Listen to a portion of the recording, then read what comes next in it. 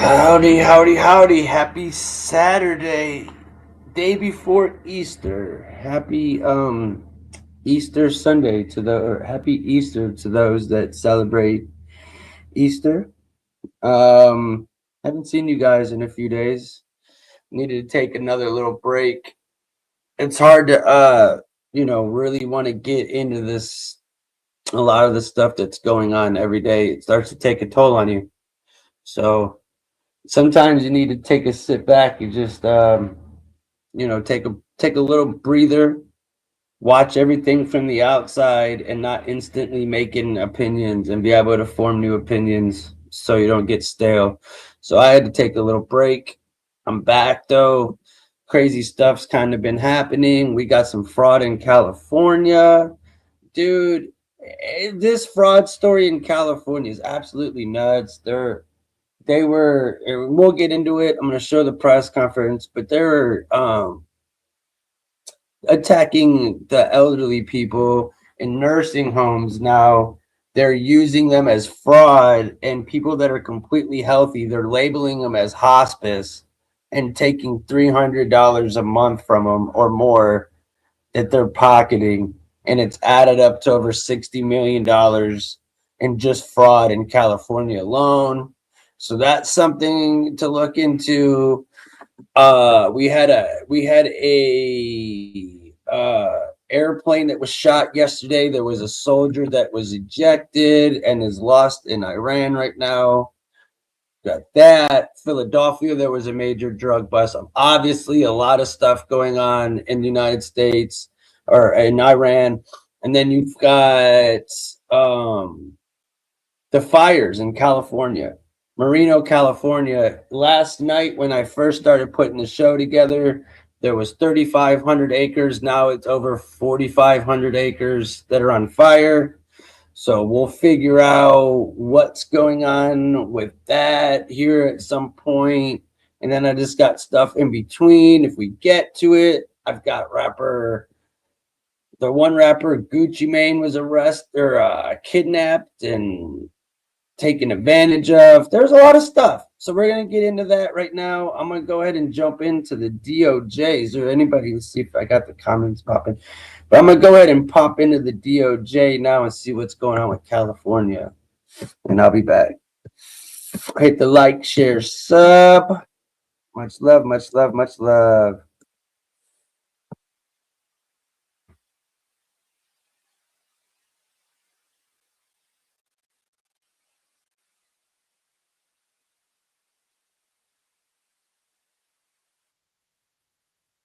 Series of fraud charges being unsealed today in the Central District of California. You will hear in a moment about the nature of these charges. It is important first, however, to understand why the work to stamp out fraud matters. This work matters because every single day, the hard-earned tax dollars of Americans are being robbed. The lowest estimate of theft from taxpayers each year is around $230 billion. If you spent $1 million every single day, you would still be spending after 600 years. And $230 billion is the lowest estimate.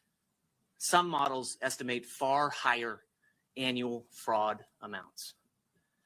It also matters because fraudsters who target taxpayer dollars do not just steal from taxpayers.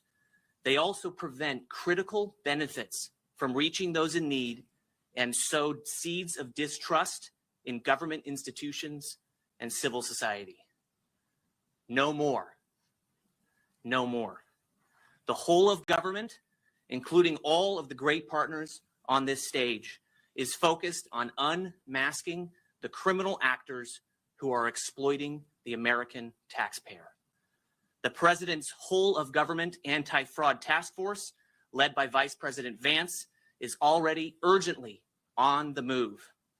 The goal is to secure the financial integrity of our country because the American people deserve a federal government that stewards their money wisely and protects it from wrongdoers.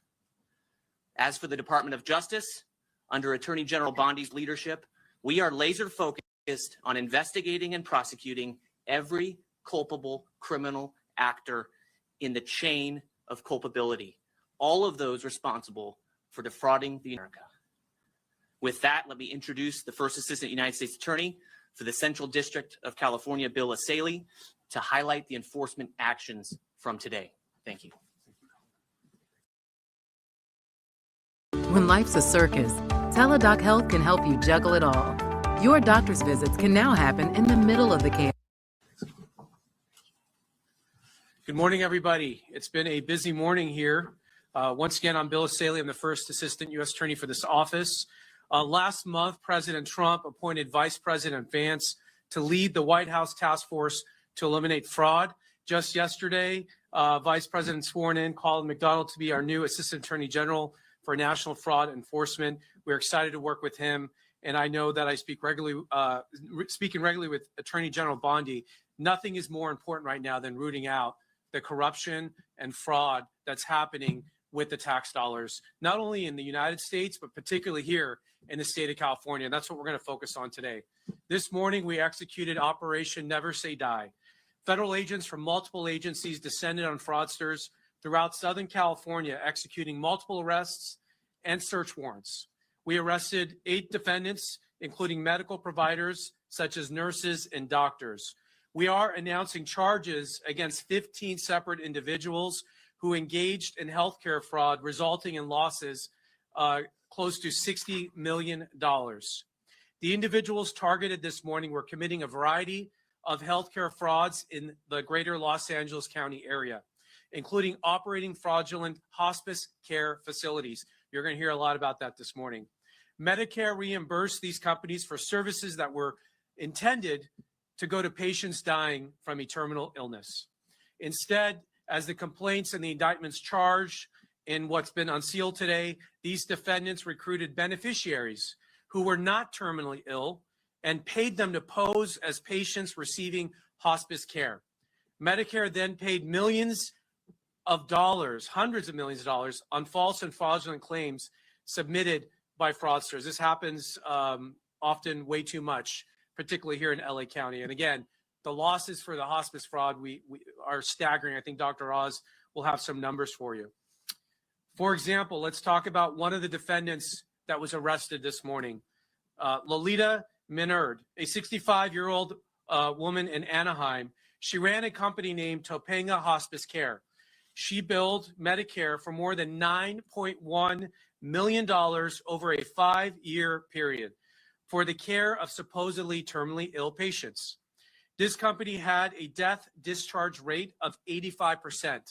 When you go to hospice, you're usually going there to die. You're not supposed to have an 85 survival rate coming out of your hospice facility. That is 5 times more than the national average of 17%.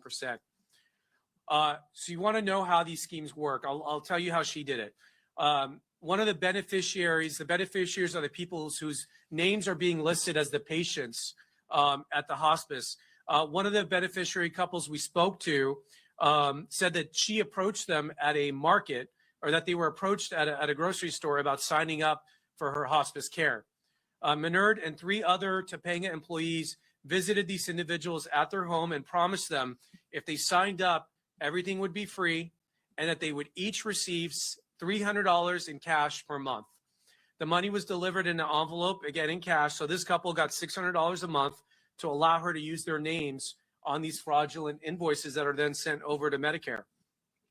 Neither of them had a terminal illness, and they received things such as nutritional shakes, non-prescription vitamins, and wheelchairs on top of their $300 per month. Again, Medicare paid more than $8.5 million on this defendant's fraudulent claims. That's just one example, and that's the story of how these hospice frauds occur. Here's another couple, the Gills. This one's particularly egregious because they are medical providers. Gladwin Gill is a doctor, he's a psychologist. His wife, Miss Gill, is a registered nurse, and they operated what's known as 626 Hospice in Glendale. Interesting enough, they both have a criminal history. for tax evasion. And so they're not actually allowed to open up a hospice. So what do?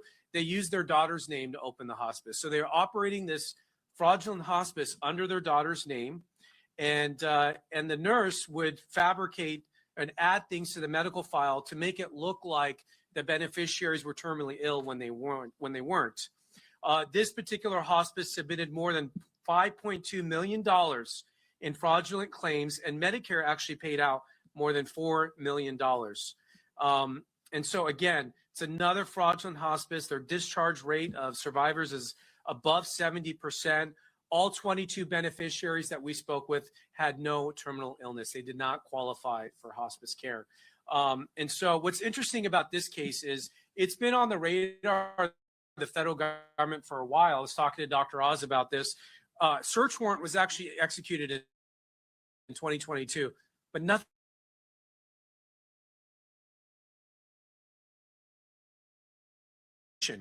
And you'll have to ask them why, but presumably it just wasn't a priority. And so we are making fraud a priority. So quickly, within the last year, we've been working at lightning speed to put these cases together of these operations in the months ahead. All right, what's the most valuable thing you can do as a trader? I would argue the single most valuable thing you could do is find one. And then this was another couple that was arrested this morning. This couple tells a slightly different story. Let's see here. Nita Palma, 76 years old, three-time convicted healthcare fraudster who's actually in federal prison. She's charged in a new case because she perpetuated a new hospice fraud while she's in prison.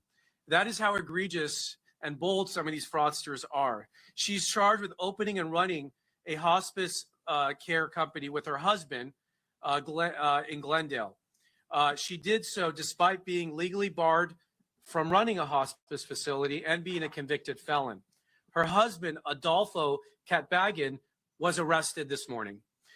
And they both face decades in prison for their role in this scheme. Together, they submitted over a 20-month span of invoices for $4.8 million in fraudulent hospice care claims. They received $4.2 million from Medicare. So again, I just want to highlight a few examples of the people that were arrested this morning. Look, this is not just a fraud problem. This is a California problem. We want to be very frank about this. The federal government is the purse.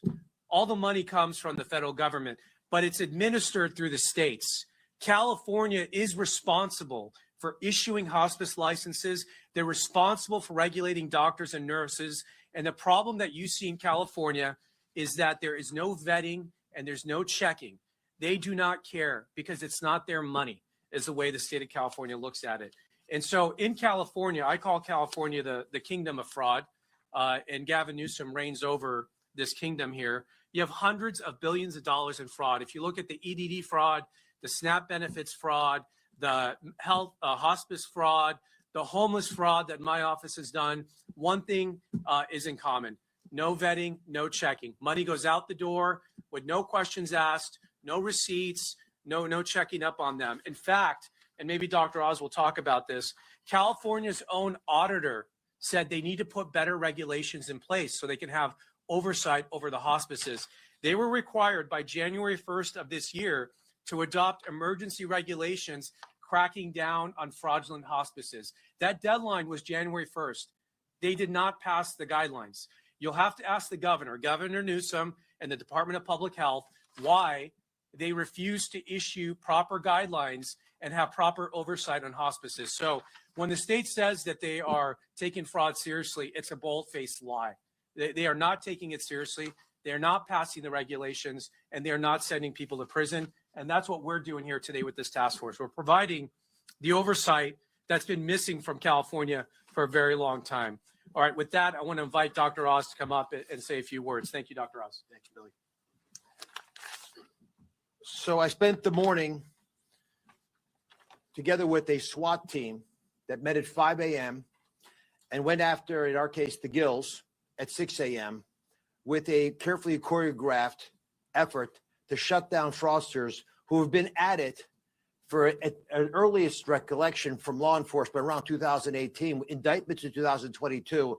And I want to applaud the U.S. Attorney, Billy Zahlr, the entire team here, and Colin for leading this task force, because what you're witnessing right now is a seismic shift in how the Trump administration is going to change what was going on in the prior Biden administration. And we spoke to Vice President Vance this morning. That was task force meeting. The first one was last week. As you all know, we had a press conference the day after the State of the Union when he was announced, leading the task force to announce actions by CMS, which included deferring of payments to Minnesota and a nationwide moratorium on durable medical equipment. However, hospice in Southern California is an entire different level of fraud. And these law enforcement leaders and the brave men and women that I was able to witness this morning go after these criminals are doing God's work, and they're going to be able to do it more effectively because there's been a demand made by the president and the vice president that is an all of government effort. All of us have to talk to each other, which means CMS, which runs insurance, Medicare, Medicaid, CHIP, the ACA, Affordable Care Act, Obamacare, all the insurance public elements need to communicate very swiftly with law enforcement, with Treasury, with everybody else whose fingerprints might actually be helpful in figuring out the problems. Now, the accused criminals in this case, as Billy mentioned, are a doctor and a nurse. Shameful that licensed professionals will be involved in this. And we've talked about the monetary costs, and I will focus on those as well, but the human cost should not be forgotten. If you're willing to steal money from the American people, from patients, you're willing to sacrifice their health, and you're willing to give up their lives. And we have witnessed that with multiple individuals who have come forward now that they feel like it's safe to go up and stand up and be held for what they have witnessed in their lives. The affordability crisis that was highlighted by Colin is a real $100 billion minimum just in healthcare from Medicare and Medicaid is our estimate. The Medicare Trust Fund, the fund that will make sure Medicare is there for you if you're watching right now. All of you are working your tails off, hoping Medicare will be with you. We would double the life expectancy of the Medicare Trust Fund if we could cut out the fraud, waste, and abuse in Medicare alone. Working families across America would benefit from having more money to pay towards all the things that can sometimes plague your family, and your health is your most valuable thing. Folks who are sick only want one thing in the world, to get their health back. And that's what we're going to give them by making sure the money is in the system to pay for them. California Hospice, to give you some hard numbers, 1,800 hospices in California. Is that the right number? Where nationwide, we have just over 6,000 hospices. So why would almost 1/3 of all the hospices in the whole country be in Los Angeles County? I'm not talking about all of California, just right here. And the U.S. Attorney is absolutely right. That is, you should be incredulous. We are, and we're going after these folks. We believe half of them are fraudulent. Half of the 1,800 hospices should not be in business if we are able to identify the red flags. And that's what we're basing these numbers on. These are not random assumptions. World experts at CMS say if you've got 100% or near survival, certainly if you've got a survival over 50% for a population that's supposed to have passed in 6 months, you got a problem. If you're clustered in the same buildings as other crooks, if you're sharing employee numbers and license numbers, if you've got a small number of people, less than 50 members, you do that because you can hide what's really going on when they're small because you don't have reporting obligations. J1 visa holders, there are lots of things going on in California that just are not rational, and we're going to take them out. These defendants that you heard about, there were 7 hospices. I'm going to pat them on the back. The entire first 4 years of really looking at this issue since 2021, when the report came out from the Auditor General here in California, the entire first 4 years, there were 4 hospices that were revoked. 4 hospices. 7 of them were, criminal charges today. So you see a dramatic and appropriate shift. There are other people involved that the U.S. Attorney is going after. Fariba Javarian, probably read about last night, had her billing privileges revoked by CMS yesterday. She had generated $127 million of billing.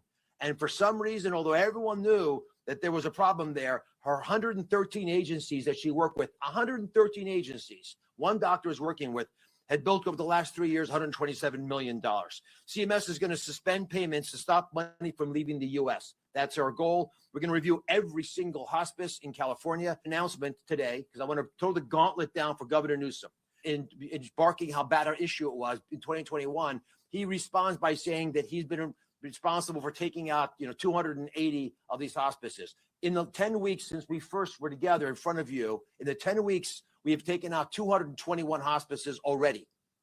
221. We will surpass the governor's achievements in the first 4 years within the month, we believe. And so we need to get serious, and we don't see that happening in California. The ecosystem is rotten. We've uncovered lots of other derivatives that happen when you don't take care of this fraud in the way it needs to be done. And I'll give you a good example. Your neighbors in Nevada are suffering because the fraudsters here are now going there, and they have a 7-fold increase in hospice because when people get a little chilled in California, they head there. So how are we going to do this? And all the government approaches you've heard. If you're defrauding Medicare, listen carefully. If you're defrauding Medicare, start running because we are coming for you. Don't walk, run away. The folks that are on stage here and all over the country under the leadership of President Trump and Vice President Vance and his task force are not going to tolerate it. None of us can afford the luxury of being sloppy about this. And I want to highlight something that the U.S. Attorney Salian just mentioned. That document that he showed you, that was a health and safety code in the state of California made in response to an Auditor General report that was supposed to be in effect on January 1st that would have helped to clean up the mess here. For some reason that I don't understand and no one has been able to explain to me, on December 19th, 11 days before it's supposed to take effect, it was withdrawn. I'd like someone in Sacramento to explain why that happened. Why is the state of California not willing to help deal with the theft of federal tax dollars? Because although we pay 2/3 of the bill, the taxpayers in California pay the other third. Why wouldn't you want the help? For Medicaid and for hospice, of course, it's all on our back. Doesn't make it any better. God bless you. Thanks for your work. Thank you, Dr. Oz. All right, thank you, Skill.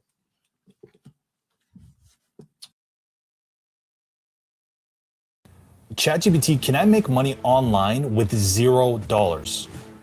Yes, you can, using a new method called Airbnb.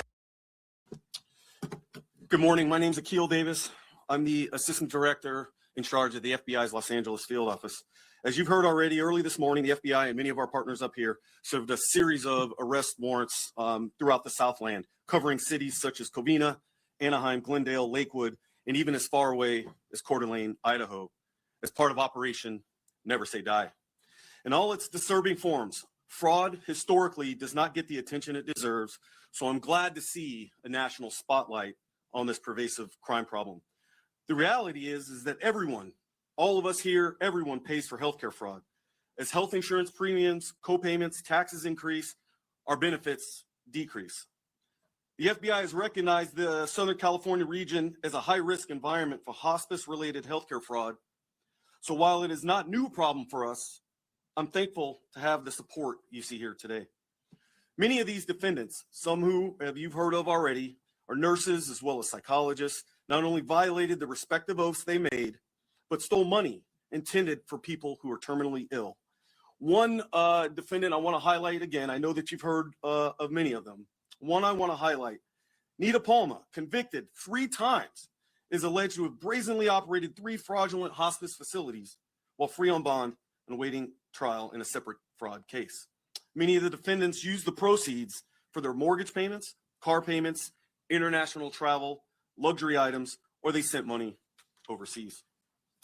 I'd like to thank our partners here today, HHS, OIG, the Department of Labor, IRS, and of course, United States Attorney's Office. If you are aware of anyone soliciting you or others to participate in healthcare fraud or being offered cash payments in order to use a name, address, and a false claim, please call your nearest FBI office. You can reach us at 1-800-CALL-FBI or tips.fbi.gov. Now I'd like to turn it over to SAC of HHS OIG, Rob Breeden.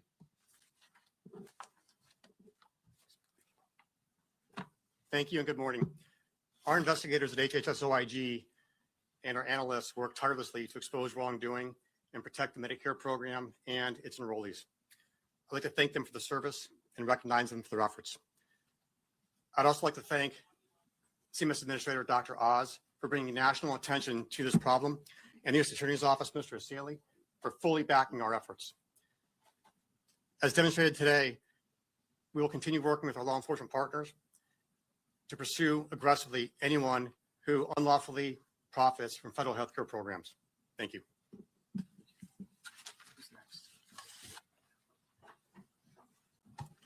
Good morning, everyone. My name is Anthony Diaz-Pizito. I am the Inspector General for the Department of Labor. There is no question that fraud is a tax on the American people.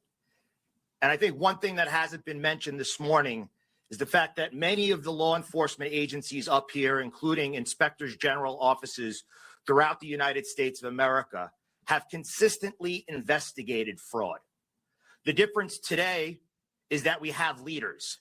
We have common sense leaders like our U.S. Attorney, like Colin McDonald, like Dr. Oz, like Vice President Vance and President Trump, who have clearly stated that no fraud is too small and that we will hunt, we will prosecute, and we will put those taking advantage of the American people behind bars.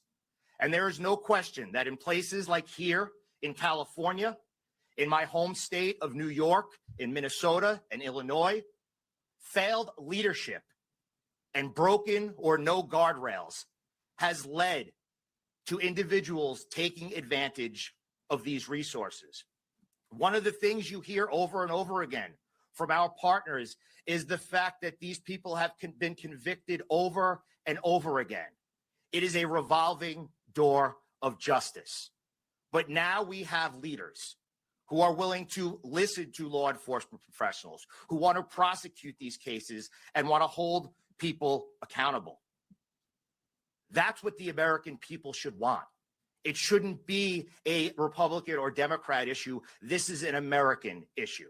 And the fact that President Trump has made it very clear that the war on fraud is paramount should tell all Americans what he believes in. I want to thank everyone who participated today, and I especially want to thank the team from the Department of Labor Inspector General's office.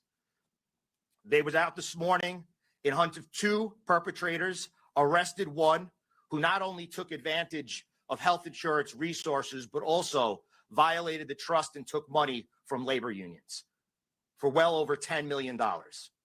A job well done to everyone here. And to everyone that is listening at home, remember, as everyone has said, if you are committing fraud, if you are taking advantage of the American people, sleep with one eye open, because we are investigating and we are coming for you. I think HSI is next. Good morning. My name is Dwayne Angebrand. I'm a Deputy Special Agent in charge for HSI Los Angeles. And I'm here to talk about electronic benefit transfer benefits and fraud that happens in the EBT space. Since 2002, we've been investigating fraudulent activity in transnational criminal organizations that are perpetrating this fraud throughout the community. In basic principle, these individuals place skimming devices on credit card machines within the community, stealing the data off those cards, creating cloned cards, and at the beginning of the month, when the EBT benefits are deposited, they steal those funds from the beneficiaries. Over the past 4 years, $310 million has been stolen from recipients of SNAP in the community. This is a problem that is perpetrated because while fellow law enforcement and law enforcement community in general have pleaded with the state of California to put effective measures in place to protect these cards, the measures that have been put in place are ineffective, and the fraud continues today. This morning, we arrested 3 individuals and seized multiple phones, over 100 cloned cards, as well as cash that they withdrew from accounts. Okay, so like real fast, told me in the chat, Andrew, you said this administration is defrauding the American people more than all these independent operations. So you're saying all these billions of dollars that are being funneled in from Somalis across the whole entire country is what? Dude, take your liberal comment and chew on it, bro. You make 0 sense, bro. You're embarrassing. Embarrassing to this country. Shame on you. Here, hold on. Let me help you out, bro. Let me help you out real fast. Shame on you, bro. Shame on you. Ready? Ready? Oh, I have to add it too. I don't care. Here you go, bro. That's for your comment, homie. Your comment was trash. Next. Over the last year, we've arrested 49 individuals. 42 of those are foreign nationals, mostly from Romania. The Romanian culture seeks this area. They seek out loopholes in the laws, loopholes in benefit structure, and they exploit them. And until the state of California can shore up those loopholes, this fraud will continue. I want to thank our partners in this investigation from the U.S. Secret Service, Health and Human Services Office of the Inspector General, U.S. Attorney's Office, and our local partners. That includes Los Angeles Sheriff's Department, Los Angeles Police Department, Covina PD, El Segundo PD, Hermosa Beach PD, Irwindale PD, and Torrance PD. Thank you. Are you having trouble trying to keep up with your professor? You've got to try Otter. Here's how it works. Let's say I'm All right, thank you, everyone. So basically, the big picture is the party's over, at least in the state of California. So the gravy train's over, the party's over, and we're coming for fraudsters. The magnitude of the problem is so immense, it's large. We have to put all our research together and figure out how we're going to tackle the worst of the worst and how we're going to shut down the fraud from beginning in the first place. With that, we'll take a few questions. Yes, sir. Mr. Saley, I'm Ross Blummo from CBS LA. You're aware that CBS News did an investigation identifying more than 700 of these potentially fraudulent hospice locations. We've also done an investigation on more than 800 fraudulent businesses established using legal immigrant identities, but then registered through the state of California to make them appear to be more legitimate. The governor will not speak about that. The Secretary of State will not comment on any safeguards in place to prevent this from happening. What are your thoughts about the state's role in that crime, and what can you do about that? One thing I want to be clear, this is the beginning, not the every other month or so. So this is not the beginning, this is the end. We have many, many, many open, active criminal investigations. I'm not going to talk about any specific case, but what you're talking about is exactly what we highlighted. California has totally given up its responsibility to make sure that fraud isn't happening.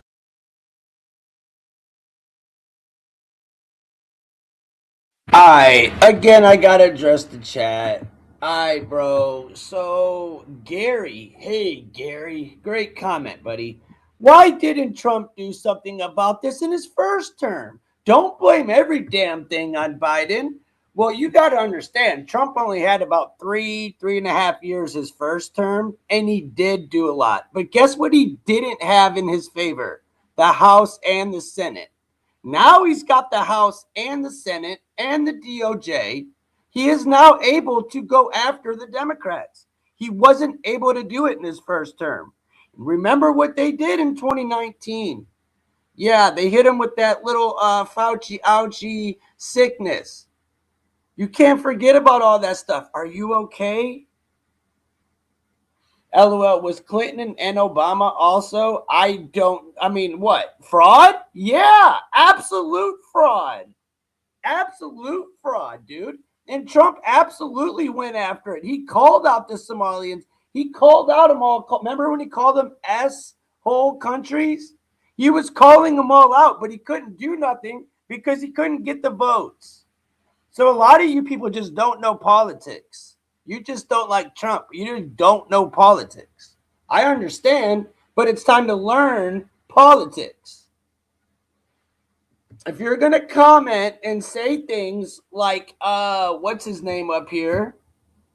Andrew, you better back it up with something smart or else you just sound dumb, dude. God bless those seeking justice to endless, dishonest criminal schemes in America. Get them. Exactly. Clinton's and definitely Obama were a problem as well as Biden. These people are complete morons. It doesn't matter who the president, who we are, where we are now. Yes, it doesn't matter who the president is, but it does. Because if you don't control the House and the Senate, you can't get nothing done. happening in its territory. So you're right. California is basically enabling the fraudsters by handing them the keys to the Medicare piggy bank. Because when California hands someone a hospice license, that allows them to access the Medicare system and to build a Medicare system. Without that, this fraud could not occur. So why California does not want to clamp down on how it conducts oversight, I can't tell you why. They were supposed to pass regulations to address just that. Again, January 1st, they failed to do that. So there's a reason I call Gavin Newsom the king of fraud, because he reigns over more fraud than I think we've seen in the history of the United States of America. Hundreds of billions of dollars of fraud have gone out the door under his reign as the king of fraud. So I don't really know why he does what he does, but that's what he's doing. Will you now look into this fraud that we've uncovered? We have many, many active criminal investigations. I think we had a tip line. Did we put it out? 1-800-CALL-FBI. If you have information, send it to them. We are looking at, again, many, many investigations. I won't talk about anything coming up in the pipe. Yes, Joe. All right, so there's a mention that there were some Romanian nationals arrested. How many of those arrested are from other countries? Yeah. Also, how many have been arrested? And should anybody in the state be held accountable for this? So a couple things, and thanks for asking. What HSI talked about, the SNAP benefits fraud, those arrests are separate and apart from this operation today. So those arrests today are in addition to the folks that we were discussing in the hospice fraud. That is the SNAP benefits, the food stamps that are being drained from people who need them by fraudsters. And the reason they're being drained is because the state, again, has failed to put in basic security measures so people cannot skim the EBT cards, duplicate them, clone them, and take the money from people's accounts. And before, the state hasn't really cared, because if you got defrauded, the federal government would just replenish the funds and you get your money. But those days are over. And so California needs to do better. As far as that group of defendants, they are of Romanian descent. The folks today were primarily of South Asian descent, I believe. There were two, at least four nationals, one from the Philippines, one from North Korea. So again, there is no one, foreign national group that has a monopoly on fraud. We see this in different foreign communities. Yeah. You have provided a hotline, and Victor with Univision, you're providing a hotline and are inviting people to report this type of crimes. Yes. Most of them are taking advantage of immigrants, whether legal or illegal. Yes. What would be the message to those immigrants that might be afraid to contact federal authorities in lieu of these rates? I will tell you, when it comes to immigration enforcement, we do target violent and criminal illegal immigrants. That is the focus of our immigration enforcement. However, anyone who's here unlawfully is subject to our laws until Congress changes that. So we do want to hear from victims. I mean, do you have anything to add on that? Or yeah, you can remain anonymous. Tips.fbi.gov to those immigrant communities that are fearful of that. We need to know about all of these frauds so that we can appropriately address them and investigate them. Yeah. But the FBI is they're not looking to use that tip line to deport people, if that's your question. Yeah.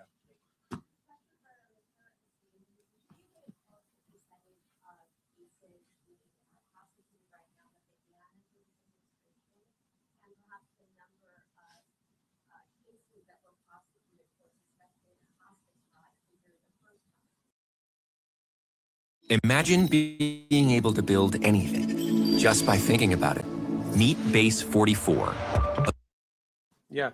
I don't have the numbers from our numbers didn't go back that far. What I can tell you is under the prior administration, I think we found 4 cases, hospice cases of fraud in this charges. In the last 4 years, 4 cases of hospice were prosecuted. But you're asking a question about the first Trump administration. A lot of what happened during hospice fraud really started to take off during COVID. Several things happened at once. People working outside the workplace, easier to game systems. But we also taught an entire generation of fraudsters that the government was an easy target with some of the lax regulations around the money that was doled out during COVID. Now, it was an emergency. We understand and can look back in time and criticize it, but we definitely made mistakes in passing money out. And some of the individuals that were arrested today may have been involved in some of those scams as well. But once you give people a taste of fraud, and if there's a government that's not enforcing its own rules, they'll come back for more and more and more. And we're seeing that across healthcare. And just to follow up on the question about foreign nationals, there are many foreign national groups involved in fraud across America. The problem with the durable medical equipment suppliers in South Florida, where we have twice as many of these suppliers is McDonald's. Is primarily a Cuban population. They do flee back to Cuba when they're chased. We have a problem with Chinese government involvement, we believe, in Flushing, New York, and some of these social adult daycare center problems that they're having there. We have other fraudulent groups here in California. You know about the Somalis in Minnesota. So we have Russian gangsters in Philadelphia. There are foreign governments that are targeting the soft underbelly of the U.S. social safety care system. We're a loving people. All great people protect their most vulnerable. Because we're a great nation, we'll do that as well. Other people are taking advantage of us. And if they're not foreign nationals, they at least don't have our values, because they're willing to steal from our most vulnerable. And again, if you're willing to steal people's money, you will steal their health. You won't even think about it.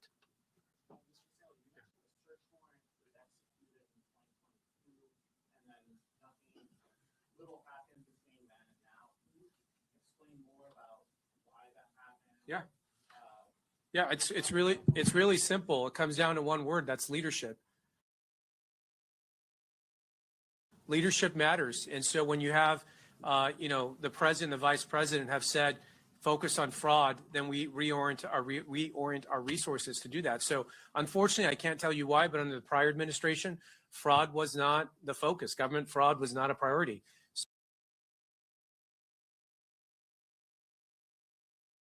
There's your answer. Under the previous administration, fraud was not a priority. There really wasn't a priority. The only priority was them committing fraud, bringing in illegals, taking our tax money, and funding the illegals to commit what exactly is going on in our country today is what happened for 4 years.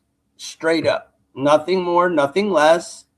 And you're asking and you're calling Trump the one. Okay. So the case just sort of languished. I know as Rob is here. I mean, you've been with HHS OIG a long time. Have you ever seen this much work in this space?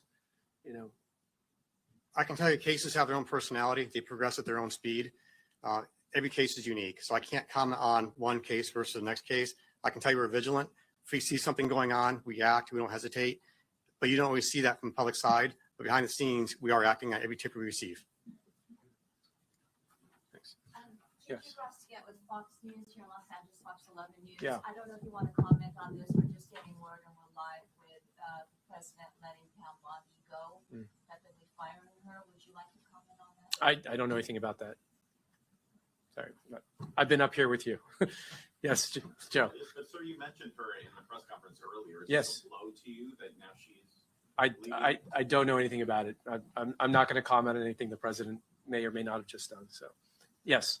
Are any of these arrests connected to that area in Van Nuys for Dr. Oz saying it was a hotbed for fraud? This particular group of defendants is not. That is not that location. But again, I'll just say we have many active investigations going on. I can't comment on any specific case. Right. 2 more questions. Yes. Just a quick follow-up for Dr. Oswald. Can you respond to community concerns and said that video was discriminatory in any way to the immigrants there? I was stating the facts as they've been explained to me, and we have a lot of evidence of where the fraud is just looking at the numbers. If you have hundreds of hospices in a small area, you should be suspicious because it's not naturally what happens with hospice care. And we're going to pursue the law and try to do the best as we should to make sure the American people are protected. But even more so from my perspective as a doctor, the folks are protected with regard to their health, because some of these systems are not designed to take care of human beings. And if you saw some of the horror stories where we deal with every single day, folks, pushed in the hospice erroneously, they give up their real insurance. They lose Medicare when they go to hospice. So they no longer have coverage. So there are lots of victims to these crimes. Last question, Joe. In Minnesota, there was a pause in payments for some federal funds. Has there been any conversation about that here in California and going up in court? Can anybody at the state here be held responsible or facing legal consequences with this? You answer the first one. The process that took place in Minnesota is being examined in other states as well. We've sent a letter asking for information. We're now looking at issues that we need to follow up on. Sir, do you have any comments on Pam Bondi? Let me just answer Joe's question real quick about holding people in the state responsible. Nobody's above the law. If we find evidence in our investigation that anyone within the state system was facilitating the fraud or otherwise benefited personally from the fraud, you bet you they will be arrested and charged by this administration. Without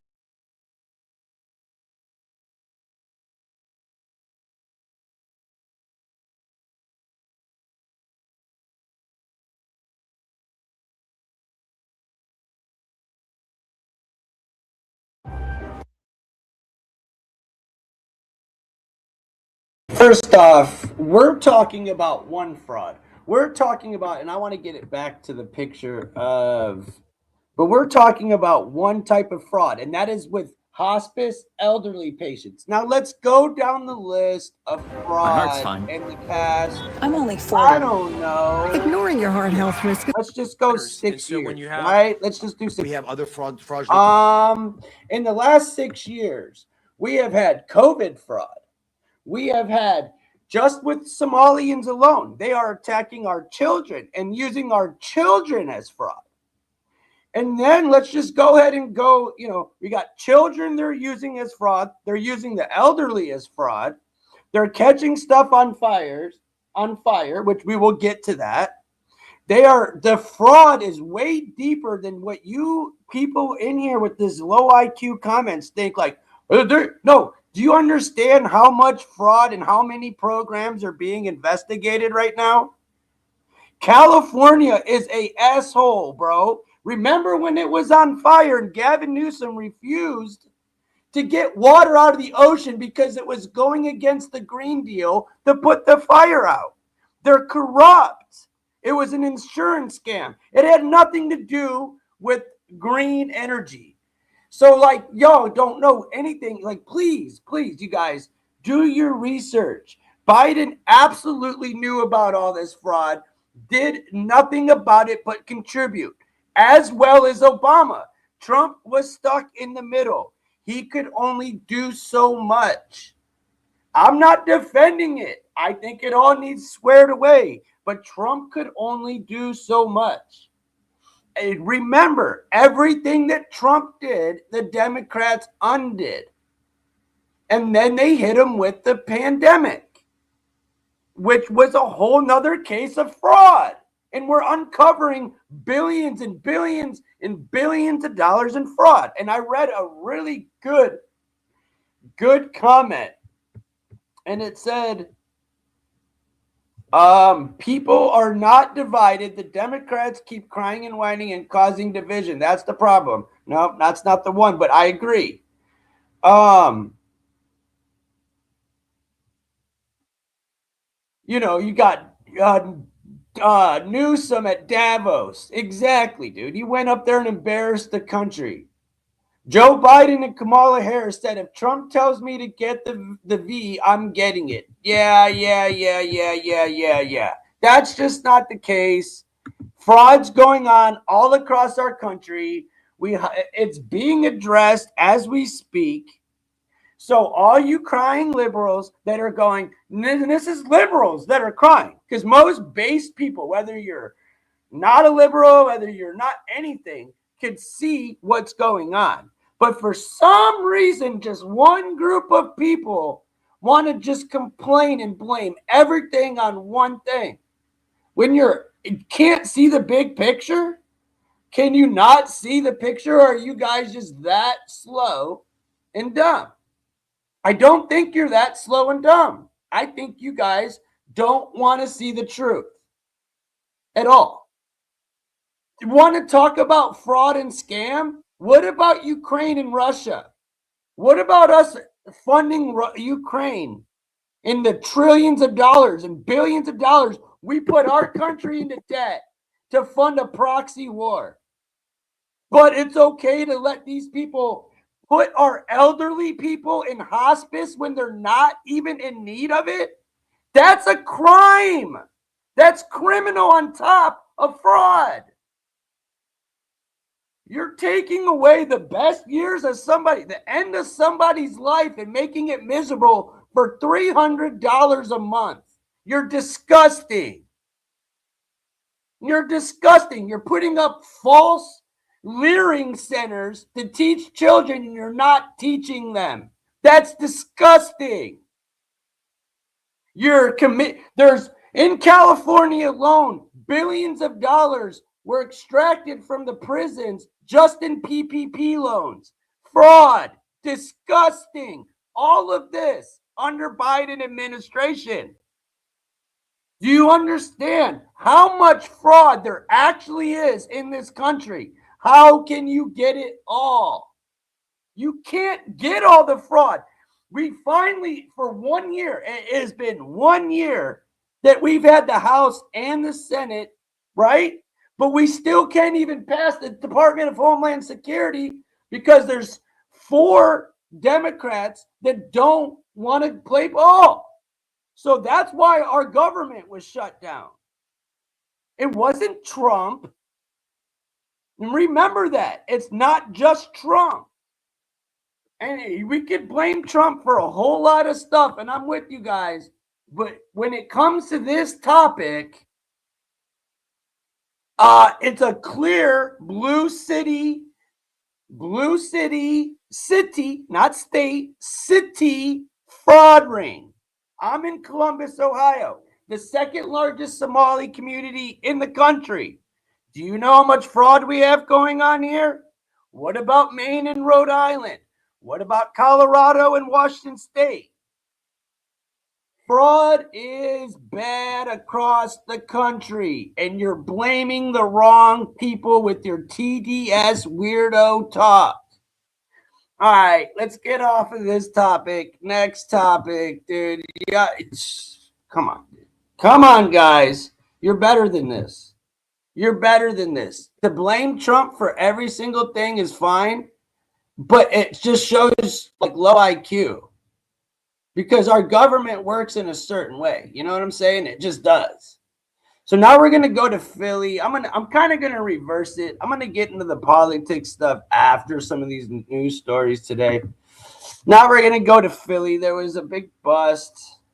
Let's see what's going on there, bro. Let's see. Everybody hit the like, share, and sub. When I came in, I was 79 subs from 15,000, which is been my goal since I started this whole venture. So I'm hoping to catch that goal today, and hopefully you guys are part of it with me. So now we're heading to Philadelphia. If you don't know about Philadelphia, they've also have a horrible fraud problem. They've also got major drug issues and trafficking issues. So let's see what they're doing there.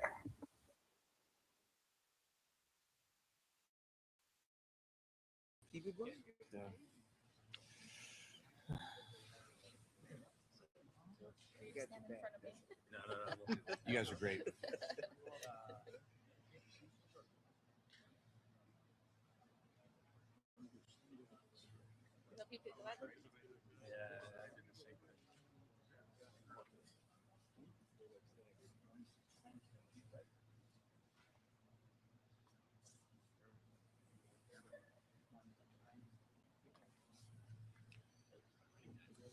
All right. Good morning, everyone. Thank you, everybody, for being here for this announcement that will impact public safety in several North Philadelphia neighborhoods and beyond.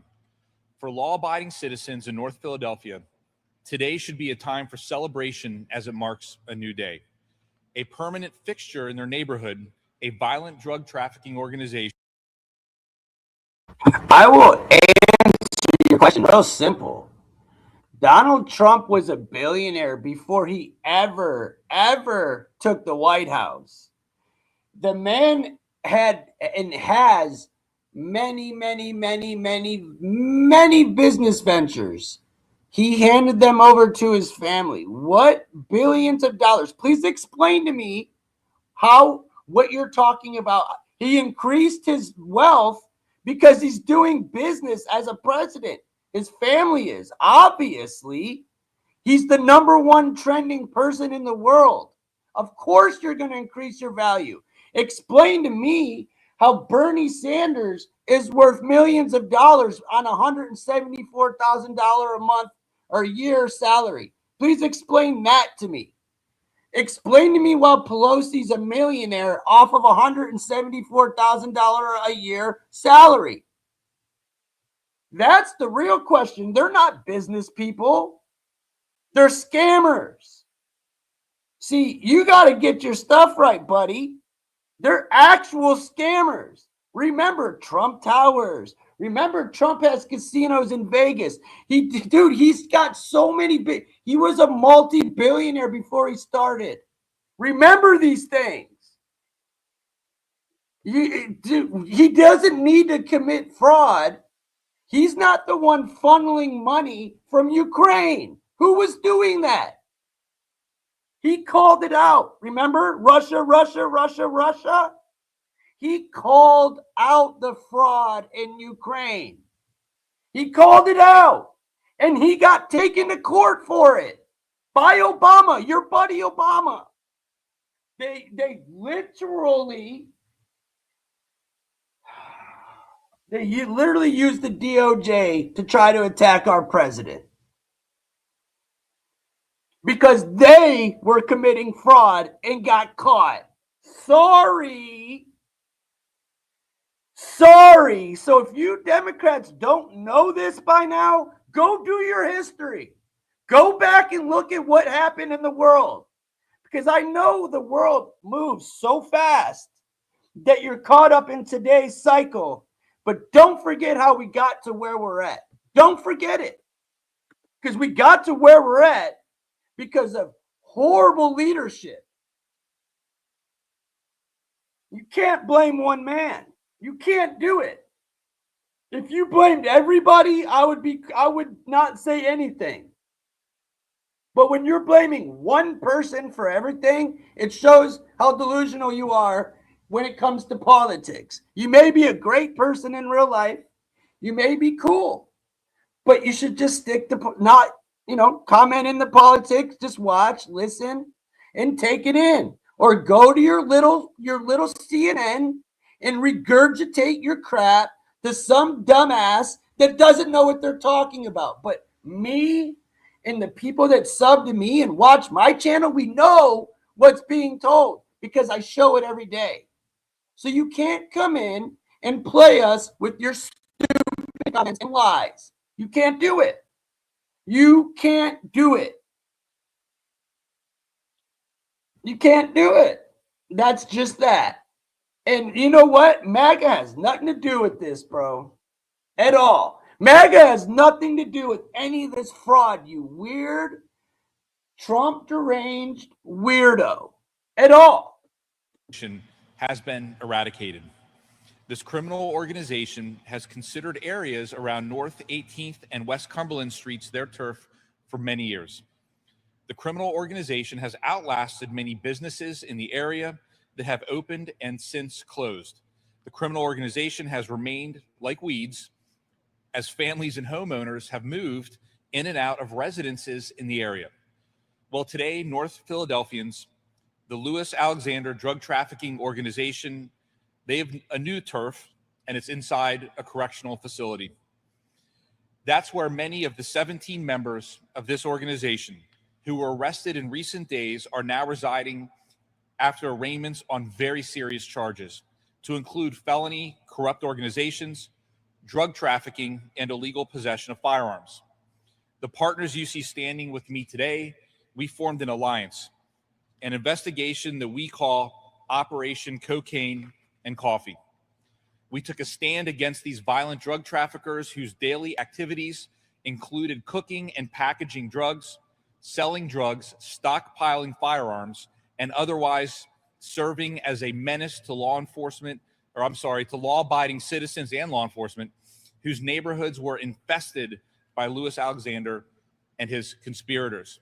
The operation name may have caught your attention, and it has a purpose, and I'll get into that in a minute. I would also like to discuss the members of this criminal organization, their conduct, and how law enforcement built cases against each and every one of them in recent months and years. But before I get there, I would like to introduce the people standing with me today. From the Philadelphia Police Department, we have First Deputy Commissioner John Stanford. From the Pennsylvania State Police, we have Lieutenant Shelley Constavage. We have and she is the Special Services Division Commander. Is that right? Wonderful. And you'll hear from them shortly. Also standing with me today are representatives from our partners at the U.S. Bureau of Alcohol, Tobacco, Firearms, and Explosives, the ATF. We have the DEA, the FBI, Homeland Security Investigations, the Philadelphia Sheriff, and members of the Sheriff's Office are here with us today as well. And I want to thank every single one of you for all being here with us.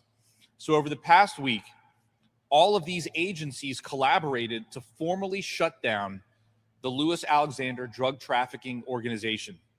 Last week, this alliance of law enforcement served search warrants at around 30 residences, mostly in North Philadelphia, but also other parts of Philadelphia, Delaware County, and New Jersey. And I want to give special thanks to the Monroe Township Police Department and the Gloucester County Prosecutor's Office, who are of great assistance in our efforts across the river. Officers and agents served search warrants seizing quantities of cocaine, crack cocaine, fentanyl, marijuana, ecstasy, cash proceeds from drug dealing, and 27 firearms. Because, as I said, this is a violent drug trafficking organization, I do not have commentary today on specific incidents of violent crime, but I will let you know that this is an ongoing investigation. While executing those search warrants, we also arrested 16 members of the organization, including 56-year-old Louis Alexander. A 17th member surrendered on Friday. All of these individuals are charged for their roles in this criminal enterprise. My office will be prosecuting these cases. Of course, all defendants are presumed innocent, and all charges are merely allegations until proven in court. At arraignment, bail amounts varied. Louis Alexander is incarcerated on $750,000 bail. The defendants on parole and probation will have detainers lodged against them, and they will face additional punishment for violating the law while under supervision. When you get a look at the list of defendants, you may notice that this may not be a youthful organization, as we more commonly see in Philadelphia. Some of the defendants here are in their 50s, 60s, and 70s. Many of these defendants have been at this a very long time. They were menaces to society, to people and families who just want to live free without concern of violence and crime in their everyday life. This criminal organization deprived them of that peace of mind. We collectively, all of us up here, are happy to report that those days are over. Now, how did we get to this point? It's been a long time coming, years. For years, investigators have been working and watching this organization, methodically building cases against many conspirators, as many as we could, so that when the day came to file charges, we would obliterate the organization in its entirety. And that day is today. While I cannot discuss all of the investigative methods, I can tell you that we were watching through surveillance, through undercover work, and other tactics. And we learned a lot. I promised I would talk about the name Operation Cocaine and Coffee. We learned that a storefront, Cumberland Coffee and Snacks, located at the corner of West Cumberland and North Cleveland Streets, was essentially a front utilized by Louis Alexander and his crew. Drugs were sold there, cocaine was cooked and packaged upstairs, and we found evidence of that during searches last week. Drugs were also sold on the streets. We learned that each member had a role. Some were street dealers, others were suppliers, others collected money from the day's work. The drug of choice, if you will, was cocaine and crack cocaine. During searches last week, we found 4 pounds of cocaine. You can see that on the table here today. We also recovered over 130 pounds of marijuana, a product which consistently helped fuel this criminal enterprise over the years. And there were many other drugs as well. And there were guns, a lot of guns. You can see them on the table here. And again, the investigation is ongoing into how these firearms may or may not have been used in the course of the drug dealing. As I close my comments, I want to emphasize the trail of devastation left behind by a large-scale drug trafficking network like this one. There is an absolute human toll attached to this in many, many ways. Countless individuals and families have been harmed by substance abuse and addiction. I cannot overstate the absolute harm, the devastation and destruction caused in all of our communities by addiction and by illegal drugs. I say this all the time during press conferences like this. And the reality is, as a prosecutor, and I'm sure many people up here will agree with me when I tell you this, but one of the absolute most devastating, sad things that I have seen as a prosecutor is when I speak with families who are slowly watching their children sort of ebb away into the world of addiction, and it's out of their control, it's out of their hands, and so many times that ultimately leads to death, which is a pain that no parent should ever have to deal with, especially under these circumstances. This organization, without any doubt, valued their profit over human lives and the destruction of their neighborhood. I want to again recognize the law enforcement officials and agencies that brought this trafficking network to a halt. And I'm going to say this to you, this is really important. There are many of us up here today that are in leadership roles that get to stand here and talk during these press conferences. But the reality is, the people that made this happen and make these cases happen, you don't see them at the press conferences because they are behind the scenes. They are investigators that are putting their life on the lines out on the street to be able to bring these cases to justice. They're administrative employees that help us with all the things that come along with that. They're detectives, they're attorneys, they're analysts that spend countless hours working these cases. This stuff doesn't just happen overnight. And so I'm proud to be able to stand here and talk to you about it, but I'm even more proud to say that I get to work with so many amazing, wonderful, and professional public servants. I mentioned in this case that many charges were filed, and this is a moment of celebration, but this day also didn't come without a cost to those same police officers that are involved with this.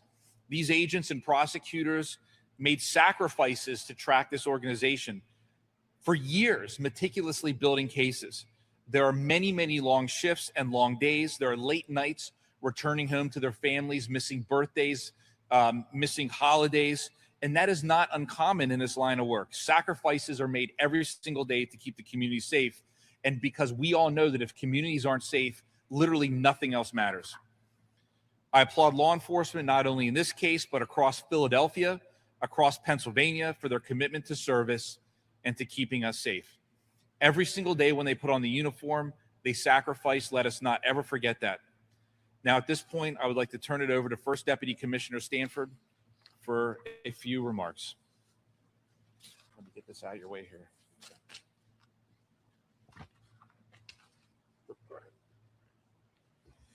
All right, good morning.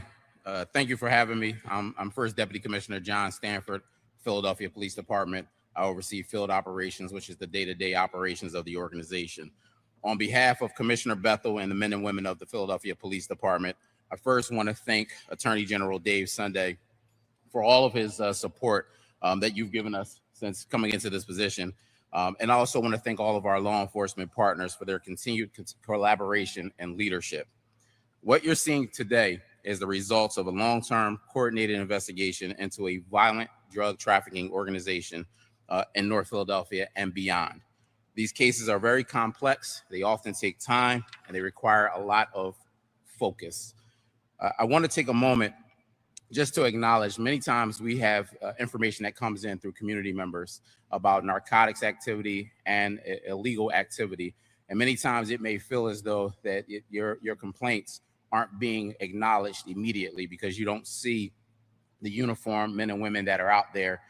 But let me reassure you that work is being done. We hear you. And this is an example of how that work is being done by both the men and women of the Philadelphia Police Department, as well as our state partners and our federal partners.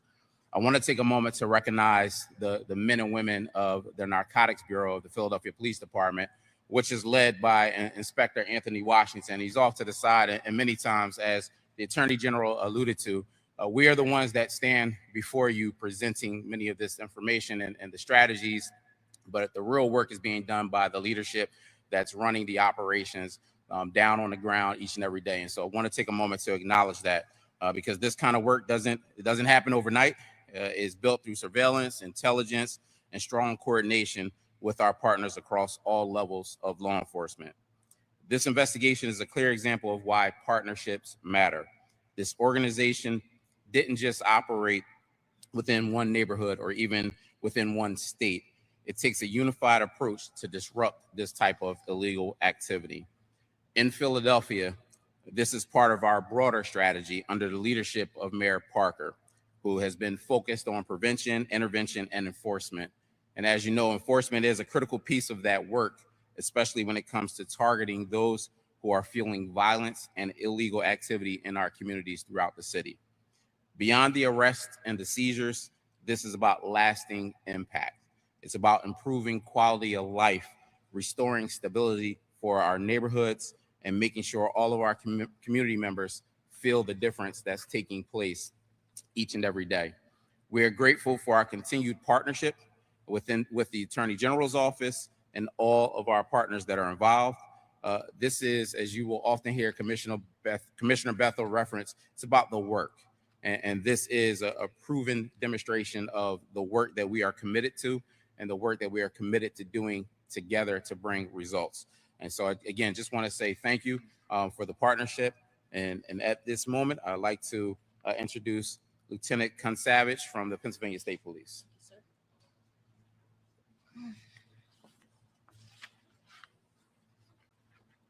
Good morning.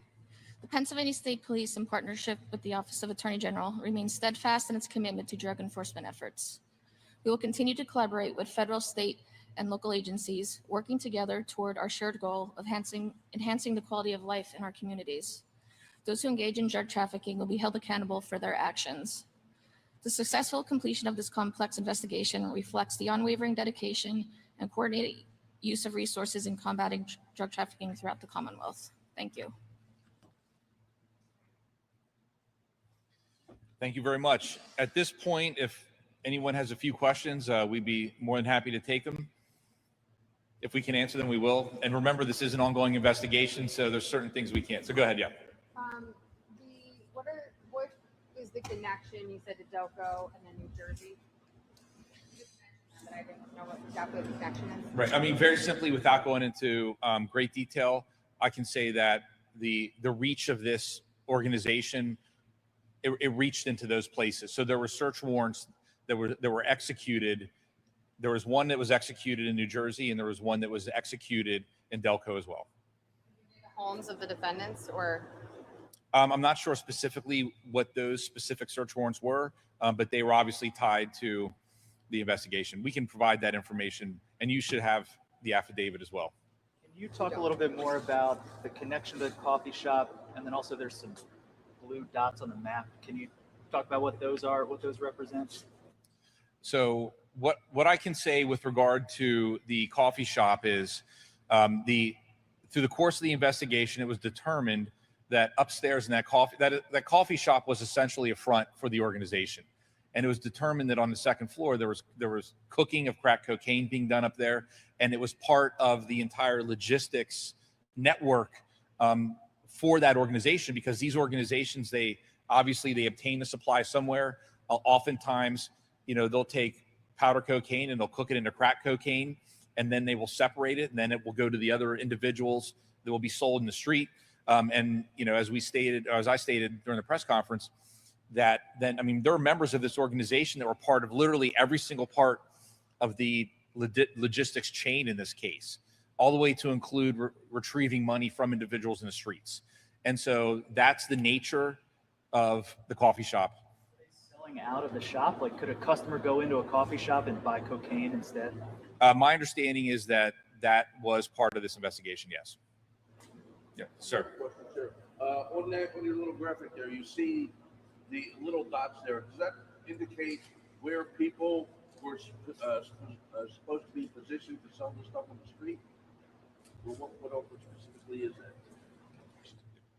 that? So those represent locations where search warrants were executed as a result of this investigation.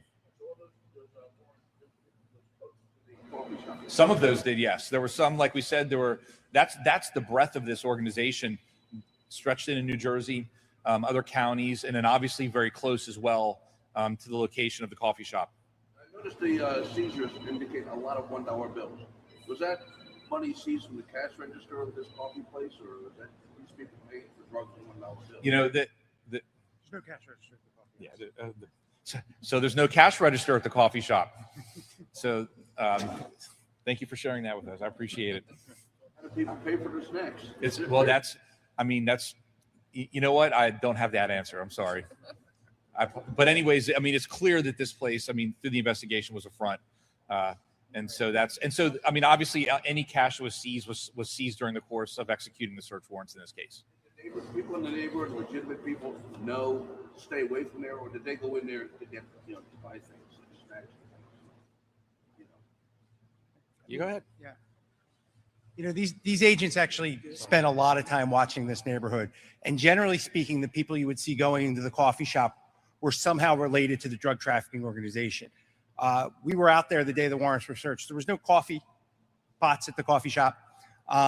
There were some snacks and sodas and things of that nature, but I don't think it's impossible that a person might have gone in there, but based on the setup of that coffee shop, you would have gone to a different store. There wasn't really much there for you to do that. Now, what they did see on these days were a ton of people walking through that neighborhood.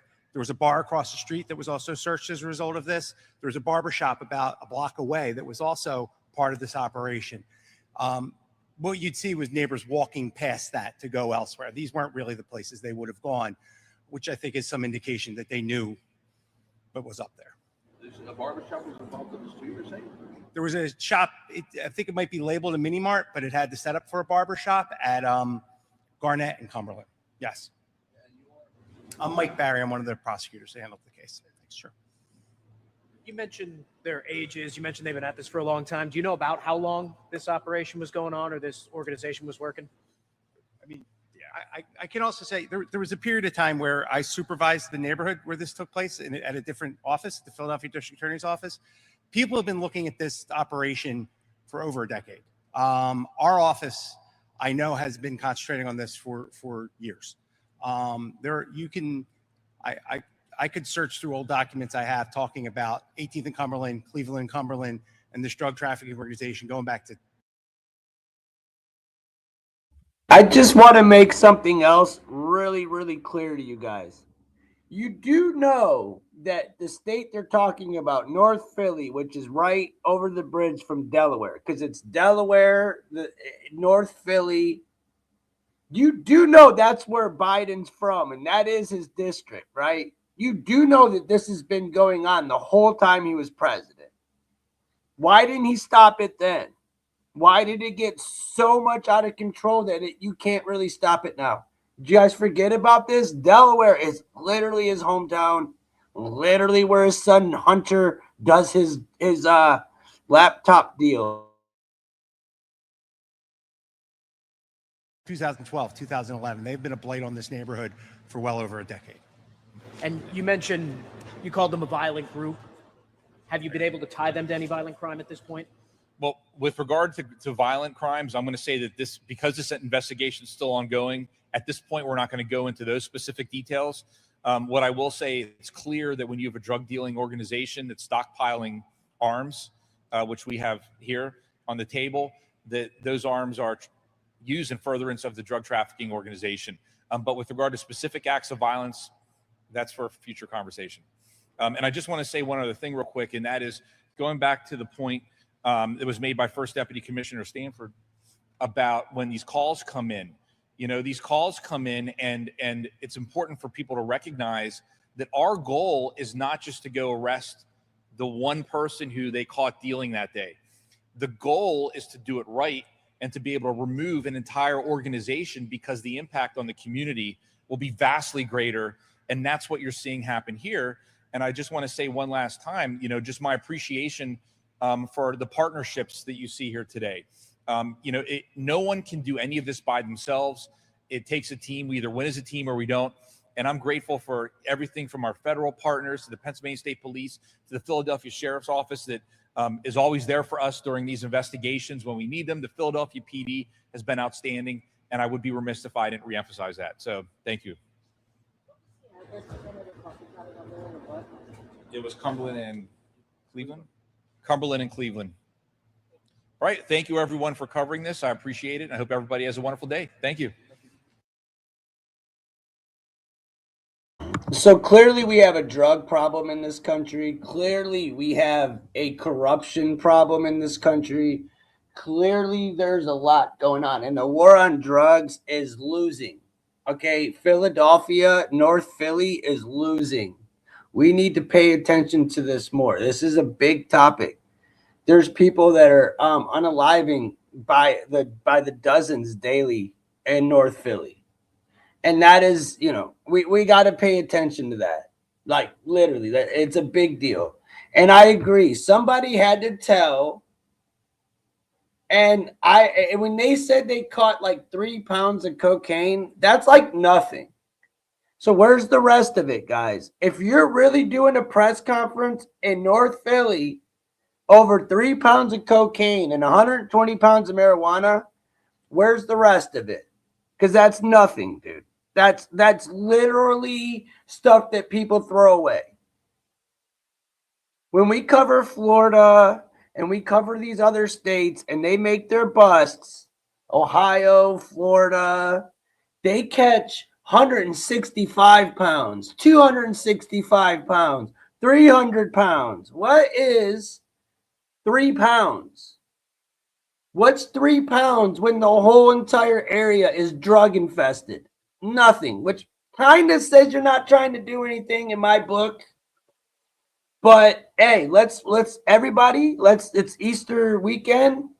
This is, whether you believe in Easter or not, this is still a holy weekend for everybody. Like, look, let's just hope and pray that we can get some honest people in here to get this stuff off the street and try to save some people's lives. Now we're going to move to California. Last night when I was going through the news, 3,500 acres were on fire. When I was setting up my stream today and I was reading the AI overview of what was going on in California, it has now reached to 4,500, maybe even by 5,000 acres are on fire right now. I'm going to go ahead and go to the story and let it get explained to you. And let's just add fires to everything, wildfires, and I'm using quotation marks, just about everything that we're doing now. Let's go ahead and add that. That's just what we need, right, guys? So let's see. Of course, it's California. If anybody's shocked, I don't know what to tell you, but let's go ahead and move on and pray for the people losing their stuff that have nothing to do with this.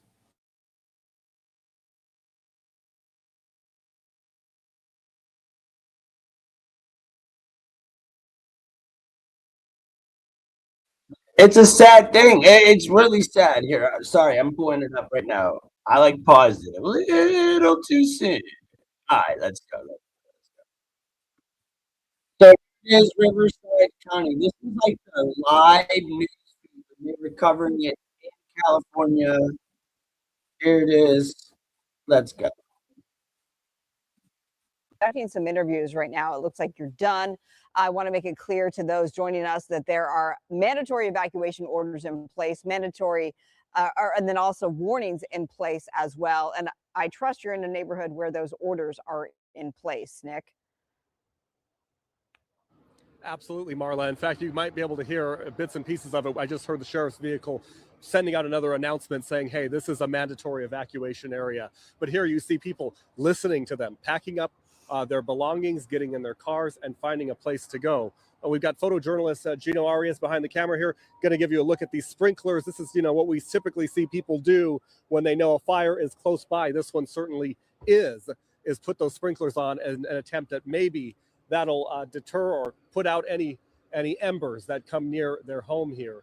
So again, we've got people evacuating. We know that the fire is just on the other side of that hill right there. You can see the line, that pink line of retardant that they've put around this neighborhood to try to protect these homes, certainly hoping that that holds up. Yeah, so from your vantage point, how, you don't see the flames, we see smoke, but we don't actually see active flames, or do we?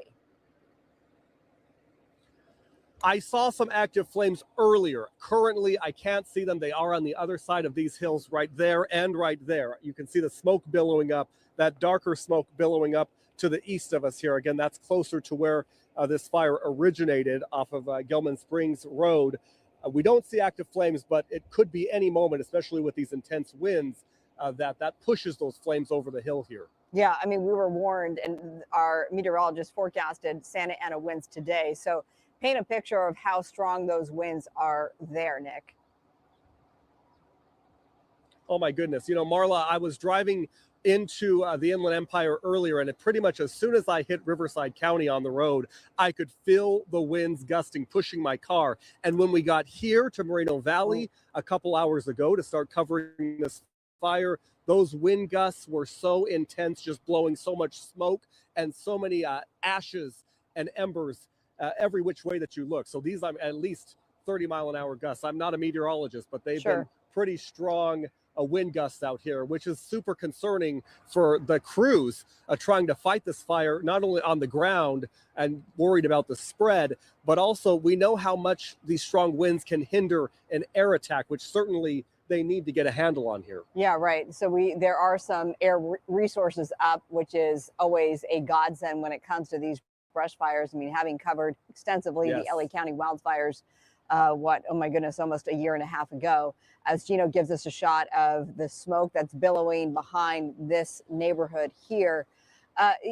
What's the mood of those who live there?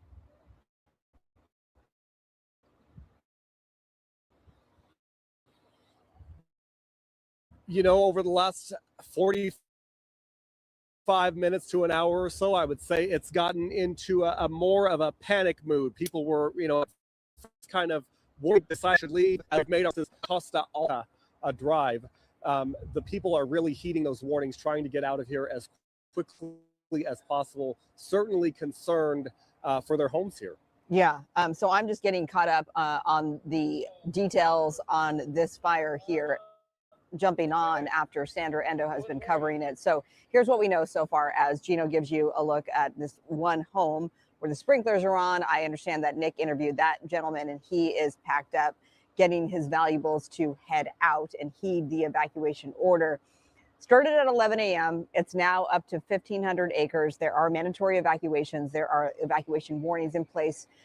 A great resource for you, of course, here on the Fox Local Stream, but also Watch Duty updates information all the time, has clear maps and zones that make it clear if you're under a mandatory order to leave or just a warning. And that's always important to check. There is an evacuation shelter set up at Valley View High School in Moreno Valley. For your animals, you can bring them to San Jacinto Animal Shelter. That's always key to get out there as well.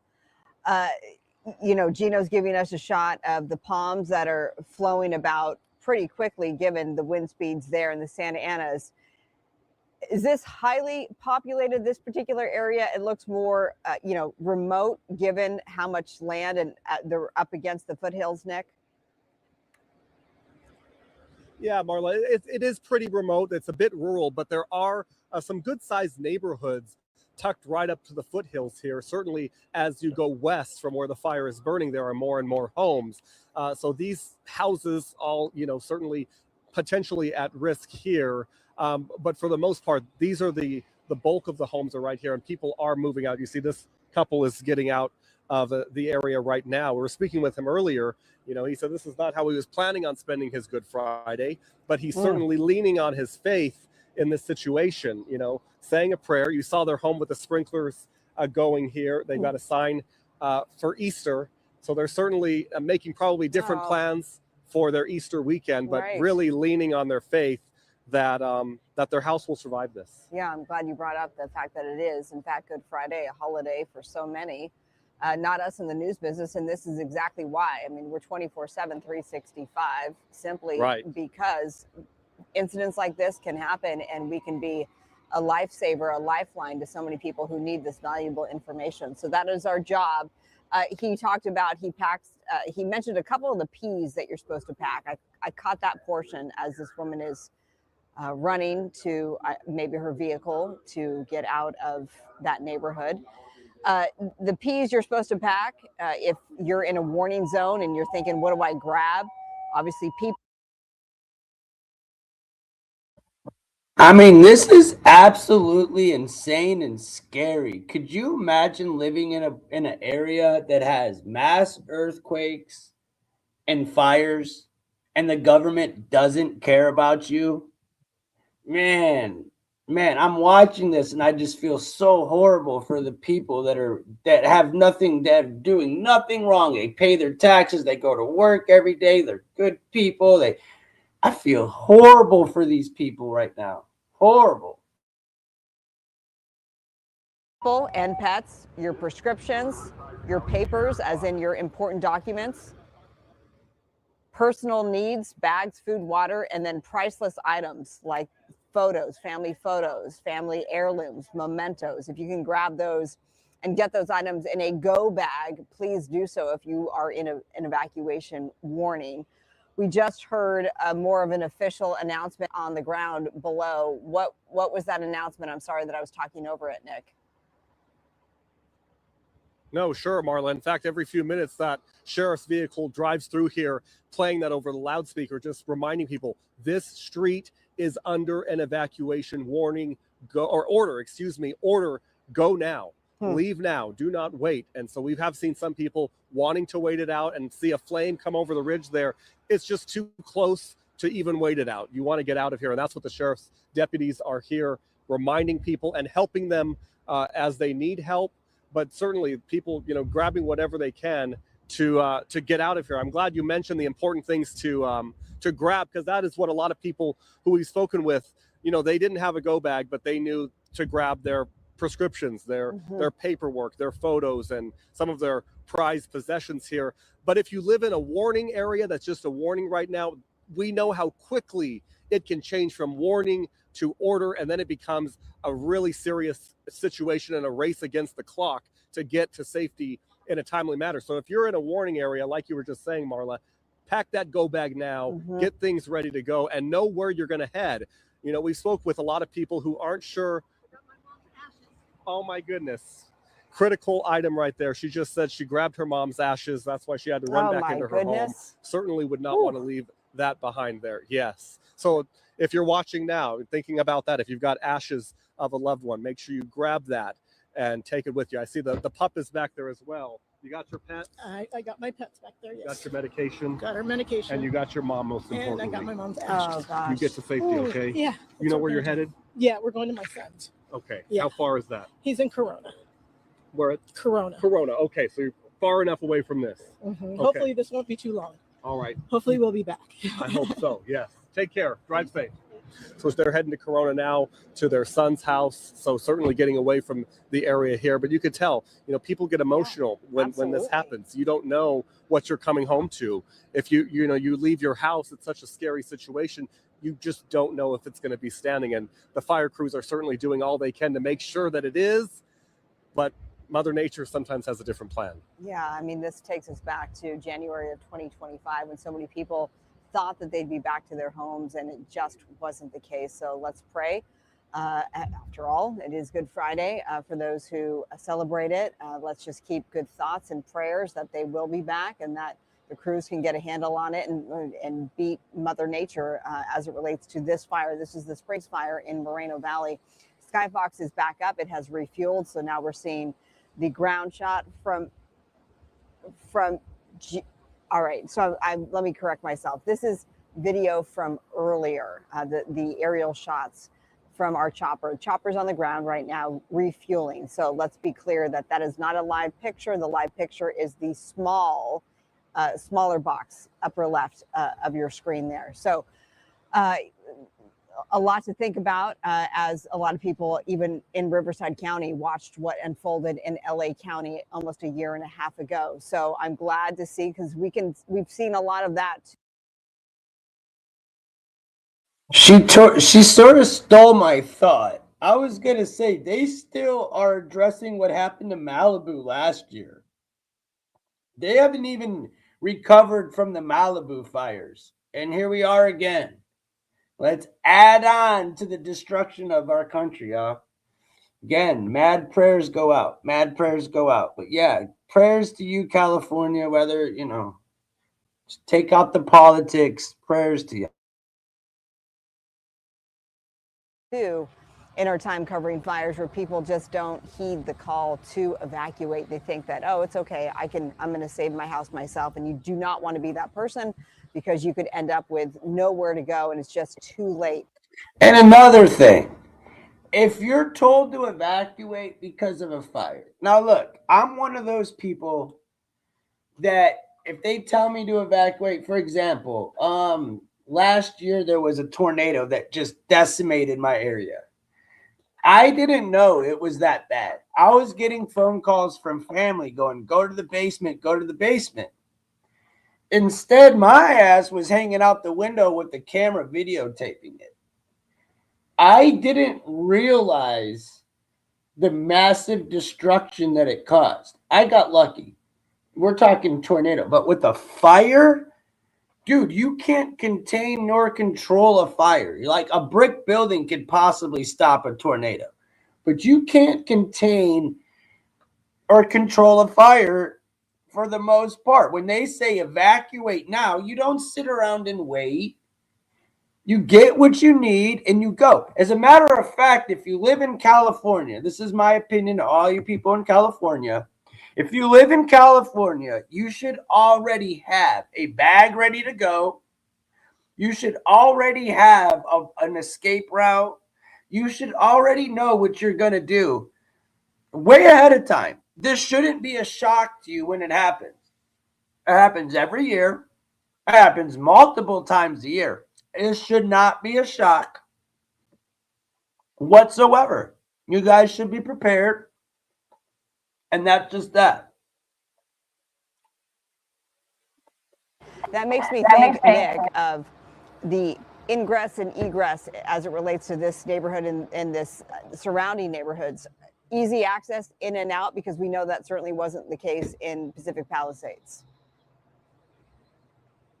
There was certainly a long line of cars trying to get out of this particular neighborhood that we're in right now. Typically, this is a gated neighborhood. Those gates wide open right now to get people out as quickly as possible. But it wasn't anything like the gridlock that we saw in LA County last January. So people do seem to have a clear path out of here. We've certainly been mindful of our clear paths to get out on the roads here. The roads seem to be clear, at least to get away from the fire here. Not sure what it's going to look like when they get on the freeway away from here, but certainly to get out of here, there's a clear path. Sheriff's deputies are controlling traffic and making sure people can get out as quickly and safely as possible here. Yes, well, that's better news that there is, wider roadways, easier access in and out, Yes. because that was certainly a big issue in the Pacific Palisades. So to be clear, the smaller picture, that is a live picture from our ground camera, and then the images from Skyfox, these are a little bit earlier, but it still gives you sort of a lay of the land of how many neighborhoods are down below and where the flames are in relation to a lot of these homes. Let's make it clear. I don't think I've made that clear, and I apologize that no structures have burned. Let's hope that we can continue to say that. No structures have burned. It's just one of those instances where wind is number one in these firefights. And of course, this. I mean, look at all this. Look at all these people. Look at all these cars, houses, families. Do you know how expensive these California homes are? There's a lot of destruction. You know who benefits from this? Insurance companies. Because what they're doing is they're blocking people from this stuff, from actually getting insured. They're doing it with hurricane. They're doing it with the fires. It's a giant scam, another fraud that we've got to really, really start to attack. I just wanted to show the destruction and what's going on in California and how big of a deal it is. We're watching our people evacuate right now, and hopefully pray that these people evacuate. Hopefully they can get it contained, and that's just the first. It's very early for this fire, I think. So, let's say prayers for these people. I don't know. I just feel like at this point in time, we need yeah, this is in Moreno, California, Robert. Moreno, California. So, everybody in California, stay vigilant. Remember, last year with Maui, not Maui, with Malibu, Gavin Newsom refused to help you guys. What was that? What was the mayor's name? The black Karen, was it not Karen Bass? Was it Karen Bass? Remember the how can I say this without swearing or anything? Remember the lies and BS she came up with as to why they're not putting out the fires? That was just a year ago. That was just like a year ago, a year and a few months. Right? Of course, when Trump came into office. It was just a few years ago. So let's give these people some prayers. I'm not going to sit here and show it. I'll go back to it if I need to, because I want to get to the rest of this before I end this, because I really want to show the rest of this stuff and watch the Indians and the Cubs tonight. Tomorrow's Easter. I got to get with the family. So I'm going to go ahead and get into my least favorite, which is right now I'm going to go into Ilhan Omar and what she all had to say about what's going on in Iran with Trump. But again, that topic, I hate talking about Iran and stuff. If I didn't have to, I would not do it. But it is very necessary to be done. So I have to go there, unfortunately, guys. Who we got in the chat? What we got going? Anything? No, nothing really to go at. All right, guys, I'm switching over to this now. I was going to play more of it because there's a lot more to see of this. But, oh, wait, hold on. They're interviewing. Here we go. Sorry, hold on. So much. I know trumpets are pricey, right? Oh, yeah. Yeah, they're very pricey. Make sure to grab that in your Bible. Yes, right. I didn't grab my literal Bible, and that just came, but it's on my phone. So, I think my wife grabbed them. So we believe God. And okay, you grabbed your trumpet, but not your Bible, and you said it's going to be on your phone. Does anybody believe the Bible on their phone? Do you know how easily the Bible can be changed? You need a physical copy, my brother.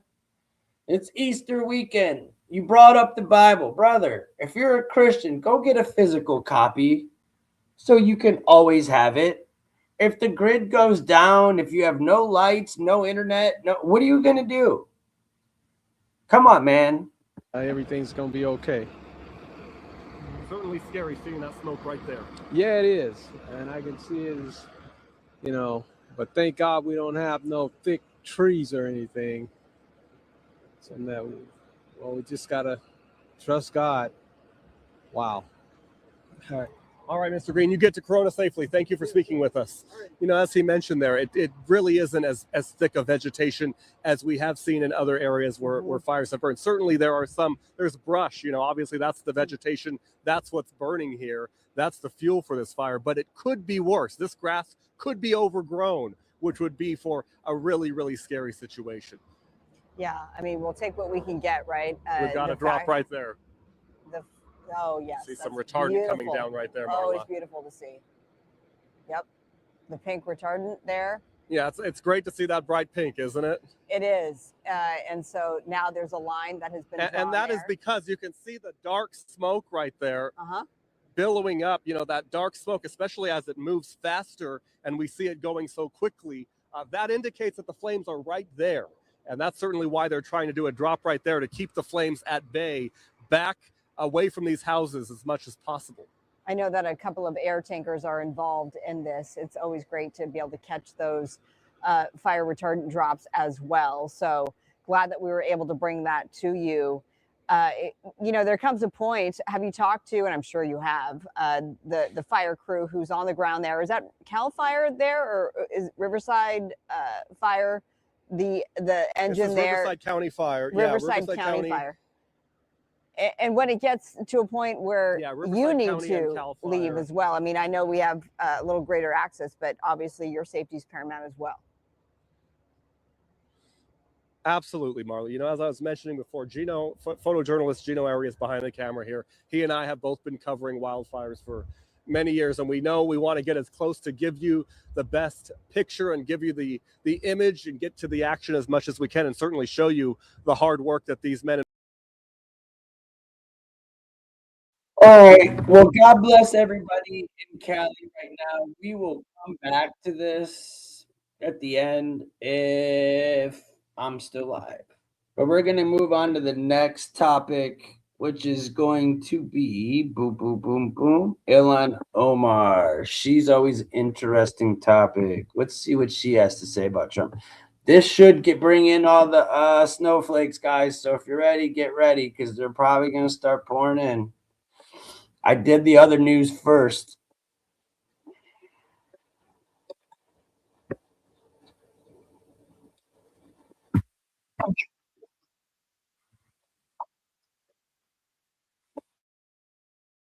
Yeah, I know him very well. He was an outstanding commander in CENTCOM, and had a lot of challenges himself.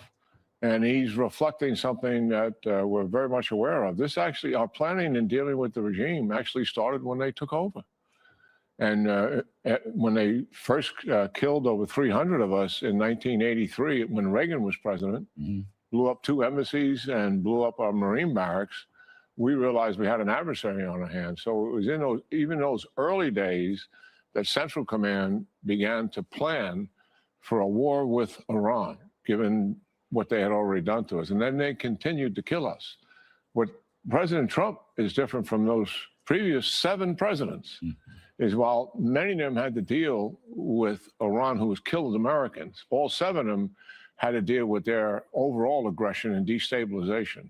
And not one of them was ever really willing to confront them in any consequential way. And I love what you're saying up there in the introduction.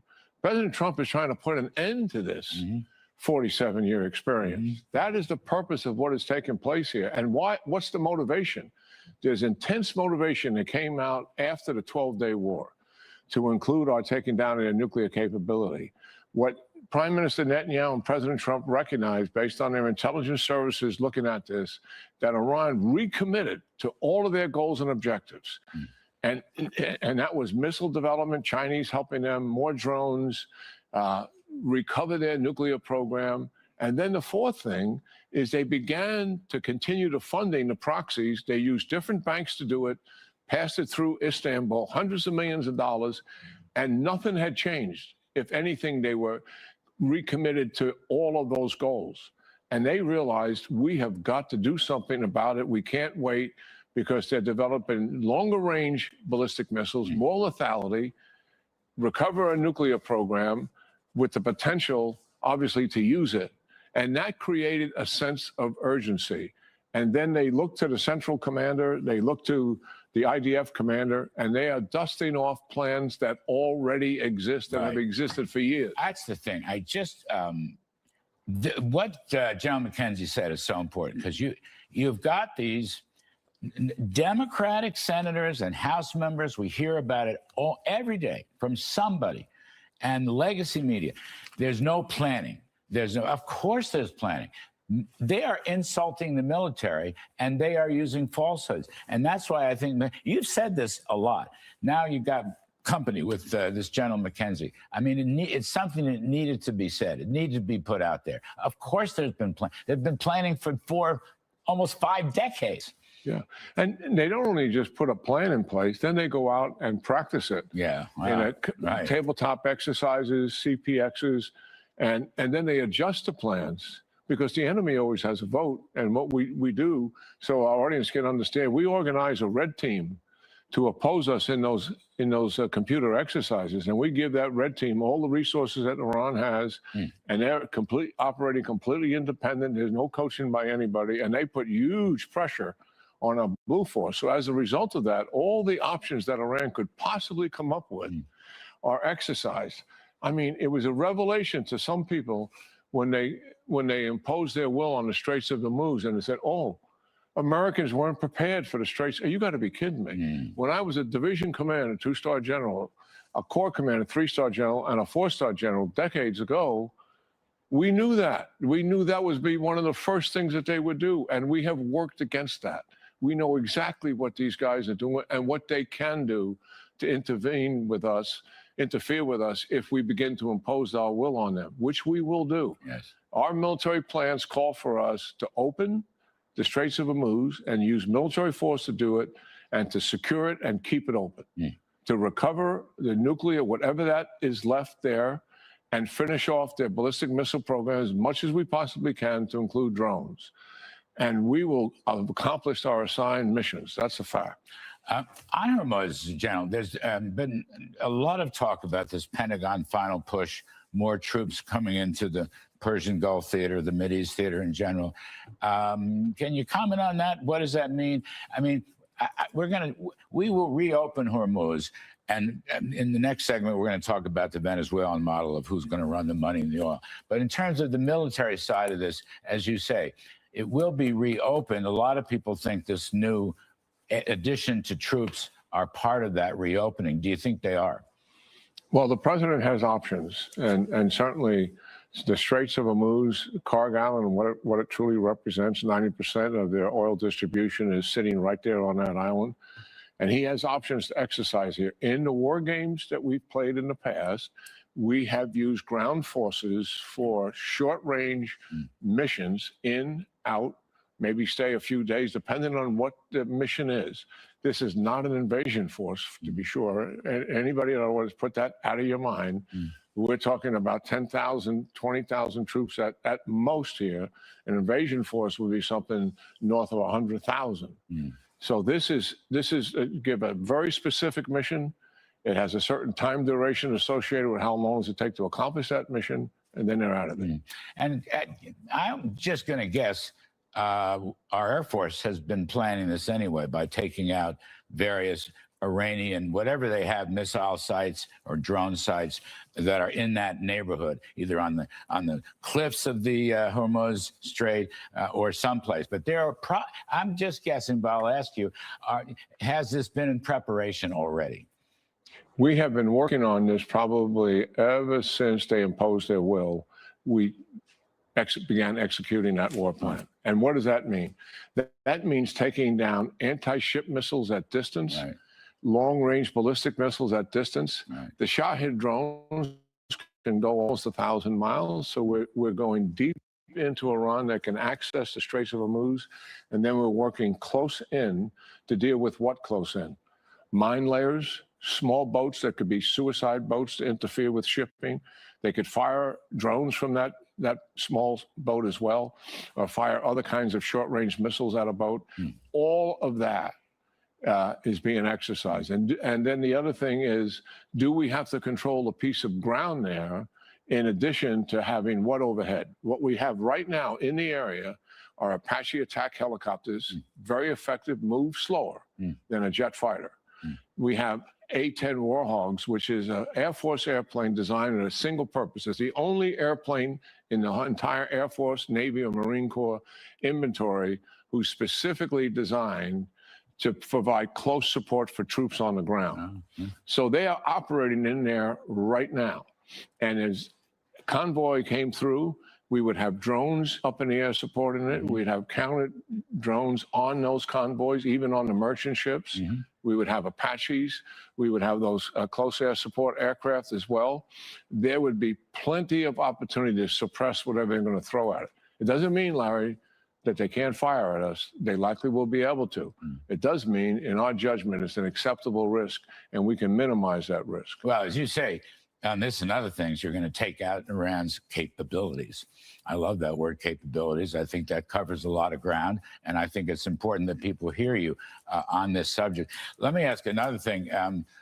I guess it's on the area of diplomacy. So President Trump is saying he thinks he's negotiating with a new regime. That is to say, The leadership of the first regime has all been taken out. The leadership of the second regime has all been taken out. Now he thinks there's a third regime. If I get Mohammed Ghalibad, the former, I guess he was Speaker of the Parliament, or Speaker of the Parliament, he was a member of the Revolutionary Guards. I don't know how new this is, but the president is saying, to some extent, it's like regime change. Now, I know you followed the diplomacy here. What do you make of this? Well, they're different people, I think, but have affiliation with the same regime. Right. These are all elite hardliners. Ghalibaf, speaker, he was an IRGC general. He was in charge of a force that repressed the Iranian people years ago. He's as much of a thug as the Ayatollah was and all the other thugs that we've just been killing over the last couple of weeks. They're all part of that, the elitism, hardliners for sure. Can we maybe bend them a little bit more to their will? Because I think the number one thing in their mind right now, Larry, is personal survival. Yeah. The second thing is the regime stays in place and so they can stay in power and have all the benefits of what they do. Remember, these people are all very, very wealthy. All of those generals in the IRGC, all those police commanders, they are all multi-millionaires. It was a business. They were running a huge business enterprise. Right. I mean, it's kind of like a mafia organization. Yeah. It's what it's like. Yeah. Everybody's wealthy. Yeah. And they want to maintain that lifestyle. We need to bust through that, don't we? I mean, golly. Larry, I keep asking you. The best thing to do with them is to kill them. Yeah. And that is the truth of it. Yes, sir. I mean, you don't use that word lightly, but these are killers of their own people, 30-something thousand, a couple thousand plus Americans in this deal as well. That is the best answer for them. Yeah, yes, sir. I'm not the expert you are, but that makes the most sense. I keep asking, there is a regular army, which by and large we have not hit too hard. Somebody from the regular army, you told me that a lot of them are draftees. Most of them are draftees. They're not as ideologically crazed as the Revolutionary Guard. We're waiting for someone like that to come forward. Or, I don't know, maybe the Shah's son. I mean, he has certain claims to this and that. It's got to be somebody other than the Revolutionary Guard people.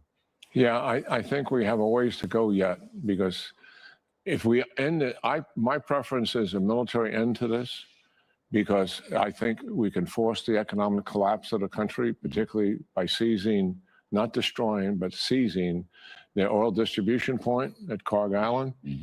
And I think that is a much better preference than if we get a deal, we're going to throw the regime a lifeline, because they're going to want sanction relief. They're going to want a frozen assets released. They're going to get billions of dollars. And what does that do? That extends them and gives them an opportunity to recover. You've said the military can do all the conditions we have, which are the capabilities of Iran. The military can handle that with deal or no deal. They can handle it. Yes, sir. There's no doubt in my mind about it. The central commander today is Admiral Brad Cooper. He's an exceptional officer. I've talked to him many times during all of this. He's on top of it. He's got the backing and confidence of the President of the United States, the Chairman of Joint Chiefs, and Secretary Hegseth. They are doing an outstanding job out there. They are very confident. Terrific stuff. General Keane, as always, thank you, sir. We appreciate it. Yeah, great talking to you, Larry. Always. And love it in person. Always. Yes, sir. It's great to see you. By the way, you look very well. Wave of mega tech IPOs could drive markets this year, led by AI giants and space players eyeing record valuations. SpaceX targeting a valuation of more than $2 trillion in a potential IPO, which could make it one of the most valuable companies in the world. OpenAI, meanwhile, closing a record-breaking $122 billion funding round, valuing that company at more than $850 billion.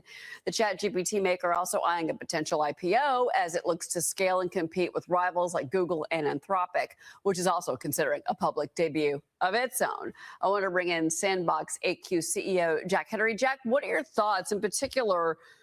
It's not just the size and the valuations of these IPOs, especially when it comes to SpaceX, but I think it's more indicative of kind of where we're going with the market and with investments, and that is space and AI.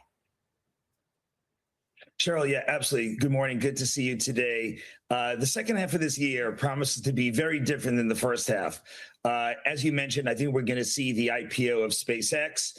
SpaceX, people think of as a rocket company, but actually the rockets are just a platform for many applications. Starlink is the first mega application on the SpaceX platform. It brings in recurring revenue.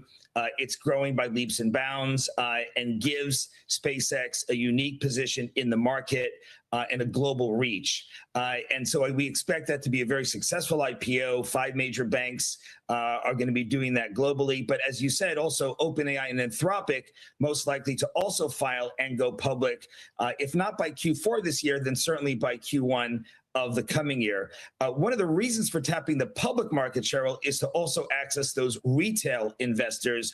To date, most of the investors have been big institutions, sovereign wealth funds, pension plans, but now retail investors will have a chance to get at these 3 interesting companies. Do you think, though, that retail investors should be trying to take a part in these IPOs, in particular the SpaceX? Well, given the extreme focus of many retail investors online on various stock trading boards, there's no way to stop them. They're going to be involved in this. We hear that up to 30% of the IPO raise may be allocated towards the retail investor. And each of the banks that is involved in raising money for SpaceX in this upcoming IPO have extensive retail arms that they can tap into, be it high net worth, but also even retail beyond that. You're also probably going to see Robinhood and many other online platforms participate by allocating also for these IPOs, either pre-IPO or post-IPO. Yeah, it is exciting. Again, these valuations are just incredible. I do want to talk about cybersecurity. So Anthropic says that it accidentally exposed internal code for its Claude tool. They called it human error. It wasn't a breach, but the leak, it didn't hit customer data, but it's giving rivals a glimpse into the product roadmap there, and that raises fresh concerns around AI competition and security. I do want to get your thoughts on that. I mean, I understand that they're saying that it's human error, but when you see these systems breached like this, it does raise concerns. Well, the bigger picture, that particular case was human error, but Anthropic's more interesting announcement was back in November 13 of this past year when they, and we applaud them for doing this, came forward and said that a state-sponsored hacker from overseas attempted to get into 30 of their customers who are using Anthropic Claude via the use of that AI. And so there's definitely a very big concern as we look towards AI agents now, Cheryl, that are now proliferating across large companies and small. Agents can definitely provide you a lot of productivity and potentially increase in revenue and earnings, but they also come with cyber caution because they have the keys to the kingdom in your company, and they can actually expose a lot of the crown jewels of the company. And so that's why we have announced at the RSA conference just 2 weeks ago, Active Guard for AI agents to make sure the AI agents remain productive members of the company and not vectors of cyber attack in the company. All right, yeah, let's get into this. Okay, so you launched this Active Guard, these guardrails. This expands monitoring, and this helps enterprises manage any hidden risks in the age of agentic AI. And the platform can identify any unseen AI usage, enforce real-time controls, and protect against threats like any kind of data leaks or anything else. But I think one of the things that you talk about when you say security threats is post-quantum security. Explain that and why that you think is such a critical threat that we need to focus on. That's exactly correct, Cheryl. We have the agentic AI issue where, again, a lot of positivity, but also great cyber danger, and we need to all address that. But in the last week, a lot of news in the post-quantum era. As we all know, quantum computers are getting better and better, and it was initially thought it would be in the 2030s when quantum computers would break all the cyber protocols that we use every single day in e-commerce, banking, telco, the energy grid, the government with its confidential information. But it turns out 2 major announcements in the past week coming independently of each other bring forward Q-Day. Q-Day is the day that quantum breaks RSA, breaks ECC and other protocols. Q-Day is now thought to be by us and by other experts to be in 2029. That's literally 36 months from today.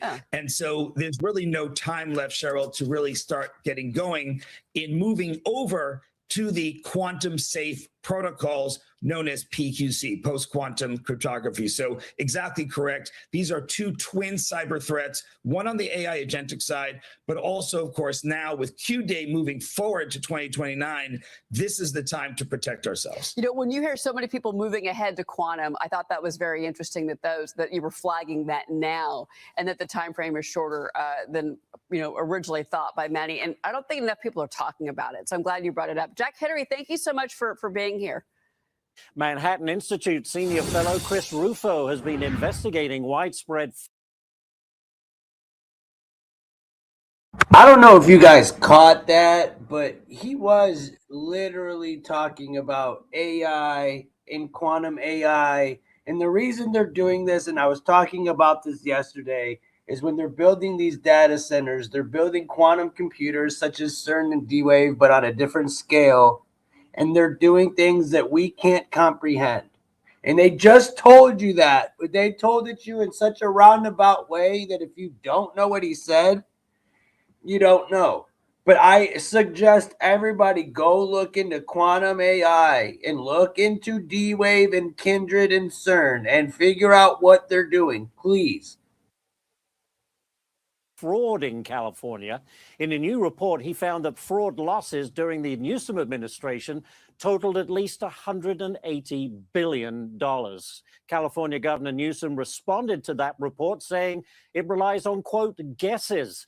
Newsom says California has been a leader on combating fraud. Chris Rufo joins us now. Chris, what's your response to Newsom's response? Yeah, well, Gavin Newsom is definitely becoming associated with the word fraud, but it's not for fighting it, it's for enabling it. And look, even under the most conservative estimates, experts from Harvard, from the Department of Health and Human Services, from LexisNexis Fraud Division have told us that the fraud in California is unprecedented. It represents the largest financial crime in American history.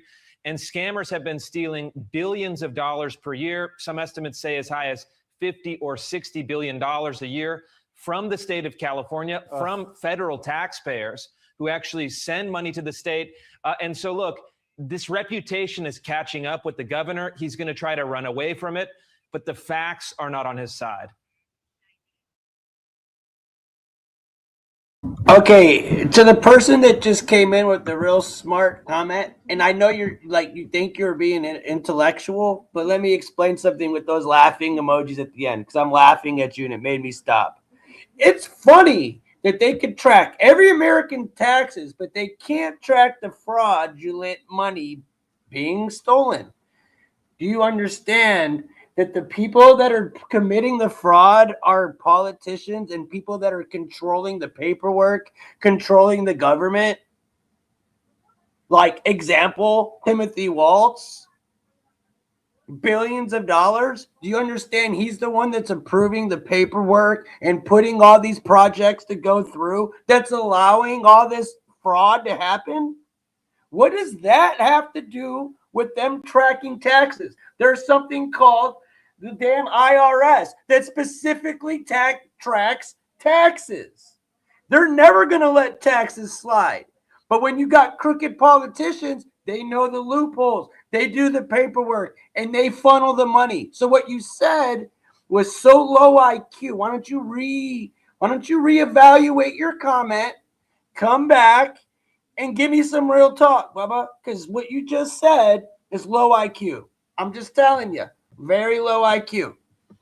And I sound like Trump there. Low IQ, not very smart, not very smart. So what's the most egregious example of fraud that you found?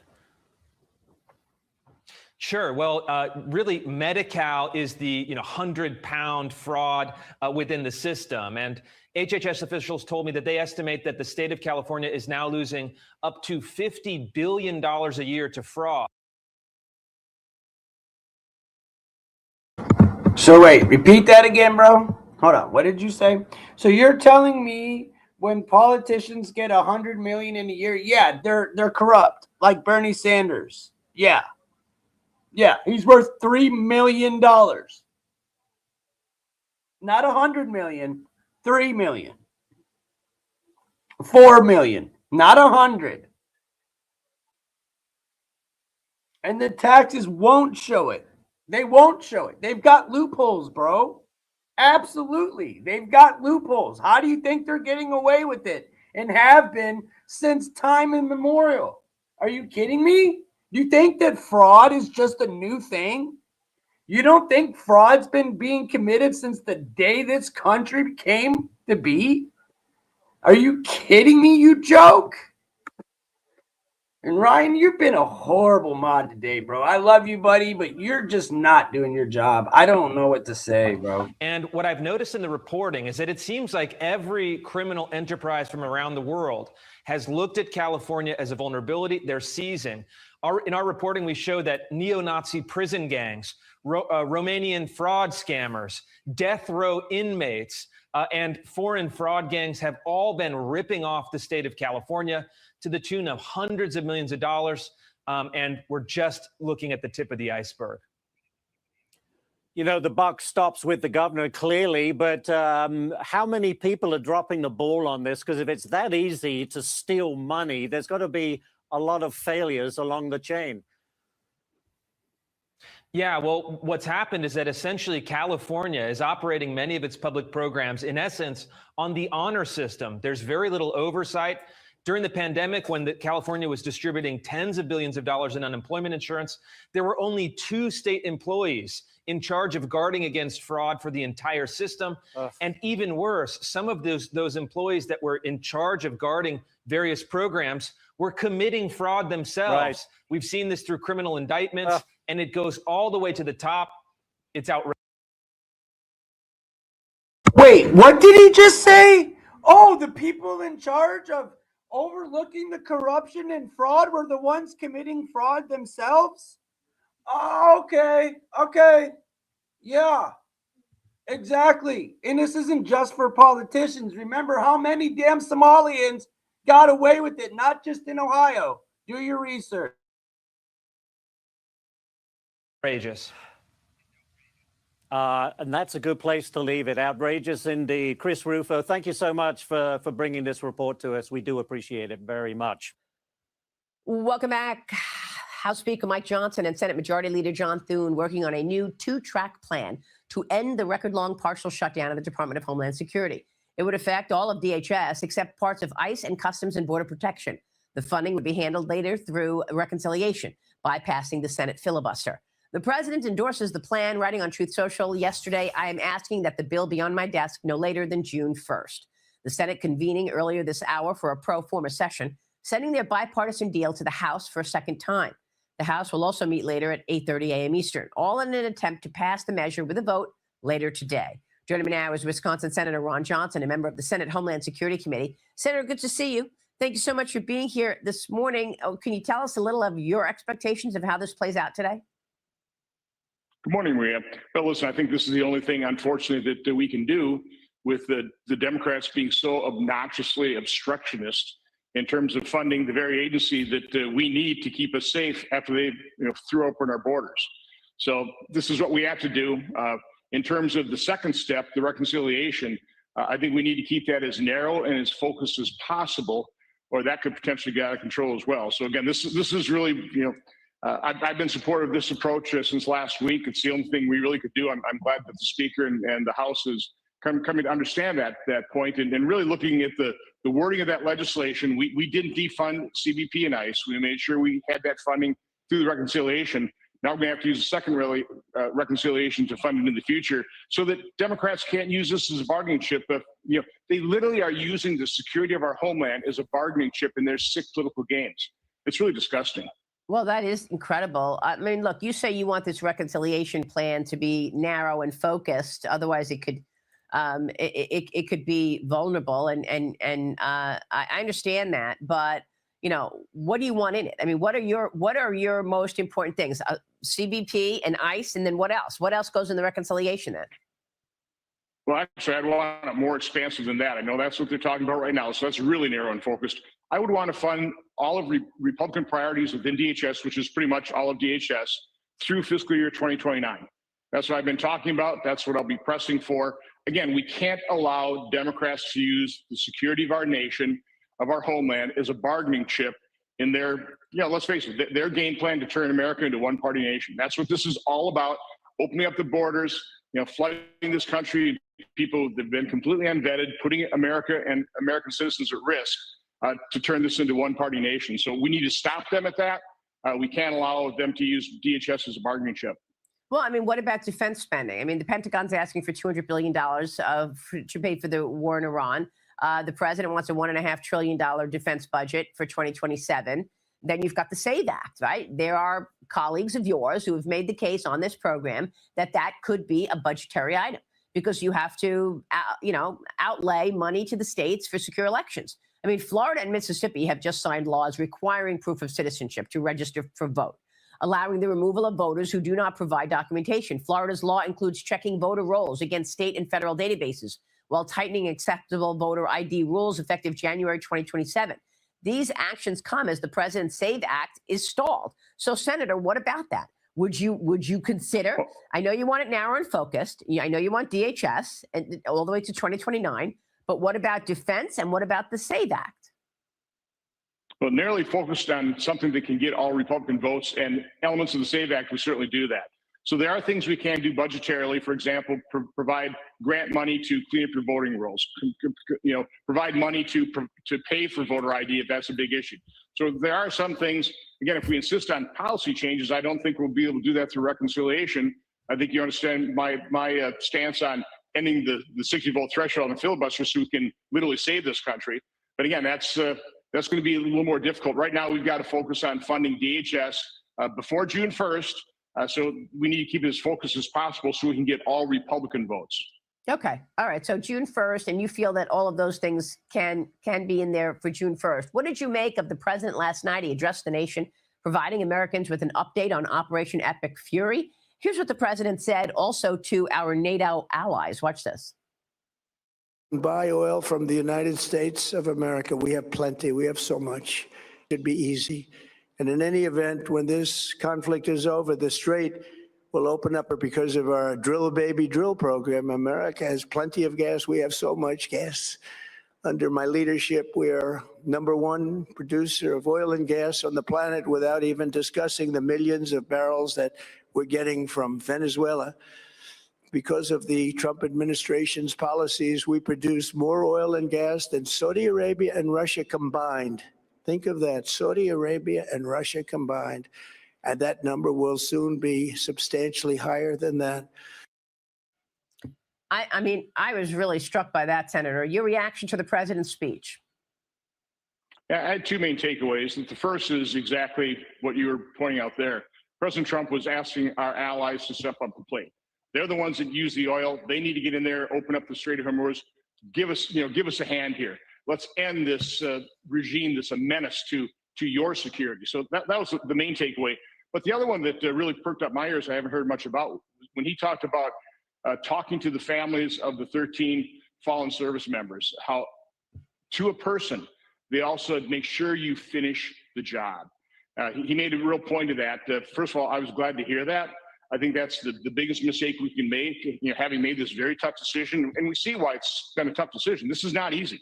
Iran still has drones, it still has missiles, it's still being destructive.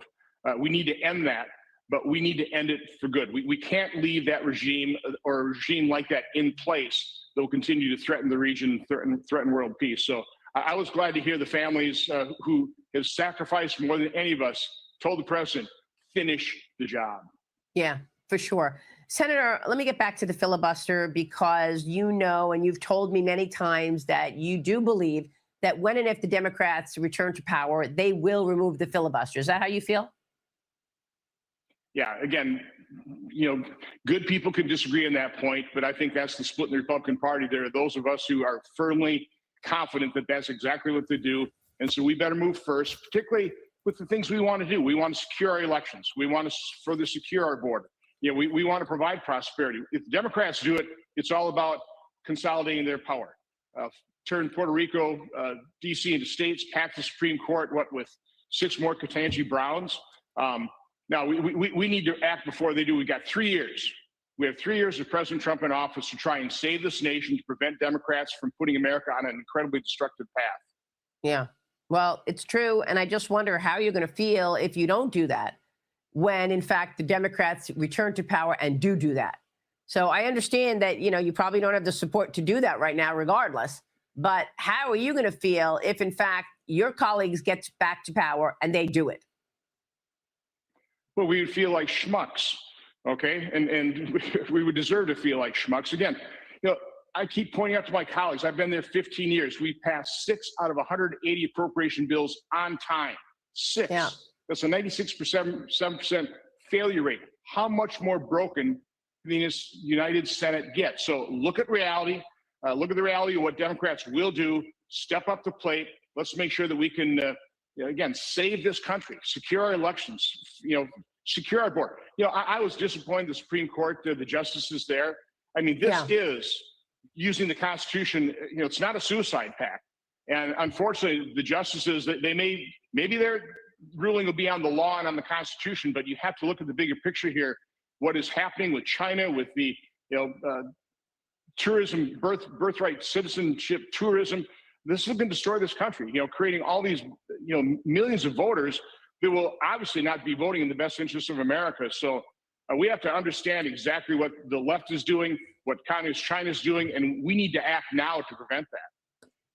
That is exactly right, Senator. And I'm so glad you raised this, because people have to understand how the Chinese Communist Party has undermined America on every level, and even to the extent of using our Constitution against us, using birthright citizenship. 41% of birthright surrogacy numbers are Chinese communists. Peter Schweitzer told me all about it in January. Do we have that? I want to get your take on what Peter Schweitzer told me back in January. Here it is. Watch this. China has a very sophisticated program of exploiting birthright citizenship, and the Supreme Court's going to be hearing this case. Our federal government has no idea how many children are being minted as U.S. citizens using this technique, but China has looked into it. China has encouraged this. They've pushed it. The Chinese government believes that every year for the past 13 years, Maria, roughly 100,000 Chinese babies have been born in the United States that are then taken back to China, raised in China. When they turn 18, they're going to be U.S. citizens. They can vote in elections, donate to political campaigns, get government jobs. That's more than 1 million voters. Remember that 2016 election was settled by 80,000 votes. So it's a massive exploitation of our immigration laws. Other entities like the Muslim Brotherhood and the Mexican government are doing the same sort of thing. I mean, it's what you said. I mean, you were talking about the Supreme Court justices, and there was a really interesting comment. Just look, it's not a suicide. What did you say? It's not a suicide. It's the Constitution. Yeah, the Constitution is not a suicide pact. And again, I can't really say it any better than Peter Schweitzer did, other than to point out, if you've ever read Sun Tzu's Art of War, and I've read it repeatedly, you know exactly what's happening. You know exactly what China is doing. They take a very long-term view. They use their enemies' laws and constitution against their enemies. They infiltrate. They steal all of our secrets. I mean, they're relentless. They are an adversary. They want to do away with America. We can't let them. And I hope our justices will look at that. Or if not, Congress has to act. Yeah, and this is the first president that's actually taking this on. Thank you so much for taking it on as well, Senator. Good to see you, Senator Ron Johnson. We'll be right back. Stay with us.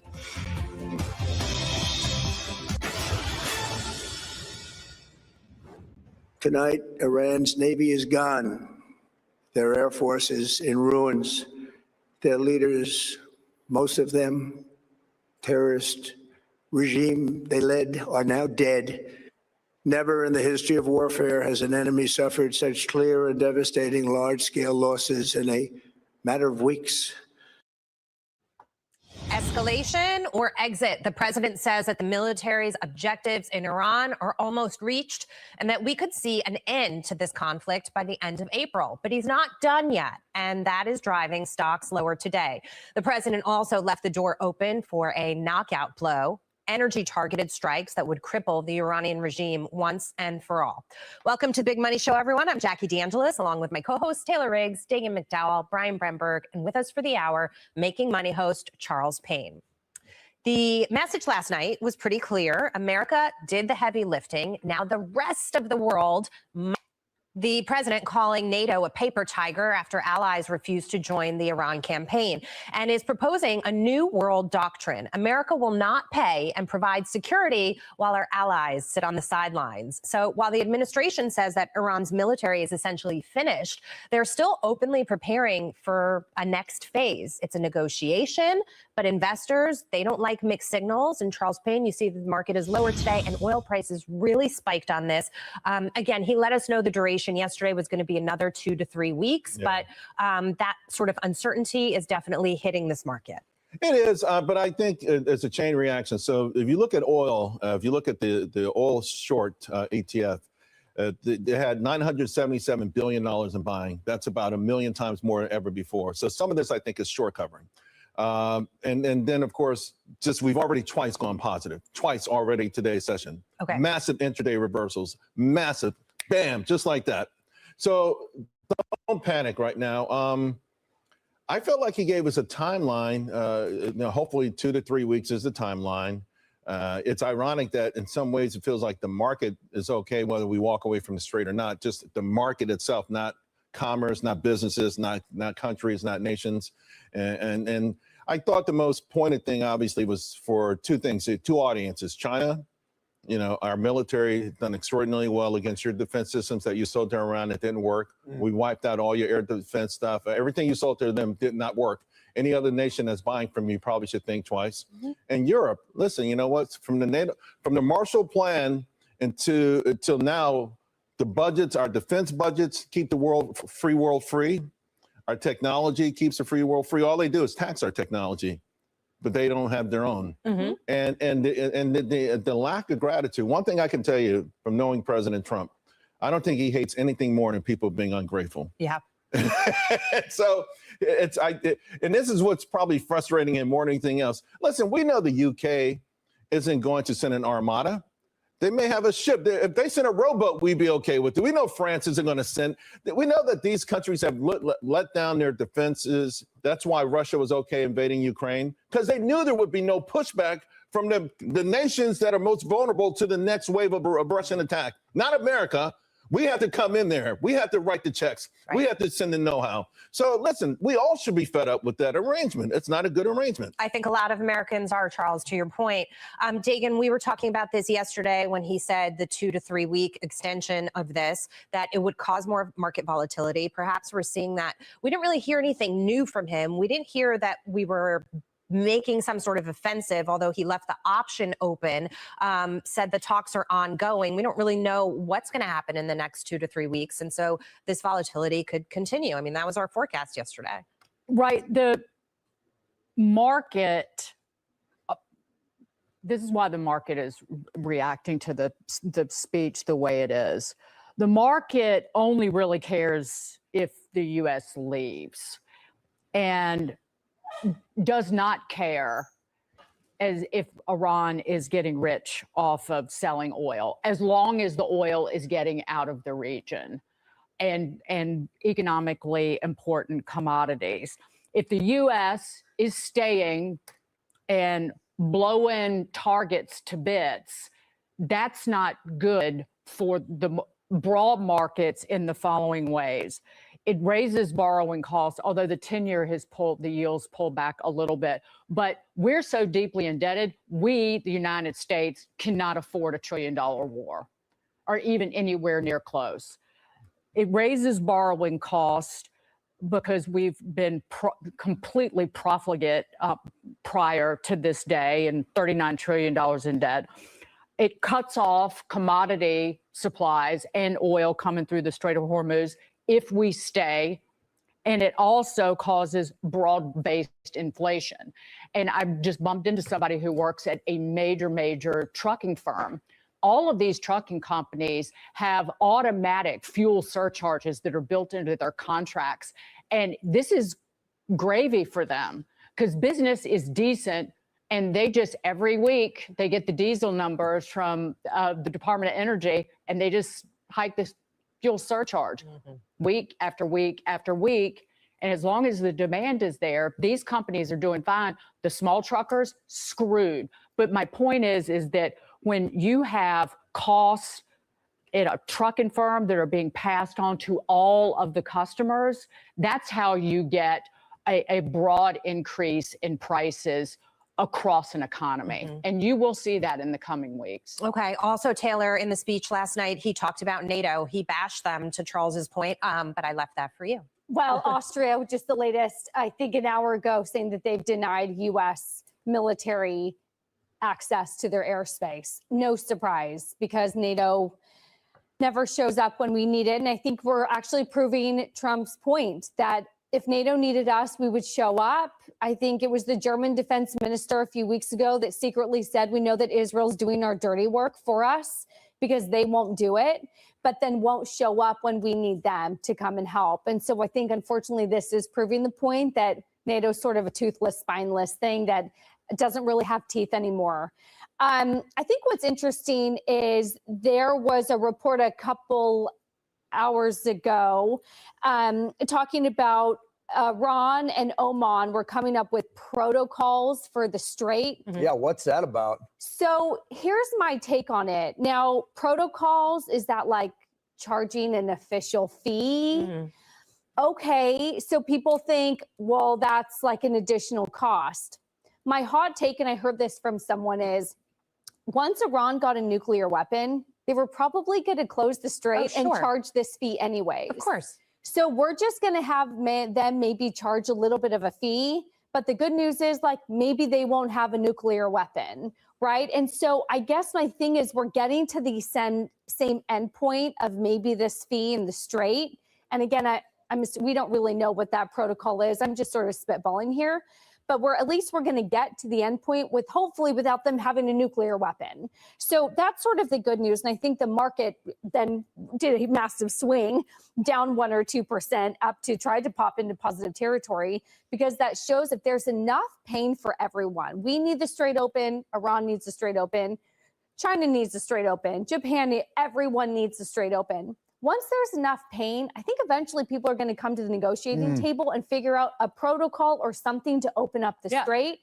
And then the Strait's open, and maybe our negotiating power is you open the Strait, maybe we stop bombing you. I don't know. What Lindsey Graham was on with Hannity last night, and he said, among other things, the senator, Iran's ability to finance terrorism is gone. No, it's not.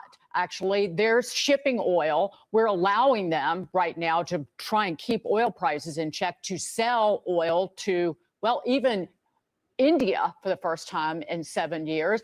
And yes, the Strait will reopen because Iran needs the money and will charge a toll, and the entire region needs to move commodities, and the world does as well. But guess where that money's going to go? Unless we remove the regime to rebuild fully and wholly for malign activities. Yeah, but the new guy. But he also mentioned, just to be fair, because I was watching that last night too, he also mentioned the billions of dollars that the Obama administration and the Biden administration had basically handed over to them. The oil revenues aside, I think he was talking about some of those kind of handouts that were just flat out given to them by pallets other of cash in the middle of the night that Obama sent to them that we wouldn't know about if not for the Wall Street Journal's reporting. Yeah, sorry, Brian. I tried to impress you yesterday with Bahrain and the UAE. Yes. You didn't bite. No. Oman. Can I impress you with Oman? Are they more impressive? I thought last night's speech was great. I had to pick up my son from a movie last night. I thought it was about 9 o'clock. I thought, well, it's no problem. I'll get back in an hour. I'll be able to catch the last half hour of the speech. Blanking. No, he was done in 18 minutes. Yeah, it was quick. Okay, it was a tight, crisp speech. The markets, were very negative on it because of the 2 to 3 weeks of bombing the heck out of him thing. But I thought he was actually straight on the money. All the press before the speech were like, Well, he's probably going to drop out of NATO and he's going to taco, right? He's going to chicken out and just leave Iran. And he didn't do any of that stuff. He wants to finish the job. He's hitting them hard. Of course, you know, in a Trump negotiation, you're going to hit them the hardest when you probably think a deal is the nearest, right? You don't want to back off him. He's giving these guys till what, April 6th to clear the strait, okay? He's going to pound the heck out of them until then. That's Monday. Yeah, so that's Monday, right? So he's turning up the heat on these guys. And I just think what you didn't hear last night was we're in this for a forever war. This is going to go on, you know, forever. He was very clear about the limitedness of the engagement. And again, the media wants to tell you it's all chaos. There's no objective. The objective changes from day to day. He's like, no, no nuclear weapon for these guys, and none of the conventional weapons that could shield their development of a nuclear weapon. He said it's not regime change, okay? And everyone said, well, wait a sec. You talked about regime change before. Yes, they've talked about regime change before, but there's musts and there are pluses. The must was nuclear and their conventional weapons. The plus was regime change, but it's not a must, okay? And he said that last night. I thought it was a great speech. I thought it was one of the best speeches I've ever heard from My him. only beef, he should have given it several weeks ago. I agree with you, because he revisited that messaging of what the purpose was to remind the American people why we're doing this, why we're taking the short-term pain, because there's a bigger vision here. And I think that's really important, but it did feel a little late to me. And although he didn't say anything like this, reading between the lines and sort of looking at his Iran playbook leading up to this point, I would say, Brian, what he was saying in the next 2 to 3 weeks is, yeah, if they don't do what they're supposed to do, and if these negotiations don't move forward, then we are going to take the next steps. And, you know, obviously that's not going to look pretty, sort of preparing people for what could happen, but that they still want to keep that duration short and that there's a plan for it. Because so many people say, well, they completely did this without a plan. Well, they didn't. They've got a plan. By the way, Democrat Congresswoman Ilhan Omar admitted her party is responsible for the DHS shutdown. Listen to this. As many of you know, Democrats said we are not going to pass the appropriations bill for the Department of Homeland Security unless they agreed to 10 reforms, simple things like unmasking ICE agents when they were patrolling our communities. Florida gubernatorial candidate Byron Donalds joins us this morning. All right, Congressman, you heard it right there, but the question is, what do voters think? Do they blame Republicans more than Democrats? No, they blame Democrats because Democrats have been playing games with TSA and national security over the last 2 months. And it's all cynical political BS simply because the Democrats still cannot take the fact that they lost the 2024 presidential election. They do not want secure borders. They do not want interior enforcement of immigration, and the Democrats do not want to deport criminal illegal aliens. They want to protect them. The American people have never supported this type of position. That's why Donald Trump won the midterms. So whatever deal Mike Johnson and John Thune think they have, that's not with my vote. I'm not agreeing to that deal, because we have a responsibility to fund all of ICE's operations and all of Customs and Border Patrol's operations. And let's be very clear, if you're not funding that, then you're not taking the security of the nation seriously. We already know the Democrats do not care about the security of this nation.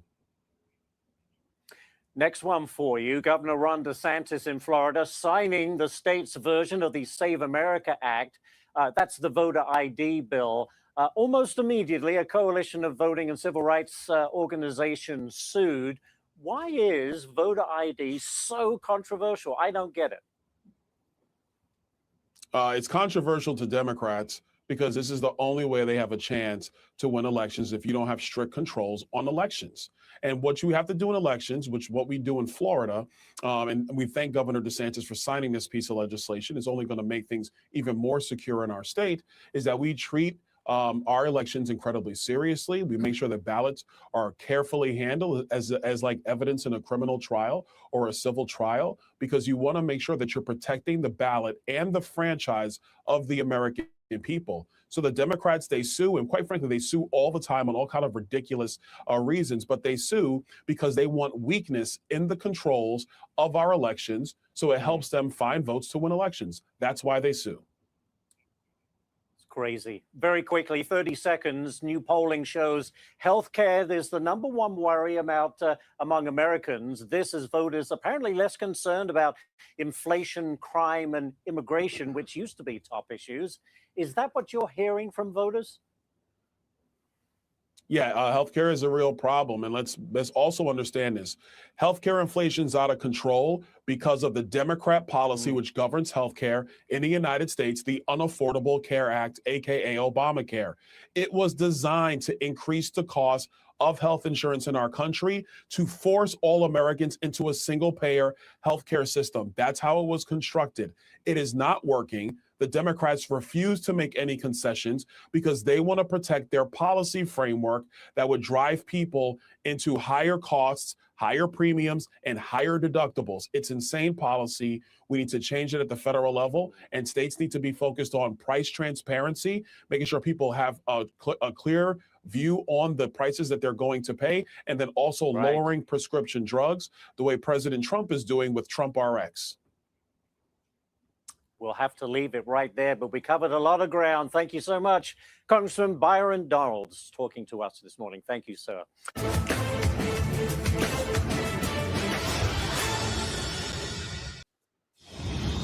President Trump giving an update on Operation Epic Fury for the entire nation last night, threatening to strike Iran's power plants if no peace deal is reached, bomb the country, quote, into the Stone Age, sending stocks lower, oil prices soaring, but those losses in check as we speak, as we head into the afternoon. Welcome back to the second hour of the Big Money Show. I'm Dagan McDowell, along with my marvelous co-host, and with us for this hour, Endeavor PAC founder Tiffany Smiley. Before we move on to what the president said about the conflict in Iran last night, he was making some news, as he always does, that has just broken. Pam Bondi fired by the president as the attorney general.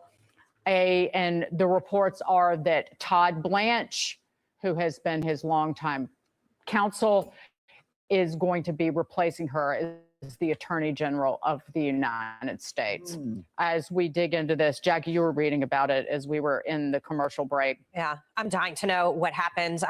My understanding from the reporting from Fox News Digital is that it happened last night before the president's address to the nation, and that she was on her way back to Florida while the president was speaking. Obviously, when something like this happens, the president has come out many, many times praising Pam Bondi. And so I'm wondering what exactly it was that led him to this decision, that it was time for her not to be part of the cabinet. This is my take.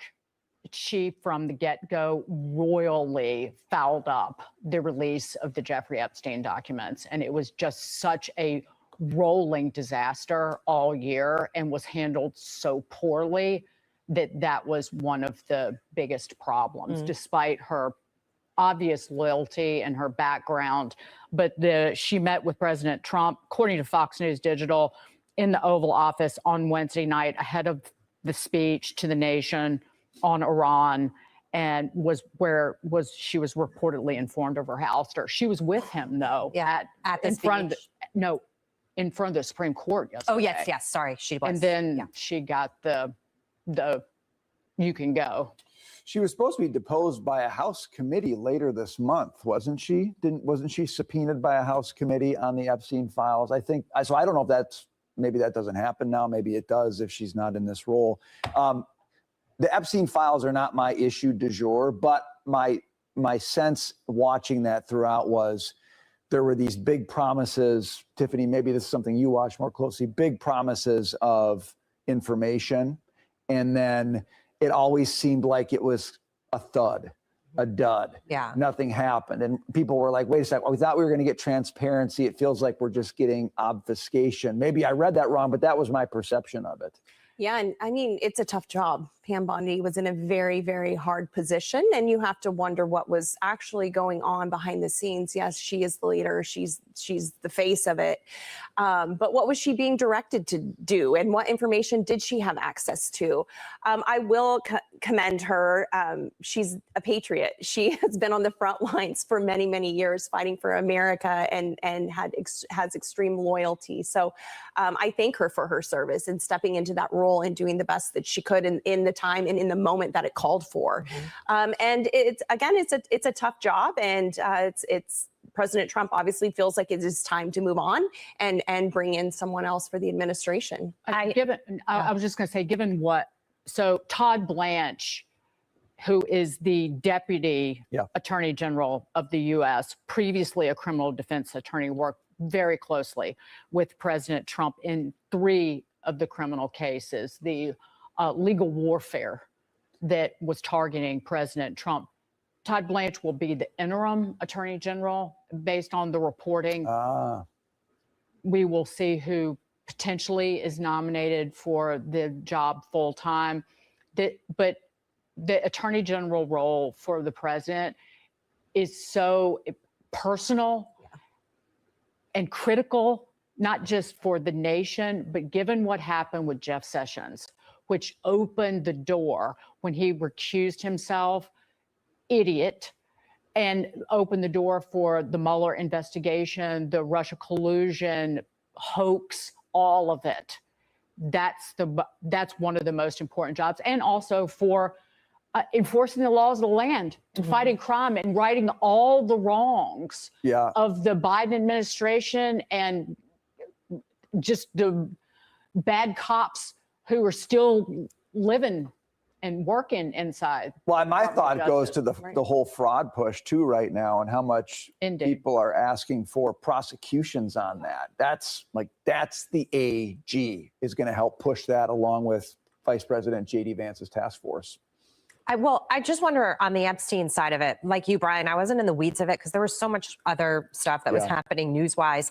But we did eventually get the documents, or most of them, that she promised. Is the issue that she didn't put them out there soon enough? I mean, when you start to look and peel back the layers of what was involved in those documents, I know that, there's a need for the American people to have transparency, but it's also, extremely sensitive information. Also, there was a period where I think victim sensitivity was an issue. And so to your point of it being a hard job, you want to serve the public interest, but you also are making decisions that impact people along the way. And in some ways, that's a thankless job because it's just so difficult to do.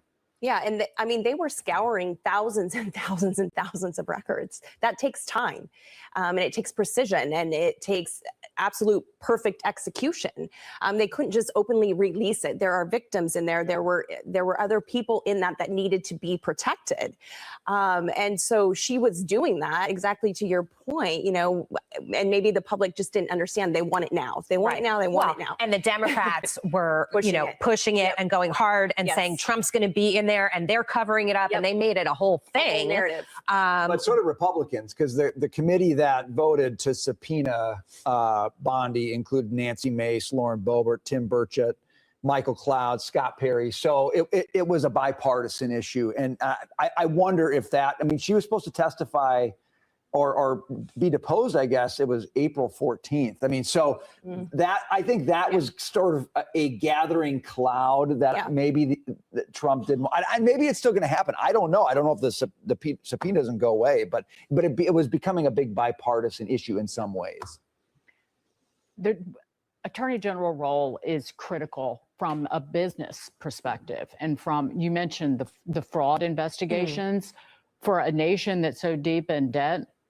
To make sure that that our money, our borrowed money, is not stolen, misused, abused, but also to ensure that there is fairness in our legal system when it was used for political warfare. The Department of Justice was used for political warfare to go after a former president, a presidential candidate, and anyone that they didn't like who was on the right. And that is a fair justice system is the only way that you can operate a business in the United States. And Susan Rice is already saying they want to do it again. They're already thinking about who they'll go after when they do have power next time.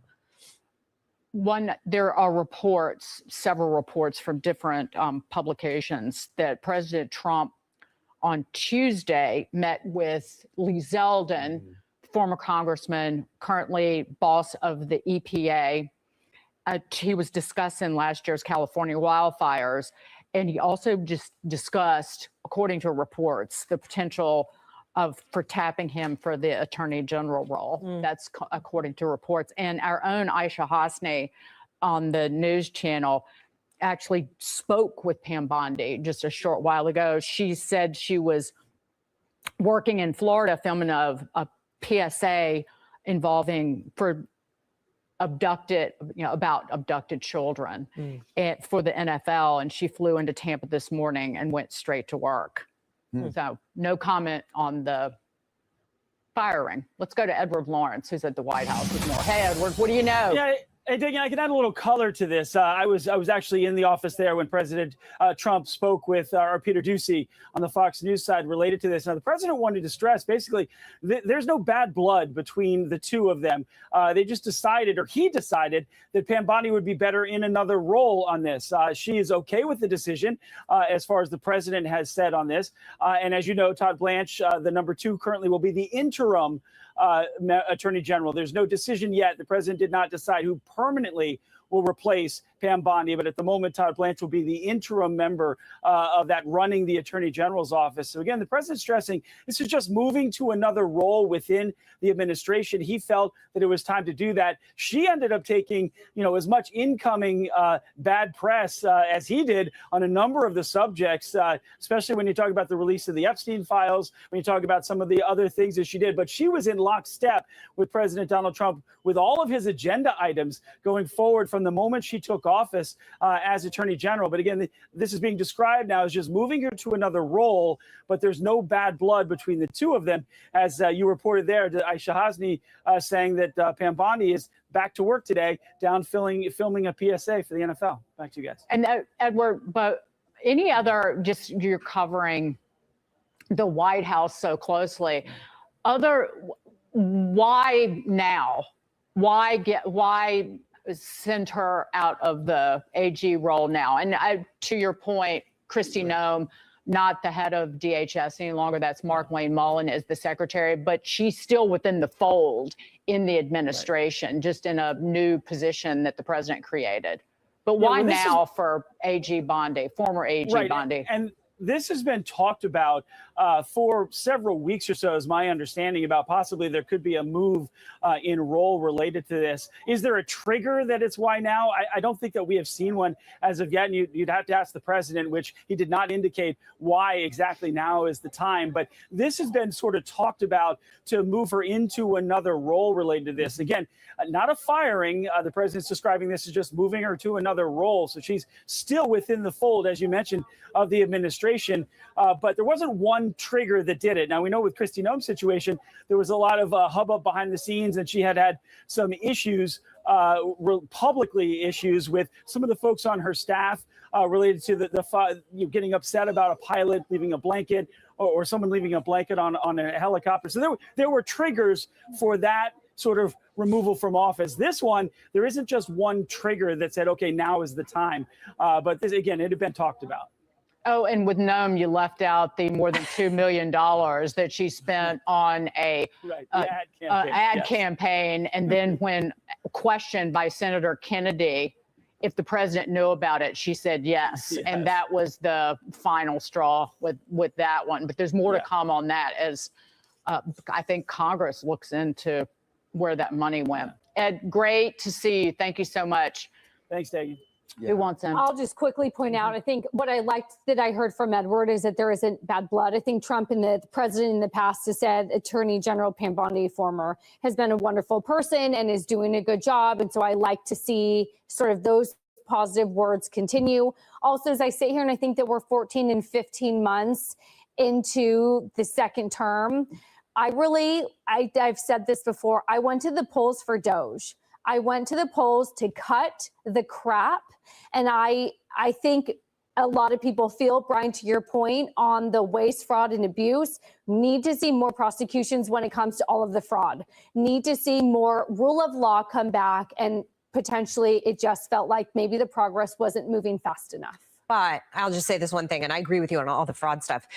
You get another second chance within the Trump administration. Seems to be sort of like a Trump 2.0, more benevolent way of doing things than just, booting people out. I mean, I can't remember exactly what Kristi Noem is doing, but it's certainly not of the same significance. Is it the Shield of America or something? Yeah, I'm curious to see what role Pam Bondi will get. Remember Kimberly Guilfoyle, when she was not engaged to his son anymore, she got the ambassador role to Greece. Everybody gets like something second, kind of. Do you think, though, I know we got to go, but do you think sometimes it's nice to see people moved on? And I understand, it's not, the bad blood thing. Biden never moved anybody on. He had terrible cabinet members who he kept forever, who wrecked the country. And I like that we have a chief executive who doesn't have to be bad blood, but it's just, we're not getting done what I need to get done. I need somebody else. I'm going to move you along. And I think that's important. And I think it's not an entitlement to have these jobs. And Americans demand You have to results. earn it. You have to earn it. If you're not getting results, you got to move somebody on. And I kind of like that, actually. I don't need to see bad blood, but I think it's good for the chief executive to manage his team for results. And it shows that she had the full confidence of the president, and maybe the refocus now is going after the waste, fraud, and abuse, and you just simply can't do that with the same person. And so she served, and she served wonderfully under the pleasure of the president, and I think it's a good move for our country, perhaps, to your point, Dagan. Let's get serious about what this role is about and focus on those areas that we need to, waste, fraud, and abuse, and prosecuting people and getting our money back. Well, one indelible image is the influencers with the big white Epstein binders, which happened early last year. That was embarrassing because there was nothing new in them. And then you get this groundswell of where are the, and it just was not good. And Pam Bondi out as Attorney General. More after this. Welcome back to the second hour of the Big Money Show. I'm Jackie DeAngelis, along with my sensational co-host, and with us for the second hour, Fox Business contributor Marcus Lemonis. We're so glad to have you. So some data out today shows that America added 178,000 jobs in March, almost tripling expectations. Healthcare leading the charge again, and as President Trump's Invest in America push takes shape, construction jobs are growing and manufacturing is starting to see a turnaround while the public sector shrinks. Also, some progress on affordability. Average hourly wages are up 3.5%, outpacing inflation over the last year. The White House says the economy is strong and Americans are starting to notice. It's an exciting time for this American economy. And, the president has done exactly what he promised he would deliver on. And now the people are feeling it on the ground. It's all the investments that these companies have made and the commitment by this president and the hard work that the Labor Department is doing to make sure we close that skills gap and those manufacturing jobs start to continue to tick up. Taylor, as I was coming in for the day, just given the volatility we've experienced as a result of the war overseas, I took a pause. And even with the jobs number coming out, I thought, it's nice that there's no trading today.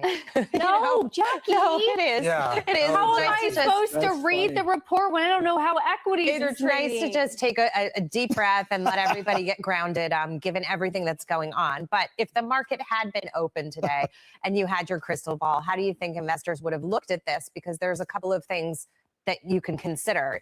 It's positive for the fundamentals of the economy, but we're also watching rates. And you don't want something... they're Goldilocks numbers with these numbers. You don't want things that are too hot and too fast, because then that creates a problem for rate cuts to come. Well, I have good news for you. My 10-year yield is still open for trading, even though my S&P 500 is not. Well, let me question the liquidity of that contract. Like, how many people are trading it? You don't know. You think everyone, hopefully everyone's in church for Good Friday. All jokes aside, Jackie, Okay, curveball. What if we don't get a cut this year? If inflation isn't as low as we think, and we're adding jobs that's accelerating, if you take out the healthcare strike, remember, normalize that. And I said my 3-month average is 68K jobs a month. What's our net? 20,000? Like, what would be even, Brian? 20,000 a month? So if I'm growing above what's needed to keep an unemployment rate steady, and I'm higher than a 6-month or 12-month average, and I see acceleration in the job market, and inflation print next month, it likely will be higher than expected. One print, I know, just one. But after rents coming down, Brian, I don't see a lot of case for a Fed to come in and say, you know what, you're right, let's cut. If this is as strong as a market as we think it is. So what are you calling for, a rate hike? Nope. Steady as she goes. I mean, I listened to everything you said, and I tried to pay attention, but I couldn't get off the fact that you said, what if there isn't a rate cut? I'm surprised you're still asking that question. There's not going to be a rate cut. Why would there be? Well, I think all of What's them the think there will be. justification for I think there will be later. Why? This year. Yeah, tell me why. I'm with you. I'm looking at this and saying when everything normalizes, I wasn't expecting this number today. So if this continues, everybody I've been talking to has been saying that they think the jobs picture is going to get better, which is sort of the antithesis of the expectation that's out there. I wasn't necessarily anticipating it. So I'm thinking to myself, if the conflict ends, if oil prices come down, if any perceived inflation rise normalizes, and labor stays the same as it was before this month, plus we could get revisions next month, you might still be able to make the case later in the year that a cut would be warranted. I'm not saying cut at the rate that the president is suggesting, but it's possible. You're going to have tariff clarity? GDP's at a very low 1.6%. That adds that case. War's over. We're going to get tariff clarity. That's, to me, that's, nobody's answered that. We haven't talked about tariffs in a couple of weeks, appropriately so with the war. But what happens with tariffs in the back half of the year? You're getting your 301s and your 201s and your 122s. Well, this morning something came out because I got a text message that we're going to get a huge refund on some steel that we had to bring in. There's apparently some sort of rebate or refund that's going to happen on steel. But I think a lot of it is the war's going to end, hopefully, soon. Tariff clarity, hopefully, soon. Jobs still doing well. Is it a stabilization or is the economy strong? And I think that was the one part that I got a little annoyed about. When the economy's not strong, it's stable. Stable is good. Stable is really good. Yeah. We just have to stop exaggerating as an administration because voters at home know that it's not strong. Go ahead. No, I'd say I would trade a strong economy and signals of a strong economy for a rate cut all day long. I have gotten so sick of the Fed being at the center of every economic conversation. Yeah. I'm so tired of an economy and a market that hinges on, are they going to cut or not cut? And I want a strong economy.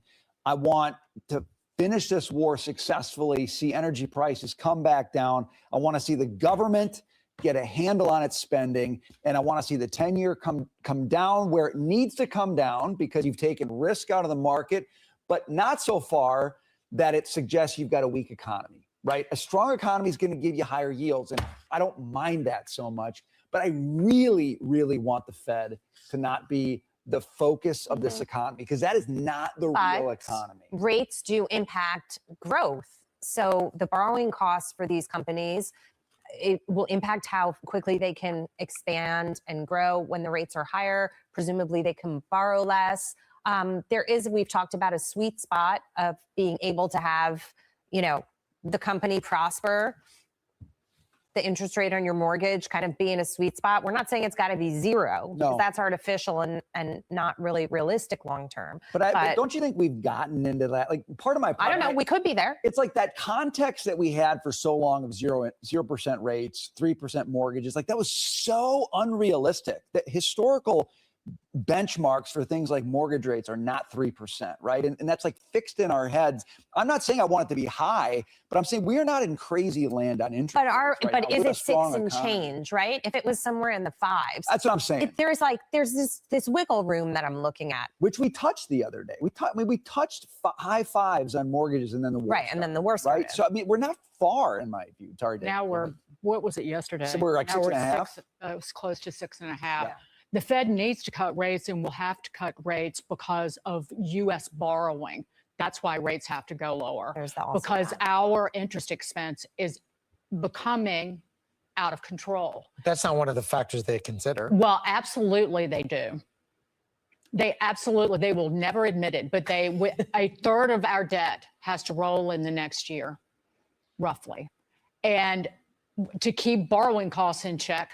So it started under Janet Yellen, but has maintained under Scott Bessent that the schedule of borrowing is weighted on the short end, and it's very short, like under a year. And it's so short that some of our debt, it rolls more than once in any given 12-month period. So yeah, that's what the Fed can control. Beyond, the next step would be, because the market, the actual investor market, will move against you, which is what's happened during the war, is that they've been demanding a higher rate of return for holding longer term debt. So longer term interest rates have gone up because we're so deeply indebted.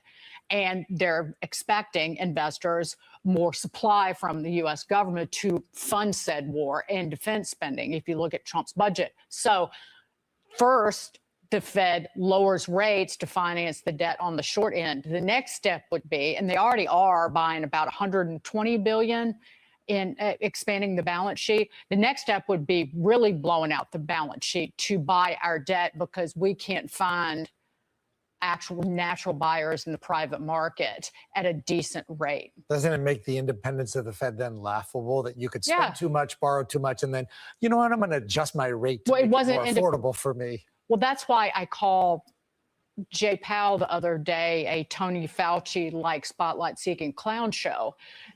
Because what he did during the 4 years of the Biden administration, they were borrowing money hand over fist on the fiscal side to spend it on God knows what. We don't know where the money went.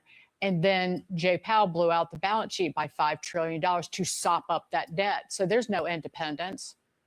That, by the way, just if you want to read economic history, I'm not disagreeing with you, but that is exactly how uncontrollable inflation in countries starts. Monetizing debt like that. That's all that is printing money to cut the government's borrowing cost, which is a hyperinflation instigator. Right. I'm not saying it's happening. Yeah. And that's why higher oil prices right now are not causing inflation. Inflation is a monetary phenomenon. And also, if you look at, like, just in the last week, to bring it back to the energy inflation story, oil is still up notably, but other commodities are completely in check. Natural gas, Newcastle coal is 1.5% gain in the last week. It is not the catastrophic energy crisis.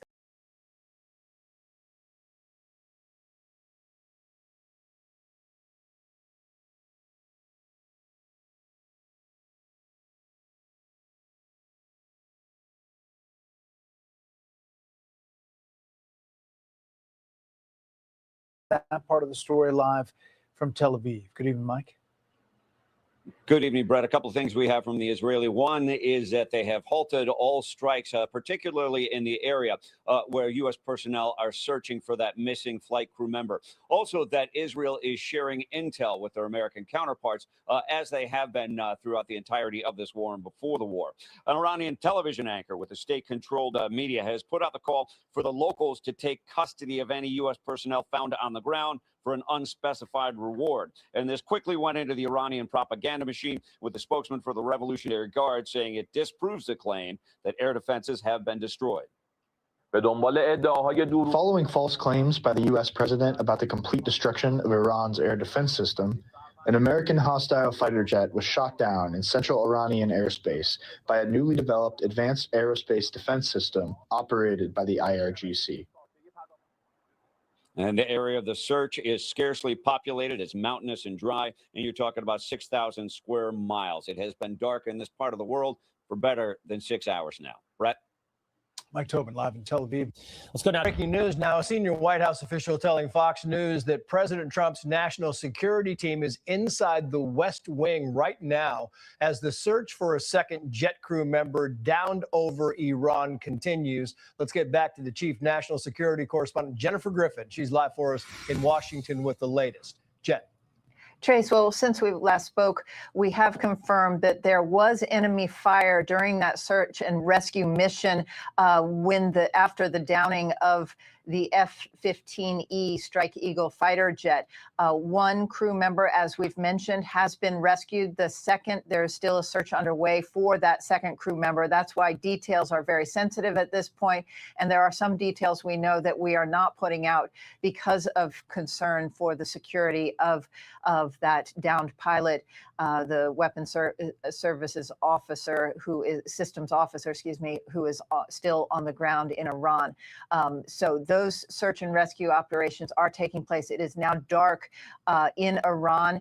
We understand that the F-15E was shot down late Thursday night. So it was dark at the time, and it was still early hours of Friday morning before sun had risen in Iran. We've seen some images of some of the remains or remnants of that F-15E Strike Eagle from some of the painting on the outside of some of that what you're seeing right now on screen. It suggests that this F-15E was based out of Lakenheath in the UK. Those F-15s have been forward based and have been operating over Iran for the past 35 days. There are other indications that some other U.S. aircraft have taken fire in the last 24 hours, but we don't have confirmation of those reports at this point in time. But all of this painting a rather difficult picture in terms of ongoing potential negotiations with Iran. This is a big propaganda win for the Iranians, and they're making the most of it in their state-run television, even putting out a reward and doubling that reward for the downed weapons systems operator. Tracy. Jen, any of your sources find it unusual that 13,000 sorties into this war, that finally one is brought down? I mean, we've been hearing that their resources, their weapons have been depleted. Just bad luck, or what are we bringing this up to? Well, it's more than bad luck. It is an indication that all it takes is one good shot to bring down a U.S. warplane. It is impossible to suppress all of the weapons that are out there. This is a very large country, and I think that is why there is a hesitation for going forward through the Strait of Hormuz, because the Iranians still have a lot of missiles. Great reporting as always. Jennifer Griffin, live for us in D.C. Jennifer, thank you. This is a Fox News alert. A frantic search underway for a second pilot after a U.S. F-15E fighter jet was downed over southwest Iran. One of the pilots has been rescued and is receiving medical treatment. And President Trump telling NBC that this will not affect negotiations with Iran.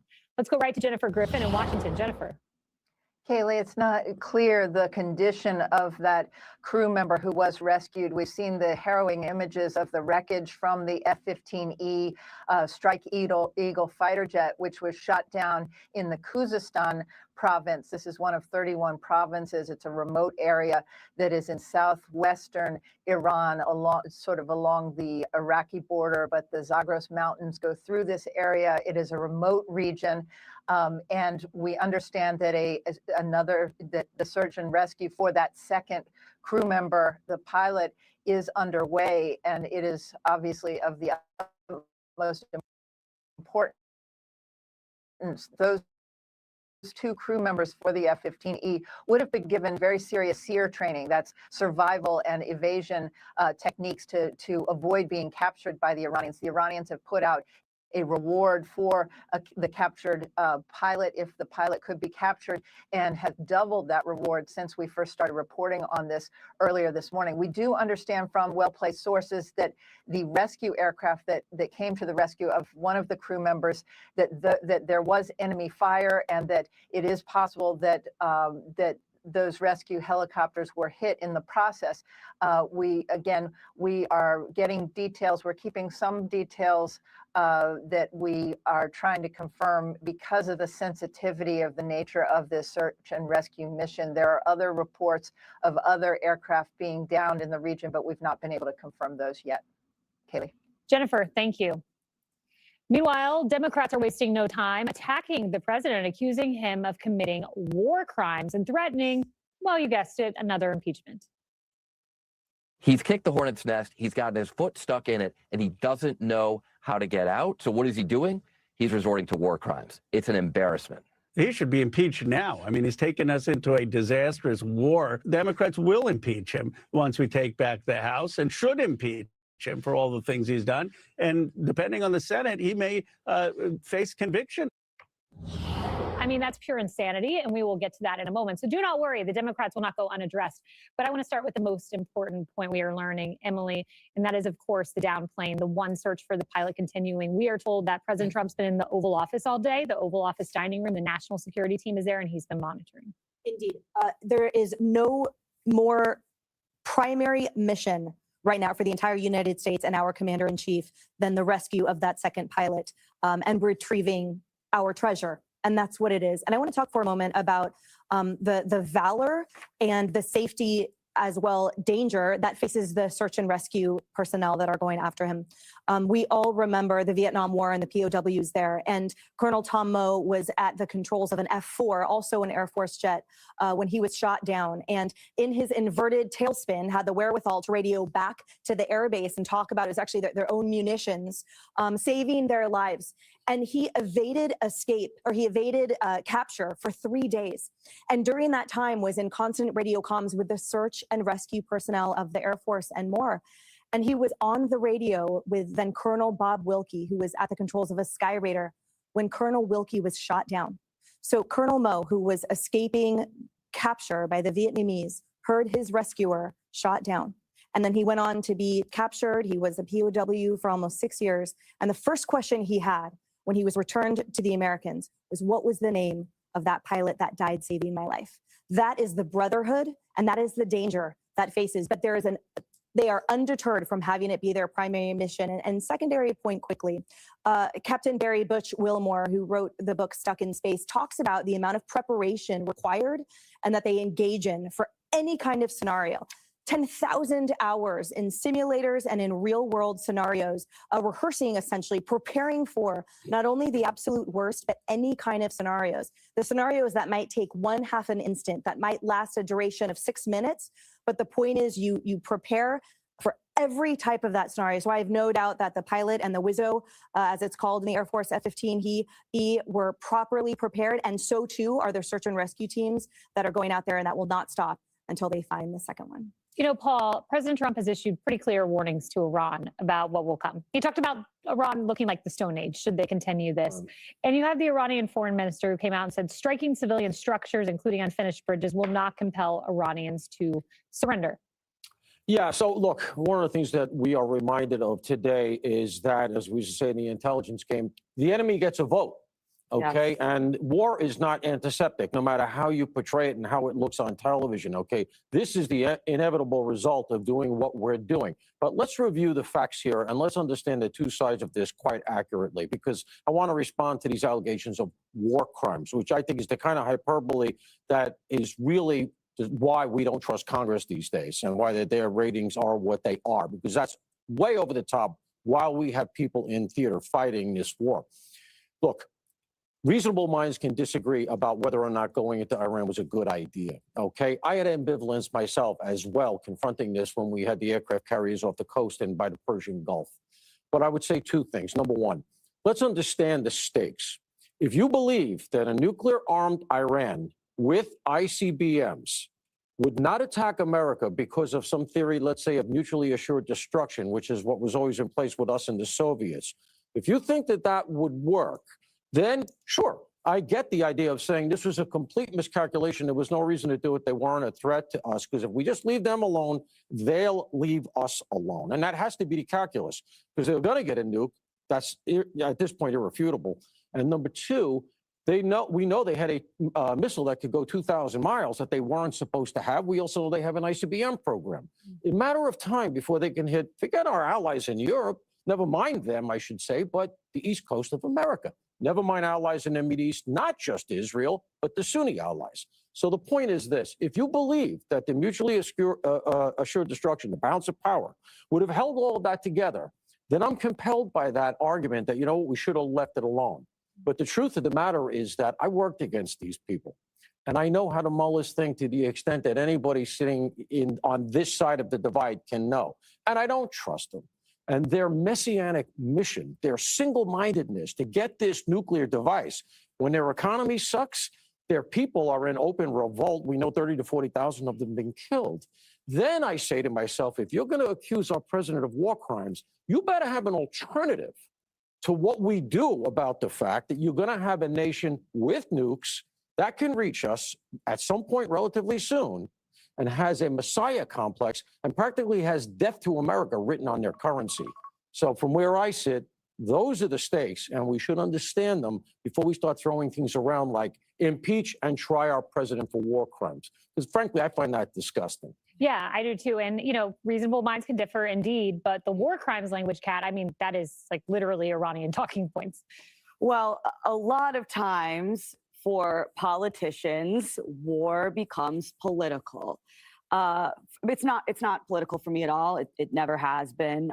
My concern now and always is about our service members. And seeing a jet get shot down like this, it does raise the possibility of escalation, which does scare me. Because a few days ago we were told, no anti-aircraft equipment, everything's annihilated, and now we're seeing this, and it does scare me. And for me, it's not political at all. It's personal. Just as the wife of a combat veteran, seeing what happened in Afghanistan, and then just seeing my husband suffer as he watched everything he fought for, and that some of his classmates and friends died for, fall apart so quickly. Even war changes people, and seeing that up so close and personal changed me, even though I was always somebody who was a bit of a skeptic. But of course, I can't help but notice how some people who are just suddenly outraged about this war didn't seem to care so much about the ones before. So if you care about the consequences of war, then that should matter every time, and not just when it's politically convenient. So, I know that this is a part of war, and that's exactly why I'm so hesitant about war. And I know a lot of people in my generation are more skeptical or are more concerned, because we are the generation that fought the wars that we had in the Middle East already. So I don't want to get nuked by an Iranian weapon any more than anyone else does, obviously. But I think that for a lot of us in my generation, these soldiers were our spouses, were our friends, and we have, maybe some concerns. You can have concerns, but also be hoping for the best for all of our soldiers and military, and be wanting to see things go well. I'm looking at this every day, hoping to see good news, hoping to see it wrapped up quickly. And I do find it very, very wrong and gross to see, I think, of course, not everyone, not me, but some people who almost seem like the most important thing is the politics of it all, and just because it's Trump. So I think that there are many ways to look at this, and the most important thing has to be our service members and what's best for our country. Absolutely. And they have names and they have stories, like John Alex Kleiner, who left behind 2 7-month-old twins and a toddler as well, a beautiful father, and now a wife who is a widow. And, President Trump wants to make sure that sacrifice is worth it. And the question for others is what is the alternative? Iran getting a nuclear weapon? It's a tough quagmire. Well, the alternative is there isn't one. That's what I love about these Democratic geniuses that go on, and they love to tell a high chair quarterback and tell everybody what is going wrong. But you never hear what was going right, or what's your plan? How would you handle it? This is a war that we are dominating in, but just like a prize fight where a guy is winning every round, every once in a while, the other guy is going to get a punch in. and they get a punch in, and and if it's his hometown, the whole place goes insane. Wow, we got one jab in. But the whole time they're getting pummeled and getting beat. And that's the problem we have between the two countries. Iran doesn't care about their people. There's no way to track where their missiles are because they will put them under a school, they will put them in a church, they will put them wherever they need to be. And Iran is a big place. They get one shot in, and the people who are supposed to support our troops, regardless, and these are elected officials, and they're all about the troops when it comes time for election. Here's a time where now you're saying they were sent on a bad mission, that they're doing war crimes. The president isn't doing these things. He's saying that the men and women that serve this country are taking orders and they're going to go out and do war crimes. To say that and to say that you're a patriotic American is disgusting. Their talking points doesn't matter. When President Trump got shot, they weren't out there saying this was terrible. They're like, well, it's his fault. Or they would make a little and it's the same thing. The war, we know the war is successful because they're so upset. And the first time there's a little hiccup in terms of they got one of our planes, they acted like, oh, wow, it's now the war's changed. America's on the ropes now. They're not. It's a terrible thing when one of our own goes down. He has the training. There's people in place. The president is literally sitting and watching one to make sure, wants to know what's going on. He didn't have to look for him. We didn't have to look for somebody in the White. We had understand that Iran had basically 4 years to load up and do whatever they want.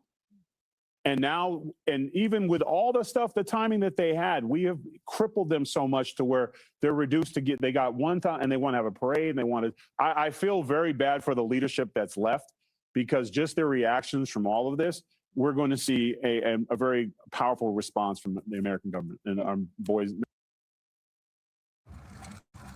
Taxes was chasing updates and getting nowhere. Boys, men and women who are serving over there. And to that end, my question for Seth Moulton, war crimes. Have you mentioned that Iran is recruiting child soldiers as young as 12 years old? There is one party that's committing war crimes. It is the Iranian terrorist regime. Exactly. And just to close the loop, if I can, real quick, I don't want to hear that the alternative was the JCPOA, because you still hear that, right? When you consider the fact that as part of the negotiations here, we were just told that they had enough nukes for building at least, 10, 11 devices. But furthermore, they're not supposed to have the missile that they just fired 2,000 miles. So you're telling me that the inspection regime was working? Because you don't develop that overnight. That's been a program that's been going on. So this idea, that would be their alternative. Oh, you had a deal, you tore it up. I was at the Council on Foreign Relations when John Kerry got off the plane. It's the first place he went to explain that deal. That room, which should have been with him, was so hostile because I saw how facile he was being about it. Oh, we trust him. We're going to be able to check it out. At one point, he had to yell at the crowd. He went, we're not naive, because they knew you're naive. And what they were really doing was saying, kick this downrange for the next president. We don't want to do it. You're being kind calling it the inspection route. I call it the plane load of cash route. Yes. That definitely did not work. Let's go ahead and bring in F-18 combat fighter pilot and Top Gun graduate and commercial airline pilot, Captain Tom O'Louric. Tom, great to have you join the program today. What were your thoughts when you heard about this incident earlier today? Not particularly surprised. The IRGC has demonstrated a lot of resilience. And when our civilian leadership talks about complete suppression and ownership of the airspace, that may apply to the larger systems, the S-300s, the S-400s, but the shoulder-fired and truck-mounted heat-seeking electro-optically guided missile systems are very, very capable. As we get closer to the ground for ordnance delivery and certain different types of missions for ordnance delivery, you're going to be exposed to that. So this is very much mortal combat. We should expect these sorts of things going forward. We can't eliminate all the threats. And so that's where we are today when we saw this. I'm not surprised by this.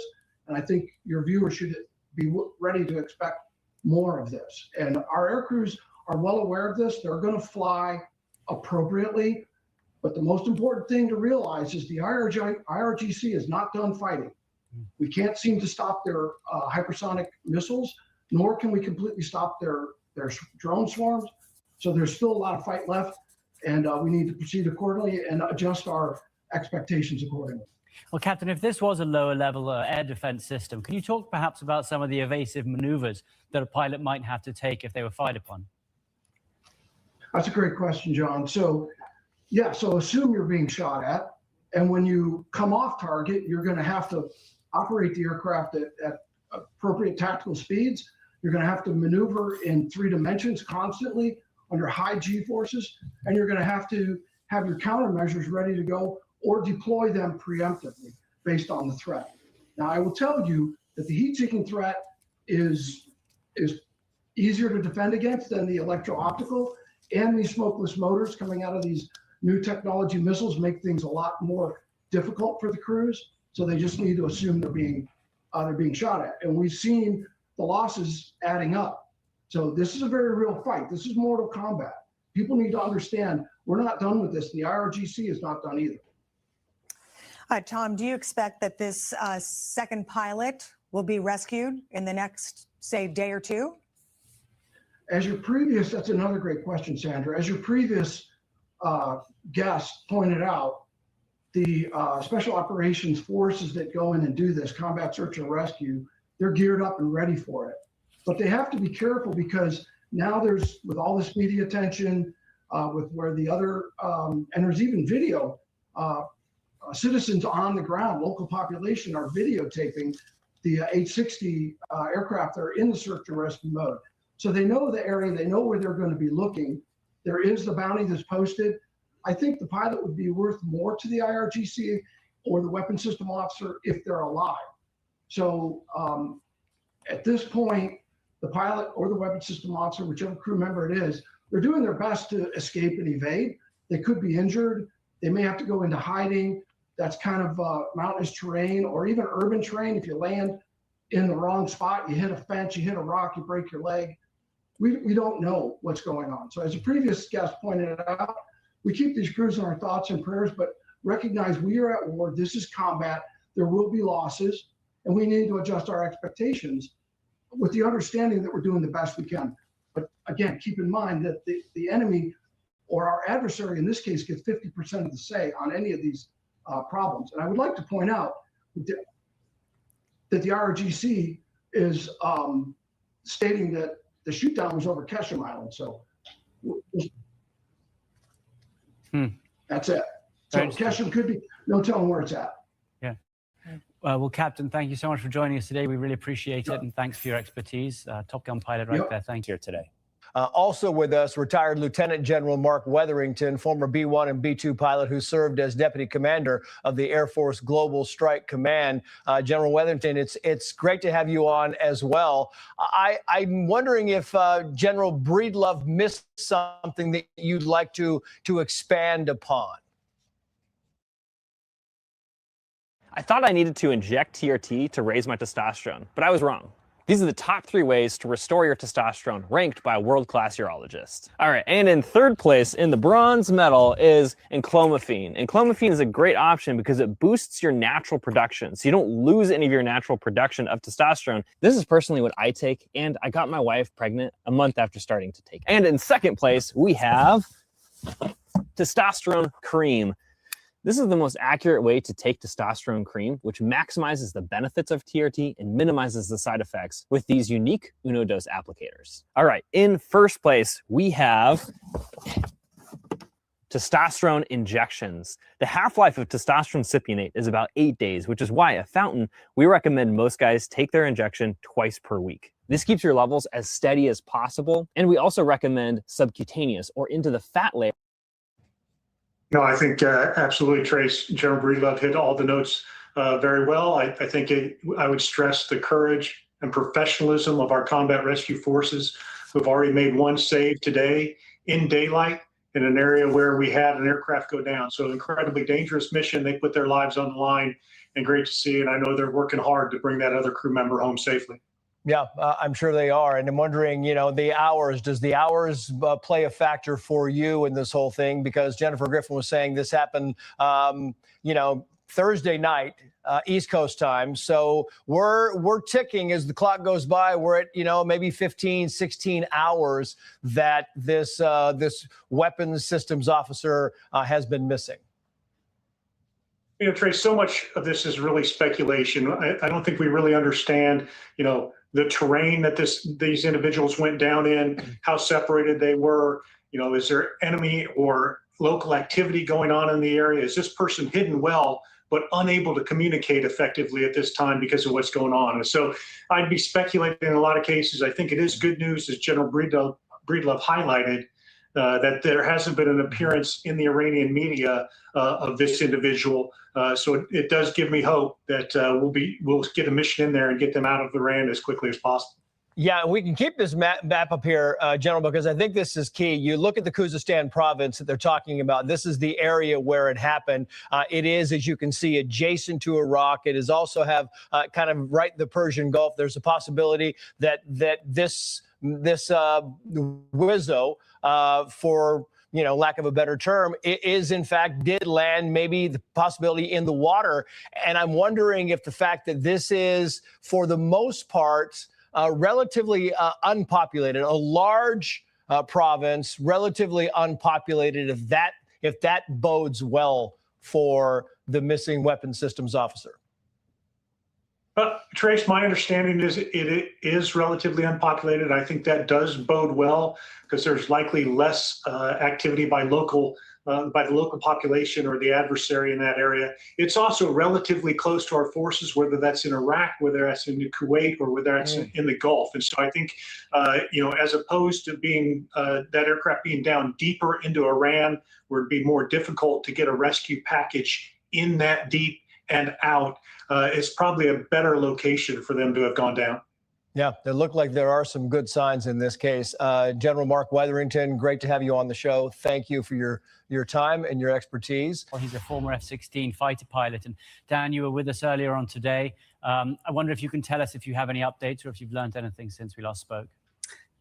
Yeah, no updates. I will tell you, Mike Sorelli's a dear brother in Christ, awesome warrior there, and that's where we are right now. We're in prayer mode. We're on the sidelines. I will tell you, there's a great tactical advantage that has set in, that it is night. And as a guy that operated at night as a vampire, as an F-16 pilot, I know Mike, as a Navy SEAL, has done a lot of work after dark. That's a huge advantage for a search and rescue situation that we're in right now. Your ability to conceal yourself is #1 priority as a downed airman. So we hope that this individual is alive and is concealed. And as Mike said, we leave no one behind on that field of battle. One thing you mentioned in that previous segment, a question to Mike, was the overall morale. And I deployed to Balad in Iraq, flying the F-16. And shortly before I had arrived, we lost an F-16 pilot on takeoff on a night mission, whose son is a Folds of Honor recipient now. But it really, it brings back focus as a combat aviator. You've mentioned 13,000 plus sorties over there, and there can be a complacency that lulls in. And these one-off threats, especially heat-seeking missiles, they're all over the place there. And this can be one individual that takes down an F-15E. So I would say, as a combat aviator, it really tightens the screws again, that we are always paying attention to these threats out there. And I have no doubt, if this crew member is alive, that we will find them. And that's certainly our hope and prayer at this moment. Yeah, Lieutenant Colonel, you mentioned it certainly does bring the element of danger back into focus when something like this happens. You talked about the advantages of nightfall and the ability for this person to conceal themselves while the rescuers are looking for him. Are there disadvantages of this search at night, being that this is a very rural area? It's pitch black. Are there disadvantages that come with that also? Yeah, so I would say no.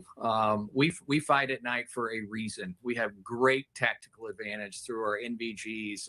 There are several things that are classified during search and rescue that give us a greater advantage at night. That is absolutely the ideal scenario for us. Our remote areas, darkness, our ability to turn night into day as fighter pilots, as the pararescue forces, which are some of the most heroic individuals in the entire military, that are very quiet heroes out there. Nightfall is a blessing in this circumstance. and hopefully allows us to rescue, takes down a lot of threats to our slow-moving aircraft, helicopters, those types of assets in play. And it, again, is a huge blessing. Nightfall, if you're going to eject, you want to do it at night in a remote area. If you're a man who makes at least $150K a year and you feel self-conscious about Oh my gosh, to the low IQ comment in this, what is this guy talking about? Why did we do this? Dude, he's talking about a soldier that is stranded in Iran, dude. That's what he's talking about. Are you too dumb to listen, or are you just trying to talk crap about your own country? You're insane, bro. You shouldn't even be on my channel. Bye. Okay. All right. So first off, real fast before I move on to the next topic, I'm talking to the chat here, and doesn't this story, yes, Black Hawk Down, it sounds very familiar to that one, but no, the movie where Mark Wahlberg, they go out on a mission, it's in Afghanistan, they get stuck on the hill, they end up catching those people that were from the Al-Qaeda or whatever. This is based on a true story, and then ended up getting rescued, but what was like, you know, the civilians ended up helping him. It was based on a true story. And he was the only one that survived. Everybody else that was with him didn't survive. Remember, he was laying in the water and he was about to, and then the guys came up and pulled him out of the water and brought him down and put him in his house. And that's what it reminds me of. I mean, exactly like that. These soldiers are so good at what they do. Listen, the people that are making these missions right now aren't just your average lone survivor. Thank you, brother. Thank you. Sonny, there you go. Lone survivor. That's what this reminds me of. And when you think of them, you think of, wow, man, these people really were trained to be savages.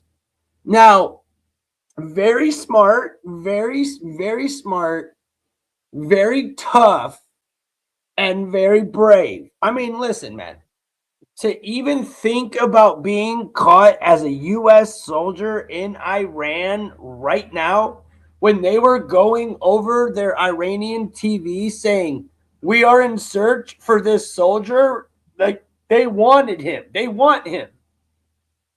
That takes a specific type of movie. One of the best, Ron. That's what I was talking about, Lone Survivor. That's exactly what this movie reminds me of.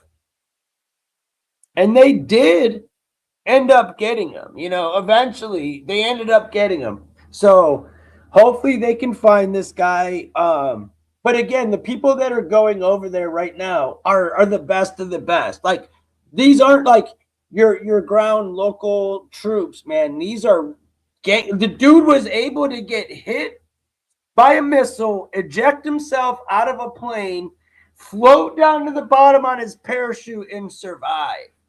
Behind enemy lines, all of that. Dude, you know, it like I said, it sounds like a movie. That's how crazy it is. And when I was doing the research for this and watching it last night, and I was hearing the story about it, I pictured myself in that position, and I just couldn't imagine it, bro. I just could not imagine it. You know what I'm saying? I don't know who you are, Classy, but I don't know what that means. So I'm going to go ahead and give you a Kobe Bryant because I feel like you're just being a cunt. So, bye. Anyways, thanks, bro. Tomorrow I get to start a homestead for scratch on a big day. But I'll have a house done in a week. Hey, Antonio, man, you're in my prayers. I hope everything's well. Like I said, bro, you can always get at me if you need to, man. I have ways you can get at me. Like I said, it's in my description. Instagram. I have a Discord. There's ways you can get at me, bro. And don't hesitate, man. Yeah, this is no movie. I understand that. That's my whole point. Absolutely, I agree. This is no movie. That's why it's so. That's why it is beyond crazy, because this is real life, guys, and it's happened, and it happens in war, and it happens in this times. So let's all give prayers to him, you know, and hope the best. Yeah, man, stay in touch, dude. Don't be shy, bro. It's all good. It literally could be actual Iran citizens. It could be. Ron, very well could be. It could be Iran. It could be Iranian citizens protecting the soldier. Very well could. We don't know.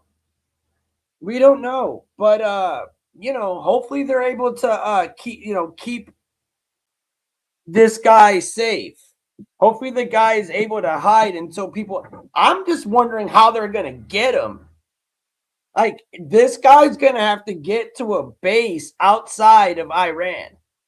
And Iran is a huge country. I don't know where on the map that he is and how far he is from getting out of there or how. But, dude, there's no way. Like, I heard in the chat, and I don't know if it's true, so I'm not going to, But somebody in the chat said that there was 2 helicopters that tried to get him and got, shot down. And I never heard that. So, like, but that sounds again like Black Hawk Down. They're going to rescue him. Boom, they get shot down in the middle of Somalia. But Iran, What's up, Michael? How you doing, brother? What's up? Welcome. Happy Saturday, man. Happy Saturday. All right, let me go to this next one. The next one is, this might be, I don't know, this is about jobs and stuff.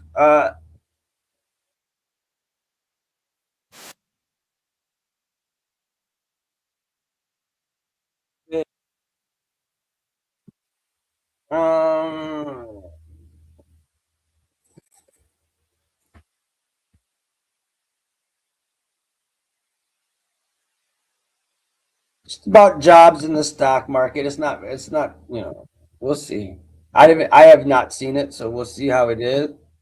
Again, you can't trust everything you hear on TV. So if you want to read or say in the chat, some things aren't true. I'm sure they're not. But trust me, more than 17% of it's true. When people come in the chat and say it's 17% true, that is such a low number. Not even the National Enquirer is that bad. And if that's the case, then good. You have great discernment and use it, because I don't trust any of it. How about that? Expecting 60,000 jobs created, with the unemployment rate holding steady at 4.4%. The futures are lower ahead of that number, but we only have futures trading until 9:15 a.m. Eastern time. Markets are closed today for Good Friday. Still, we are going to get this key piece of economic data.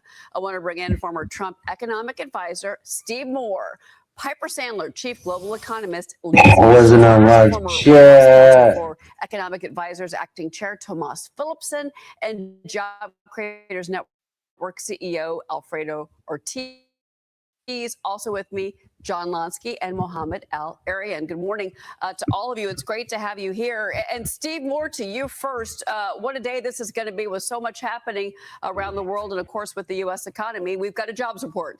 What are you looking for?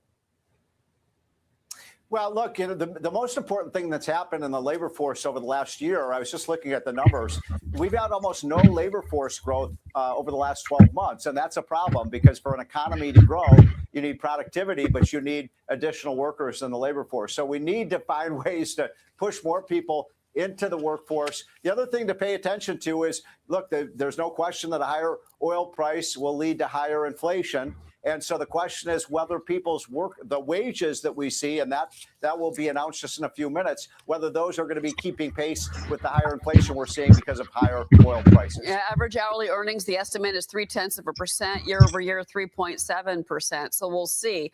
We're looking for a loss, by the way, of 5,000 jobs in manufacturing. Nancy Lazar, obviously, there's going to be, are you concerned about any noise in this report? I mean, we had the fall off a month ago, but again, we're expecting 60,000 60,000. We did have better than expected ADP this week, Nancy. We also had better than expected initial claims yesterday. So. Well, there's always going to be noise in the payroll employment report. Not only are we going to see the, excuse me, the March reading, but we're going to get revisions to the past months. And that's the big problem I have with payroll in general. I think you nailed it when you mentioned unemployment claims. Claims are the most reliable employment economic indicator, I would believe. Claims indeed were very low. They're approaching 200,000. They've been in a declining trend for 2 months. That basically means companies aren't firing anybody. That's an important set of confidence from businesses, which is that they have enough confidence in the economic outlook and that they don't, as of now, obviously need to fire people. And actually, it does imply that employment is increasing. In addition, the unemployment rate, I totally agree with, is an important metric to be watching. It's a pretty reliable indicator also, along with claims. And then third, I do like the household employment data. That is a part of that unemployment rate. Household employment has been a much more reliable economic indicator coming out of turning points. And it's actually been in a rising trend going into this turmoil, actually rising for about 6 months. So what claims and the household employment report tell me is that business confidence has indeed been improving, which survey data do indeed indicate. So we had a pretty strong backbone going into the turmoil, and that's really important because it means, and I agree with the sentiment, that the U.S. economy is in much better position, but not just because we're energy independent, but because we were clearly seeing this strength in business confidence that's related to both lagged effects of both monetary and fiscal support for economic activity. Yeah, well, John Lonsky, from the economic standpoint, you've said this before, that, everything that we're saying, that the economy really is on fairly strong footing. All this talk about AI replacing jobs, we haven't had that materialize yet. And some say that we're not going to see that materialize this year. I think a lot of what's going on with AI has. I don't know what he's going to say, but AI will absolutely deter our jobs in our economy. You'd be like, well, it hasn't happened yet, so we're good now. Like, I don't know. We're not great. We're not bad. But, dude, when these data centers and AI really kicks in, I want to hear that same sentiment, bro. More to do with the fact that companies earlier overhired when they were told that we were going to have these long-lived shortages of labor, and now they're correcting for that excess hiring spree that they had. It's not so much AI. If AI does anything to the labor market, it should make workers more productive over time. And what's important going forward is that we have a labor force that knows how to get the most out of AI. There is going to be a learning curve. Look at the futures jump, and it is because this is one heck of a report, folks. Wow is right, Steve Moore. Non-farm jobs coming in 178,000. 178,000 jobs. The expectation was 60,000, folks. The unemployment rate went down to 4.3%. The expectation was 4.4%. We didn't get a loss in manufacturing jobs. We got a hit of 15,000 manufacturing jobs. Private sector jobs, get this, folks, 186,000. 186,000. The estimate was for 70,000, and the average work week 34.2 hours. That was actually a little bit less than expected. And again, looking at the U6 underemployment rate, that was coming in at 8%. I'm going to go into the report, folks, as I do every month, and I'm going to give you a sense of where the jobs are. But as I'm doing that, I want to go over to Steve Moore. You had the same reaction I did. What a number! Wow. Wow, what a great Easter weekend present. Imagine being able to build an app with your name on it, just by thinking about it. Meet Base 44. Present this is, I mean, my God, this is way, way higher than even the range of forecasts. I can't quite figure it out. I have to look deeper into these numbers, but it is really good news for the economy. I think one of the things this tells us is that employers believe that the situation in the Middle East is temporary, and they're planning for the future, and they're hiring workers according to this report.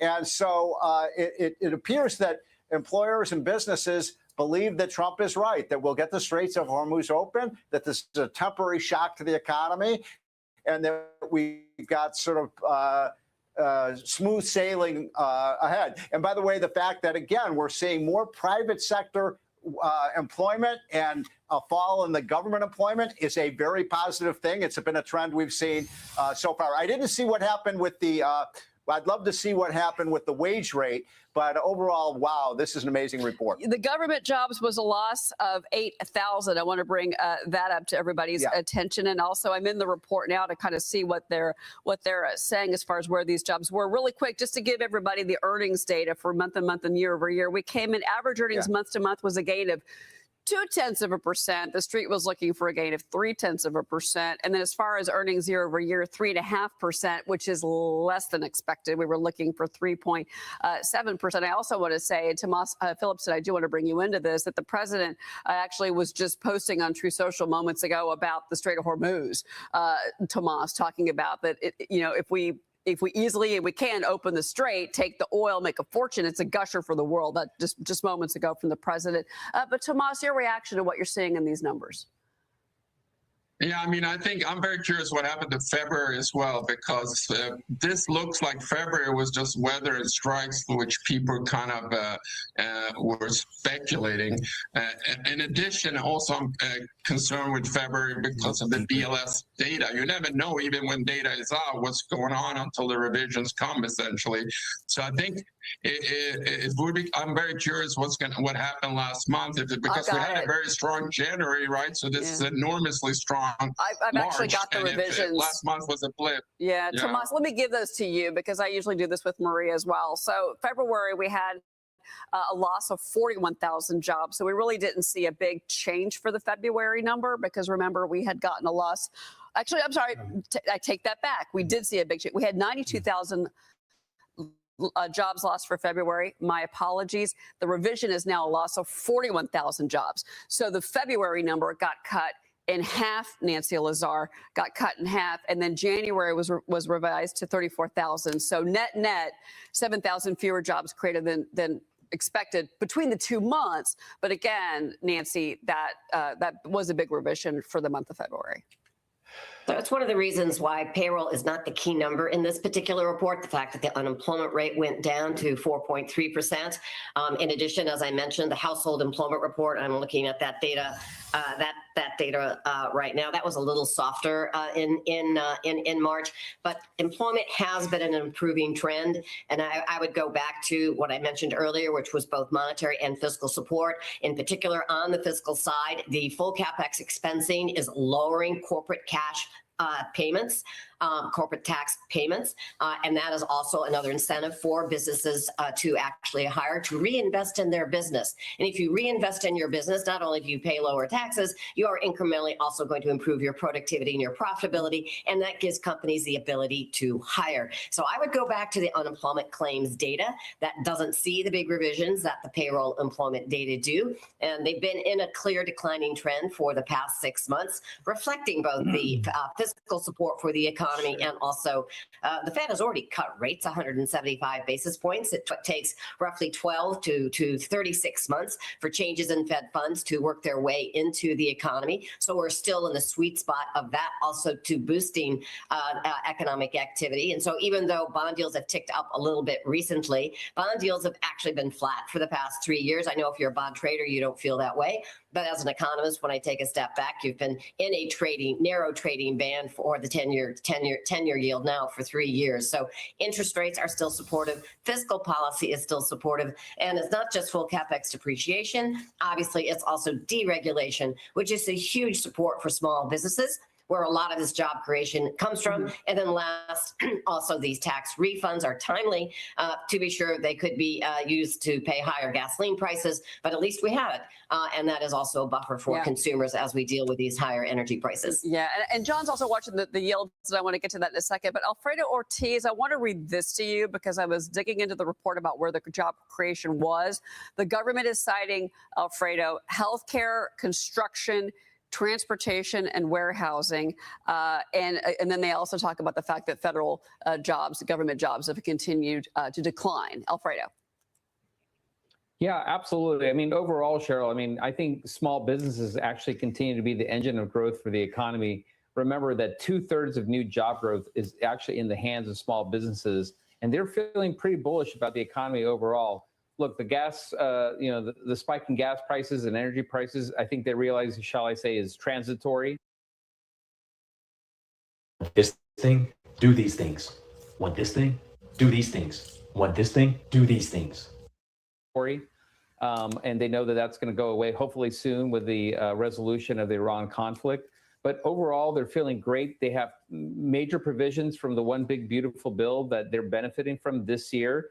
They've gone back and invested. If you look just at the ADP report. Look, the way I'm hearing this right now is, and I listened and I listened and I listened, and I don't want excuses. This is what I heard. Jobs have gone up a bunch in March, but went down, went up in March, but were down really bad in February, or vice versa. They're claiming that we're up all these 786,000, but if you combine the 2 months, we're still down. We're still in the negative. So you're fudging the numbers. That's not 1,000% true. That's not 1,000. Like, what you're saying is that what? Like, I hear you said, oh, it's because the businesses are having faith that we're going to pull out from Iran and everything's going to get better. But why are you reporting that we're up so many jobs, but we're really down? That's what I want. Just as to provide a little bit of insight into where that is in terms of jobs specifically for small businesses, those businesses with 20 employees or less, they grew about 112,000 jobs. And I love seeing the federal numbers continue to decline. I just wish that the state and local government numbers would continue to decline along with it, because they seem to be shifting from federal over more to state and local governments. But we need to see those numbers come down. But private businesses continue to grow, and small businesses, again, continue to be the engine of growth. And the dirty jobs, and specifically, like you've mentioned, actually, those continue to grow. HVAC technicians, electricians, plumbers, high demand. If you look at a Randstad report recently that was just put out, double-digit growth in all of these areas. Interesting. Well, I have made the case before to Maria that, what I've seen with the fact that you have these losses in government jobs month over month is that you're seeing those jobs shift over to the private sector. And this was a very strong private number. ADP was better than expected on Wednesday. And then the private sector jobs today was 186,000. I do want to point our viewers' attention, though, to Dow futures. Again, market is closed today, so we'll see what happens on Monday. But we had initially a jump, John Lonsky, in Dow futures. Now we're down 119. Is this the bond market reaction? And does this have anything to do, John, with the revisions that we got? I think you're exactly right, Cheryl. We've, in response to this report, we see the economy may be doing better than expected. And of course, that further reduces the likelihood of any rate cut by the Federal Reserve anytime soon. And because of this reduced outlook for the bond market, the fact that we may be looking at somewhat higher fixed-term borrowing costs for mortgages and the like, the equity market has moved lower. The equity market thinks that perhaps the U.S. economy needs more support from the bond market in the way of lower yields, lower fixed-rate borrowing costs. Higher interest rates don't do anything to help with the problems we now face in terms of private credit. What do you make that? Steve Moore, weigh in on that and what John is saying in particular about how the Fed handles this going forward, because, that is a solid point, that if you had seen a weaker jobs report instead of a blowout jobs report like we just got, then you would have the Fed in a better position to maybe cut rates. And that seems to be pulling back and being taken more off the table. It's a tough decision the Fed has to face because, we are going to see probably 3.5% to 4% inflation when those numbers come out in March because of the jump of the oil price, which last time I checked was about $105 to $110 a barrel. That causes inflation. There's just absolutely no question about it. So that puts the Fed in a kind of quandary. On the one hand, Trump wants lower rates to stimulate the economy. On the other hand, if you've got inflation rising, maybe now is not the right time. But I want to go back as I looked at at the fine print of some of these numbers, this is a great headline number, no question about it. I think we all agree on that. But again, going back to the fact that we have two surveys here, and the household survey showed something that I talked about earlier, which is that the labor force is not growing. As I read it, and I think I'm right about this, somebody might want to double check, that there was about a 300,000 reduction in the number of people in the labor force. That's a bad number. We want more workers. Now, one thing that we need to do now that Trump has secured the border, he gets an A+ for that. We need legal immigrants. We need more legal immigrants. As baby boomers retire, we need more workers in this country. The good news is, by the way, that AI is going to replace a lot of these jobs with robots and computers. Yeah, Tomas, weigh in on that. Yeah, I mean, we do need more workers as people go into retirement. The key here to the last year, and actually this year as well, is that a part of the big growth in jobs is healthcare. It's an enormous part. It's 2/3 of jobs in 2025 and even more now.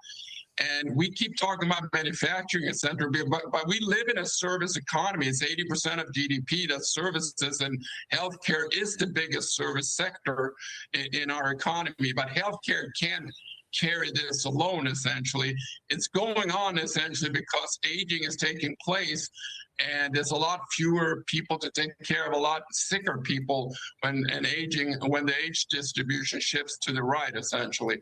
But that's a driver. And if it wasn't for healthcare, we would have job losses the last year, essentially, as opposed to being flat. So I'm worried about that. I don't know how much healthcare was today. I know it was expected to be the majority of jobs again this month, but I don't know. I haven't seen the fine print. No, it was, and that's what the government cited in particular was healthcare. But I agree, that maybe, and Alfredo, you can weigh in on this, that maybe healthcare can't be the engine that drives the job market. That there's got to be other factors. I mean, the one piece of good news I will say is we're not saying that AI job destruction that keeps getting predicted. But I'm sorry, Nancy Lazar, let me bring you in on this.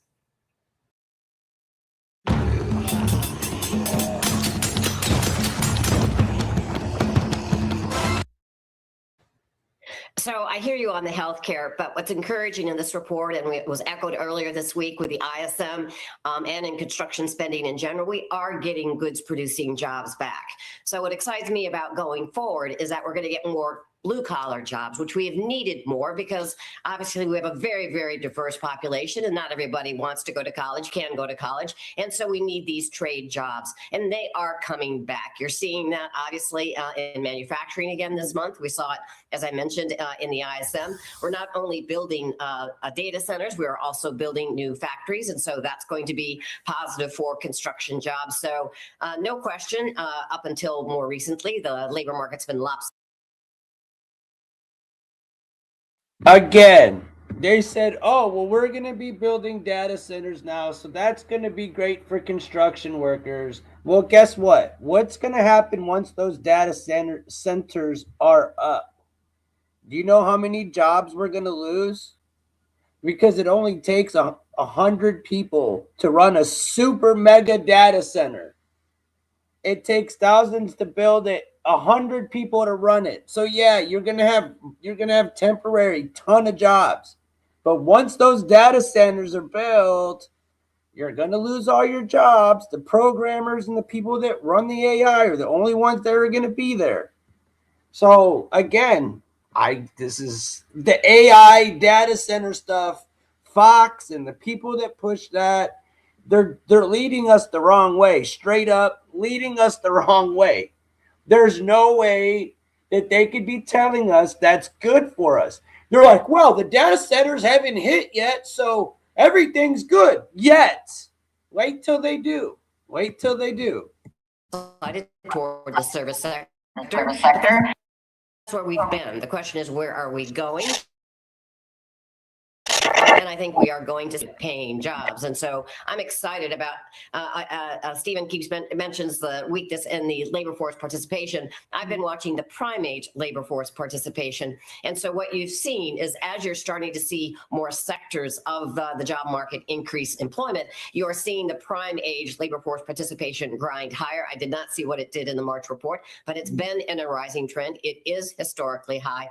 So no question, we may have an issue with overall labor force, but prime age is encouragingly been on a rising trend because we are broadening out the labor market. So I would say focus a little bit more on goods producing jobs, construction and manufacturing. And also in this report, we saw an increase in temp employment. And that is such a reliable kind of good coincident indicator that companies initially, as they get more optimistic, hire people in the temp area. And so that also is in a rising trend. So I would look at this report as the glass is half full. Okay, well, no, and I'm glad that you said that. And by the way, I can answer your question, Nancy. 61.9 was labor force participation. Ohio, they are fighting. Like, there's already, I think Texas has the most data centers in America, 180 something data centers. Ohio was number 2 or 3 on the list. We have like 80 something or 90 something. And Vivek Ramaswamy, I've said this on the show plenty of times, but Vivek Ramaswamy, he's running for governor of Ohio. One of his main running points is that he's going to be building these data centers, and he's going to extract and use Lake Erie and the Great Lakes to run these data centers. I'll tell you a quick story. I posted a picture of Ohio people fighting in my Discord. I posted it in the chat. It was an article of us fighting our state fighting against the data centers. One of the guys in my chat goes, "Why are you posting pictures of jails or prisons?" And it was just saying a lot because it's just a digital prison. That's what it is. Dude saw a prison and it was a data center. It's like he wasn't all the way wrong. I mean, it was innocently a very good observation. So that number did come in. You know, again, it's a stronger number. Alfredo, weigh in on this. Yeah, Cheryl, it's interesting. There's actually a lot of conversation and some analyses that are actually pointing to the fact that are we reaching a country that, full employment, right? And how many jobs are actually needed basically to keep unemployment relatively steady? I think the Kansas City Fed issued a study that basically said those numbers of jobs that we think are needed to keep unemployment rate relatively steady has fallen from 150,000 to 50,000. So I think as AI has actually taken over in terms of a tool of productivity, especially among small businesses. I'll tell you, Cheryl, that I just came from a conference of over 1,000 folks at a large state chamber conference, and there were medium, small businesses, large businesses there. But I will tell you, overall, AI, first of all, in the workplace was the #1 conversation piece. Right. And all the small businesses there, they talk about it as the great equalizer overall. Right. I'm sorry, Nancy, did you want to get back in? Yeah, I just wanted to highlight that I totally agree how important it is for small businesses to be a driver of employment. The NFIB data does show profits for small businesses is improving, and that's going to be the next major leg supporting overall job growth. Second, the weakness in government. I agree with the point that the weakness in government is fantastic. That is the least productive side of the economy.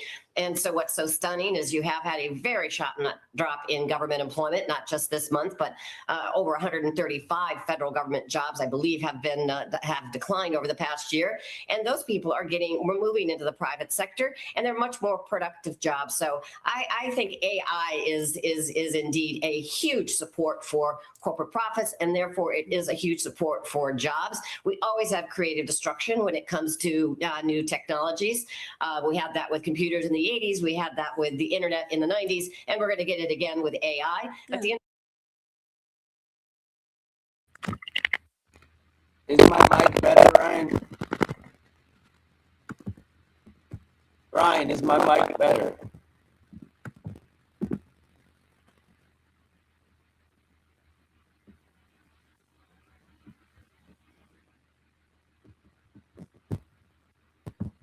United States is incredibly flexible, allowing this destruction, unlike many of our European counterparts or other parts of the world where it's very difficult to, this is a horrible word, but to fire people to utilize new technologies where we do, and that boosts productivity and that boosts living standards and is good news for the consumer, not bad news. Nancy, I'm so glad you said that because I agree with you wholeheartedly. I've said that to Marie as well, that I believe that AI is not going to be this destructive force. It's actually going to be a tool, and it's really going to help job creation, help companies become more productive. When you have Walmart that says, we're going to, cut some back-end jobs, back in the store, but we're going to hire in the front of the store because AI is making us more efficient. I think that that's such a great thing for American companies like Walmart. Mohammed, I do want to get kind of your broader, macro take on all of this. And where do you think we go from here? What's most important to you as we move into the next week?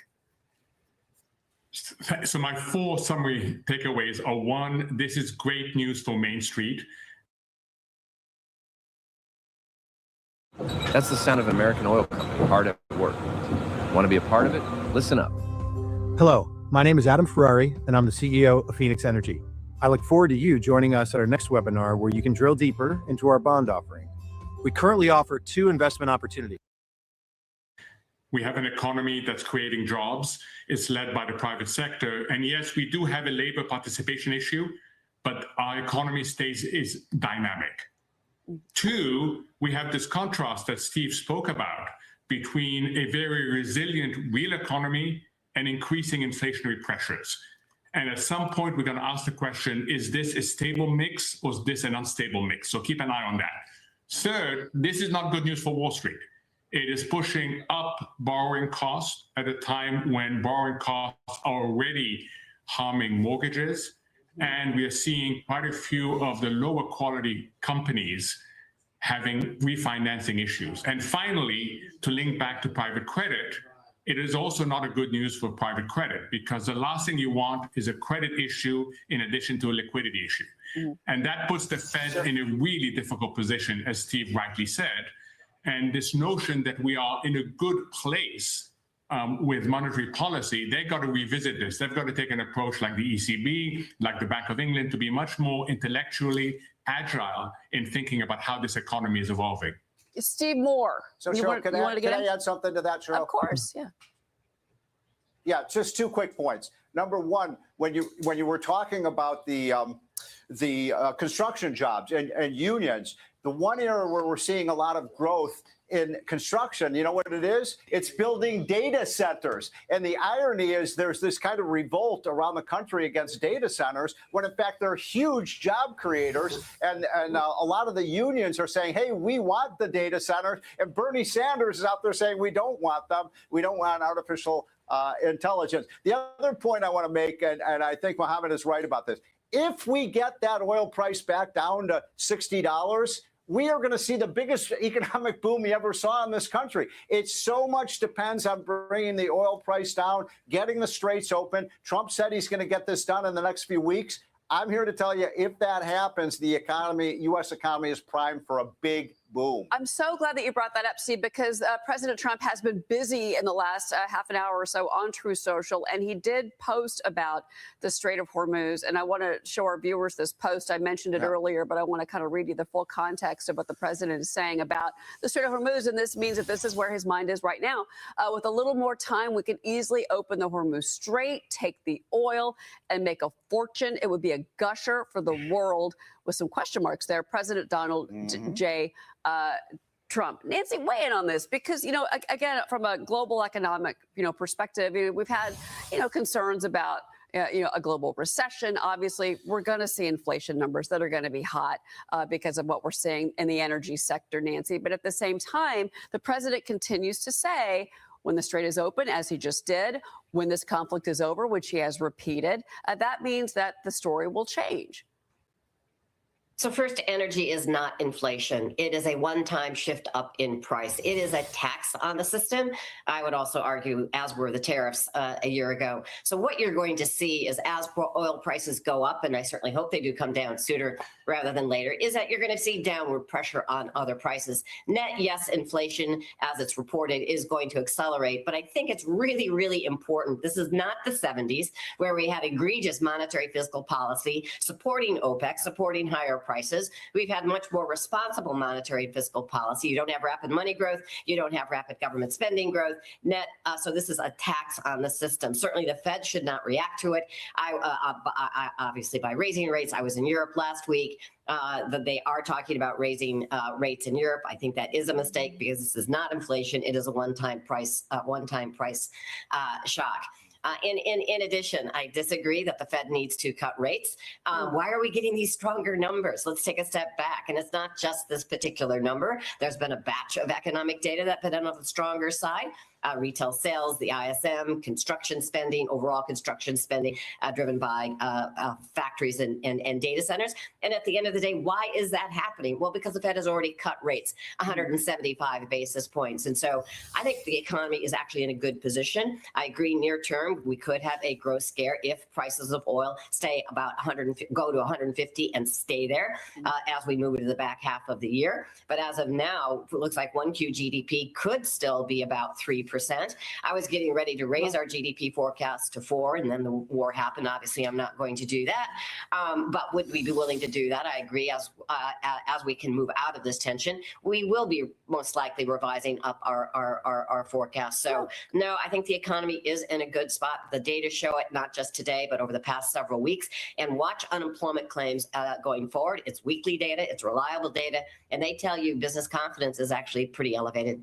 Yeah, and it was better than expected yesterday when those numbers crossed, and then we had better than expected ADP, Nancy. So absolutely, and I love the 3% growth for a quarter where we've had all this global upheaval. I think that's a very bullish sign from you. John Lasky, you wanted to get in?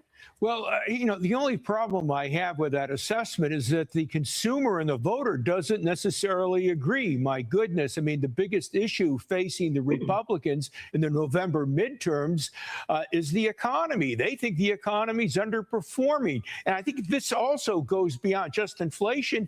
I think there's a lot of younger workers.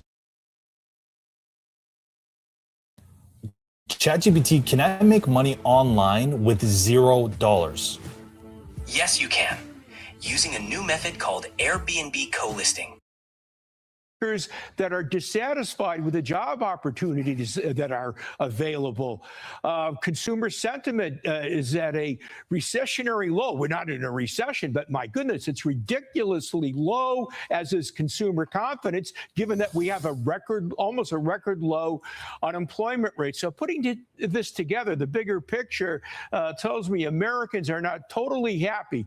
And I want to toss out a question. I can't really answer it myself, but we're now at the first anniversary of reciprocal tariffs, their introduction.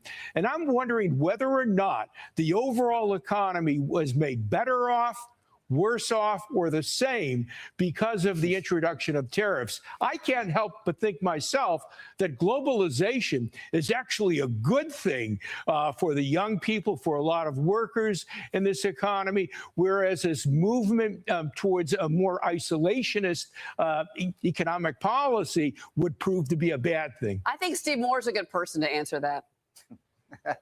Well, it's a tough question, John, because on the one hand, I always tell the president, I'm not a big fan of tariffs. But, John, I do like some of these trade deals that Trump has come up with that has really gotten concessions from other countries to try to create a more level playing field and hopefully bring tariffs down. I guess on balance, since I'm not a tariff guy, I'd say they've probably been negative.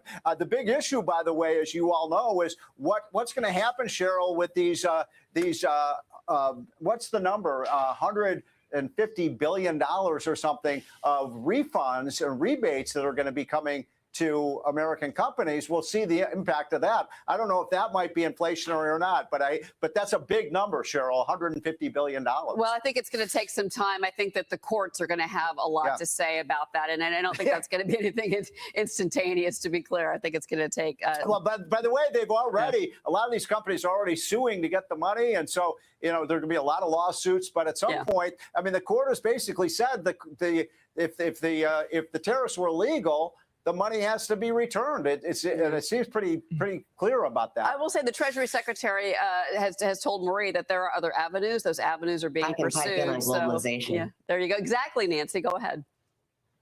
So globalization, I think, is overrated. I call this globalization 2.0, bringing manufacturing jobs back to the United States. And this actually started 15 years ago. This is not something that the tariffs engineered. I would agree with Steve that I'm not a particular fan of tariffs. It tends to be a regressive tax on U.S. consumers.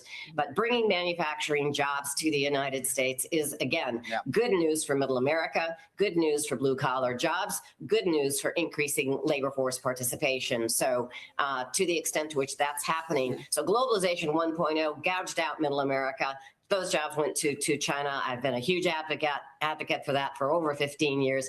And I think again, this did not start with tariffs. This started in 2010, and it has been going on with goods producing jobs rising. So globalization 2.0 is good news, is because those jobs are starting to come back to the United States. And I feel badly for Europe because they are not going back to Europe. Again, the European economy, I think, as you keep mentioning the global backdrop, and the United States really is a standout. Europe is losing jobs in the manufacturing space, and that is a very, very sad state longer term for their economic health. Mohammed, weigh into this as well. I have a dearth of economists this morning. It's great. Mohammed, go ahead. So I'm not as optimistic as Nancy is on globalization 2.0. Globalization 2.0 is somewhere between managed globalization light and fragmentation. And we really need to stick to managed globalization light. Light means we don't hollow out various sectors. Manage means we control choke points. Because if we go to fragmentation, then these choke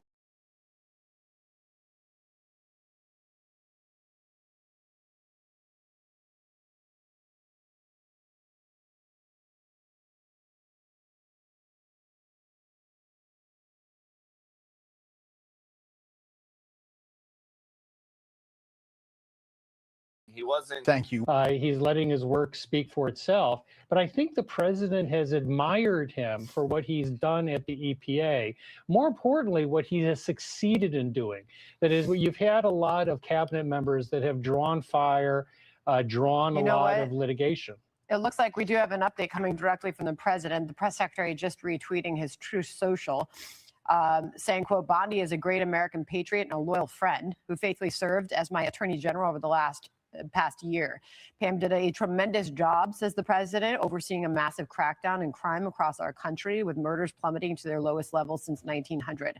We love Pam, and she will be transitioning to a much needed and important new job in the private sector, to be announced at a date in the near future. And our Deputy Attorney General, and a very talented and respected legal mind, Todd Blanche, will step in to serve as Acting Attorney General. Thank you for your attention to this matter, President Donald J. Trump. So a little bit different than perhaps was originally expected, that she would move to another position in the administration. He's announcing she's moving to the private sector.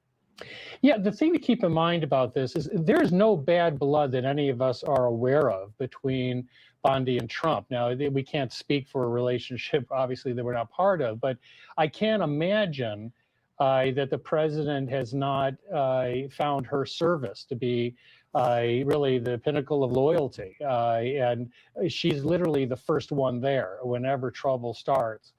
She's been criticized for that in terms of her role at the Department of Justice. Now, Todd Blanche, I'm also familiar with.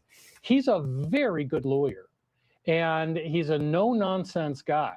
And whether he's here on an interim basis or he's being considered for the done, and you know, I think the president would necessarily have to consider him on that short list. You've got two very interesting choices here. What's fascinating about Todd and Lee is that they're both a bit understated.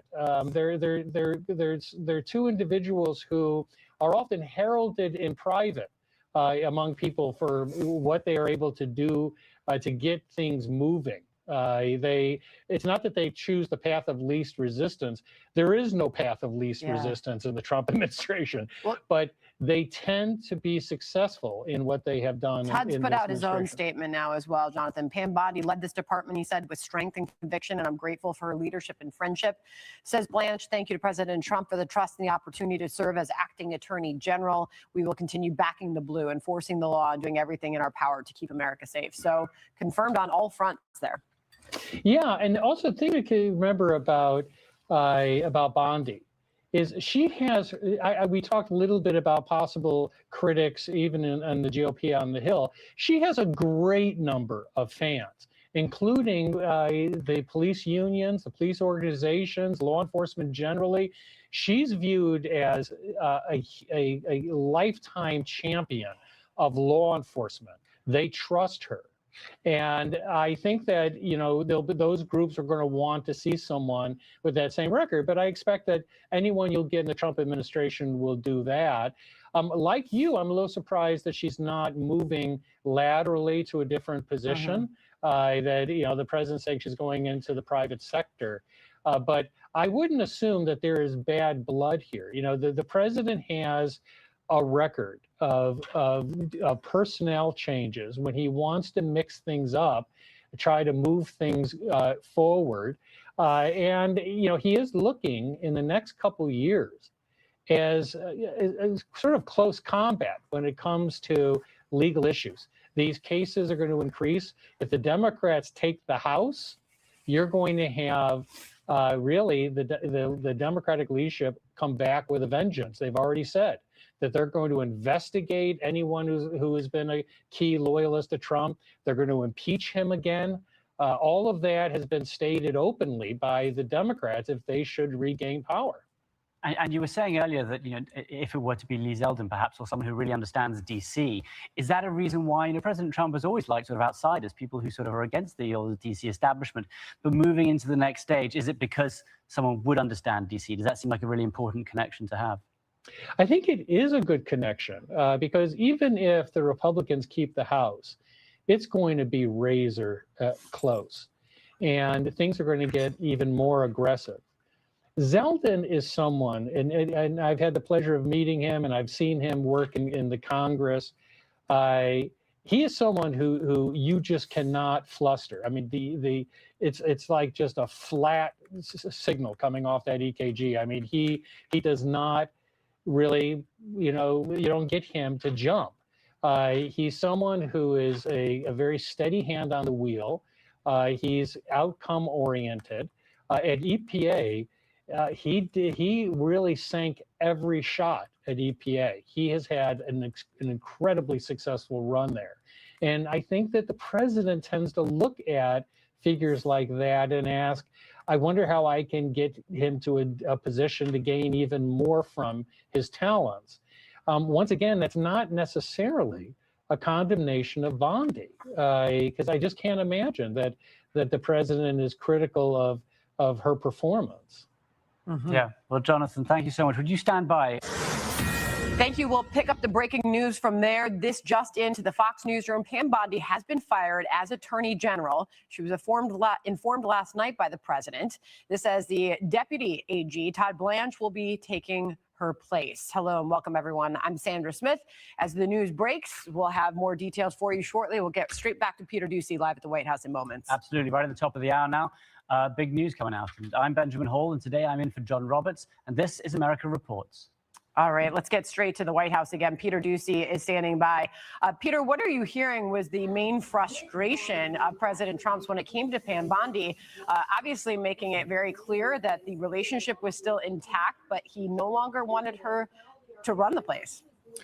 Sandra, I can tell you that I phoned President Trump to ask him once these reports started coming out that the Attorney General had been told that her time, it was nearing the end of her time at the Justice Department, and the president said he was preparing some remarks. We think that it is going to be the official announcement about the Attorney General Bondi leaving the Justice Department. She will not be leaving the administration. They are going to find a different job for her. So President Trump thinks that she did a good job. Mic check. President Trump still likes her, but at this time, he feels like Todd Blanche should be elevated in an interim role. So the plan, at least as of the last couple of minutes, and a lot of things are changing, is to name Todd Blanche in an interim role as the country's top law enforcement officer running the Justice Department. We are hearing a lot of different things about why this might happen. We think President Trump will elaborate on that more. But when you talk to people here at the White House, have around, but he wants Todd Blanche, who has been with the president during some of the hardest times of his political life, when he was dealing with all these many lawsuits during the 4 years in between his first term and his second term. Todd Blanche rarely as the Attorney General of the United States. Peter, we were just showing the video, a reminder to our viewers yesterday when the president appeared at the Supreme. Yeah, I wonder what they talked about in the car, because that was. General, what sort of stands out to you? You know, she is somebody who was pretty much in lockstep with President Trump on just about all of his legal priorities, but she wound up taking as much incoming as anybody from congressional Democrats for every time that they would haul her before Congress for whatever the issue was. It seemed like she had to be the one that was taking the most incoming, and she never really deviated from the line that folks here at the White House were using. But it just, they want to shake things up. And we expect to hear some specifics about why they want to shake things up. But all that we know at this moment is that the president feels like it is time. Yeah. And that he informed her last night before the speech. So, Peter, you can obviously hear the media fired up on all sides of you there at the White House. Is the Todd Blanche an interim replacement? Obviously, he's the deputy AG. Or will he step in for the time being? Or is that, do you think, a full-time replacement for Bondi?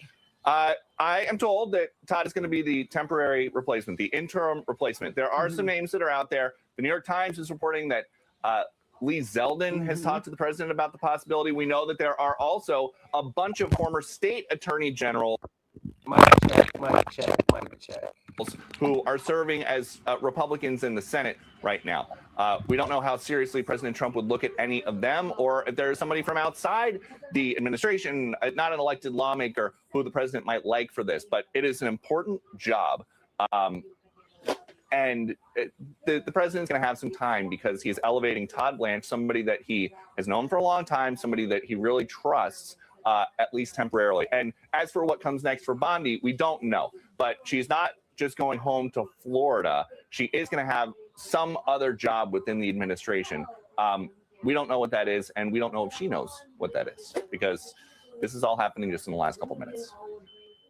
Looks like we're getting a little bit more color on the situation through our reporter Aisha Hassi. She says she just spoke with Bondi before you broke the news, Peter. She said she's working right now in Florida filming a child ID kit for abducted children with the NFL. She flew into Tampa this morning and went straight to work. They will share those pictures soon, but no specific comment on the firing.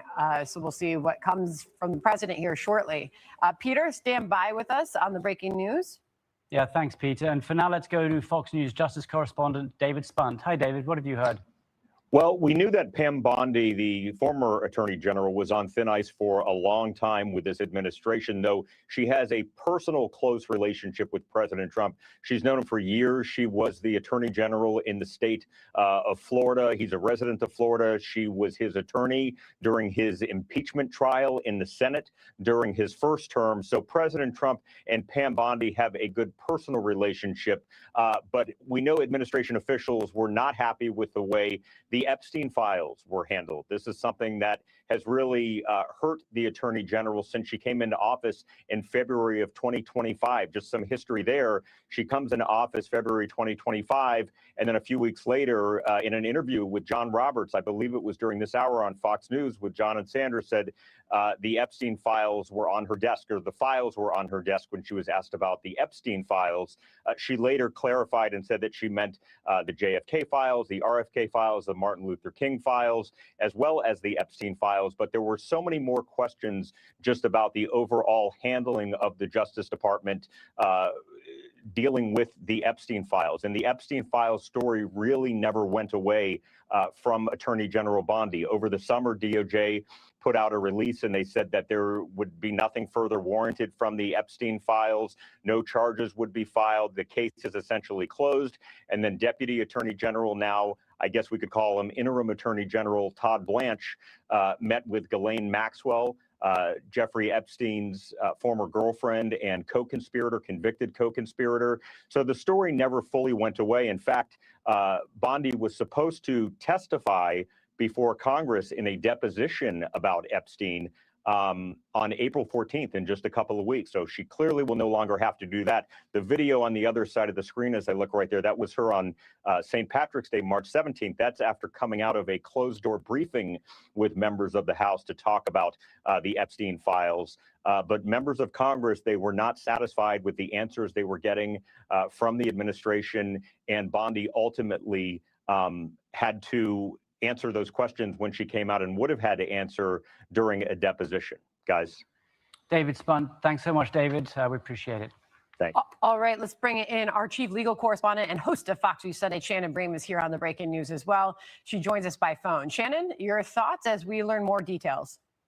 Yeah, guys, I think that there had been such pressure on the Attorney General on so many different fronts to deliver for the president. As you know, David referenced these things. There were a lot of promises coming in about the RFK or JFK files, about Martin Luther King Jr. files, about Epstein. And there was so much pressure that, you know, some folks thought she got ahead of what they were able to deliver at the DOJ, that there were times that there were promises that, you know, leveled a lot of expectations. And the president had his own expectations. We remember the odd tweet that went out that many people believed was supposed to be a direct message to her, asking about possible cases involving possible political rivals or settling scores, those kinds of things. And the president clearly wanting her to be aggressive on a number of fronts.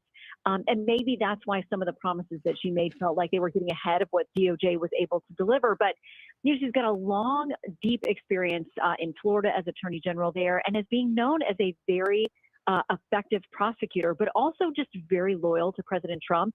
And it may have been at some points that, you know, the selection this time around with a lot of his closest circle was a lot about loyalty. The first time around, he trusted other people. He trusted the experience, the recommendations.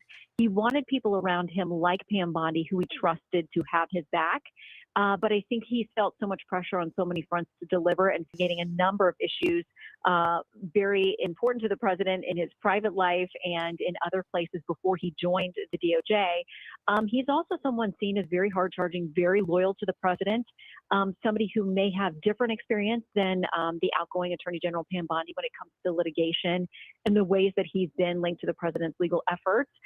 He's definitely a President Trump loyalist. There's no doubt about that. So he may pick up this mantle with some tougher investigations and different probing than maybe Attorney General Bondi had done, in a way that I think the president definitely trusts him. And so we'll have to see his vetting process now. What do you think was the final straw here as we wait to hear directly from President Trump about this ousting? I mean, that's a great question. Attorney General Bondi has been in a number of these very heated Capitol Hill hearings. David talked about this too. And there were times when, you know, there's a lot of pressure on those close to the president when they go to the Hill and they start coming under this really tough questioning. And the president is watching. That's really your audience. And you want to know that you are performing to the levels that he's going to be happy with the way that you handle things. And she got a lot of praise from MAGA World for being very combative and being able to stand up and take the incoming and those kinds of things in these hearings. But there's always a lot of reflection after they're there and they're on the Hill. How did they perform? How did they do defending the president's policies? It turns into an exit path for somebody that he thinks may need a change. But she's been incredibly loyal to him, and I would imagine that he's going to be very complementary to her, and maybe with like Secretary Noem finds another position for her that he may be able to say is a better match. And I suppose, a few weeks ago, Kristi Noem, we moved on, and now Pam Bondi, and some talk perhaps about Tulsi Gabbard at some point. Do you think it's a sort of a redirection, perhaps, heading into the midterms? Do you think President Trump is looking ahead? Yeah, Ben, I think that's a great question, especially when the polling has been really tough on a number of issues, not only on including the war and the economy, all of those things that people are feeling the daily effects when they go to the gas pump, when they go to the grocery store. Those things weigh on any midterm election. They almost always end up in a severe punishment for the current sitting president. But I think when he looks around at some of these other things that are bubbling there as well, including his overall approval rating, he may feel like, all right, if I'm going to do this, this is a time for a reset. If he's lacking confidence in some particular policy or person carrying out that policy, the midterms are getting closer every day, and there's only so much time to show that you're going to do a pivot, make a big change, and that may have been weighing on his mind. You're reminded, as we did a moment ago with Peter Doocy, Shannon, that we just saw her yesterday alongside the president as they appeared together at the Supreme Court. Yeah, I mean, I was sitting there. I saw them. And so they were sitting there together, clearly as his top law enforcement officer, as the Attorney General. She was a part of that A-list bench that was there together. And they looked very chummy. At one point, there was actually some passing of notes. And you wouldn't have, from seeing them together in court yesterday, imagined that there was something that there was this close to being in the offing. We've heard the name Lee Zeldin perhaps suggested as a possible full-term replacement. What do you think Lee Zeldin, what role would he play? How different would he be? Well, listen, he's also a very experienced lawyer, too, and has had all kinds of different things in his background as EPA administrator. He's tackled regulatory bottlenecks and all kinds of different things. He's somebody, again, that the president very much trusts. He's a loyalist to President Trump, but an experienced attorney as well. And, they're all going to have their different ways that they tackle this particular list of to-do things within the DOJ. But gosh, the DOJ is endlessly busy. Not only is the administration being sued on so many fronts in a way that has just exploded during the first and second Trump administrations, going to court seems to be the very popular way to go after the president's policies. And they know that. A lot of the policies that they've launched, they did so knowing it would go to a legal challenge, and they want that answer on the boundaries of the president's executive power. So there's a lot of incoming, but there's a lot of outgoing as well with the DOJ, litigation with respect to, different states, their policies with respect to transgender policies, educational higher ed institutions. So it is an all-encompassing job, this role of Attorney General, that is balancing so many, fires essentially to handle and to put out at one time, that whoever steps into this job permanently is going to be exceptionally busy. All right, Shannon, I'm sure we're going to get a lot more detail here in the coming moments, either directly from the president or his team at the White House. It appears that our reporters, David Spunt and Aisha Hosni, are saying that they still haven't gotten Bondi herself to acknowledge that she has been ousted or even comment about it. So we'll also wait to hear directly from her as well. Shannon, thank you very much. You got it. All right, thanks, Shannon. And yeah, thanks, Bill. A lot of feedback from both sides. And as we expect, we know where each side stands on this decision. Thanks, Bill. Yep. All right, thanks to Bill for that. Let's bring in now Mark Penn, former Clinton advisor and pollster and Stagwell CEO. Mark, good to have you here on the breaking news. First up, your reaction to what we are hearing from the Hill now to Pam Bondi's ousting. Well, no surprise from the Hill. Republicans giving her mostly mild praise, but raising some questions about the Epstein files, and Democrats trashing her as much as possible. And just using it as a kind of a way to attack the president. So I don't think you're getting anything unexpected here. I think really that the president is most likely doing this now because he thinks he could get a pick through in the Senate, during this time. And of course, the Democrats are going to take whatever pick he makes and try to discredit it and blow up an issue and say how he's politicizing Justice Department. All of that is just kind of the natural flow of events in Washington these days. So certainly, I think Democrats attacking the president for this sense, but on the right, and Republicans saying that perhaps this is strong leadership. The President Trump realized there had to be a slightly different direction. He's happy to make that decision when it's required. Do you think that's the decision that was made?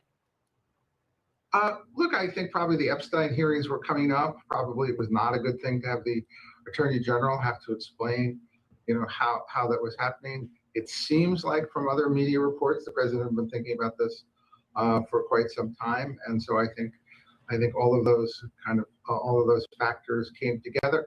I think really, unlike with Kristi Noem, the president made clear here how much he respects her, how there's another job that's going to be revealed at some time, and that she's going to remain clearly in the Trump orbit.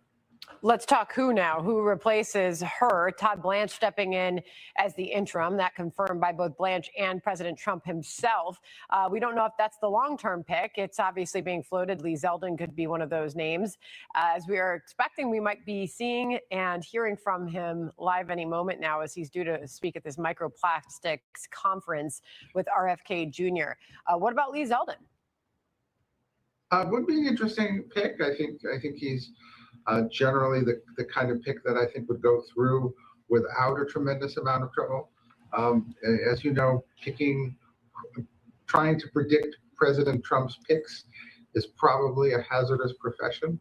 I think that he's got a lot of people who he might want to put in as Attorney General. The question is, could they get confirmed in this political environment? And that's something he's going to have to weigh. I don't think he'd have a problem getting Zeldin confirmed. Well, considering he's sort of the man of the moment, he just stepped up to the microphone for this conference there. I don't know. I suppose when he speaks, he could make a comment, but I don't think that's expected, Benjamin. No, we're going to find out in a few moments as they're sitting down at the moment. But I mean, I wonder, do you think we're looking at this sort of new political chapter at the moment? We're heading into the midterms. There's perhaps changes in D.C. Do you think that this decision to oust Pam Bondi is connected to the next few months leading into the midterms? I just think it was done now because you knew that you could probably get somebody confirmed now, and you had these hearings coming up, about the Epstein files, and apparently he had been disappointed with some of the prosecutions for quite some time. So I think this and plus right now there are other national stories that are a lot bigger with a war going on. So it's not going to become, except for the few hours we spend and maybe when there's an appointment, it's not going to become the #1 story in the nation. The Democrats want to push the point that he's politicizing the Department of Justice. That's going to be their goal, and his goal here is going to say no.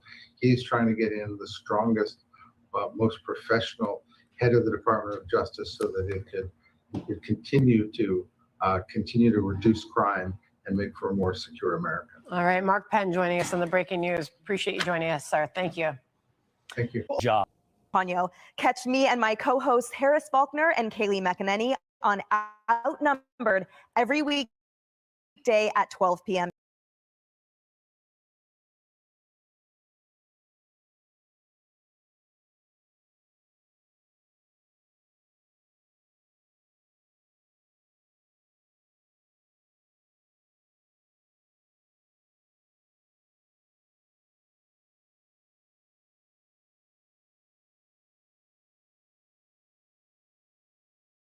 Fifth week.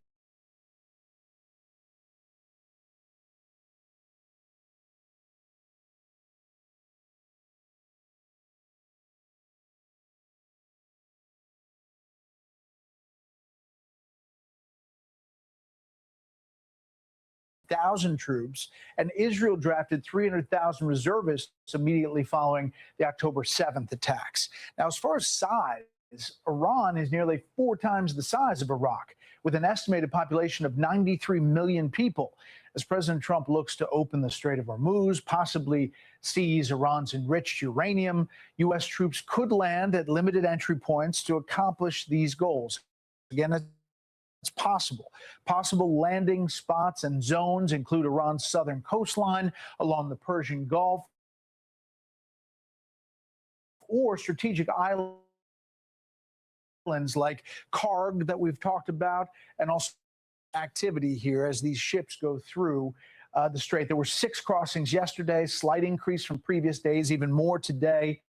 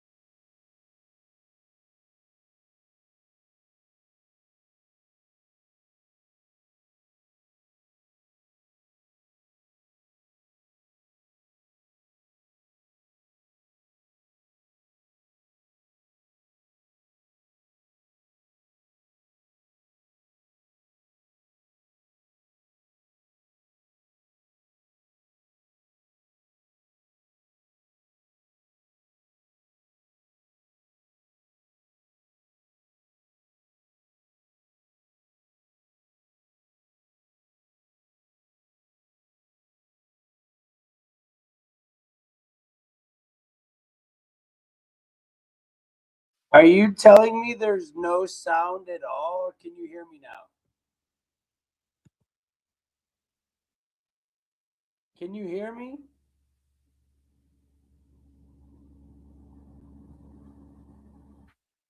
Am I good, or is there still no sound?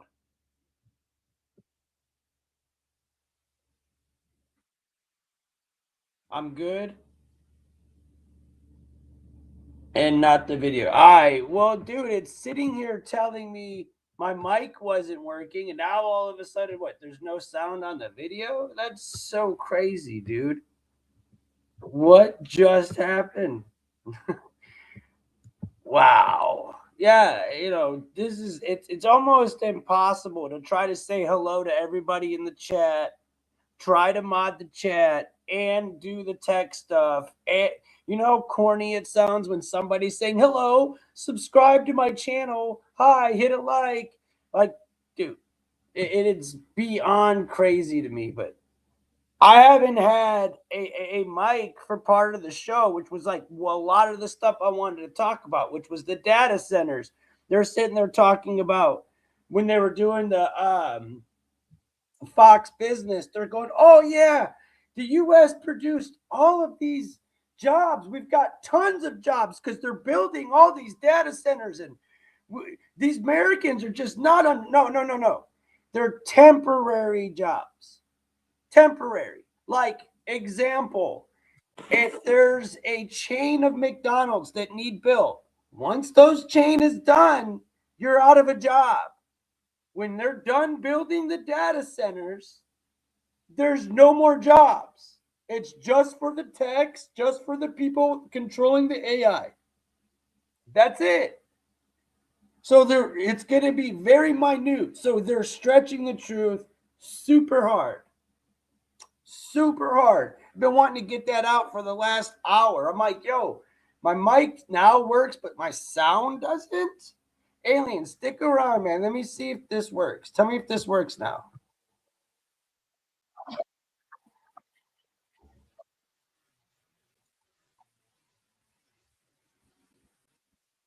Does that work?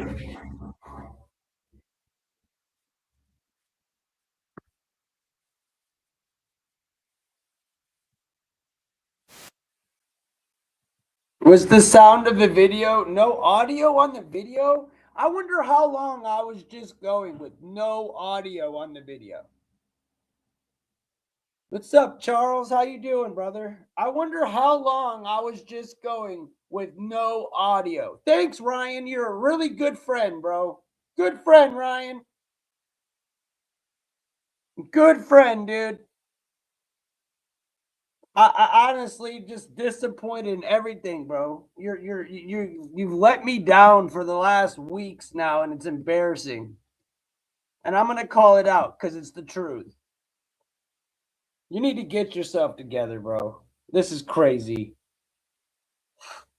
But thank you, Alien, for coming here, dude, and helping me out, because it's impossible for me to sit here and do this. And I don't want to complain. I want to talk to you guys.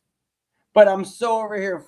I'm frustrated over here trying to get my stuff. It's like, yo. Yeah, I don't have my video on because clearly I'm having tech problems at the moment. Clearly. I definitely kept that off on purpose. But how you doing, Richard? Portugal. That's what's up, buddy. That's what's up. That's what's up. But yeah, man, I mean, I had more to talk about, but I mean, like, there's so much to really say anyways, but like, I can't believe that the videos, maybe it's just that video. Let me try a different one. Yeah, I'm having tech problems, man. I mean, I didn't usually, I played a lot of poker yesterday, and I was on multiple, it's about to be rant time, Alien, because I got no choice if I got no video, right? But yesterday I was playing a lot of poker, and I was on multiple different platforms with using different mics. So I'm wondering, because I didn't restart my stuff, if that just like slowed me down. So, but at the end of the day, yesterday, let me tell you guys a story. Yesterday, I go to First Friday, which is where I live. First Friday is it's a family oriented thing for the whole town. They shut off all the blocks. Yeah, I won. I've been on a heater. Hey, a heater, brother. What's up, devil? How you doing, brother? So yeah, yesterday I go downtown. I take my nephew out, my sister, and her dude. And we're downtown, and it's like I said, it's a family-oriented thing, correct? Right? So I'm walking around, and I knew when I went there what I was getting myself into because I live on a college in a college town where it's liberal arts. You got a bunch of crazy liberals in my town. Now listen, I knew it because every other tent for the past whatever is always like last year they had the rainbow flag. Sign up for high school football. Sign up for Little League football. Democrat Party stand back to rainbow. Like, dude, it's very, very, very like. So, anyways, first there's this music playing. I'm standing there with my sister. And I got the video, and I could actually show it to you guys, I think, because I'll just turn the sound off because if you can't hear it, you guys are going to laugh. Dude, so I'll tell you the story, but dude, so I run in, and my sister and I are standing there, and we're watching these women, right? Check it out. We're watching these women pound on these like drums to this music. And it was supposed to be like health week or whatever it was for First Friday, like practice good health. So anyways, you see this guy comes walking up next to my sister and I, and he's wearing a rabbit costume. Now, it was Good Friday. Sunday is Easter, so you're thinking, okay, it could be the Easter bunny, right? But then you look at him, and it looked like a Timo cracked out version of Bugs Bunny. It was definitely not like an Easter bunny. It was dirty, nasty looking gray suit. It was like, what am I looking at, right? So my sister and I are going, what is this guy doing? Creepy, right? You think that's the end of it, not even close. So we walk a little bit over, and we walk over to the side and start hitting our pen, right? We're ripping the pen, hitting this rosin. We're just getting cheap. And I'm standing there, and there's music playing. And all of a sudden, dude, I see a bunch of furries, dude. I'm not lying. A bunch of furries start dancing around with these, dude, with little kids, y'all. Yeah. I'm not lying to you. There was furries dancing around my family event with trans flags taped or draped from their waist, and they're dancing with little kids, bro. Dancing with little kids. I got the video. So I'm standing there. I'm like, yo, sis, you gotta get this on. You gotta get this. You gotta get this on. You gotta get this on camera. Oh my gosh, we've got to record this. Nobody's gonna believe it, right? And so we get there. So she pulls out the camera and tries to be all sneaky with it, like, oh yeah. I'm like, hell no, give me this camera. And I got up. So at this point, we've got two furries and that nasty looking bunny all dancing together. And they look like absolute psychos. Now, mind you, what got me boiling was the fact that the one furry had a hold of both of these poor kids' hands. Had a hold of both of these kids' hands, Bro, you're so weird. I'm sitting there telling a story and you start talking about Trump. Bro, why don't you go blow him, bro? I feel like you want to go suck Trump off. That's what I think. I think when I'm telling a story about a furries and you bring up Trump, you're just like getting off on Trump, dude. You're weird. You're real weird. We're talking about kids and furries and you're bringing up Trump and weird stuff. Yo, you're a weirdo, dude. You're a goofball. Like really goofy. Goofy. There's nothing right now that has anything to do to imply with Trump. You goofy ass person. Okay? So anyways, I'm over here. I said, sis, give me this camera. Because she's trying to hide, like sneak get a picture, video of it. My crazy butt grabs the camera and runs up to the group of furries, dude. No lie. Run up to them and they're all dancing, all goofy. And started to pretend like I was like dancing with them, like I was cool with them. I'm like, yeah, yeah. And I got a full panoramic video of them up close. You could, and if you watch, it's only 25 or 28 seconds long. I'll try to pull it up if I can when I'm done telling the story. But so I get a video of them up close, and I went to every single one of them, showed that they all had transgender, trans, LGBTQ flags on them, right? And I was like, mental illness, video ends. And like, bro, I am not lying. These furries were dancing with kids. And here's where my problem is. What about the damn parents?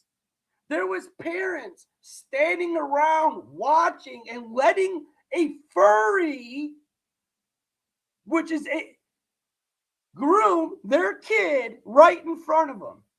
In my town, in front of me. So I'm over here like, what is going on here, dude? So we're walking. I didn't even make it through the whole thing. Next thing you know, we come up on a church, and they have a stand, and it was a Methodist church, and they come up, and they've got the LGBT whatever flag, the rainbow flags, all the way around their stand. And they're handing out little miniature flags to everybody there. All the kids that were there, they were handing them out. Dude, there was little kids, 3 years old, waving like every type of the LG whatever flag you could have. Every one. The pan one, the all-inclusive one, the rainbow one, every one. And these kids don't even know what it is, but they're being groomed right in our face. So I walk up to the church and I said, yo, what does this flag and this church have to do with each other? They don't go hand in hand. They literally don't go hand in hand. Like church and your sexual beliefs don't go hand in hand. You're blasphemy, right? And these people are like, and I did my research on the church before I went up there. I knew what I was walking into. They're like, oh no, the Bible says it's okay. It's just how you interpret it. I'm like, no, it doesn't. So I'm trying to have a basic conversation with the people that are running the church, right? I want answers. Why? What are you doing? Why are you handing out? Why aren't you? It was Good Friday, you guys. This wasn't like June, right? Their month. It was Good Friday. And you're not handing out anything that has to do with Jesus Christ, our Savior. You're handing out some satanic, blasphemous, and when I called it what I called it, okay? I told her, I said, dude, she said, what do we do that's so, you're in the Bible, it says no sodomy. No sodomy in the Bible. The old lady looks at me, and she could, because we were going back and forth. And because I didn't want to go there, man, there was all these people around, and I said, look, it's the sodomy. It's against the Bible. It's in the Bible. If you're a church, what do you stand on? And she's like, so next thing you know, some little like 22-year-old pink, it's not a lie, pink hair, 16 piercings on her face, tries to interject in my conversation with adults where I didn't raise my voice. As I'm talking to you guys, I might be yelling because I don't know if my voice, that's how I do it. But I don't, you notice how I haven't said one swear word. I never even gave anything that's like, even saying the word Sodom, I didn't say none of that stuff. Why did I not say that?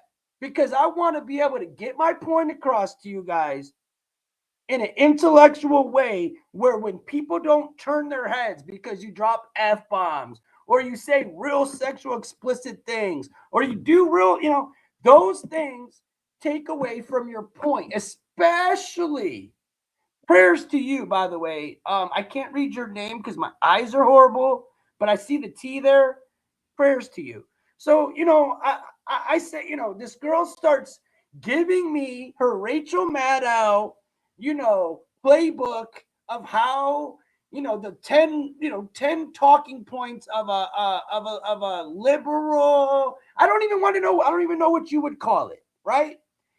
And I'm going, what does this have to do? Like, we just want love and inclusive. Like, dude, this isn't a Christian church.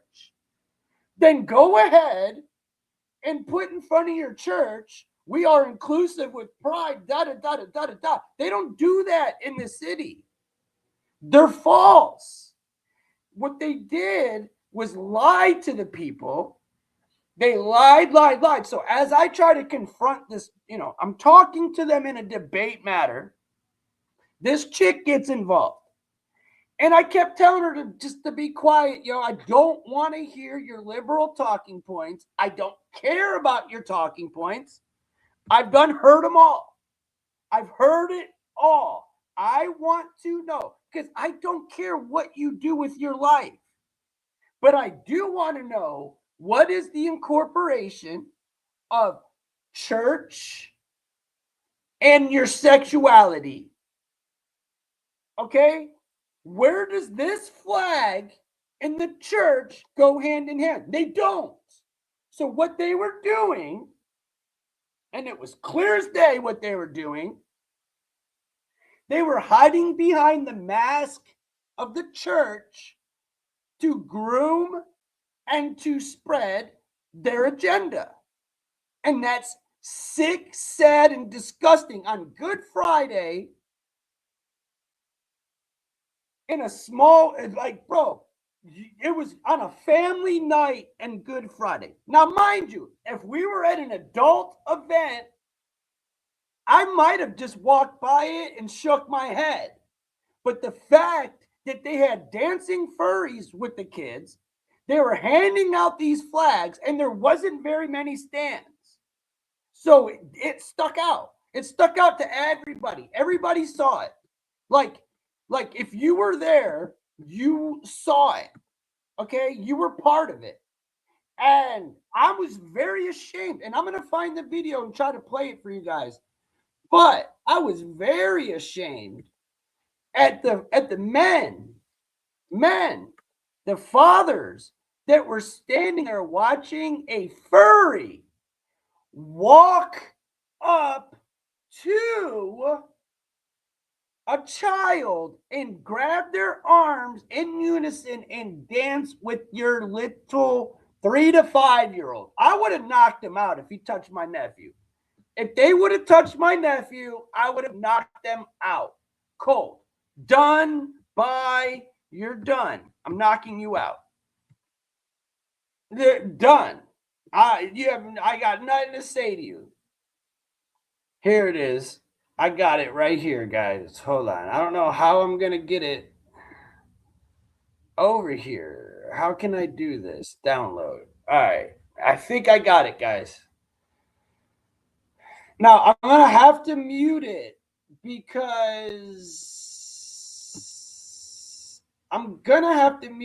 because there's music playing in the background. Just in case.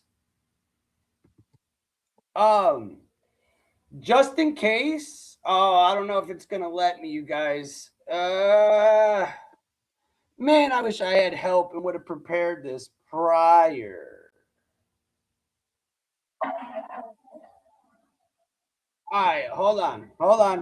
I got it pulled up. Let me mute it. If I can. No. Where's the sound? It wouldn't. It won't let me. Okay. So now, let me see if I can get this. Billy, are you in here? Or does anybody know how to get this out? I'm not like super computer oriented. Like, I'm good at it, but I'm not like a gangster like some of these people can do it. Like, bro, I'm just not. Hold on. I'm trying to, you guys. I really am trying. Hold on. Think I might be able to do it now. Let me see. Oh, let me see. Hold on. Let me see if it pops up in here now. Hold on. Let me see. Because I got it pulled up. I'm trying to figure out how I can get it on my laptop from a different. No.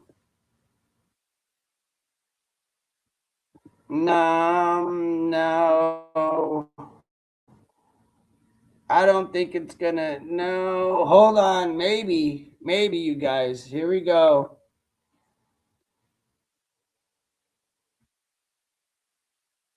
Here we go. I think you guys might be able to see this. I think so. Do you see it?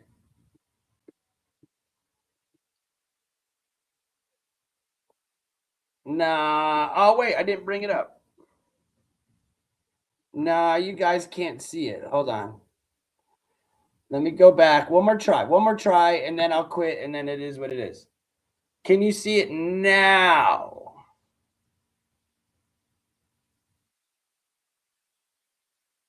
Probably not. It's playing on my media player. Maybe I need to play it on something else. Oh, poo, because it's really good. I mean, if I don't get it,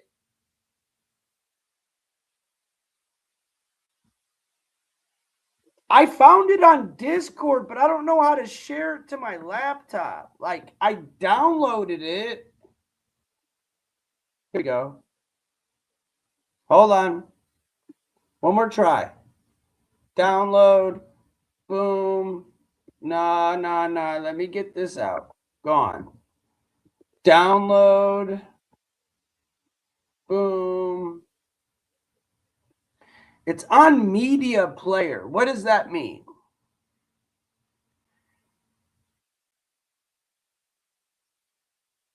You know, it would be real nice to have a damn, this is crazy.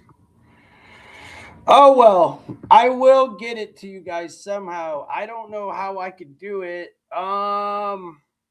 We passed 15,000 subs, guys. We're at 1504 now. There we go. At least accomplished that much today. It's like an app. Oh, find media player on your computer. I did. I've got it on media player, but I don't know how to share it. I don't know how to share the media player. I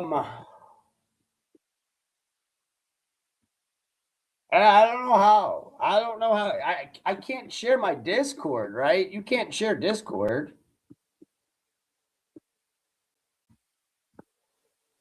Let me try this. One last thing. One last try. Maybe this will work. All right, guys. Let me try this one.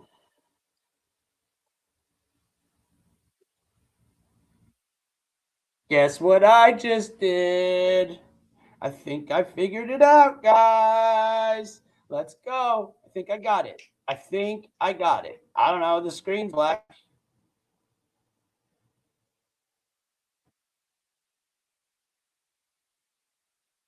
All right. All right. Here we go, guys. I do got it. Now, it's good. It's a little weird. I don't know how I did this, but it's a little weird. Now, let me make sure I got the volume squared away.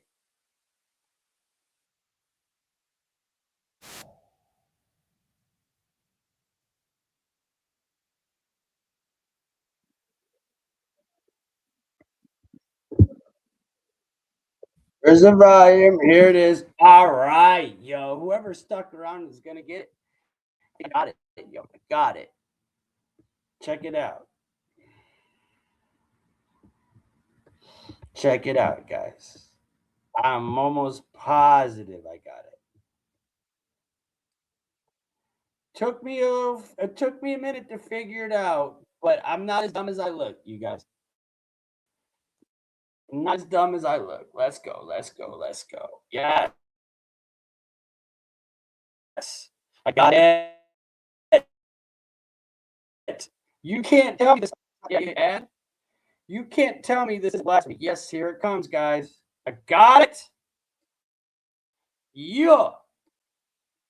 That's called determination right here, folks.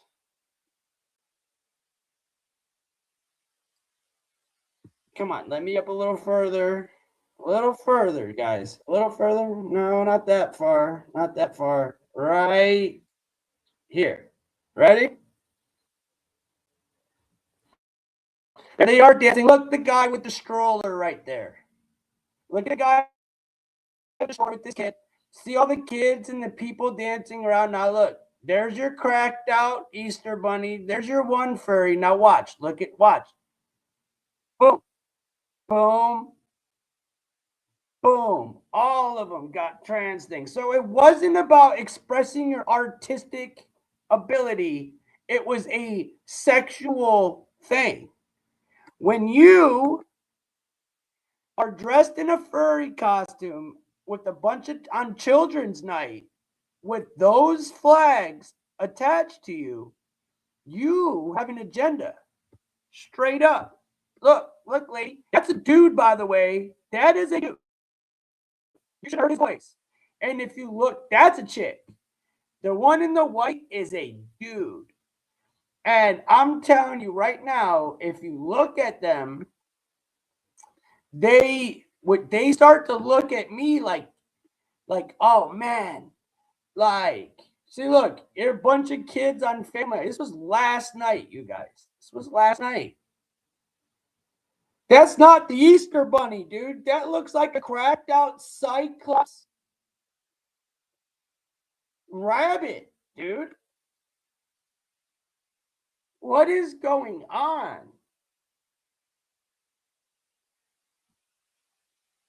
Did you guys get to see it or what? Alien, did you get to see it?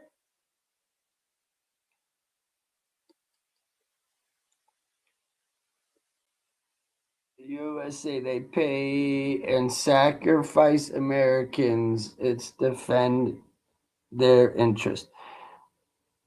NATO only likes the USA when we pay. Yeah, you're right about NATO, bro. You're right about NATO. Yes, but play again as close as you can. All right, I'll do it again, guys.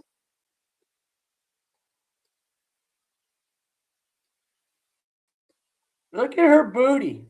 All right. You'll be able to see. Hold on. You'll be able to see. Here we go. You'll be able to see the kid. Like, you see the guy in the stroller. Let me start it over, guys. Let me start it over. That's a dude right there, dude. That right here is a dude with a cross on their arm. Blasphemy, I'm telling you. Look at the cross on the arm. You're pretending to be Christian. Let's watch it again. being really slow, guys. Sorry. It's almost like YouTube doesn't want me to show this. Almost. Really? You're not going to let me show it? There we go. There's the guy in the stroller. Ah, Lord. I can't help it, dude. It's got to be like a little bit bigger. How about that? I'm just wondering if, because it's so big. I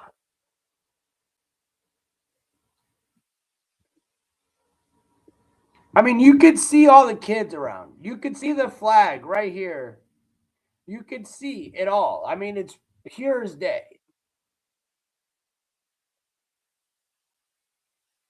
Yes, but play again. Keep this guy around. What guy? What guy are we keeping around? I want to try something real fast. So is that done? Like, did you guys get to see that? Was that good, Alien, enough? I know it wasn't as good. I'll show it again tomorrow when I figure out how to do it right. But the fact that I got it up there was impressive. I did that on the run, dude. Like, literally on the run. Keep this guy around. What guy? I don't even know what this guy's talking about. So what is on my screen right now? Let me see. All right, let me see something else. See if this works for me, you guys. Alien, tell me if this works.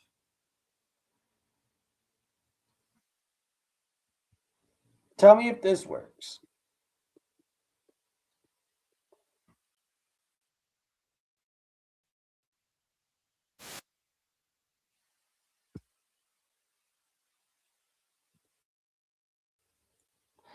Hopefully this will let me play this. I can get this out the way and then I can move on. The Indians game got canceled. That's why you guys see me on still.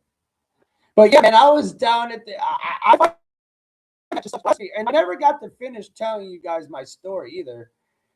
So, hold on. Let me put up a better like screensaver first.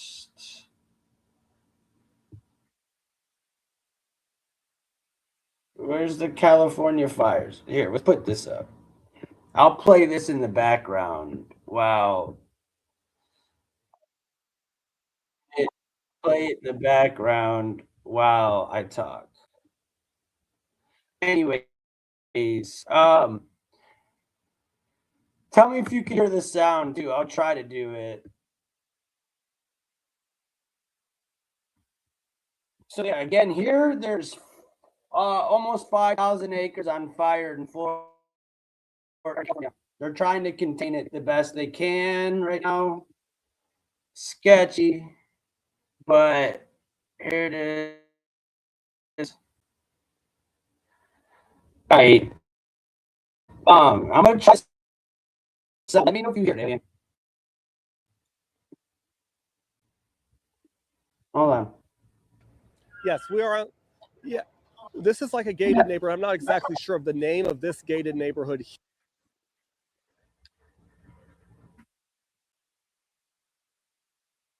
No audio on the video. All right. Well, here it's right off of John F. Kennedy Drive. Right here. This is Moreno, California, and you see a bunch of firefighters evacuating the county 1 year after Malibu caught on fire. And they're evacuating thousands of homes and people. The fire spread 4,500 acres in a day. I don't know, since I've been live, how much of it they've got contained at this point. It could be, I think I heard as much as 45% of it. We good? Like, was the sound good for the video? Yes.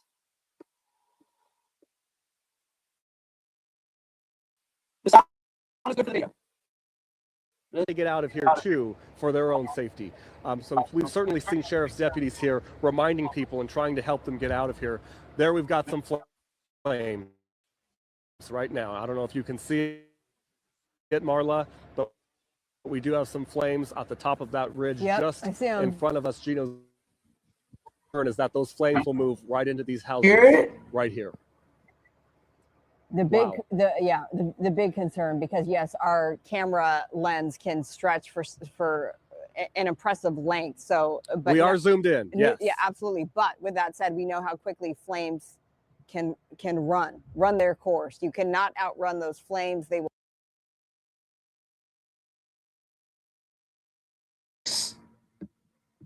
I'm sorry to keep coming in and out. Could you hear that, Annie? You could hear the video now? Can I see me good? Still good? Like my mic's good or the video's good? Which one?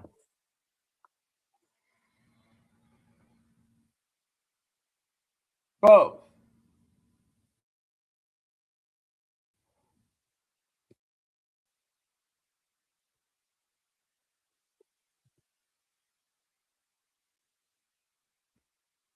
Again, eventually a lot of this stuff is going to be on fire. I think they said there was about 40% contained about 12 hours in, but it was spreading rapidly. So both were good.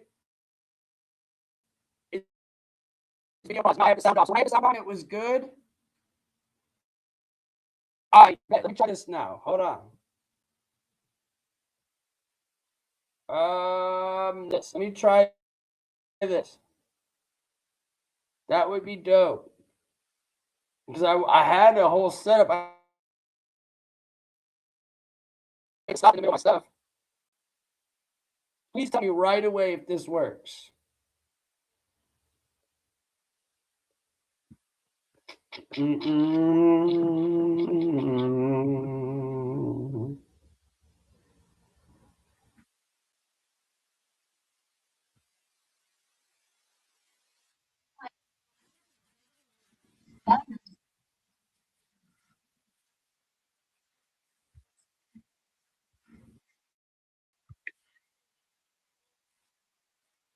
Quote, no statute.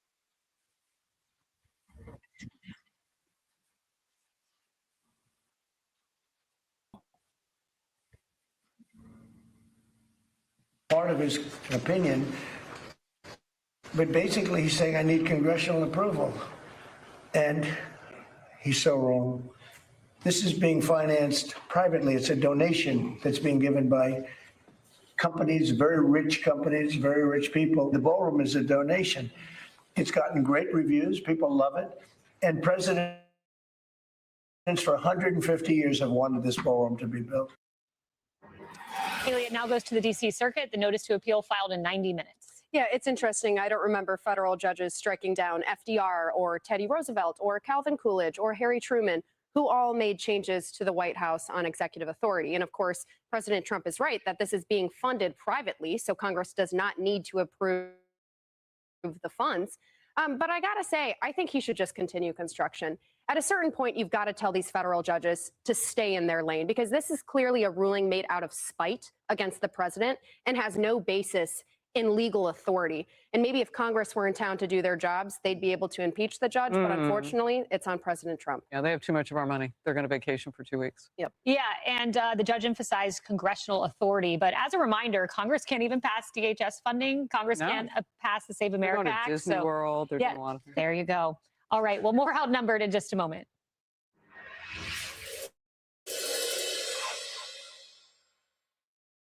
Hours, we head to the moon. We're monitoring NASA's countdown to Artemis 2's launch. The 4 astronauts, 3 of them American, are seated in the capsule, getting ready to go. And we're going to bring you updates throughout the hour. But while that perhaps dictates the future of man here on Earth, we have another Fox News alert asking what it is to be an American, specifically a citizen of the United States of America. Is it enough to just be born here, or does it require something more? That question over birthright citizenship is now sitting in front of the Supreme Court.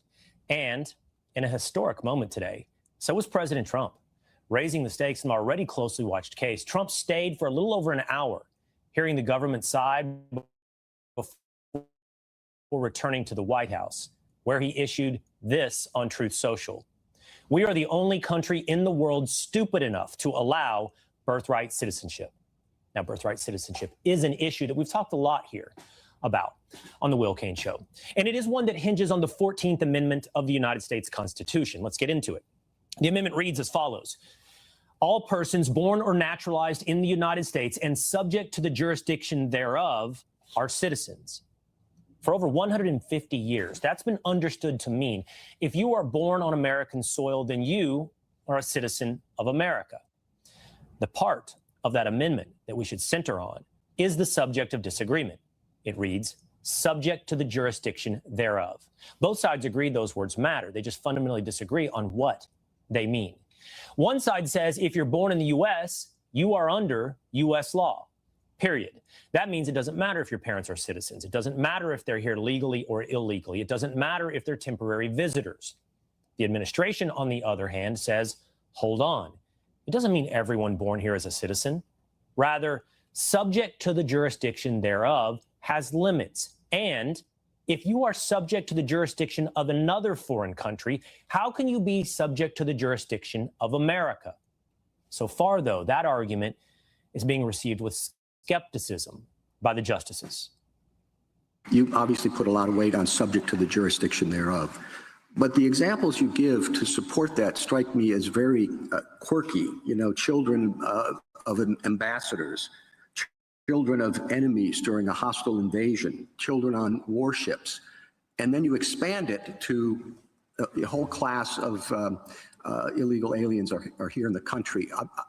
I'm not quite sure how you can get to that big group from such tiny and sort of idiosyncratic examples.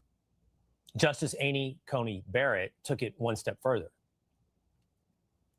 Let's talk about its applications. So, you know, there are some, I can imagine it being messy in some applications. So what would you do with what the common law called foundlings?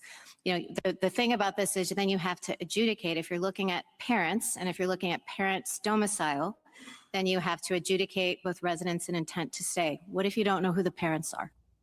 President Trump says, if you want to talk about messy, look at how birthright citizenship has been abused. And to Justice Roberts, does this seem quirky? Trump writes, birthright citizenship has to do with the babies of slaves, not Chinese billionaires who have 56 kids, all of whom become American citizens. One of the great many scams of our time. That right there is a huge part of the argument. Times have changed. We all know the story of illegal immigration. And now we're learning about birth tourism. It's booming.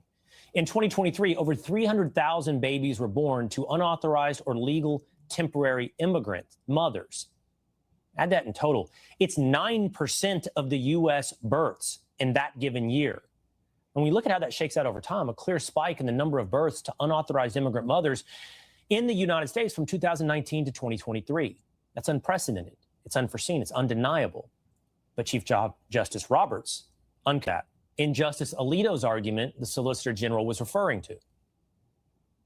Scalia had an example that dealt with this situation. He imagined an old theft statute that was enacted well before anybody conceived of a microwave oven. And then afterwards, someone is charged with the crime of stealing a microwave oven. And this fellow says, well, I can't be convicted under this because the microwave oven didn't exist at that time.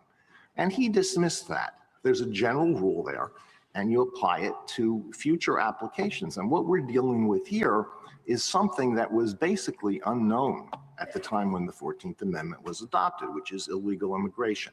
So how do we deal with that situation when we have a general rule? I, for one, am fascinated stepping inside that room, hearing the arguments, hearing the questions from United States Supreme Court justices. It's a peek behind a curtain we rarely get to see. No matter which side you fall on, you're hearing a substantive debate. That is much more than you would get from MSNBC. You read the 14th Amendment, it could not be more clear.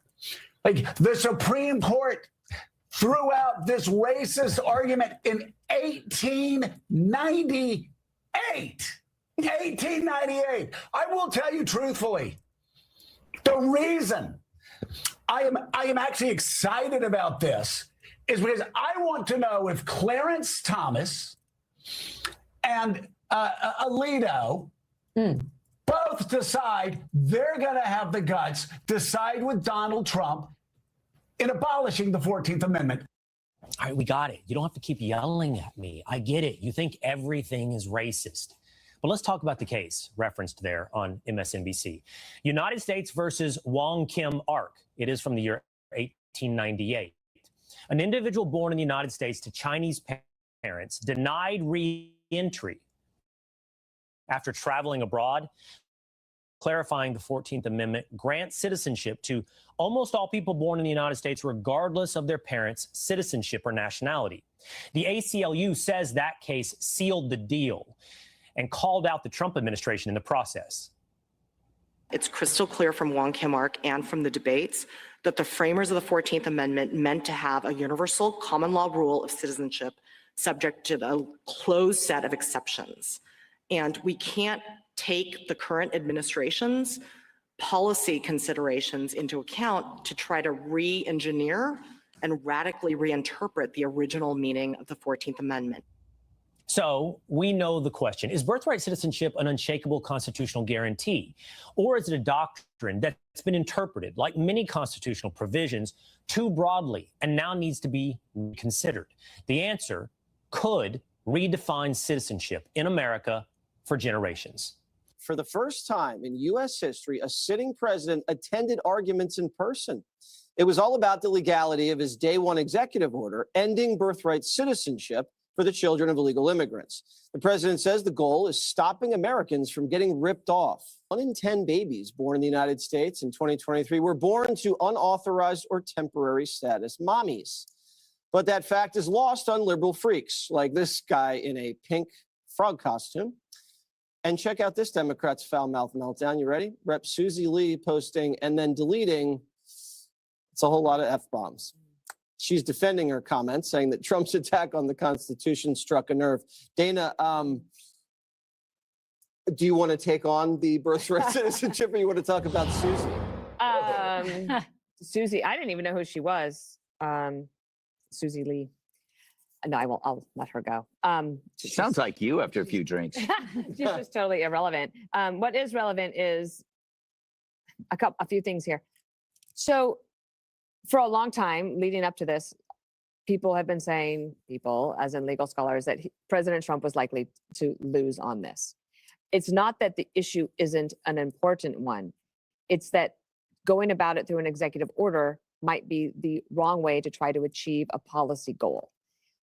Over and over again, what do we face? Congress just abdicates its responsibility, walks away, and presidents get frustrated. And they said, we want to solve something. So on day one, President Trump, who has thought about this issue for many years, he's run on immigration. He says, this stops today. And it's interesting because all of a sudden, the Democrats are strict constitutionalists and they love the originalism argument, of which they have hated from Thomas and Alito, Barrett, Kavanaugh, and Roberts. But now all of a sudden they're like, that's not what the Constitution says. And so as somebody who I've always believed that let's stick with the Constitution. However, I also think that there's nothing wrong with the Supreme Court saying to the Congress, this issue should be fixed, but it's not going to work with just this executive order. Now, maybe it'll turn out that the president wins on this one, but this is the last point I'll make on this that I thought was so disturbing, because I don't really understand it. Maybe somebody here is going to explain it to me. In 2006, I was deputy press secretary, and the average poll of how people felt about this issue was that 45% of Americans thought that everyone who was born in America automatically became a U.S. citizen. 45%. Today, it's 69% think that anyone who was born in America, even after all of these things, all these stories, people coming here just to have their babies. And I'm not sure where public opinion changed on this. I could maybe take a guess, but it's gone up steadily since 2006. And so if Congress were to take it on, I'm not sure how it would turn out. Well, if you're a green card holder, Jessica, you come here, you have a baby, that baby's an American citizen, and that's fine. What you're saying is that if you're a legal alien whose allegiance is to Guatemala and he crosses over and dumps a baby out, then all of a sudden they're a citizen and so's the mother, or a tourist from China to come in, have a baby in like American Samoa and then go back to Beijing. It's being abused. You'd agree with that? Not completely. You wouldn't I think agree but that it's that's also, abuse? some degree of it, yes, but the numbers, and Chief Justice Roberts was batting the government back on that particular issue, saying that you are picking a few isolated incidents for then a sweeping judicial theory, and that he wouldn't go along with it. Whoa. 9% of the births are from people that aren't really American citizens. That's not.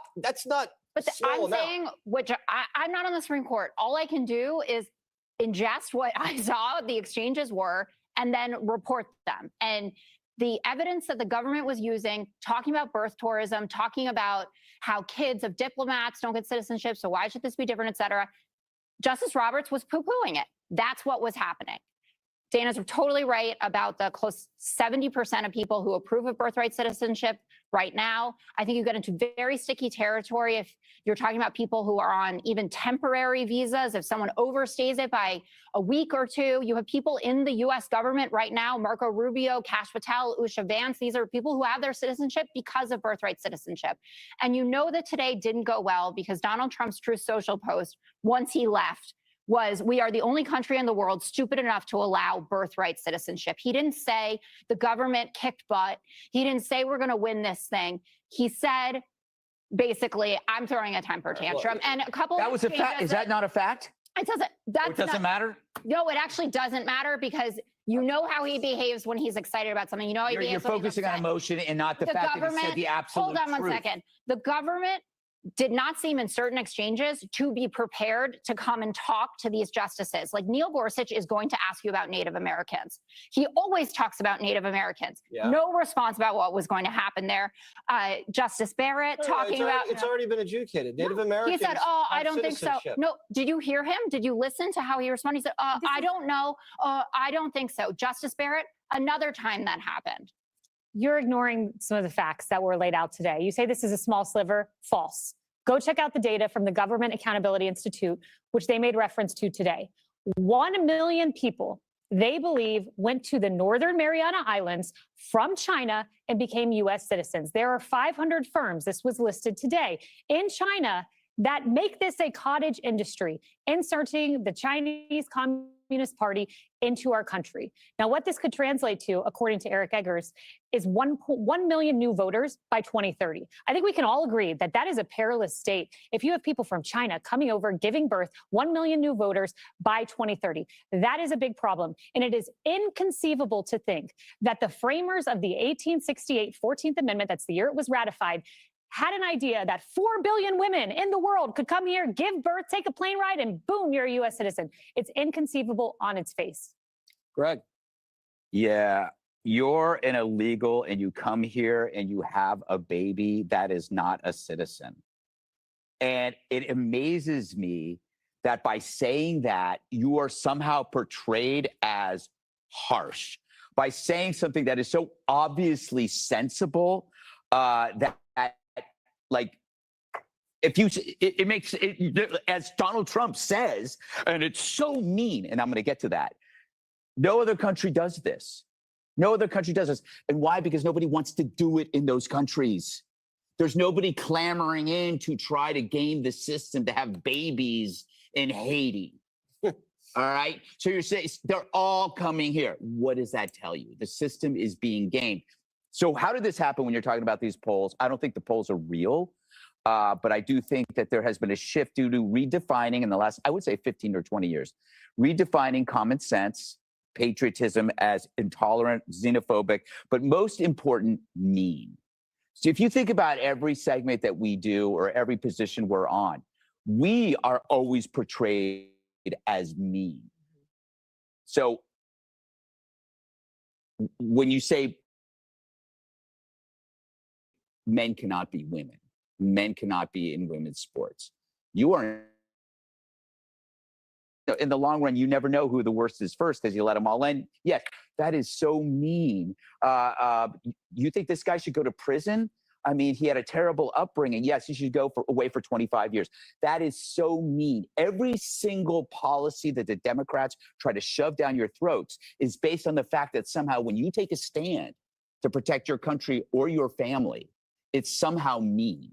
This is like, I really do think this is a dangerous culture. Now, I keep thinking to myself, what if the supporters of birthright citizenship were gung-ho patriotic Americans who said, we need to do this, and we align it with a dedicated citizenship assimilation path.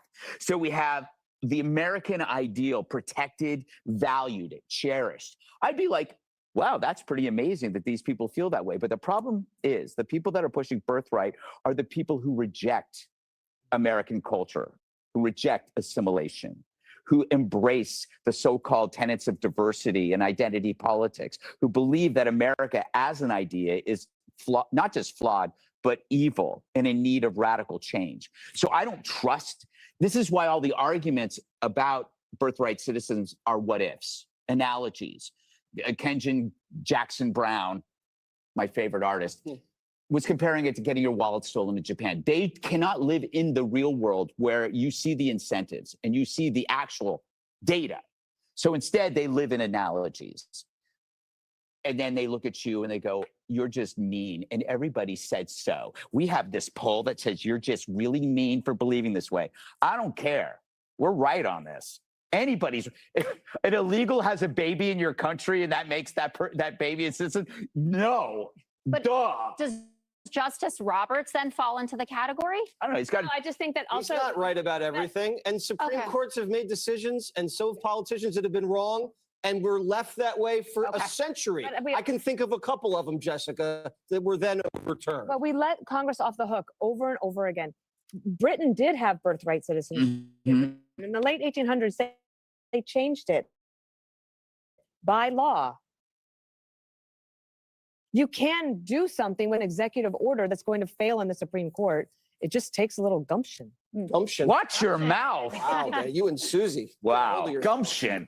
Let's now Secretary, now Homeland Security and Immigration Chair at the America First Policy Institute, the perfect panel to break all this down for us. Chad, we were a moment ago starting to get into some of the real world implications that this case, that these arguments will have once the justices make a decision one way or the other for generations to come. From a Homeland Security perspective, what is most important to you coming out of today? Well, it's really what the president tried to do in his executive order to say that folks that come here illegally, so illegal aliens that then have children here, should not get this right, because they have broken the law coming here illegally to begin with. And so as I was at DHS, this is an incentive for folks to cross that border illegally, which the Trump administration has done a really good job of shutting down over this past year or so. But as we look ahead, you're not always going to have President Trump in the White House. And so should the border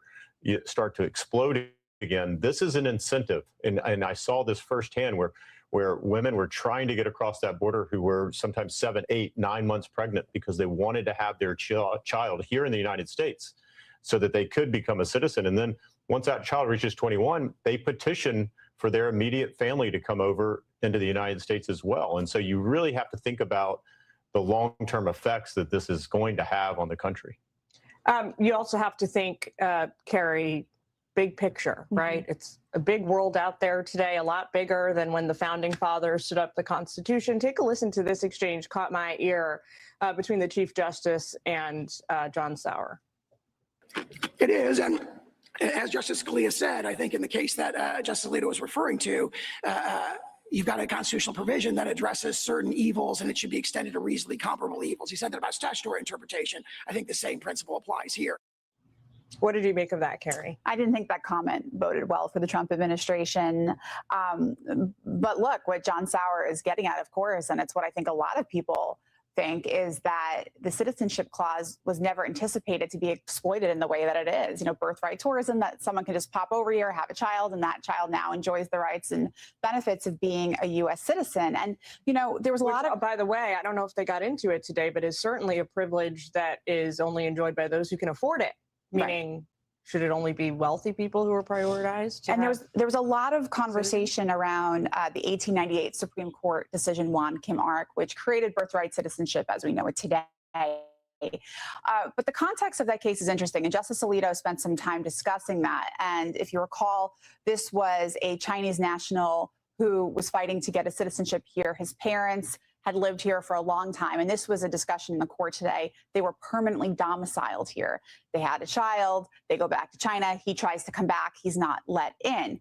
And the context at the time was that it was almost impossible, really impossible, for Chinese nationals to become citizens. There was a lot of anti-Chinese sentiment, a lot of racism, and so the court in that particular case emphasized, look, the parents were permanently domiciled here, and they tried to do it the right way, and they couldn't. Now, when they made that decision, again, were they anticipating what we now see is happening in the 21st century? I just can't believe that they did. But that said, the Supreme Court did not seem interested really in discussing the practical and real world implications of any of that today. There wasn't much conversation around it. I think they consider that more of a policy discussion, and they don't think that's their role. And I understand that. But there are very real world implications for what happens in this case.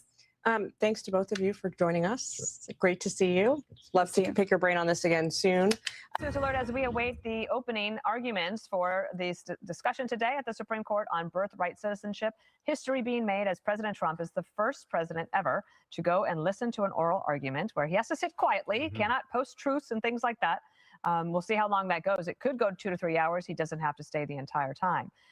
There will not be a decision made in this case today. The justices are simply hearing the oral arguments.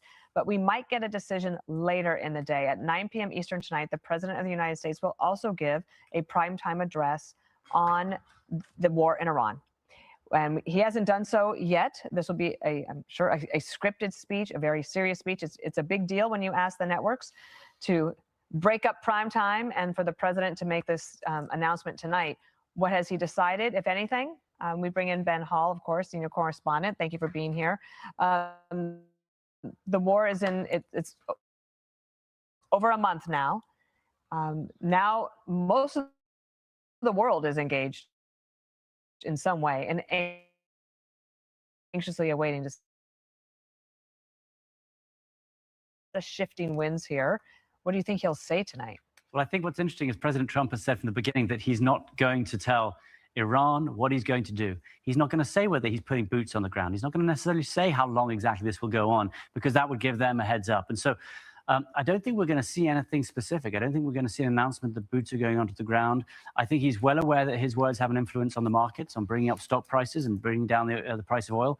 But what I do feel that if you look at the prime objectives, first, to destroy the Iranian military, that has been done.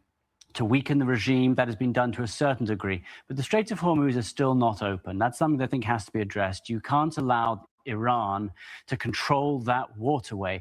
And so we have to look at options for that. You've seen the movement of US troops to the region. You've seen the thousands of soldiers who are there, the 82nd Airborne, etc. And so it does feel to me as if he may be setting the scene for something that may come, something next, whether it's seizing one of those islands in the Straits of Hormuz. But I don't think he's going to announce it. I think he wants to keep the Iranian regime on its toes.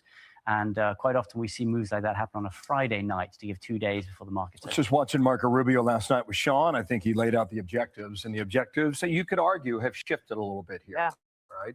You know, he talked about taking out the Air Force, but they've largely done that. The Navy and Iran as well, their ability to produce, so they haven't taken out the entire missile supply. So we'll see how the president. It started with unconditional surrender. Yeah, that may change to a certain right, and that may develop even more tonight. What I think is very significant, though, there were numerous developments overnight from around the world that are affected by this war. The UAE either told the United States, we're going to join the war with you, or they came very close to it, and they're urging the United States, based on the Wall Street Journal reporting, to go ahead and seize one of these small islands in the Persian Gulf. In addition, the Prime Minister in London came out before the sun came up and said, this is not our war. And you've got the president suggesting that maybe the U.S. should no longer be a part of NATO. We can come back to that point in a moment here, Ben. But in Australia, the Prime Minister is telling his people to save energy. Now, I can't recall a state leader with an address like that in decades. So point being, this is affecting a lot of countries, a lot of people as we sit here today. Well, first of all, the UAE has now released a statement very recently saying that, in fact, they have not made that a policy to get involved militarily at this point. But we do know that countries like Saudi Arabia, Bahrain, Kuwait, who initially did not want this kind of conflict to a certain degree, now say the job has to be finished, which is what Jamie Dimon said yesterday. Now we've got this far, you can't allow Iran to imagine that it has this control, so the job has to be finished. And the question is, what is finishing this role? And I think you're right. You look at the countries that have been affected, and it is large. You look at Asian countries, amount of limits on how much gas you can buy at the moment because of the effect on them. And President Trump is saying, you all need to get involved. You all need to come and help. They're not doing so. NATO releases letters saying, we are putting together a plan in which we might help. The EU have done the same. But it's words. They haven't actually done it. And they keep releasing these statements saying, we are looking at ways in which we can help, but they're not doing it. So this does affect the whole world. But I do think that we have to look at phase 2. And that is what happens when the US does eventually pull out, and that is allowing the Iranian people to overthrow their regime. That, I think, is where this has to move. You know, the regime are not going to be changed from the air, but if you can weaken them to a certain degree, and I've been getting messages from inside Iran as well, they're saying, so anything, we need to be armed. Once the regime has been knocked down, we need to have the ability to then overthrow them ourselves. And I think that has to be phase 2. Would we, the United States, or we, Western civilization, provide the arms? It's a really interesting question. Many people are very fearful. If you start arming people in Iran, you end up with a civil war. You end up with a real chaos. The Kurds in the north have at one time been planning on moving in, and they had not been moving in because I think Erdogan from Turkey didn't want the Kurds to move in. He called President Trump perhaps about that. But look, the big question, are you trying to sort this out and deal with the Iranian regime in the next few weeks or month, or are you trying to make a generational difference? And that does require changing the regime. And to do that, yes, perhaps people do have to give weapons to the opposition inside Iran. Let me come back to this NATO point, but first I want to play this clip from Pete Hegseth. This was from about 24 hours ago, about the U.S. addressing what is necessary, in his words. As far as Russia and China, we know exactly what they're doing, what they are or are not doing. We don't have to air publicly what all of that is. But where necessary, we're addressing it, we're mitigating it, or we're confronting it head on. Okay, now here is the headline we talked about in the Wall Street Journal. The UAE wants to force Hormuz open and is willing to join the fight. Gulf state begins effort to persuade U.S. and others to open waterway by any means necessary. I believe the UAE has taken about 2,500 hits on behalf of missiles or drones in the last 30 days. More than Israel. More than Israel. More than Remarkable Israel. stuff. And Iran is in a position now where they don't want their other Gulf nations to be on the offensive against them. So a lot of cross currents here. On this idea about NATO, however, the president gave this interview last night. It was published earlier this morning, saying that NATO's a paper tiger. They're nothing without the United States. He might be right about that. But remember in Trump 1.0, when he challenged NATO to increase their defense spending. And at the time, everybody was like, well, no one's ever called on our NATO leaders to go ahead and up their spending. And most of them, not all, large and diminished its navy has become. They're barely able to send out, flotillas at the moment. They can't send out carrier strike groups. That's because they have pulled back their defense spending over the years. They need someone to come to them and say, you have to up it. Because for too long, these countries have been saying, America is the country that will do the job for us. America's military will do it. And so, yes, if you want to put pressure on them, you have to. And is this now a responsibility of NATO? Are there countries being affected with the oil being shut down? Yes, they are. So at what point does NATO say, we are really being affected, our economies are being affected, we need to get involved? They're not willing to do that right now. Well, they also have domestic politics of their own, where they have a population that's not necessarily supportive of Israel, and they're more fearful of Russia. Mm-hmm. And we still have the war with Ukraine, and now Ukraine is helping the Gulf states in order to defend themselves. It is very super interesting, and we are so fortunate to have you get us previewed for tonight's big speech, prime time. Thank you, Ben. Thanks, Ben. All right, joining me now is former Deputy Assistant Attorney General and Law Professor John Yoo and Criminal Defense Attorney and former State Prosecutor Todd Shapiro. Thank you both for being with us here today. John, I'll start with you. The question of original intent of the 14th Amendment. This was drafted after a civil war. This was drafted as part of Reconstruction. This was drafted with the children of slaves in mind. Presentation of the arguments. I think the point that you made that really explains this best is that this was an amendment that was passed to restore citizenship to the freed slaves, that the great stain on our constitutional history was Dred Scott, and which Dred Scott said that blacks could never be equal citizens. Everyone, I think, agrees that's the clear purpose of the 14th Amendment, and that what we don't know is what they would have thought about illegal immigration, because there was no federal immigration law at the time of the 14th Amendment. That's 20 years to come in the future. And what we're trying to do is sort of extrapolate and guess from what people said back then about what they might think about illegal immigration today, at a time when, and this is what Chief Justice Roberts' point was, when the exceptions under subject to the jurisdiction thereof at that time were very narrow, occupying armies, Indians, and children of ambassadors. That is fair, John, but it is not hard to see, Todd, how this has been absolutely perverted over time, to the extent that, as we highlighted yesterday here on the Will Cain Show, you are seeing Chinese billionaires pay for surrogacy in the United States. 41% of surrogacy births in the United States are to Chinese nationals. Chinese billionaires could pay for surrogacy. Child is born on American soil, attains American citizenship, goes back to China, raised under the CCP, and can run for president of the United States. Well, that seems outrageous, and it certainly seems against what any of the founders would have intended for this law and for the amendment. Certainly, times have evolved and changed, as some of the Supreme Court justices pointed out to, and I would think that this situation with the surrogacy and these people becoming United States citizens is a perfect highlight of that. It is, and it is a question, John, of whether or not the Constitution is fixed in time. And we have these arguments and we strive for consistency. The First Amendment didn't imagine the internet. That doesn't mean the First Amendment doesn't apply to the internet.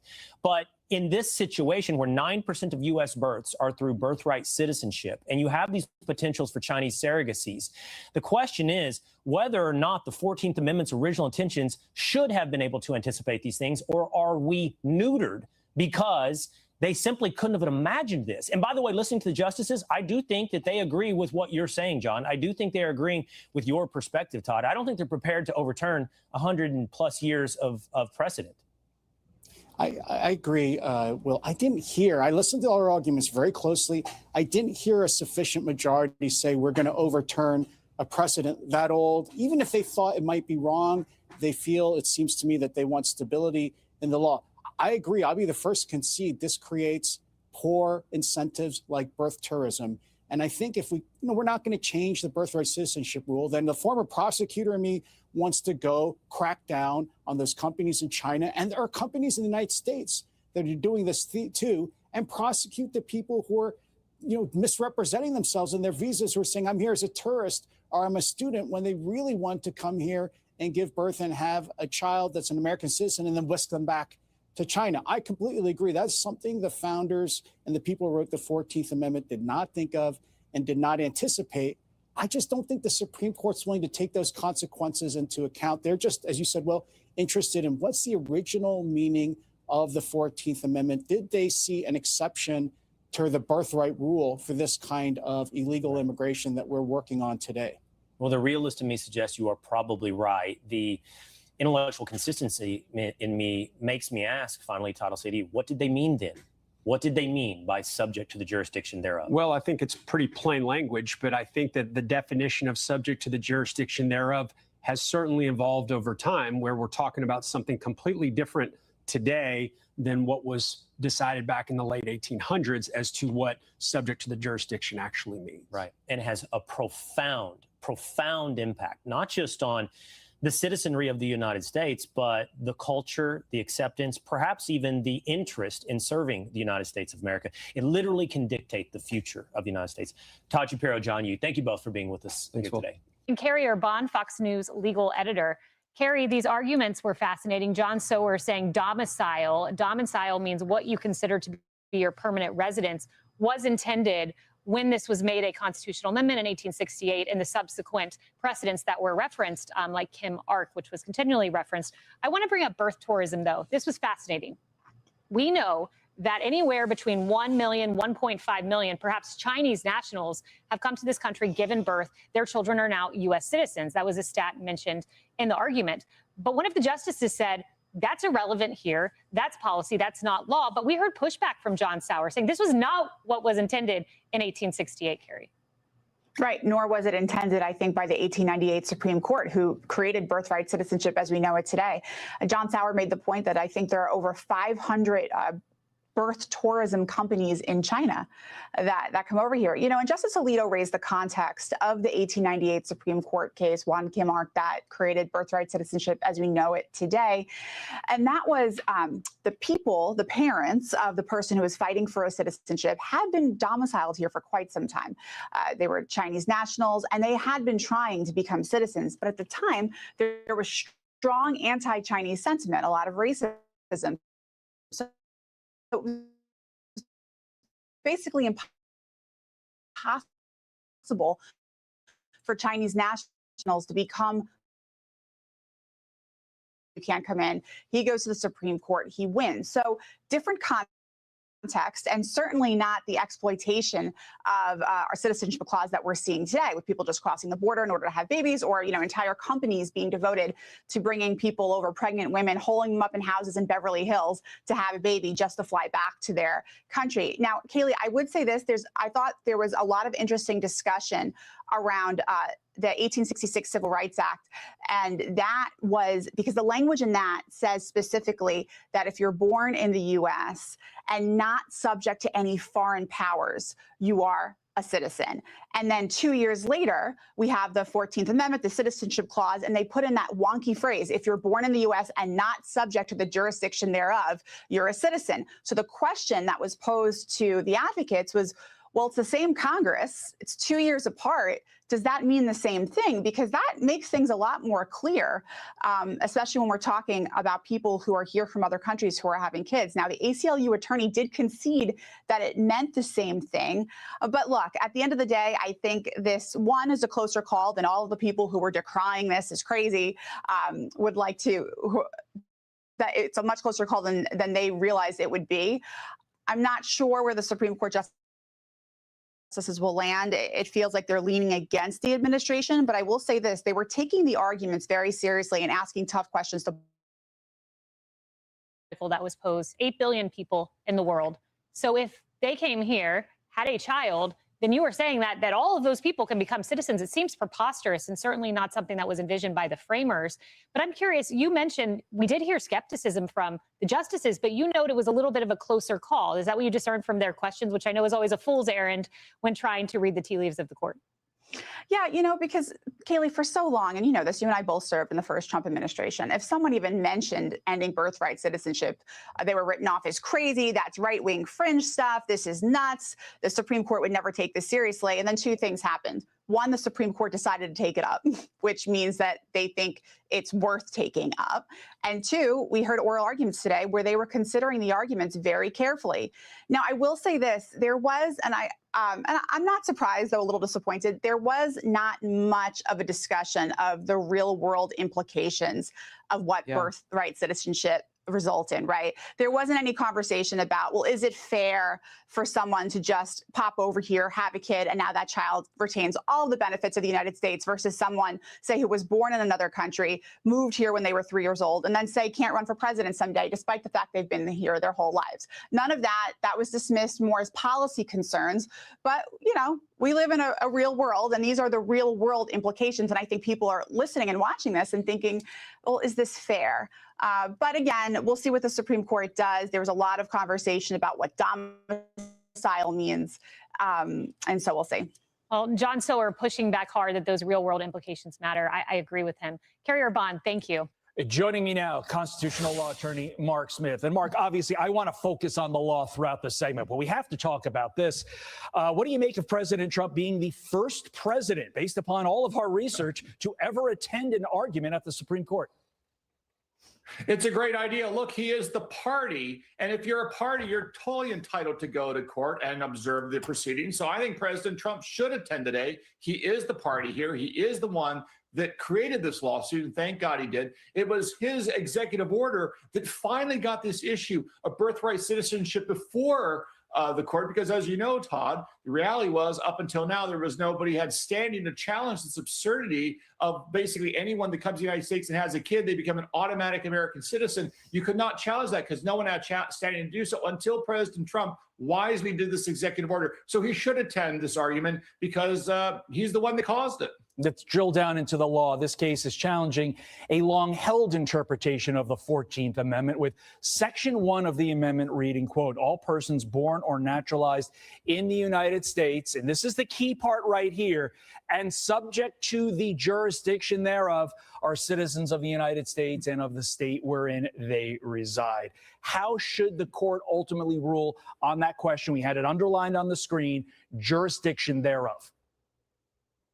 Well, the phrase subject to the jurisdiction thereof is a clear historical meaning. Remember, after the Civil War, the whole goal was to make sure that slaves and their children were made American citizens. That was originally done by a congressional statute, Todd, the Civil Rights Act of 1866, but there was concerns that a statute would not be sufficient to last the rest of the country's history. So the decision was made to create the 14th Amendment. And the reason why that's significant is you read the Civil Rights Act of 1866, it literally says to be an American citizen, you have to be born in the United States and also not subject to any foreign power. That language was essentially elevated into the Constitution in the form of the 14th Amendment. So today, if you're simply visiting the United States, if you sneak into the country as an illegal alien and have a child, you are still subject to a foreign power, meaning your home country. So therefore, under the 14th Amendment, you're not subject to the jurisdiction thereof, and you haven't met the criteria to be a citizen. And that's a pretty straightforward argument. But of course, there's a vested interest on the other side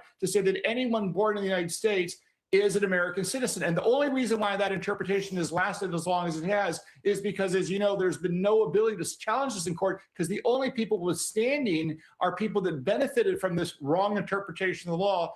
Everyone else had no standing until this executive order by President Trump. I'm going to push back slightly. You said it's the other side, Democrats specifically, and you're 100% right on that. But I would also argue Republicans have not been as enthusiastic, let's say, as you are, that this is going to be a win for their side. The prevailing wisdom, as you well know, is that this court is going to keep birthright citizenship in place. So with that as the baseline, what questions do you expect these justices to ask at oral arguments today? Who are you paying attention to?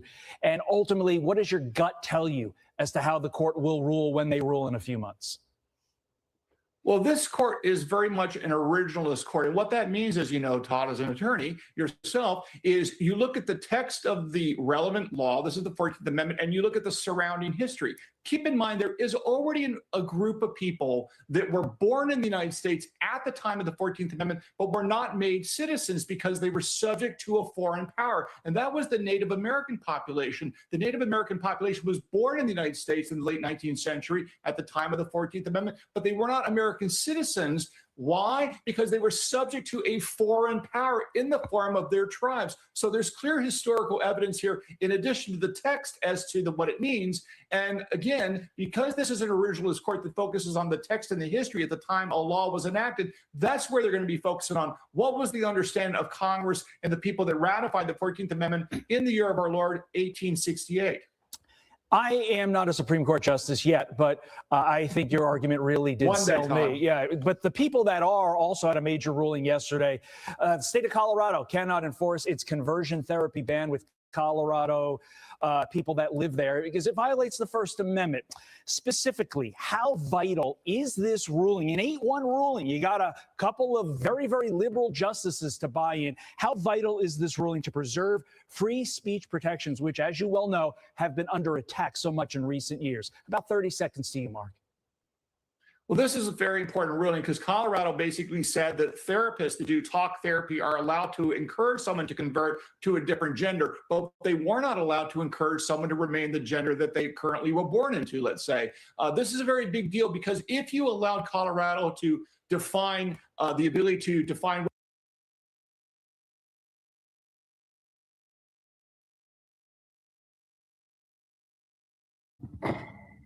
That's absolutely crazy. Did you guys just hear what they said? They said that it's illegal for a therapist to talk you into staying into the same sex, but it's legal for them to talk you into changing your sex. What did I just hear? What you're allowed to say because you have a professional license of any sort, pretty much an originalist court. And what that means is, you know, Todd, as an attorney yourself, is you look at the text of the relevant law, this is the 14th Amendment, and you look at the surrounding history.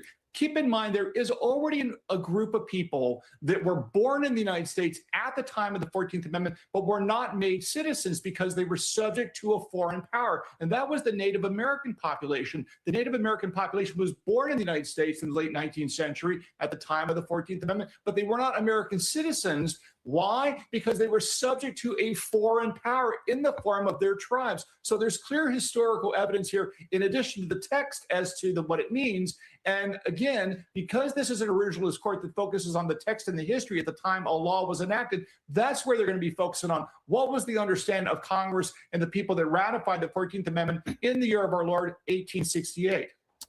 I am not a Supreme Court justice yet, but I think your argument really did sell me. Yeah. But the people that are also had a major ruling yesterday. The state of Colorado cannot enforce its conversion therapy ban with Colorado people that live there because it violates the First Amendment. Specifically, how vital is this ruling? An 8-1 ruling. You got a couple of very, very liberal justices to buy in. How vital is this ruling to preserve free speech protections, which, as you well know, have been under attack so much in recent years? About 30 seconds to you, Mark. Well, this is a very important ruling because Colorado basically said that therapists that do talk therapy are allowed to encourage someone to convert to a different gender, but they were not allowed to encourage someone to remain the gender that they currently were born into, let's say. This is a very big deal because if you allowed Colorado to define the ability to define what you're allowed to say because you have a professional license of any sort, that would have eviscerated the First Amendment for anyone, of course, that has some sort of professional license granted to the state. It would be a condition of getting that license to basically toe the politically correct line. And the Supreme Court says, no can do. We're not going to let that happen. That would violate the First Amendment. Yeah, I think it's so important to view this case not through the lens of conversion therapy, but really through the lens of what it means for the First Amendment. This is huge. It will have ramifications throughout our country for years to come. Mark Smith, great job. Appreciate all your insight on these very important cases. Thanks, Tom.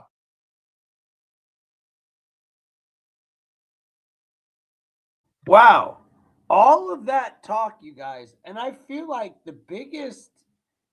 one of the biggest things I heard was like that last 30 seconds. They gave you just enough and then dipped out on us. So this conversion therapy in Colorado,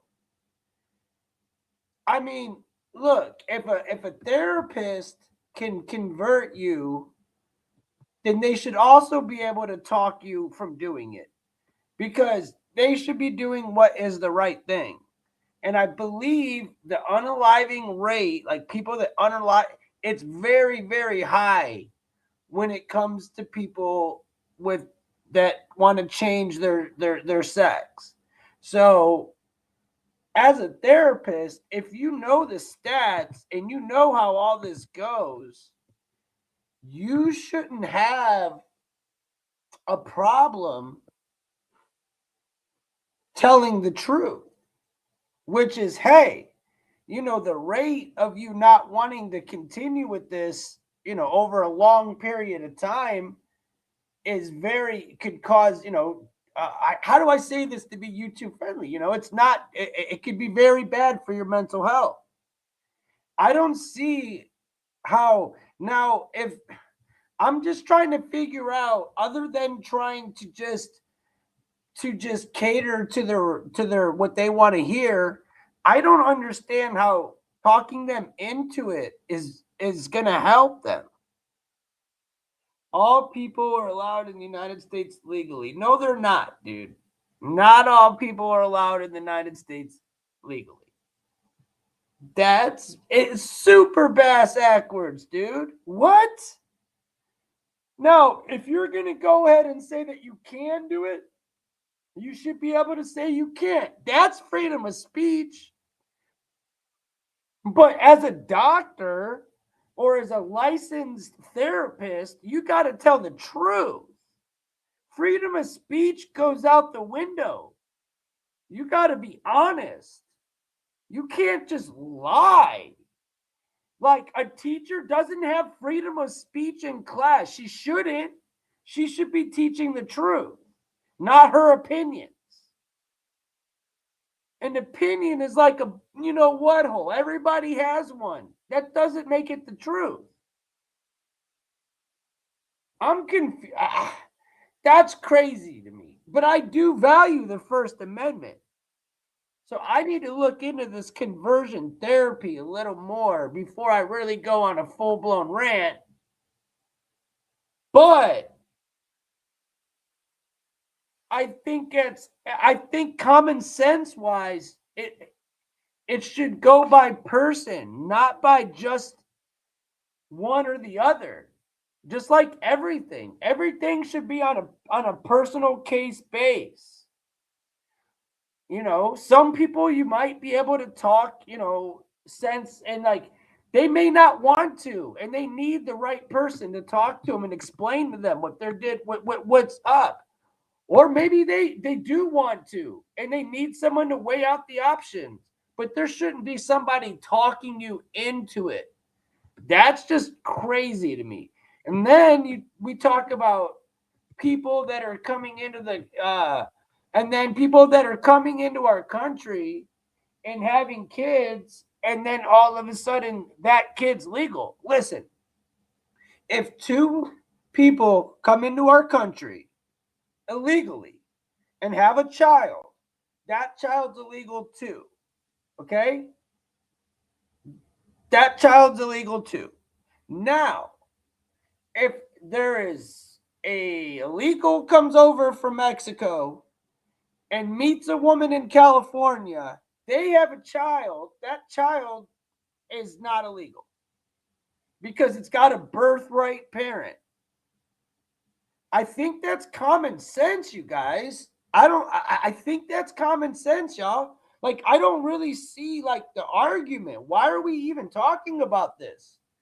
Because the liberals, and I hate to blame you guys, but you guys want to make it more than it absolutely is. Absolute garbage opinion. Become a good human being. Shut up, bro. Being a good human being and doing what's right for your country is two different things. Get out of here, bro. One love my ass, dude. Okay? Human being, go hug a tree, bro. Go hug a tree if that's how you feel. Go hug a tree. All right? Straight up. You make no sense. Being decent is common sense. No. Go break into Mexico, bro.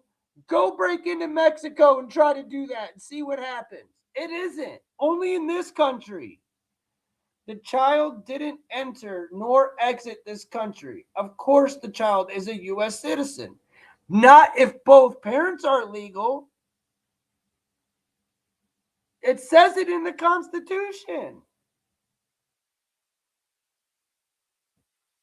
If both parents are legal, how could the child be legal? They're not here legally. It's not. Read the Constitution. That's what the Constitution says. They want to amend the Constitution to make it so that if they're here, then they're legal, regardless. So then what? Exactly what they said. So then you got a bunch of people from China coming in, having their kid, bringing them back to China, allowing them to get radicalized, and then bringing them back here as citizens. Do you not see? All right, you're getting booted because you're a snowflake and no one cares about you. Literally. Your IQ is so low that just go hug a tree, go wave your rainbow flag, go dance like with all your little furry friends, and get out of my chat. Goodbye. Goodbye. Nobody cares. The child is legal. Let's see. There are already 20 million American citizens living in China. 20 million American citizens living in China. China radicalized, get an education. Yes, China radicalized. No, explain to me better. Explain to me better. You're telling me that's not happening? See, that's how dumb you are. You get an education. Learn something. Learn something. Because clearly you're dumb. If you really don't think the CCP is sending people back to China and radicalizing them and sending them back here, you're out of your loving mind. And you just don't comment to me. You're out of your mind, dude. Any normal based American knows that's what's going on. Everybody knows that. And if you don't know now, you know. It happens from every country. They come here 8 months pregnant just to get citizenship, and it's not right that it's our right that it's okay. And it's not our right that it's okay. It's not okay. How is that okay? We can't do that in another country. We have way too much going on, you guys, to have to worry about other people that aren't even here legally. Like, we don't even know who you are. Your parents are just ghosts to the country. Come on, dude. Just go do it the right way. My grandparents came here from Italy. And guess what? They all became citizens and did it the right way. Nothing illegal about it. You can do it, guys. It's okay. You can do it. But see, the truth is, you were brought into America in the last 4 years by Joe Biden and all those people, and you don't have a pathway to citizenship. That's the real truth. You have zero desire to become a citizen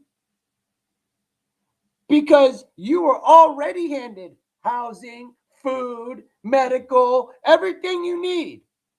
Why even try? It's a joke. It's a joke, dude. I don't get it. It's a joke. Eric said, Chinese come here, have a baby, they come back and run our political office. Again, Eric, thank you for, again, I know there's 154 people watching, right? There's 150, 60, whatever. I'm telling you, most of the people get it. That's why you're sitting here. So your small little amount of people who obviously I'm talking to, we're all like, we get it. We get it. Like, dude, we voted for Trump not to go to war, but to get rid of these illegals. Nobody wants this war. I hate talking about war. It's why you guys look at my YouTube. Go look at my lives. I'm a live streamer. I streamed every day at the beginning of March, all through March. And I'm tired of it. And I streamed every day, and now I gotta take breaks from it. Man, that stuff's tiring. Nobody wants war, bro. We just want to get these illegals up out of here and start living our life. Like, at this point, let's just go back to 2017. When dude, I was talking to my sister, times were way better just with, 2018 even, right? Right leading up to the, times were good. We were going to concerts. We were going to we were doing all types of stuff. Lots of stuff. Everybody loved each other. All of our families got together on all sides. And we had giant cookouts and family reunions and everybody. There was no division. I miss those days. I miss it. We don't have those days no more. They're gone. Hit one. How many of you people have had your family broken up because of one way or another politics? especially after 2020. Walmart used to be 24 hours. Yeah. Walmart now closes at like midnight, bro. Then Trump was elected, and no, everything was super good until they brought the Fauci ouchie in, and then Biden was president. Then they brought in all the illegals, and here we are, stupid. And then the fact that you call them Frump is so GEY, bro. You I don't know what you are, but you definitely are a flag. FLAG, a flag.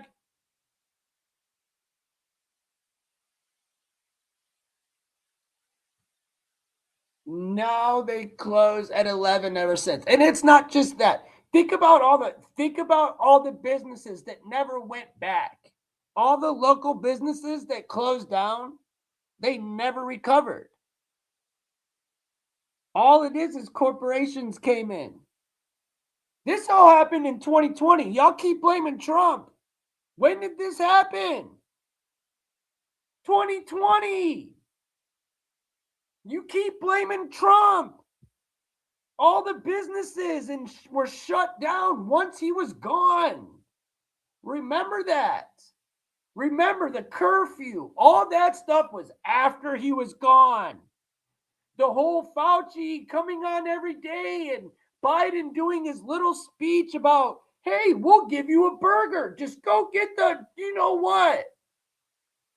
That happened on Biden's watch. That never happened with Trump.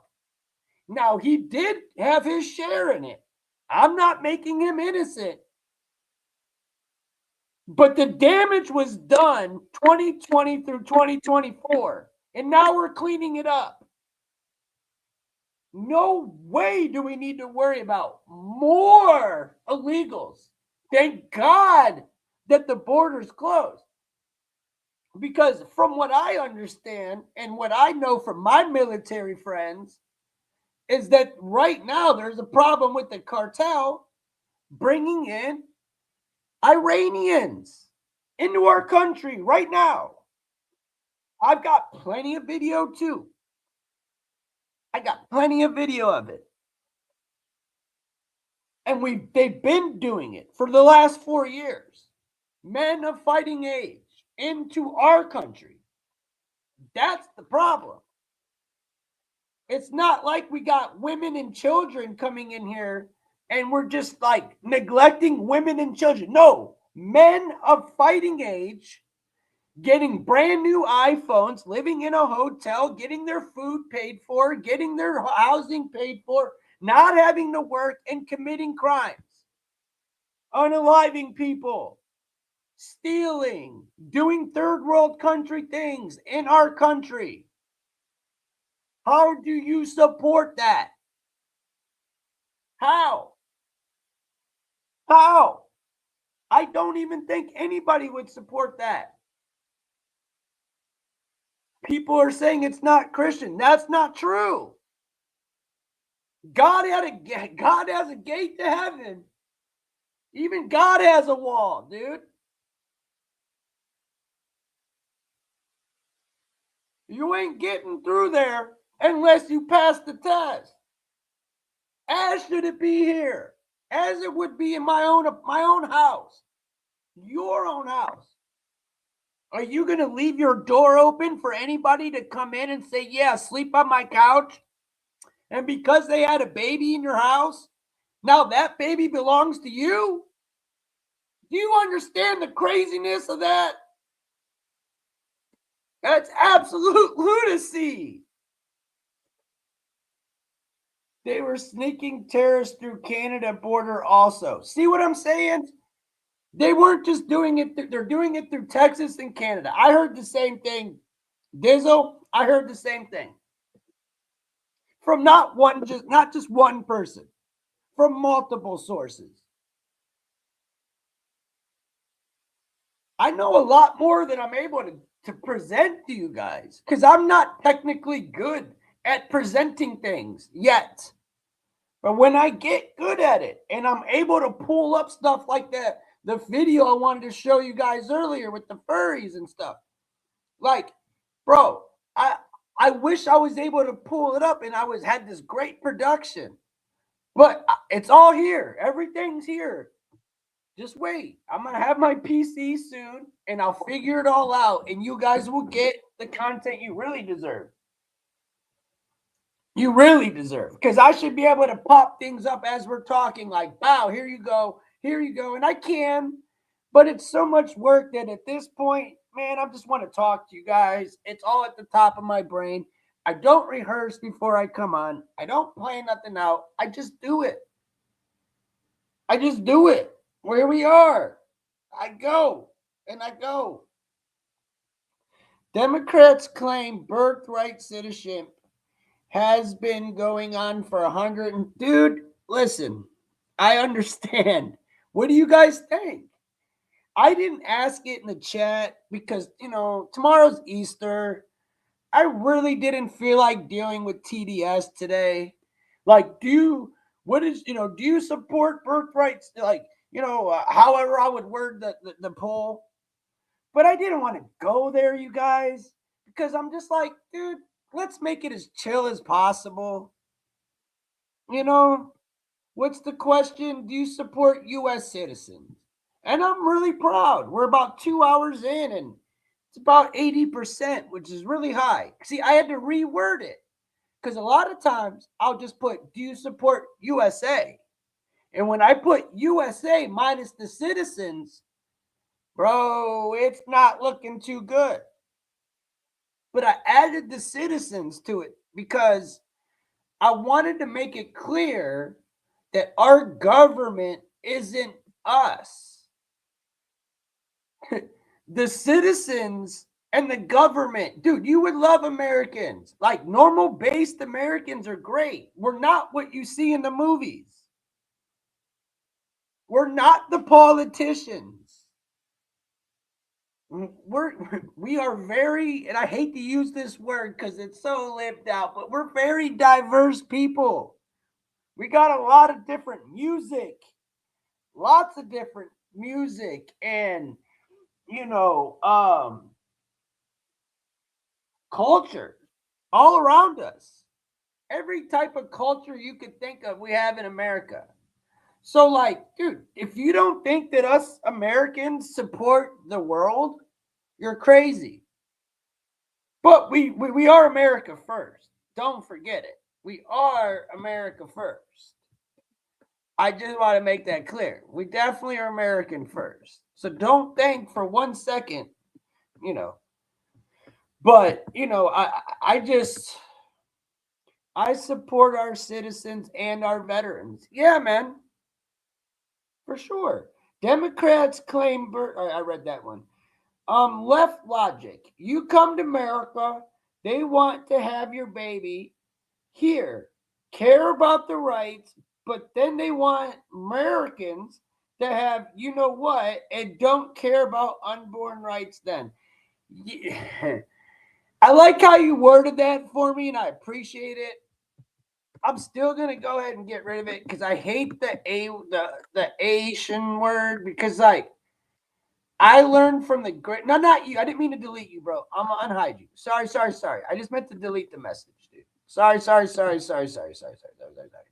So, anyways, the guy I looked up to, Mike Trevisano, Italian guy from Cleveland, radio guy.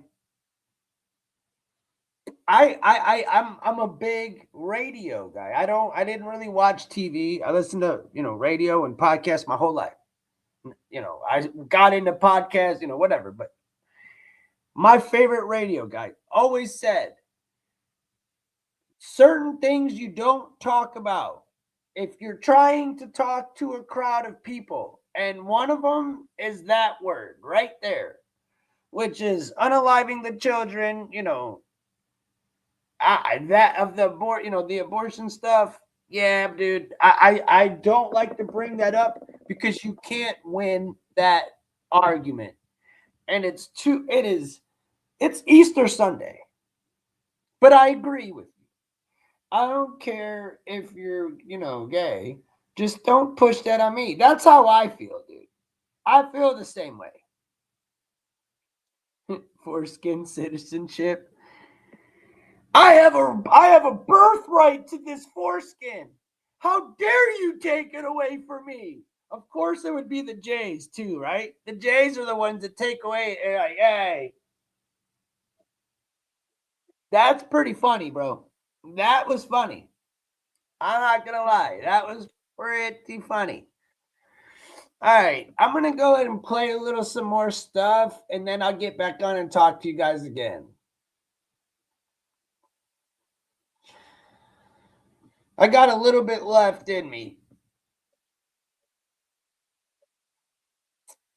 I got a little bit left in me. You guys good? Everybody good? Let me get this going. Sorry, guys. Like I said, God bless everybody. Happy Easter. I personally, I'm a Christian, but yeah, I think the dates might be a little messed up, but whatever. That's for another day.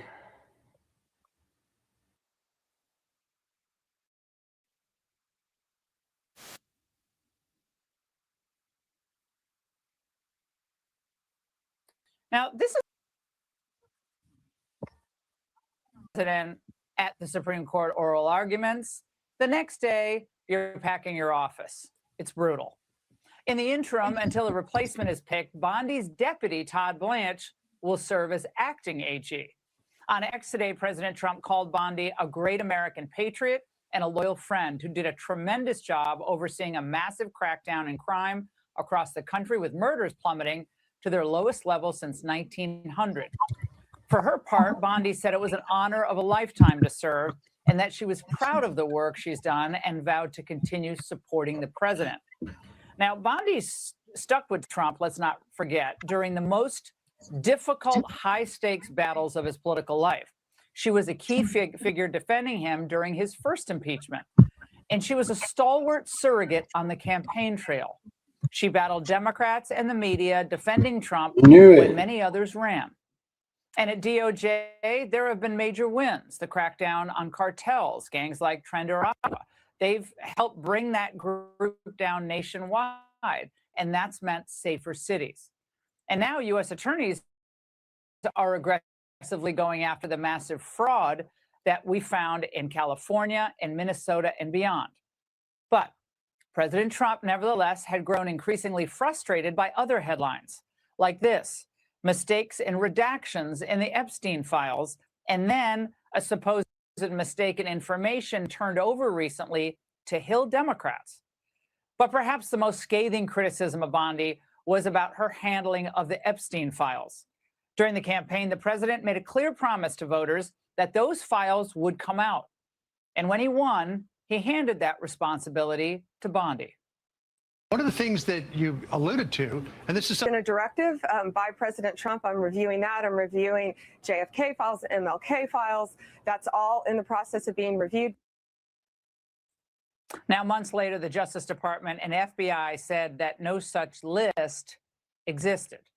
Now, when White House Chief of Staff Susie Wiles spoke to Vanity Fair last year about Bondi, the writing seemed to be on the wall. Wiles said she completely whiffed. First, she gave them binders full of nothingness, and then she said that the witness list or the client list was on her desk. There is no client list, and it sure as hell wasn't on her desk. In Washington parlance, the ever-loyal Pam Bondi had become a political liability. And now timing becomes part of the story as well, because Bondi was scheduled to sit for a House deposition in mid-April on the Epstein matter. The committee will still try to force her to appear. Finally, it was no secret that President Trump has been exceedingly annoyed that none of his political adversaries have had to answer for their vicious political witch hunt that they waged to try to destroy his presidency, really going all the way back to 2015. In September, posting on X, the president accused Bondi of being basically all talk and no action, writing in part, "Nothing's being done." He was citing Comey and Letitia James, Adam Schiff, And he wrote that they're all guilty as hell, but we can't delay any longer. It's killing our reputation and our credibility. Of course, Comey and James were indicted, but those cases were dismissed without prejudice, but with the judge ruling that the federal prosecutor was unlawfully appointed. The DOJ is appealing those dismissals. Now, in the end, as much as the president personally liked and continues to respect Pam Bondi, and a lot of us do, the president gets to nominate the AG he thinks will be best in that role. So whom will he choose now? With an increasingly unreliable Senate, the president will need to proceed very carefully. Another bruising confirmation battle is probably not what he needs right now. But know this, from day one, whoever the AG nominee, Democrats will have their knives out for him or her.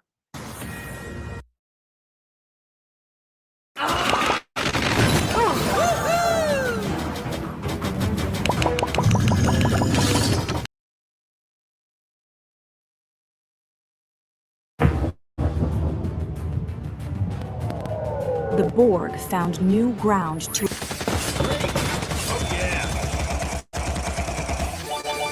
Latest on YouTube, and catch full shows streaming now on Fox 1. Hey everyone, I'm Emily Campagno. Catch me and my co-host Harris.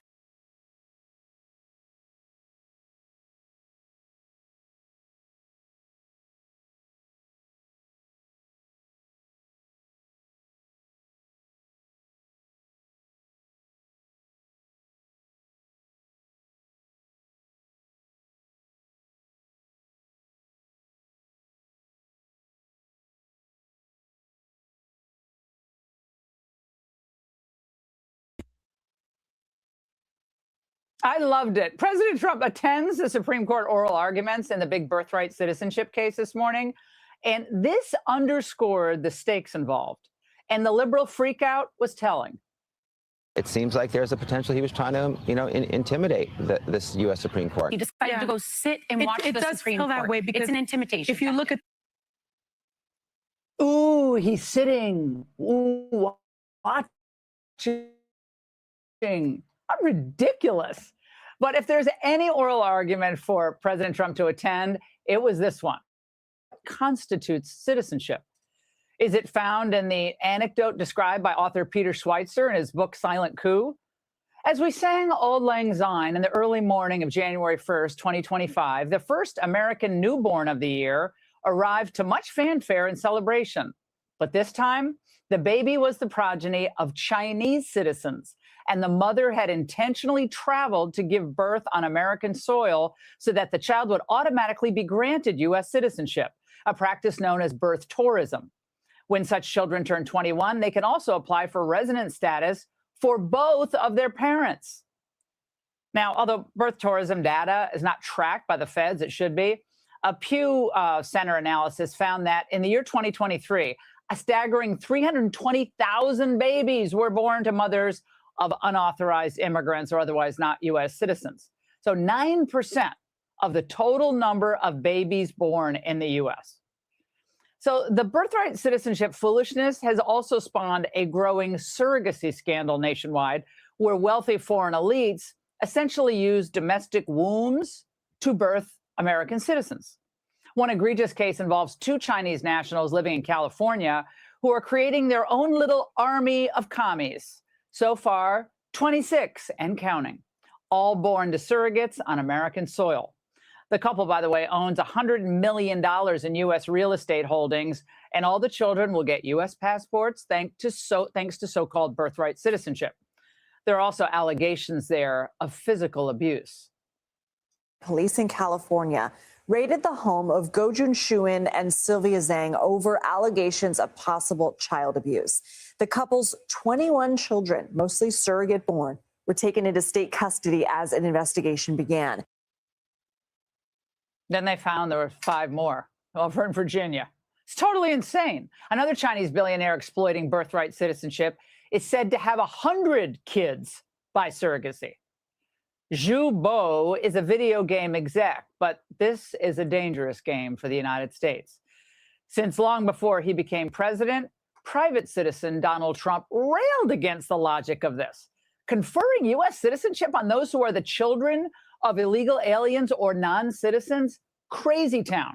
And in 2015, he went on to make this issue a cornerstone of his first campaign. What happens is they're in Mexico, they're going to have a baby, they move over here for a couple of days, they have the baby. You don't walk over the border for one day and all of a sudden we have another American citizen. It doesn't work that way. Mexico doesn't do it. Other places don't do it. Very few places do it. We're the only place just about that's stupid enough to do it. Oh, he was right. So the focus here is on the citizenship clause of the 14th Amendment, which was ratified in 1868, roughly 11 years after the landmark Supreme Court decision Dred Scott versus Sanford. Now, remember, that denied citizenship to African Americans.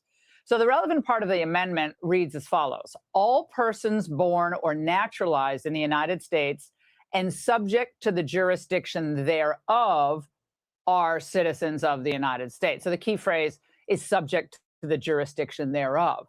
Trump's Solicitor General John Zahlr cited the congressional record from 1866.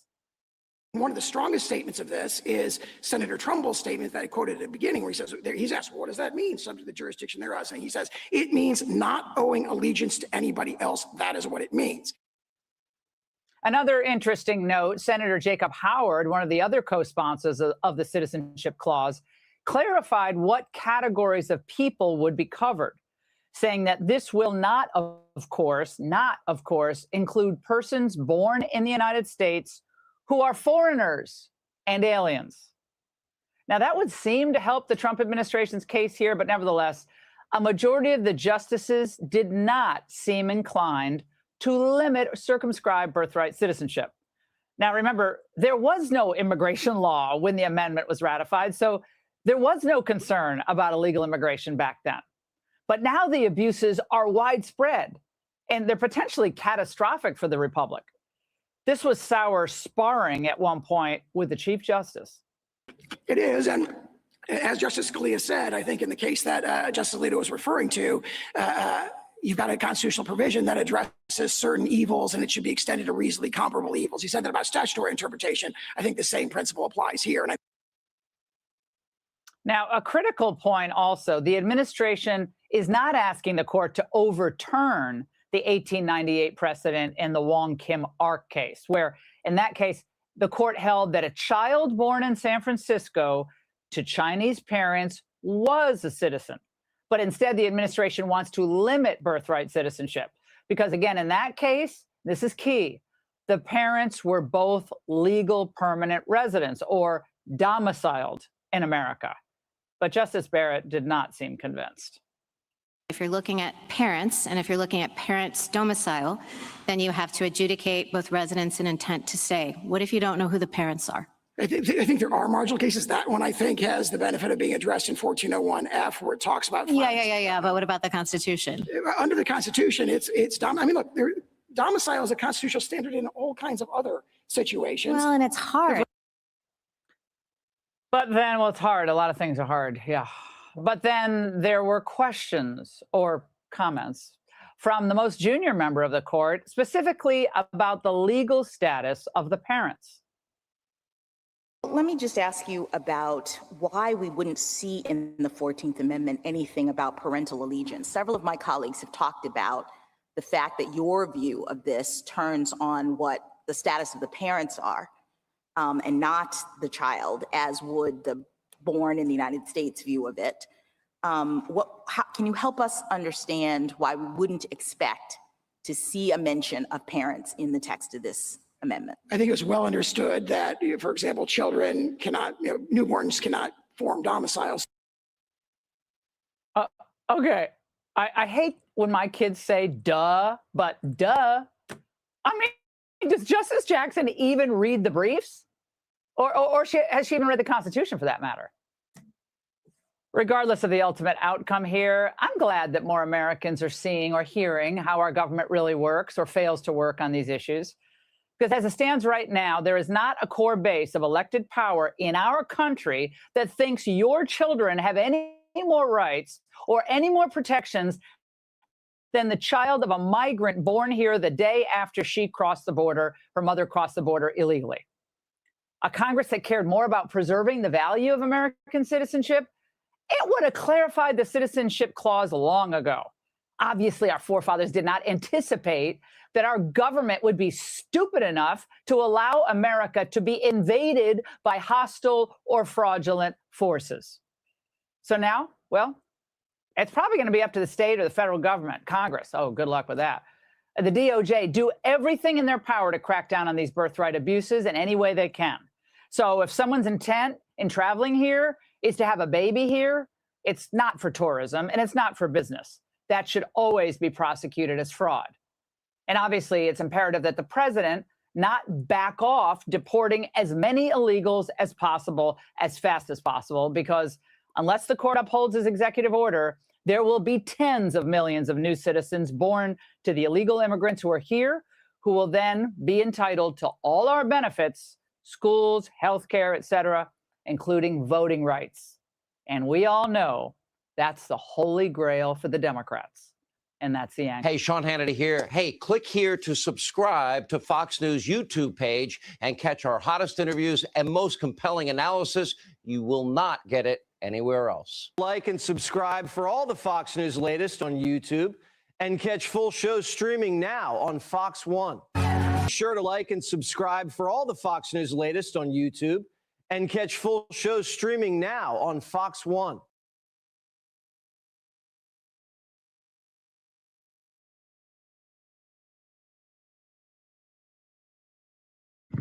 Man, that was funny. That was a good ending.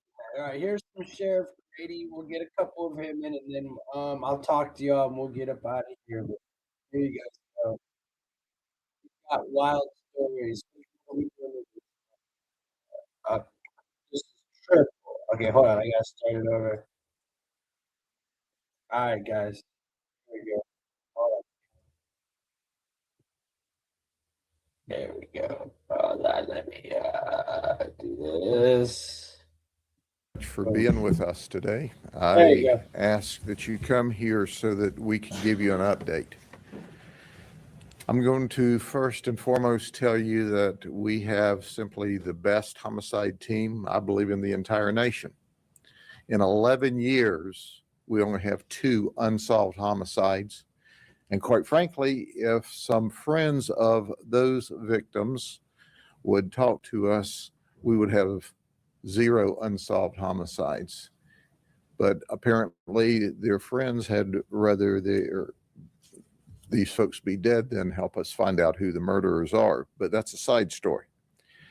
I knew when we sent this investigative team there that they would do everything they could and would more than likely solve this homicide, because they are simply the very best.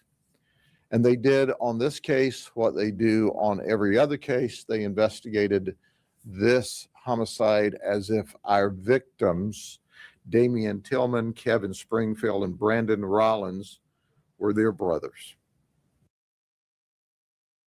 Welcome to the GED Academy.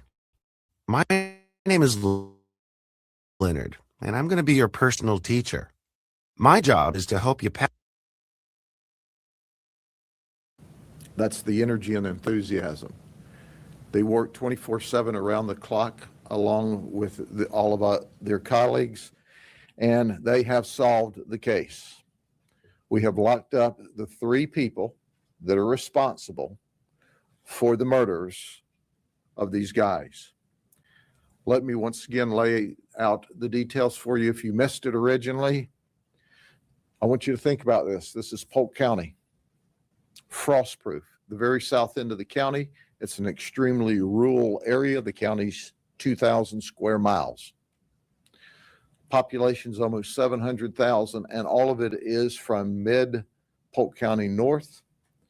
So it's sparsely populated area that's made up of cow pastures, orange groves, beautiful lakes, and a very, very low crime rate in the frost-proof area, which is one of the best kept secrets and one of the safest places to live any place in the nation. But all of that came to a crashing halt on Lake Streety Road. When we found these people, our victims, massacred, literally massacred, we thought, my goodness, what could have happened there? Well, we know now. I'm going to introduce you to the people that were responsible for that. Then I'm going to give you a timeline. So this is going to take a couple of minutes, and you pick from it what you need. Here are, this is the trigger man. This is the guy who directly did the damage. His name's Tony Wiggins. He's known as TJ. He's 26 years of age. This is Mary Whitmore. She's 27 years of age, and she is the girlfriend of Tony Wiggins. And this is Robert Wiggins. He's 21 years of age, and he's the brother, obviously, to TJ. But let me stop for a minute and give you a little history on TJ. TJ is someone who his criminal history should shock your conscience. It does mine. TJ started to be arrested when he was 12 years old. He is currently only 26 years old. TJ has 230 felony criminal charges in his arrest history. I didn't stutter. He had 230 charges in his arrest history, 15 convictions, and 2 times to state prison at only 26. There's a picture of Tony Wiggins. Here's the real Tony Wiggins. He's a thug. He's a criminal. He's pure evil in the flesh. He's wild and he's out of control. Mary has 0 criminal history. 0. Robert has 1 misdemeanor arrest, virtually no arrest. Tony, 230 felony charges. They all are from the Lake Wells and Frostproof area, as was our victim. When we started receiving Crime Stopper tips, and we received them to the point that the call center said we had to bring in extra help. We had people call in from all over the nation about ideas and helping us investigate the crime and what they believed and psychics. But the local tips that came in that were filtered, and there were hundreds that came to us, the predominant information we got was, look at TJ Wiggins from Frostproof. It's not that they had any idea that he did it, but this guy is just mean. He's just violent. He's currently out on bond for breaking a guy's arm with a crowbar during a fight, waiting to go back to trial on other felony charges. This is a guy who they said will just walk up and punch you for no reason, or no reason to you, certainly a good reason to him. You look at the Florida statutes as it appears with criminal conduct, he's got some arrest history.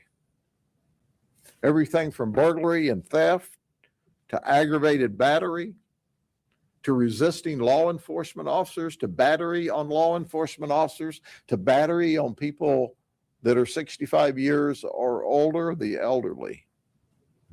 He's just wild and hostile.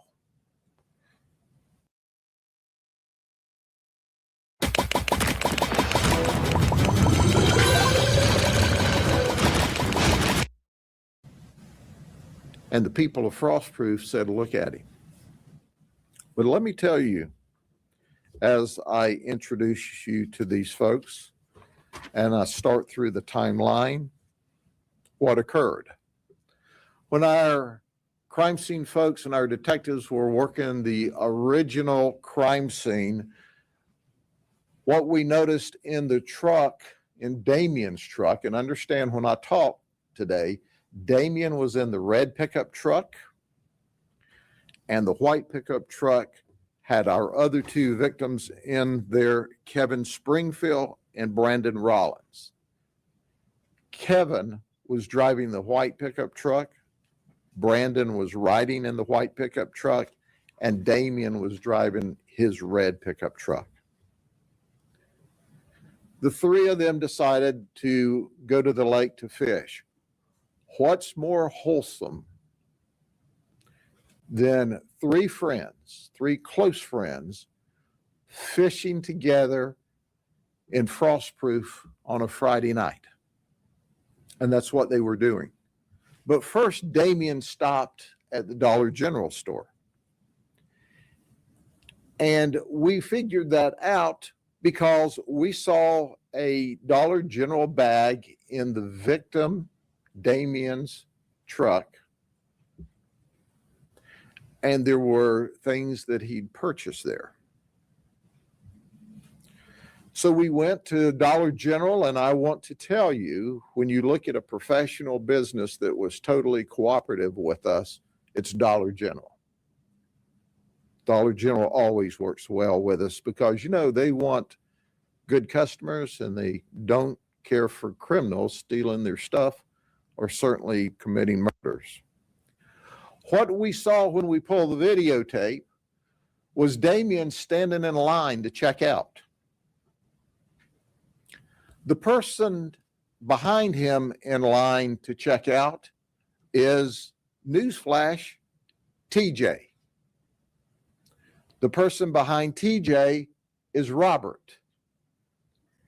And we also determined that Mary was in the store. So let's go to a timeline. At 21:56 hours, we call that 9:56 in the evening, Damien is checking out of the store with his product. He is followed out of the store by TJ, who checks out about 15 seconds later. And he's also followed by his brother and his girlfriend. At 10:06 p.m., only 10 minutes later, Brandon, who is now in the white pickup truck, frantically calls his dad and says, "Help."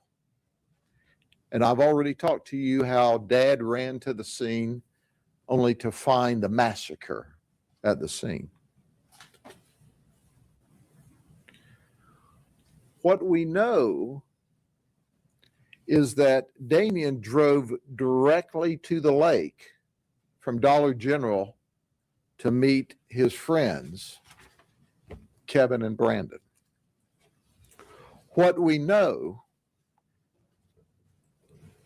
is that as a result of that,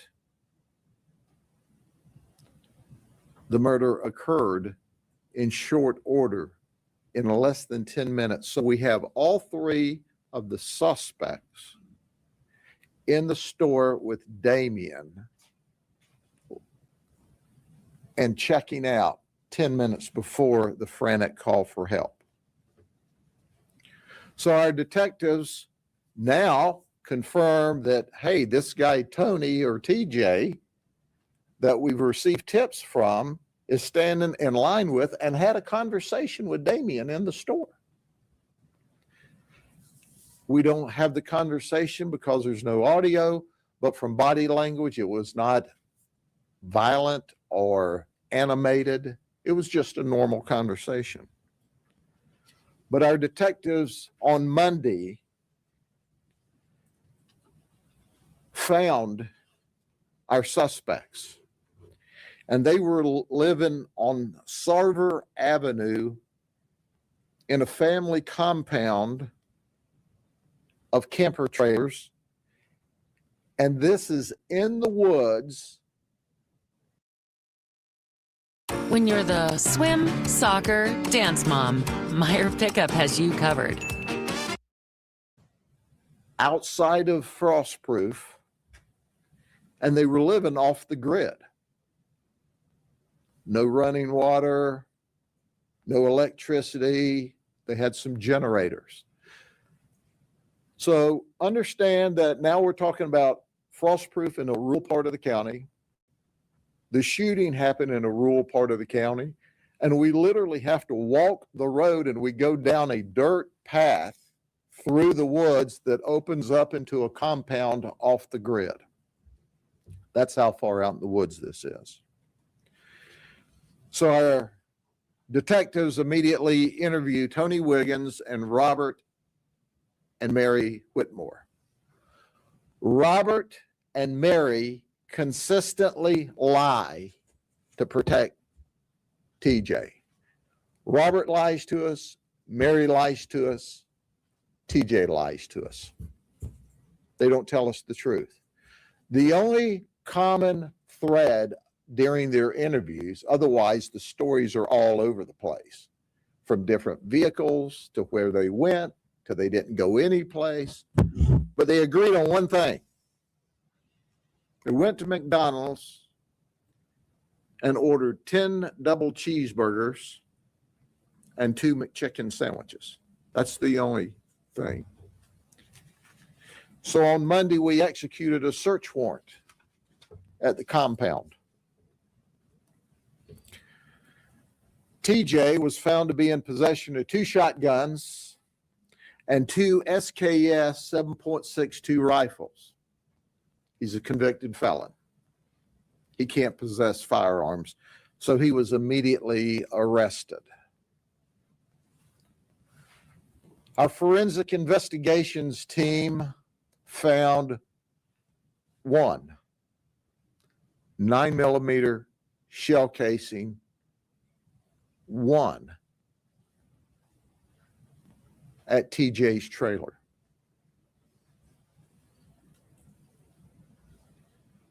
The Florida Department of Law Enforcement said from the very beginning, I had 2 conversations with the commissioner this weekend. He's a dear friend of mine.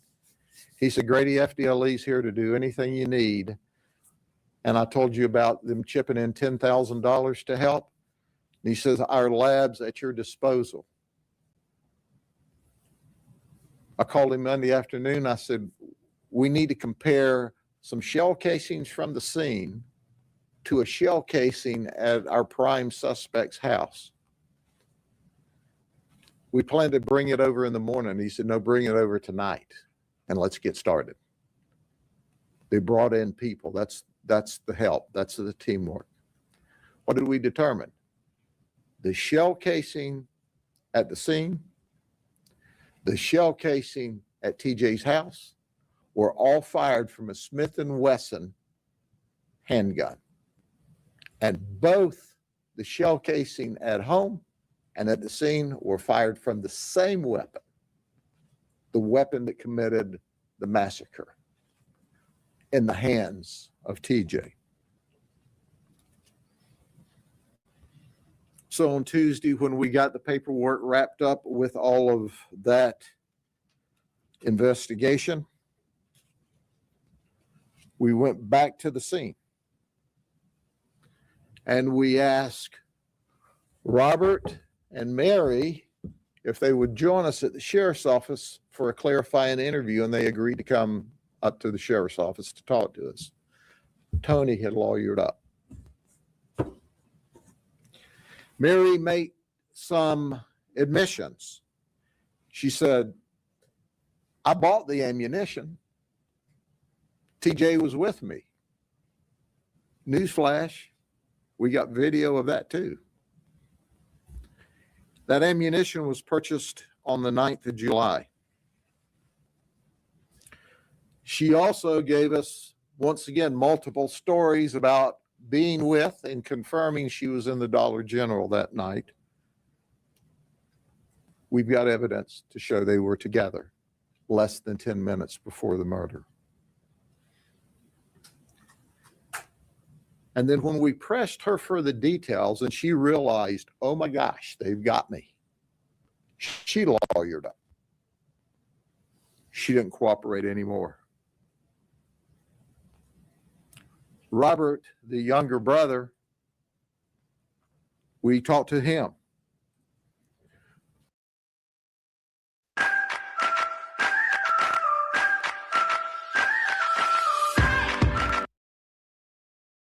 University of Phoenix feels built for real life, because it is. Some schools. Robert, up to this moment or up to this event, is not a bad guy, at least in the criminal sense. One misdemeanor arrest. When Robert's in line, he hears Damien tell the clerk, "We're going fishing." Damien tells the clerk, because the clerk knows everybody, it's a small town. "Yeah, I'm going fishing with Kevin." So Robert and TJ are talking, and he says, "Yeah, Damien's going fishing with Kevin." And TJ says, "What? Kevin's going to be there?" So when they leave the store, TJ tells Robert, who's driving, "Go to the lake."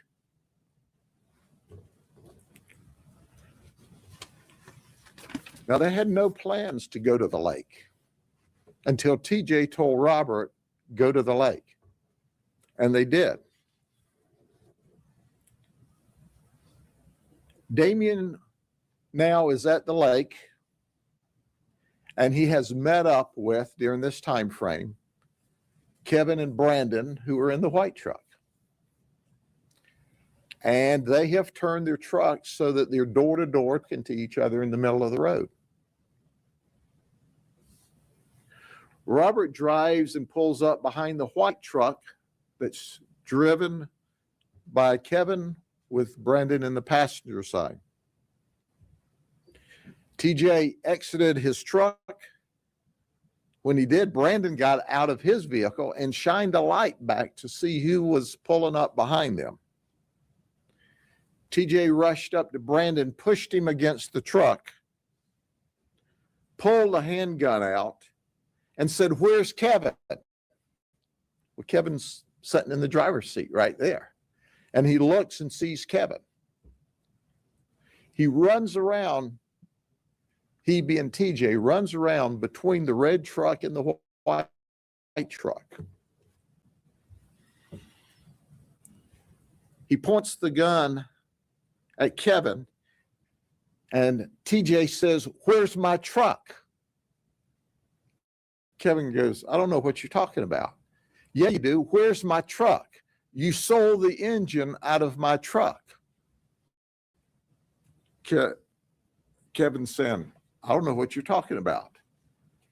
At that moment in time, according to the information we've received, TJ hits Kevin. Damien starts to open the door of his vehicle and is screaming at TJ, "Put the gun away, put the gun away, put the gun away." TJ's out of control, screaming, "Where's my truck?" And he starts shooting Kevin and Brandon inside of the white truck. It's estimated, and this is still under investigation, he shoots him 9 to 10 times between the two of them. Then he turns on Damien and begins to shoot Damien, who's got his door open but is in his truck, several times. Then he goes back to Kevin's truck, and during his excitement, now he has dropped the magazine to his firearm and he can't find it. So he opens the truck door and Kevin falls out on the ground. And that's where Kevin's found. He finds the magazine to the handgun that he drops when he goes back, points the gun back. And then he calls Robert. Robert says he's sitting in the truck. He said, "I never got out of the truck.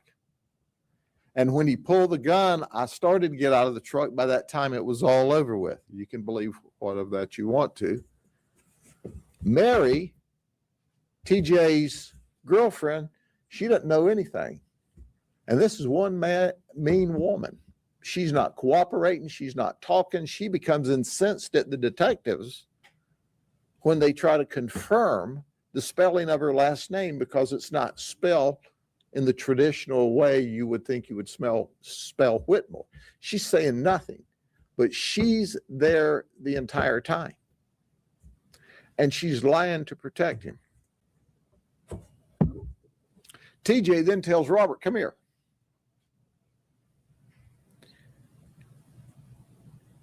Help me put Damien in the truck. So Damien now, and we don't know the lineage, the details, because they're not given to us any better than what I'm about to tell you. They grab Damien. We don't know if he's already pulled out of the truck or if he's in the truck because there's blood evidence all over the place. But they pick him up and heave him over into the back of the pickup truck with his foot sticking up over the edge of the bed.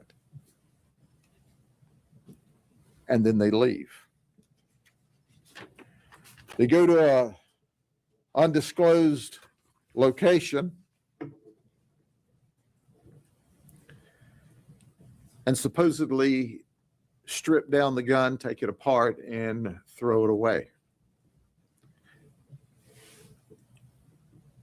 They immediately go to McDonald's in Lake Wells and order 10 double cheeseburgers and 2 McChickens. While they're standing in line, they go through the drive-thru. It's very quiet. TJ simply says, we weren't there. And that's all the conversation that they will admit to. We believe there's more than that. We found throughout the investigation that they lied for TJ, that she bought ammunition for TJ. And then later on Saturday, keep in mind this happened on Friday night, Robert takes that truck, which belongs to another relative, to a car wash because it's coated in red mud and cleans it up. The owner of the vehicle knows that they're driving the vehicle. That young lady who is a relative doesn't know anything about anything.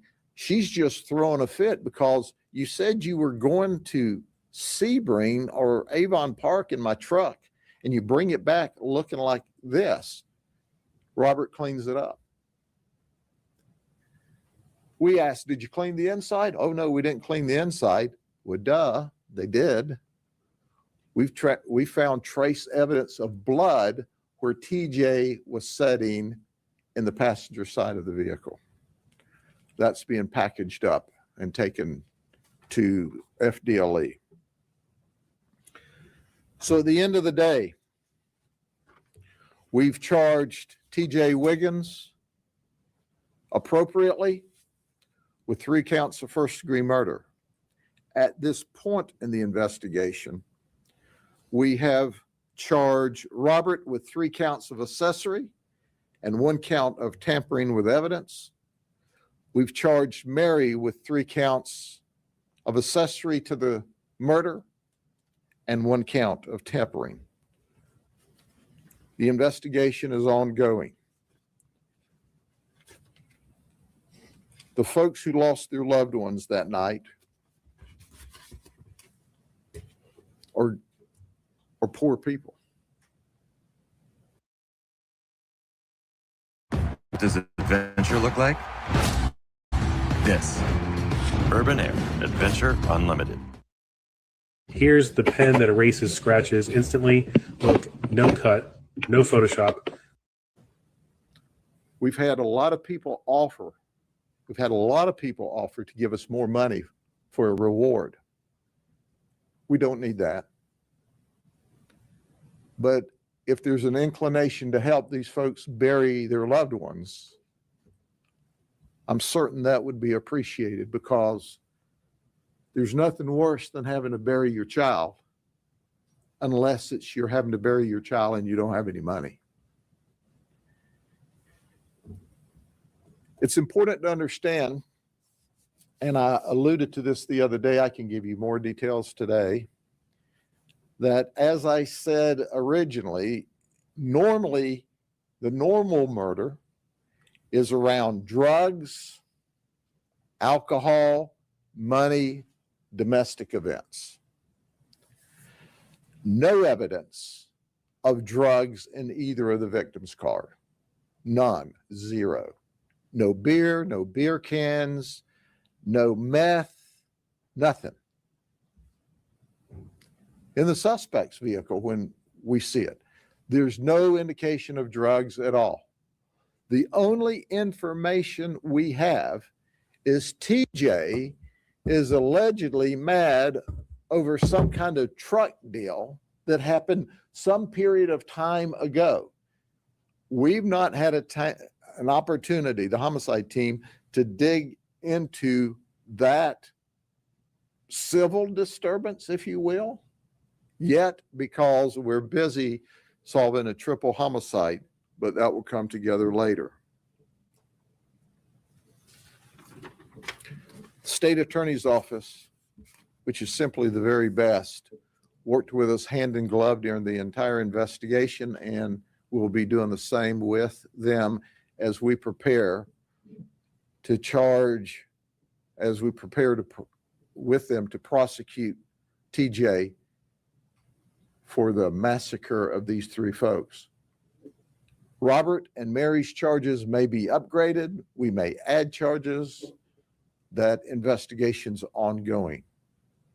Understand that this is Wednesday. We started this investigation Friday night when we were called, and by Tuesday afternoon, this homicide team had them in jail. We're grateful for the tips we received. We're grateful for the outpouring of support from the community. We're grateful we had people from around the country, as far away as Tennessee, that I'm aware of, want to send us money for a reward. You see, that's the United States, that's the state of Florida, and that's the community I know and love. Good people came with promises and prayers for the family from around this country. The community pulled together, and that's the United States of America that I know. Now, quite literally, other than investigative details we're working on, evidence we're preparing to take to the lab, you know what we've been told up to this point in the investigation. You can ask questions. I'll either answer them or I won't. Yes, ma'am. Beyond this, you know, the argument over the engine in the car, was there any other motive that you guys found? The only conflict we see is this. Where's my truck? I heard you stole the engine or sold the engine out of my truck. Where's my truck? I heard you sold the engine out of my truck. And for that, this guy massacres 3 young men, 23, 27, and 30, on their way fishing Friday night near Frostproof. It's gut-wrenching. This is evil in the flesh. This is a guy who can hurt you just because it's the right thing for him to do at that moment in time with his 3 brain cells. Yes, ma'am. How do you know about this truck deal? Is one of these suspects cooperating, or is this something that Brendan Rollins told his father? Well, we're not telling all of how we put this together. As you can imagine, I'm giving you the 30,000 foot view. So that you can have the complete picture of what happened. But some of the information and some of the sources that people have wanted to provide us information, you know, it's not appropriate at this stage to release. Yes, sir. At what point in in that timeline was Brandon able to call his father? Was it after they left, or?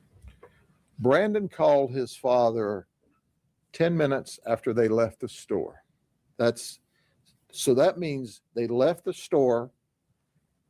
He met his buddies. They're talking. The suspects pull up. Whether Brandon, I imagine, all information I have is he made the call when the argument started. Because by the time Dad got there and found his son on the ground, gasping his last breaths, and he's holding his son, he's with his son during the very end of his life, and he's panicked. As I told you, he ran to the store, and people, good question, well, why didn't he just pick up his son's cell phone and call? Well, his son's phone had fallen down inside the truck. And in his panic and fear, he didn't see any cell phones. He just knew the three boys and his son were shot to pieces, and he ran for help, which is all he knew to do.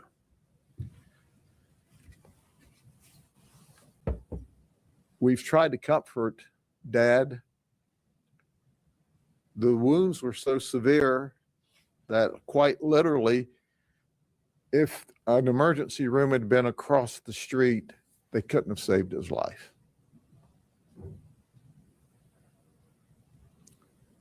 But you can't imagine the horror of a dad to find his son shot up. I don't mean shot, I mean shot up, as we say in Polk County vernacular, multiple gunshots, and dying in your arms. Yes, ma'am. You said you got several tips pointing to Tony Wiggins. Can you specify about how many tips? I don't know how many of them specifically talked about TJ or Tony. Several. And you know why? Not that they had any information about the murder, but he's just mean as a snake. So it's a small community. Frostproof is probably 3,000, 3,500 people. And this is in what you would call the outskirts. It was not downtown Frostproof. Frostproof is the mega center at 3,000. This is probably 3 or 4 miles, 5 miles south of Frostproof in a very remote area. But everybody knows that if Tony Wiggins is the prime suspect for anything that goes wrong, and that's easy to assume when at 26 years of age, he's got 230 felony charges.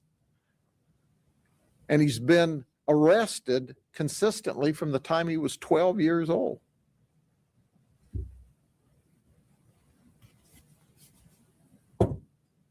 I'm sure somebody thinks you ought to have counseling and pretrial release. Our goal, and we pray that the state attorney can seek the death penalty. He needs to receive a fair trial, the appropriate appeals, and then be executed. And you know what? Legally, we can't execute him like he did those 3 guys who were just trying to fish on Friday night, nor would we suggest that the system be as barbaric as his conduct toward our 3 victims. Anything else? Pretty well know it. Thank you. God bless you. See you later.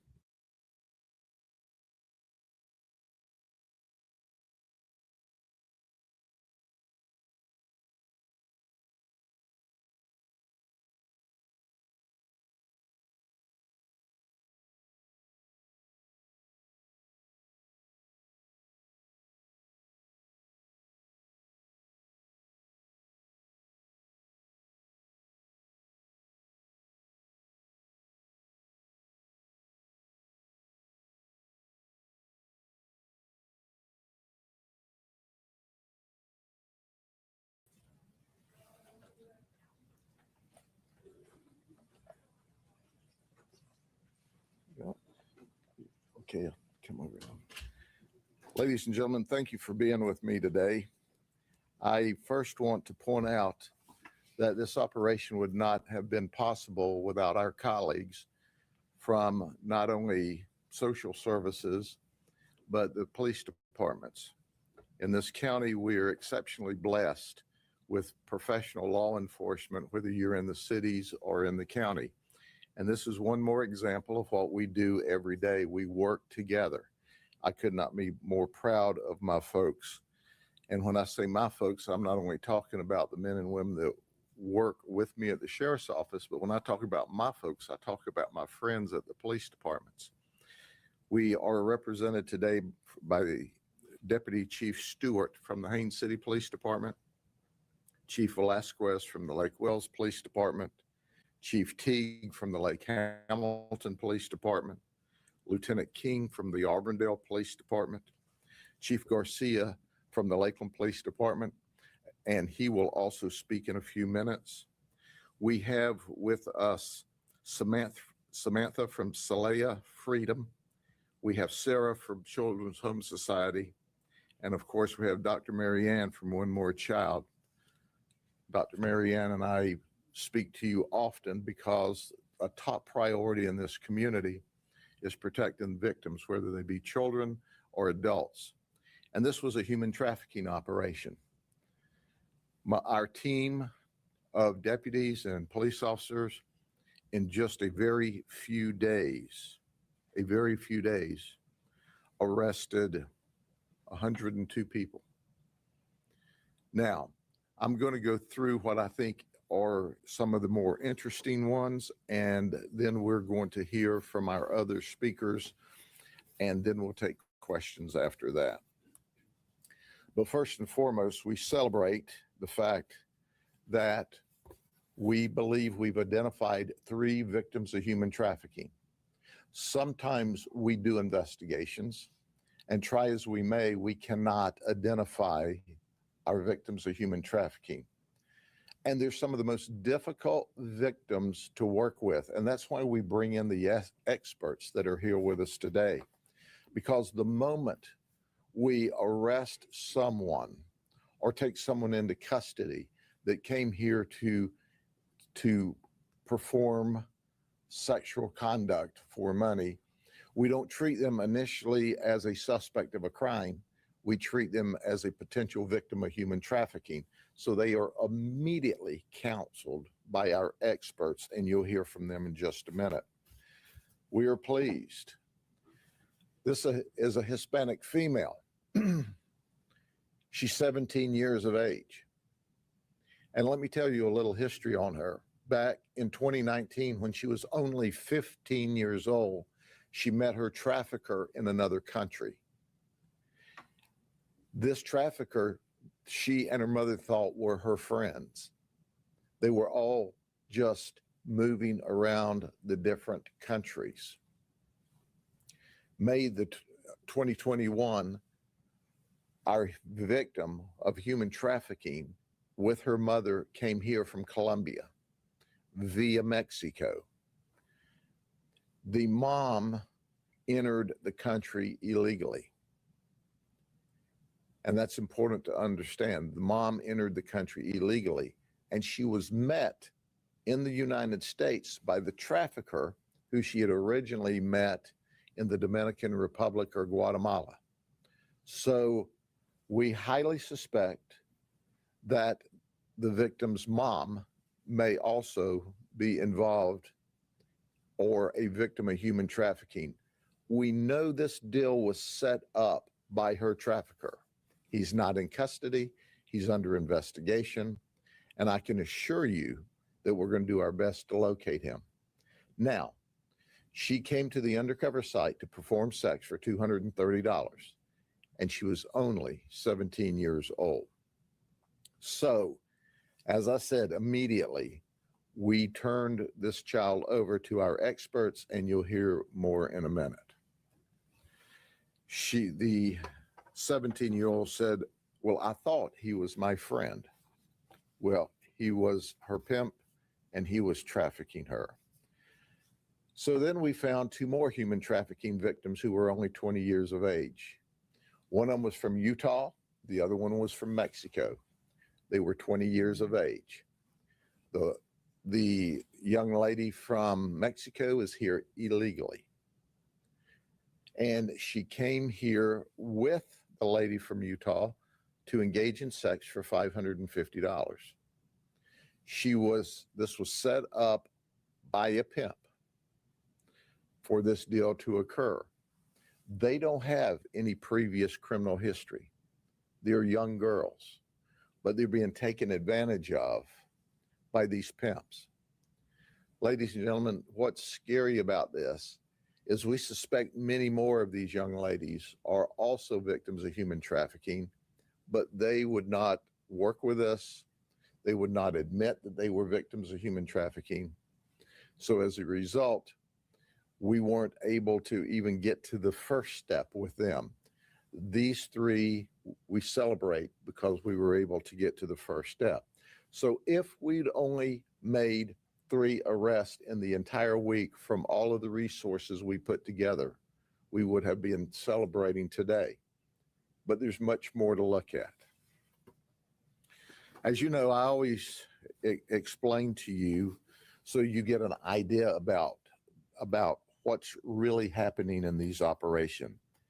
And here's Idris Karik. He's 32 years of age. He's from Bosnia. He is an adult protective investigator for DCF in Pinellas County. Oh, by the way, I understand he's in the process of being terminated. Do you understand what I just said to you? He investigates adult exploitation.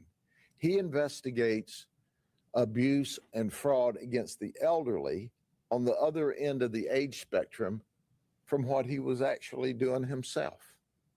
He's a bad man. He needs to be out of the system and he needs to be in jail, and that's where he is. Now get this.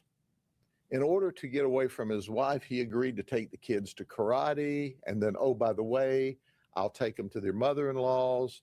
So he was having to work in excuses so he could get away from Pinellas County and zip over to Polk County in order to do the nasty deed for which he was arrested.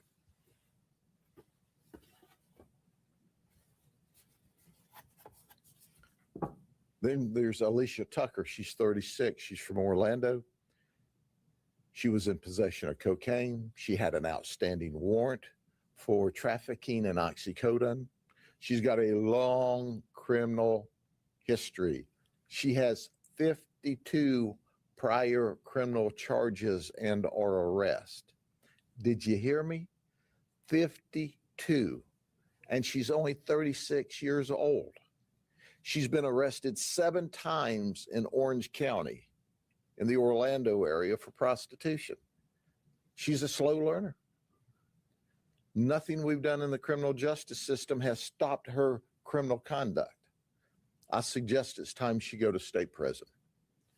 That may be a novel thought if you're from Orange County, but this is Polk County, and we lock you up for doing bad things.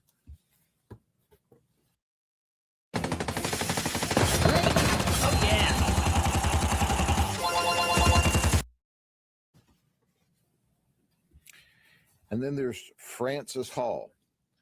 Frances Hall is a specialist. You see, she's in the kinky sex.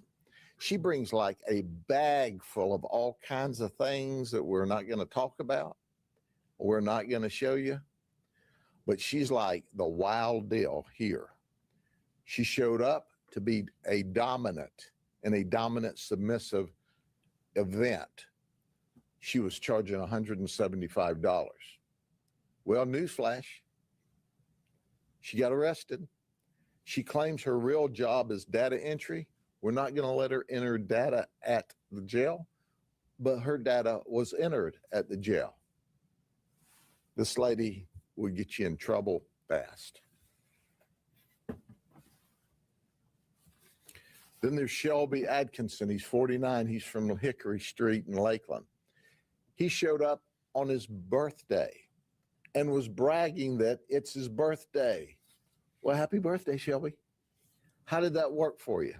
Well, we gave him a birthday gift. We gave him a nice set of handcuffs. And then we gave him a special meal at the jail. And then we gave him free room and board, all for his birthday. And when our undercovers negotiated the price with him, because it was his birthday, we offered him a $10 discount. Now, he certainly had a birthday that he'll remember forever. But there's more to the story. He has a long criminal history. He's got 30 previous charges from California. Well, Shelby, I suggest you pack up and go back to California. You know, they're not so tough on that stuff out there. In fact, I don't think California's tough on much of anything. So go back to California. Obviously, you didn't learn out there in the criminal justice system. We're going to give you a new-found lesson here in the state of Florida. He's, by the way, employed as a handyman. They didn't say what kind of handyman, but I highly suggest you don't hire this guy.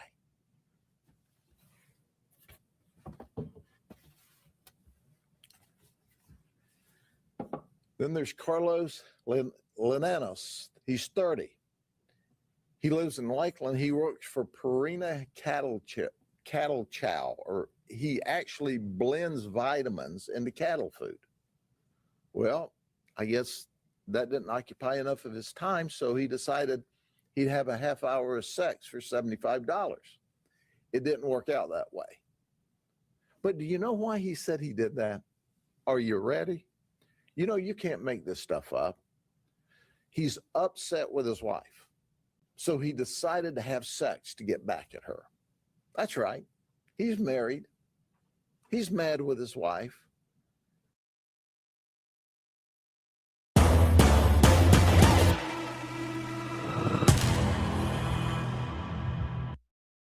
It can be scary to pursue your dream, but it's also exciting. I built a Wix website in. You know, I just don't believe at a marriage counseling session that they would have suggested that to Carlos in order to make things better at home. But anyway, he was arrested. Newsflash, it's not his first time. In 2019, in a similar operation to this, the same undercover detective who works for LPD caught him last time. That's right. He still hadn't paid off his $6,400 in fines, but he did have them worked down to $1,300 before he got arrested again. So, you know, he's already paid a ton for that sex, and now we've caught him again. So it is our prayer that upon conviction, they'll give him some time in the county jail and another $5,000 fine plus court cost.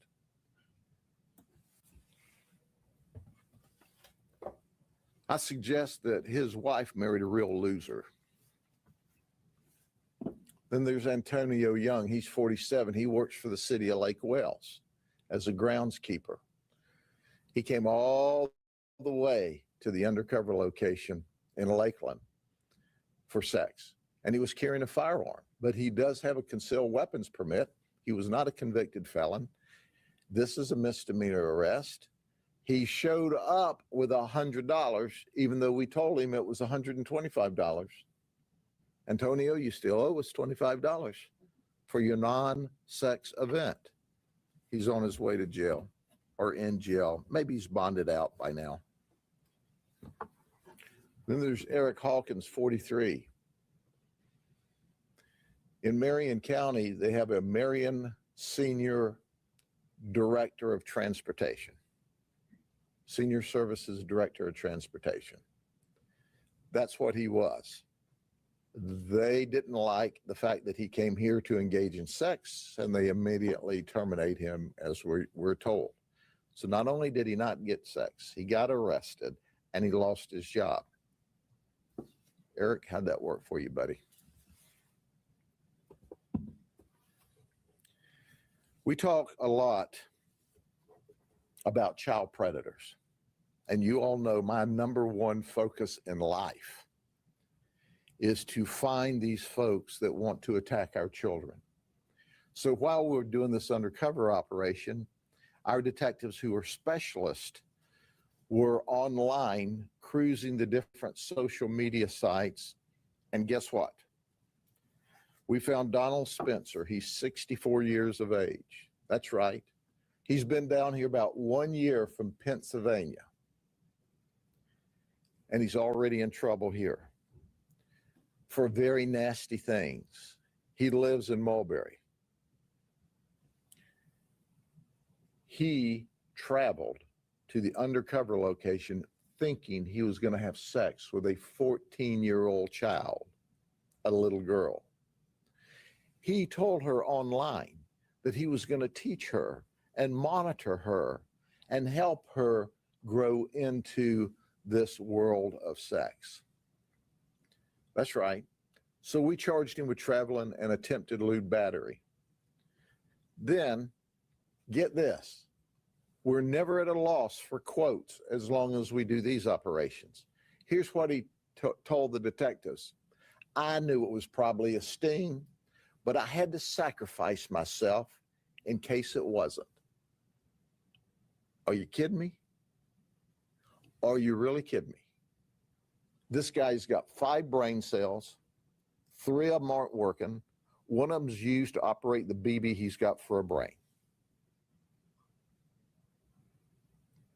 He came up to the operation, admitted he knew it was probably a sting, but that's how strong their desire is to have sex with children. Now, he was very, very nasty in his chat to what he thought was a little 14-year-old girl. All of this was social media driven. He was prowling children's social media sites looking for a child to attack. If this entire operation had have only caused this person to be arrested, it certainly would have been worth it.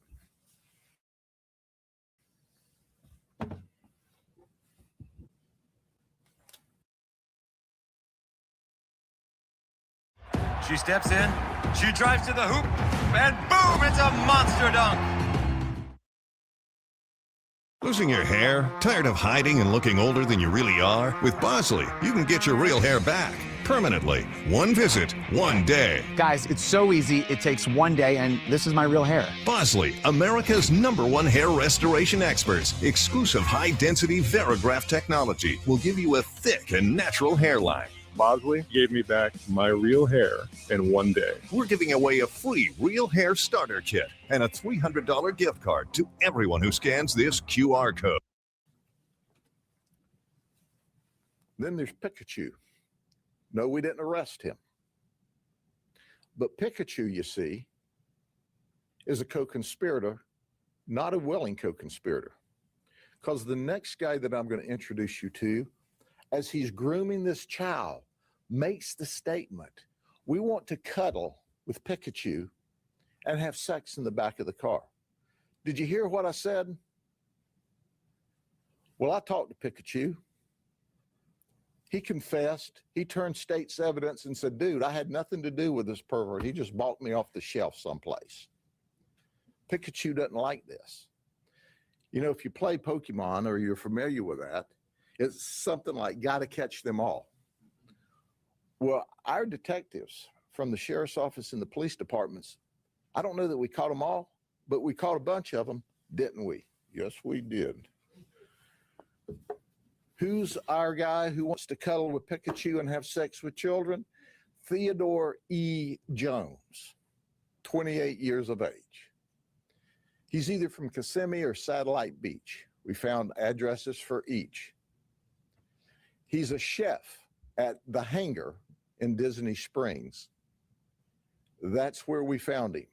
Our detectives were able to run him down, and he was there. And he had old Pikachu in the car. That's right. He told us what he thought was a 13-year-old child, a little girl, that he wanted to have sex with her for the first time. And that When they finished, he wanted to keep her panties. And he didn't come to the undercover location, so we went to him. We had to rescue Pikachu from that nasty environment. But more importantly, we had to find children who he was seeking. And he was seeking them once again on social media sites. He was using his computer. He was transmitting nude photographs of himself. That's right. To what he believed to be a 13-year-old child. He said very nasty things to this 13-year-old child to go along with the very ugly, vile, nude photographs that he sent.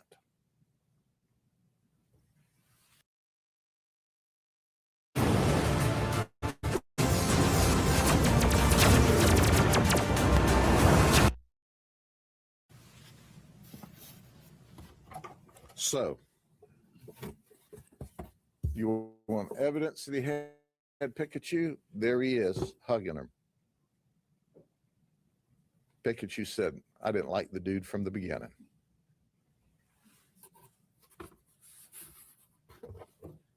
So with that, we'll put Pikachu back to take a nap. It's been a long weekend for him after all. And I want to first introduce the Chief of Police in Lakeland, Ruben Garcia, for a few comments. And as soon as he speaks, then we'll have Samantha speak, and then we'll have Marianne speak. Chief? Hey, good morning. Chief Ruben Garcia, Lakeland Police Department. We're certainly honored to be here in partnership with the Sheriff's Department and our other agencies throughout the county to bring these suspects to justice. 102 sad stories, truth be told. Some of them great stories in the fact that our service providers here, our local service providers, will be able to wrap those services around them and save some of these children that were victims of human trafficking. But for the greater most part of them, they're accountable for their actions. They're being held accountable for their actions. And we're certainly glad that we were able to be a part of that and bring them to justice. I never want to miss the opportunity to thank the men and women that work out in the trenches to do these undercover operations. A long week of seeing a lot of stuff they probably never wanted to see. A long week of dealing with a lot of folks that they probably wouldn't want to deal with on an ordinary basis, but they're willing to go out into those unseedy places and make those contacts in order to safeguard our whole community. So my hat really goes off to them for the great work they did. So again, we're certainly glad to be a part of this operation. We thank our sheriff for being the lead to keep this county safe from this kind of activity. So thank you. Hi, I'm Samantha Cole with Zahlr Freedom, and Zahlr Freedom is an organization that treats the survivors of human trafficking and sexual exploitation. And we would like to thank all the different law enforcement agencies within Polk County that allowed us to walk beside them in this opportunity to put an end to human trafficking. The efforts made and the arrests made in this operation are huge steps in the movement to end human trafficking and allow freedom for the identified victims to start their road of recovery. So we thank you. Hi, my name is Dr. Marianne Thomas, and I am with One More Child. And we are honored to once again be working alongside Polk County Sheriffs, as well as all of the police departments, to help end human trafficking in Polk County. We know that Sheriff Grady Judd has a heart for victims, and his people readily identify victims and immediately ask for services. And that is what we want to see. We do work with children ages 10 to 28 who have been identified as human trafficking victims. So we're able to provide that wraparound service as we move on from here. It's not just about identifying them, it's about helping them afterwards. And also, I would like to highlight something the sheriff said. These people, these traffickers, came as a friend. And so for parents who are watching, who are listening to this, please know it's not the boogeyman out there that's coming after your child. It's someone who already has contact with your child, someone who knows your child on social media, someone who already has relationship with your child. And so it's very important that as parents that we do our part to make our children safe online as well. Thank you so much. Are there any questions? you could talk to, if a human trafficking victim is watching this, is there a way you can reassure them that if they come forward, how can they know they'll be safe and their life will get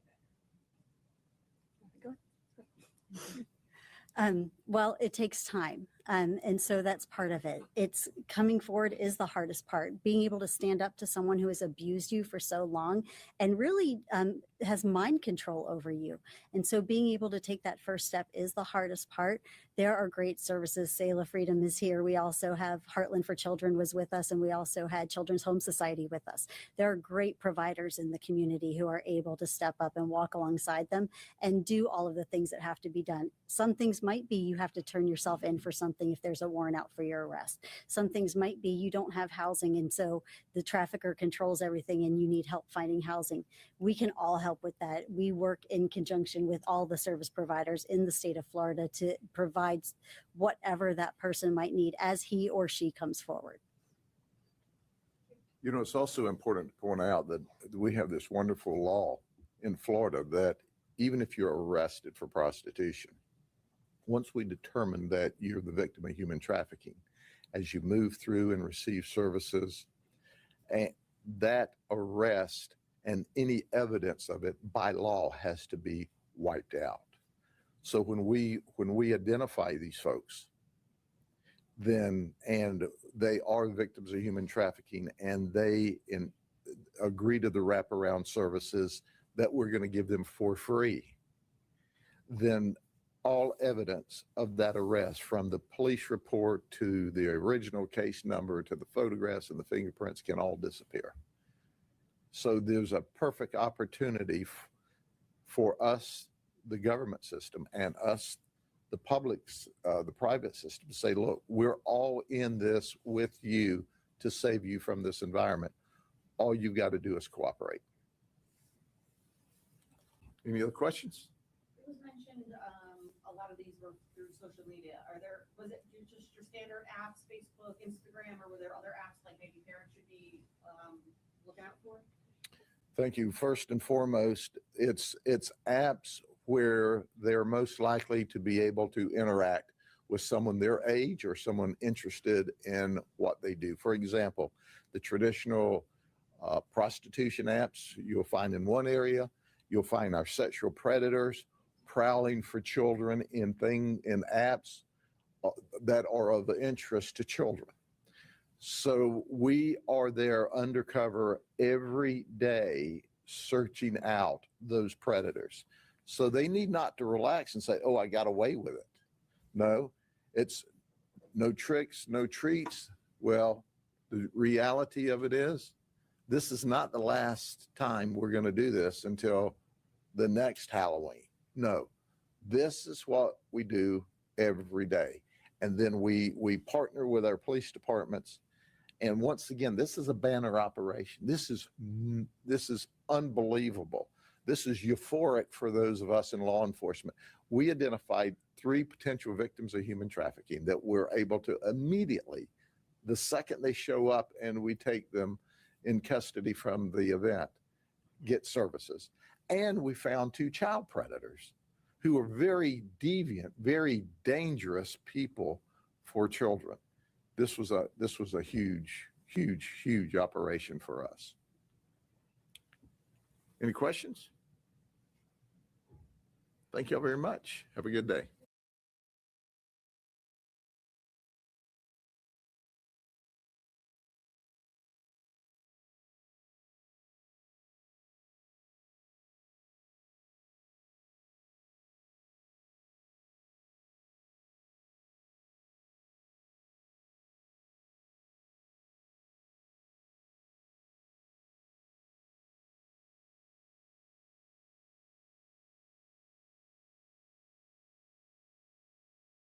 On Sunday.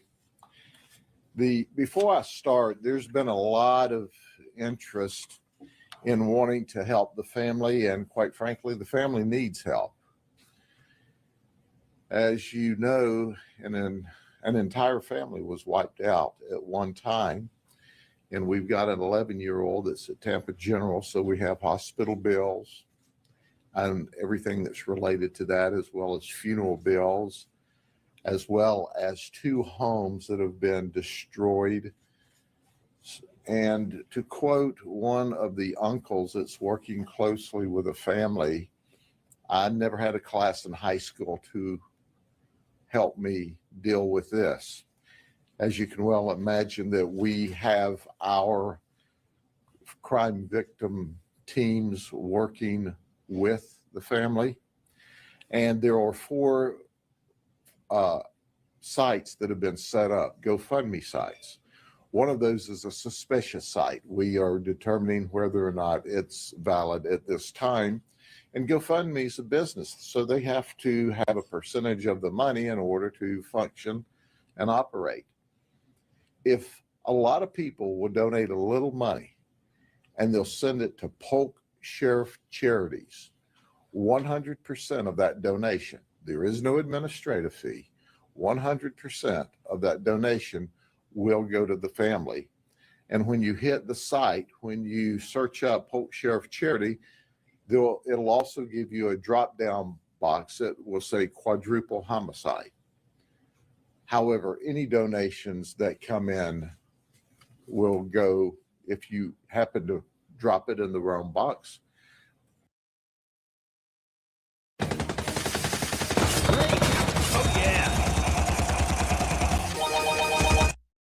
or put it in a general box, all of those donations will go to the family. So 100%. So before I start and give you the update, I wanted to make sure that I did that, because once again, we have a family that is going through a horror right now that no one should ever have to go through. But I wanted to update you, as I told you that I would. The big question has been, what's the nexus? How did this evil person by the name of Riley find these victims? And we think we have the solution to that. It hasn't changed in that there was no relationship between our victims and Riley. There was no relationship.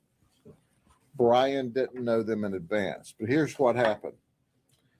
We found a witness who lives in the area of North Soakham Loop Road, and he said that he was talking to Brian Riley. He knows him. And Riley told him, hey, I'm going to go out with the Hurricane Ida relief assistance. And I offered to make him up a first aid kit. And we were working together, and he said, great. Now, I said, come by the house and I'll give you the first aid kit. Well, we can document that mass murderer Riley was at his friend's house picking up the first aid kit at about 6:45 p.m. on Saturday. We can also document that he left there about 7:10 p.m. So about 25 minutes later, he left the friend's house. Just after 7:10 p.m., understanding that we got the call of a suspicious person and vehicle at 7:22, sometime in that period, that's when Brian Riley stopped out in front and talked to Justice, who was mowing his yard, one of our homicide victims. And that's when he said, hey, God said that I need to talk to Amber because she's going to commit suicide. And Justice said, I don't know what you're talking about. There's no one here by the name of Amber. But old murderer Riley pressed on. No, I'm not leaving until I talk to Amber. And the guy says, hey, dude, we don't know any Amber.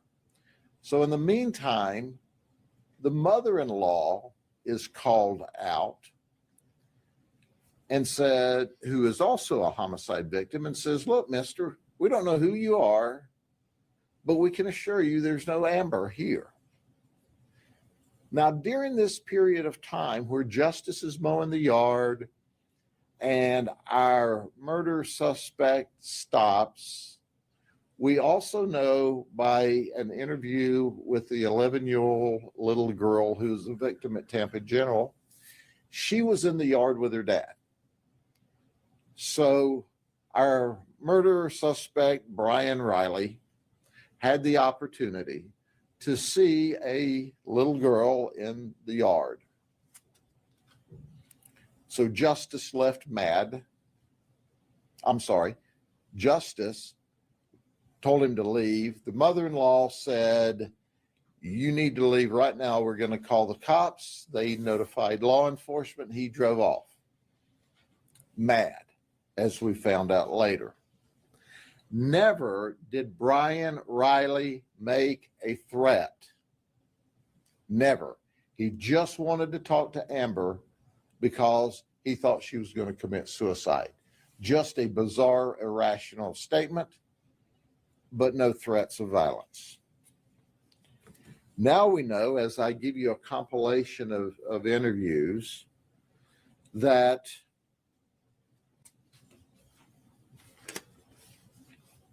when our suspect Riley left, he was very angry.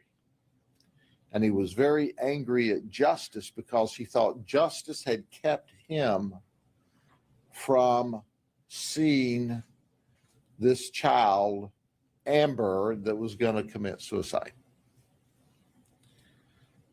And that's when Brian Riley, our suspect, our murder suspect, said, God told me to kill everyone and to rescue Amber because she's a victim of sex trafficking.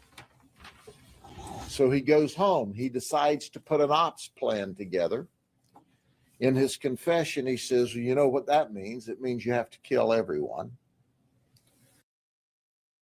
Producers, this plugin helps you finish your tracks way faster. Check this out. I'm going to start with this loop that I made here. And I told you the other day how he arrived at home. He argued with his girlfriend of 4 years, but never mentioned violence. The girlfriend said, God doesn't talk to you in this way.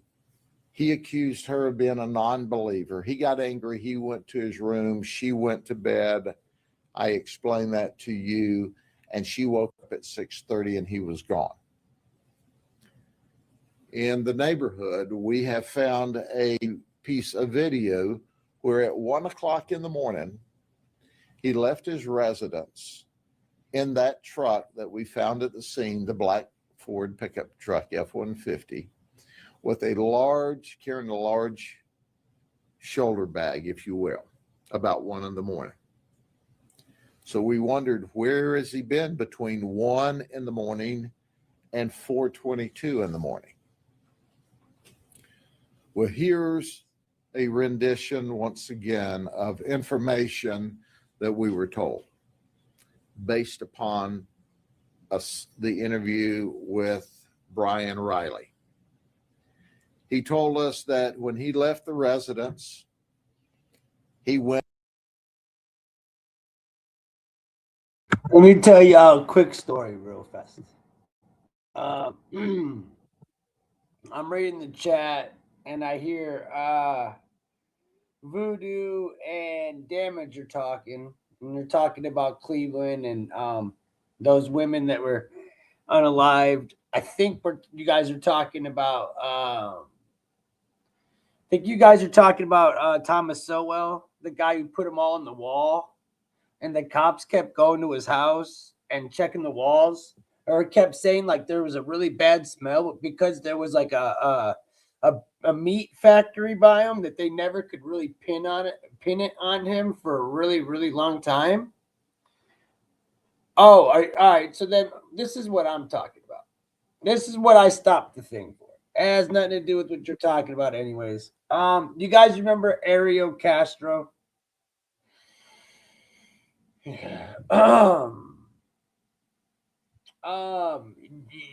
Ariel Castro was the guy who kidnapped Amanda Berry and those two other girls and held them hostage in Cleveland, Ohio for some years.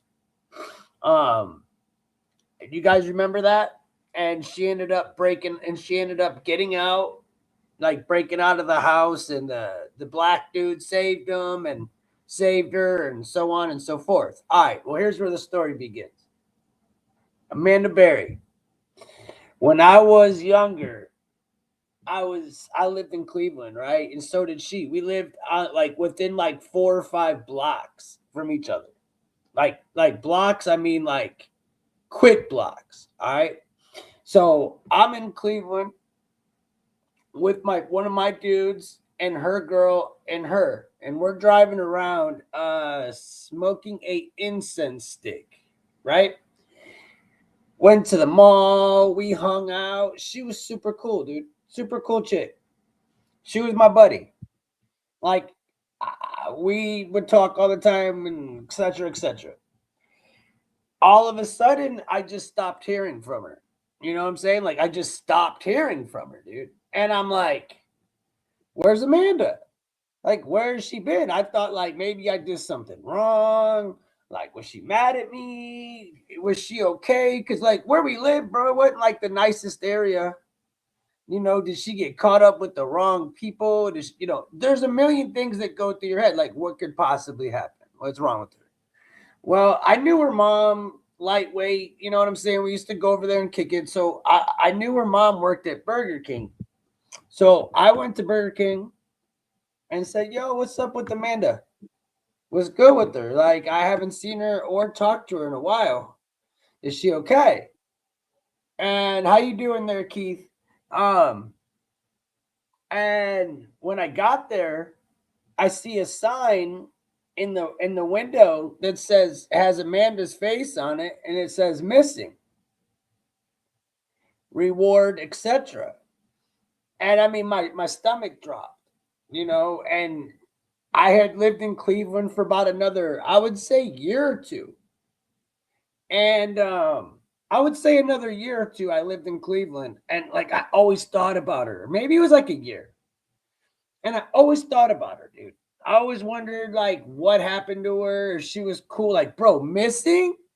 It's crazy to see somebody that you're hanging out with on a missing side. Okay? A female. Now, I had, I graduated high school, all that stuff. I moved to Columbus, Ohio. This is years later, dude. Years later. Like I said, I graduated. I had lived a bunch of time in Cleveland and then moved to Columbus, Ohio. I had lived there for like a year or two, dude.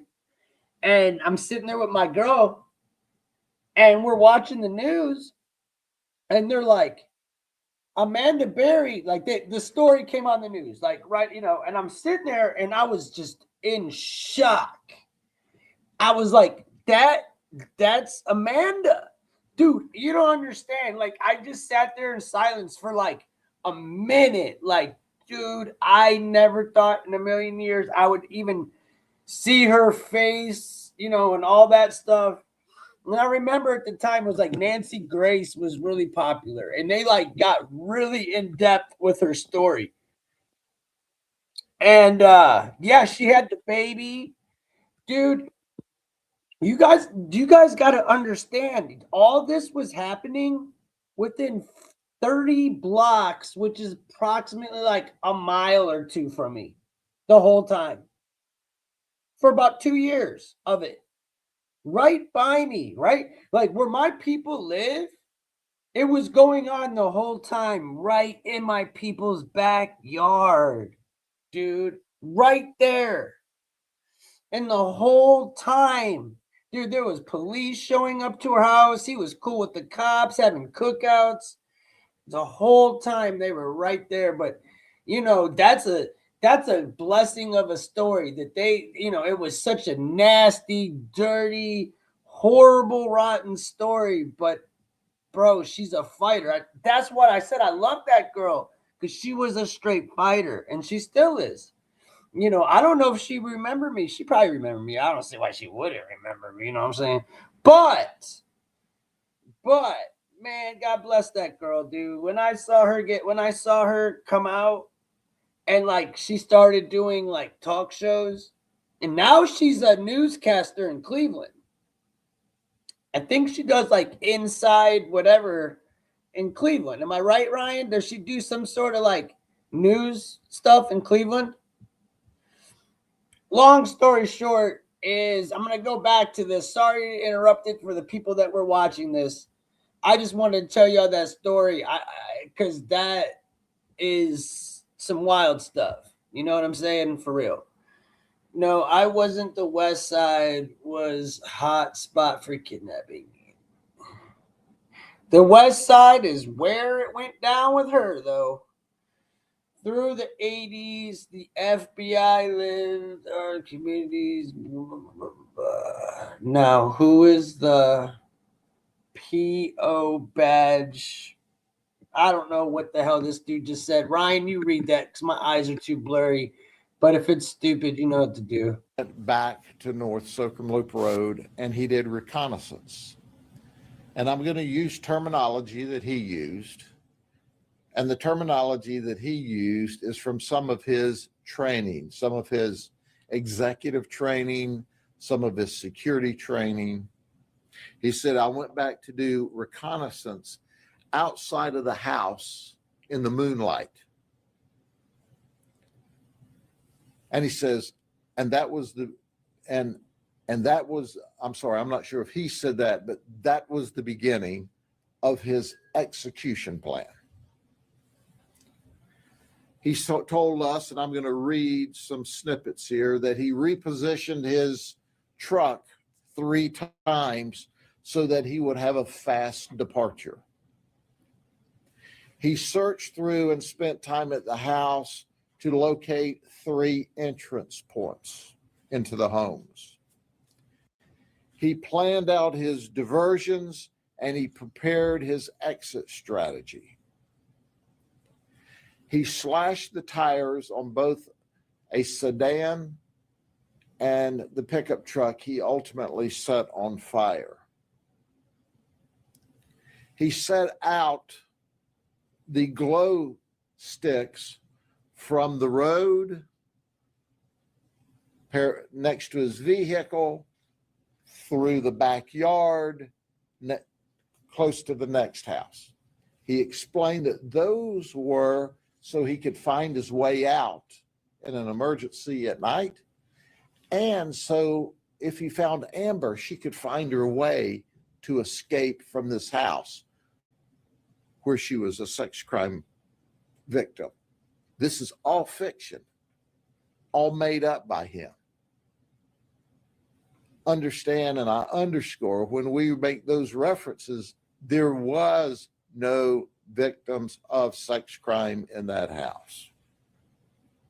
He doused the vehicles with gasoline, both the sedan and the truck. He set the truck on fire as a diversion. He said, by the time I got back to the car, it wouldn't catch on fire, but the mission was underway and I had to push through. He took his breaching tools and he took them around back to the grandmother's apartment, and he tried the breaching tools without success on the door. So he left that door after shooting through the door, and he went around to the south side of the apartment, and he shot through the window and he entered. He called it clearing the house. I cleared the house, and that's when he killed the grandmother as he was clearing the house. He was clearing the house and looking for Amber. He said, I dumped a mag. And what he meant was he shot a whole magazine toward the victim and getting into the house. He said, then I had to immediately reset. And this, once again, more tactical terms. I had to reset to start my methodical search for Amber in the main house. He entered the main house by shooting out or breaking out the back glass door. He said, I know I made a lot of noise, so I had to push through.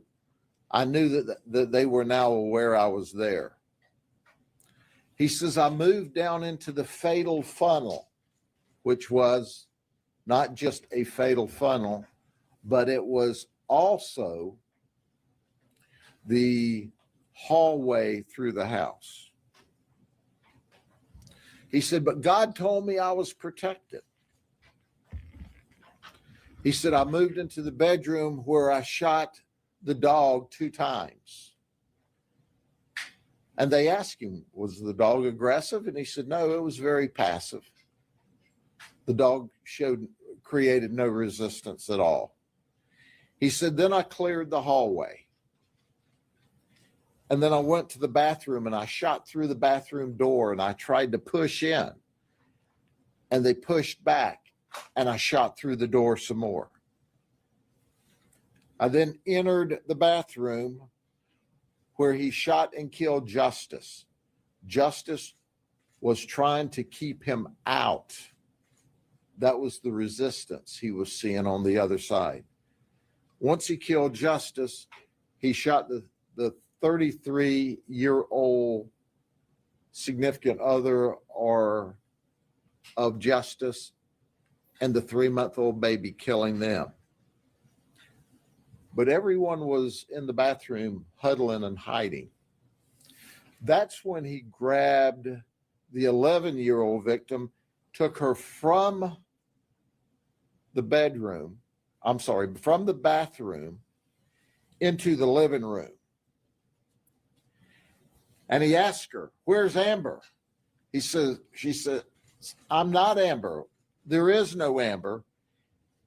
And he said, I want to know who Amber is. And he counted down 3, 2, 1, pow. And he shot her in the thigh area, in the stomach. And she said, and I grabbed the wound. And he asked me again and shot me again. Then this evil human being told us, I tortured her in order to investigate and in order to find Amber. This is the big bad dude that tortured an 11-year-old child and murdered a 3-month-old baby and the 3-month-old baby's mother and father. And then this guy says to the 11-year-old, do you know why I killed your parents? They're sex traffickers. And then he said next, I shot her in the legs. And then when she wouldn't tell me where Amber was, I eliminated her. He thought he'd killed her. But this 11-year-old was very brave and very smart. And she outthought him, thank God. She said, I played dead and I prayed. And that's the reason she's alive today.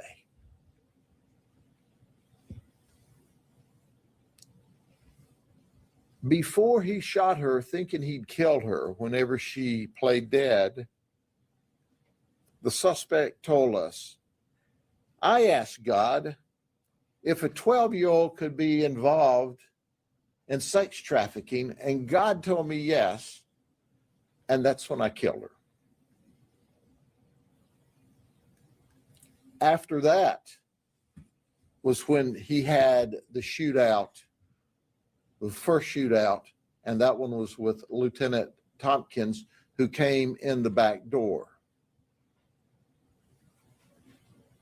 And then he had more shootouts with our deputies as they arrived. We believe at this point in the investigation, and as I told you before, anything I tell you is subject to change by the time we finish the investigation, but this is the best information we have at this moment in time. We believe that during the subsequent shootout is when one of the deputies who was shooting one of our rifles shot him through the stomach.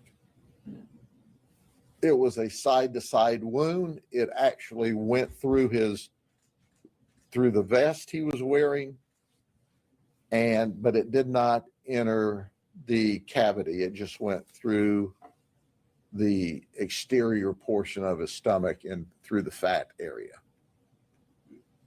He immediately retreated back, of all places, to the baby's nursery, where you would think everyone would be safe and secure.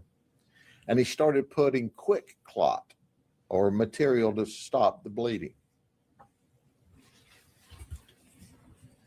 After he did that, he told us, he said, well, I knew at that point I was outgunned and outmanned, so I dumped my bulletproof vest and my guns.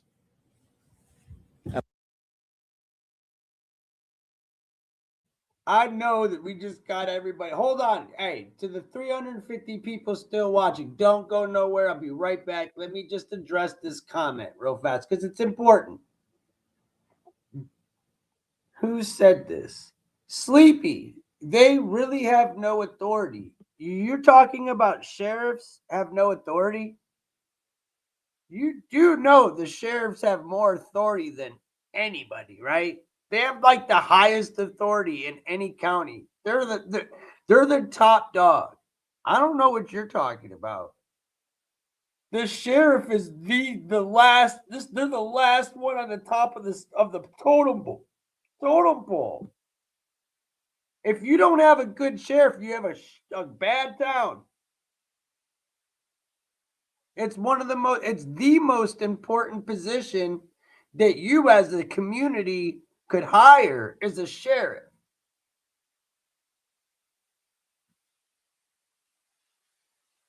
I mean, hence, look at all the different examples I've given you.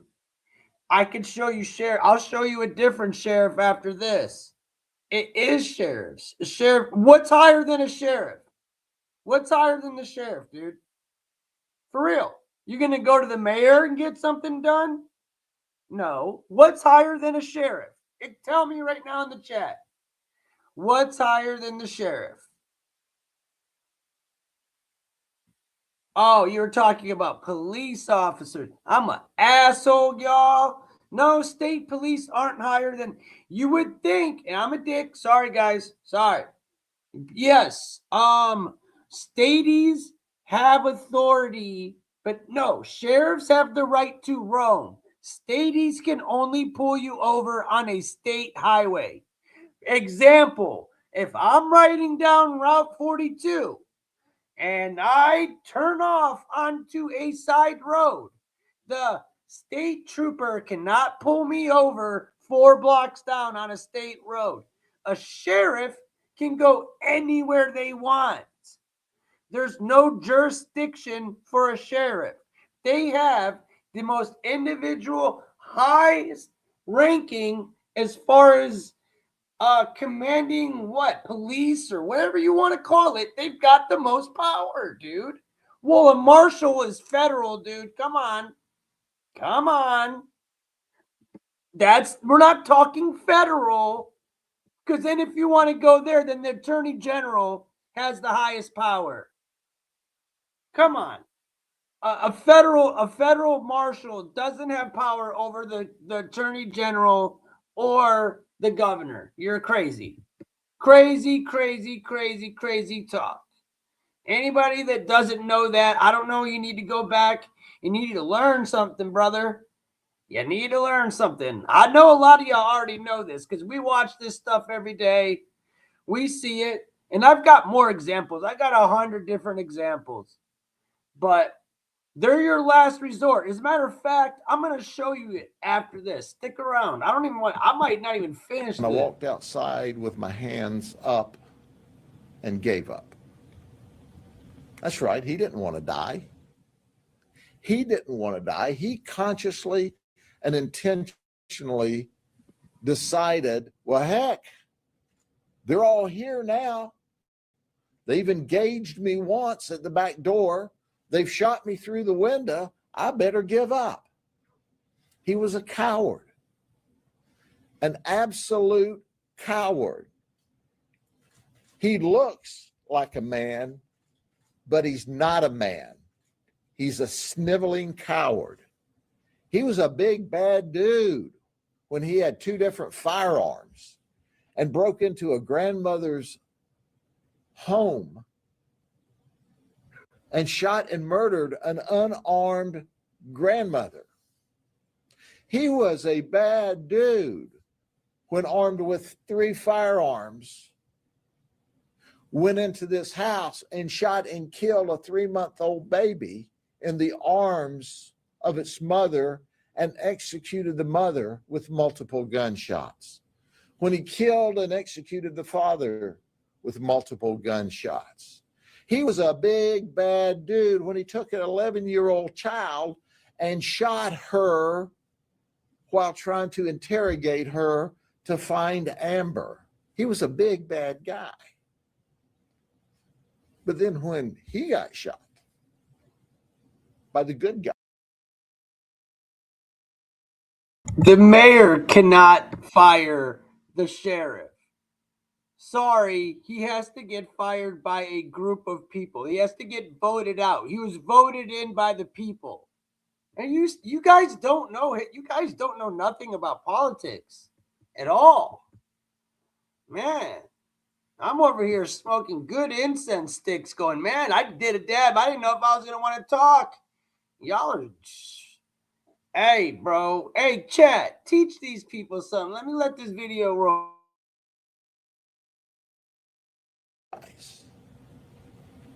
he folds up. He drops his vest and his guns. He wants, when he exits the house, to make sure that we all know he's not armed. And our deputies did exactly as they should have. They took him into custody. We got him emergency medical help. Then he got to the hospital and tried to take one of the Lakeland police officers' guns. And they had to fight with him at the hospital. And then he confessed. He confessed to the horrible tragedy that he did on a Sunday morning. Here's what we know at this point in the investigation. Now, understand, crime scene is still working, will not be finished today, probably tomorrow, maybe through the rest of the week. This is the most extensive single crime scene that we have worked that I can remember. It appears at this point in the investigation, 5 deputies shot that morning in response to this mass murder and 1 Lakeland police officer.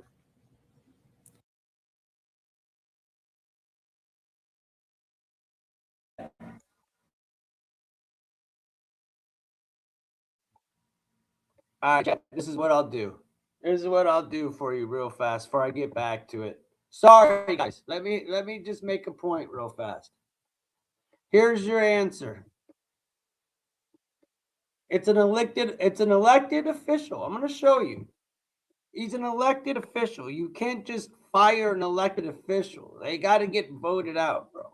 Like, that's how government works. Okay? This isn't like a deputy.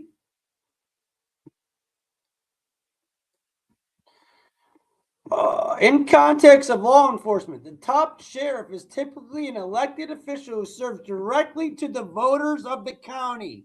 Sheriffs do not have a direct superior, as they are accountable to the voters and the state constitution.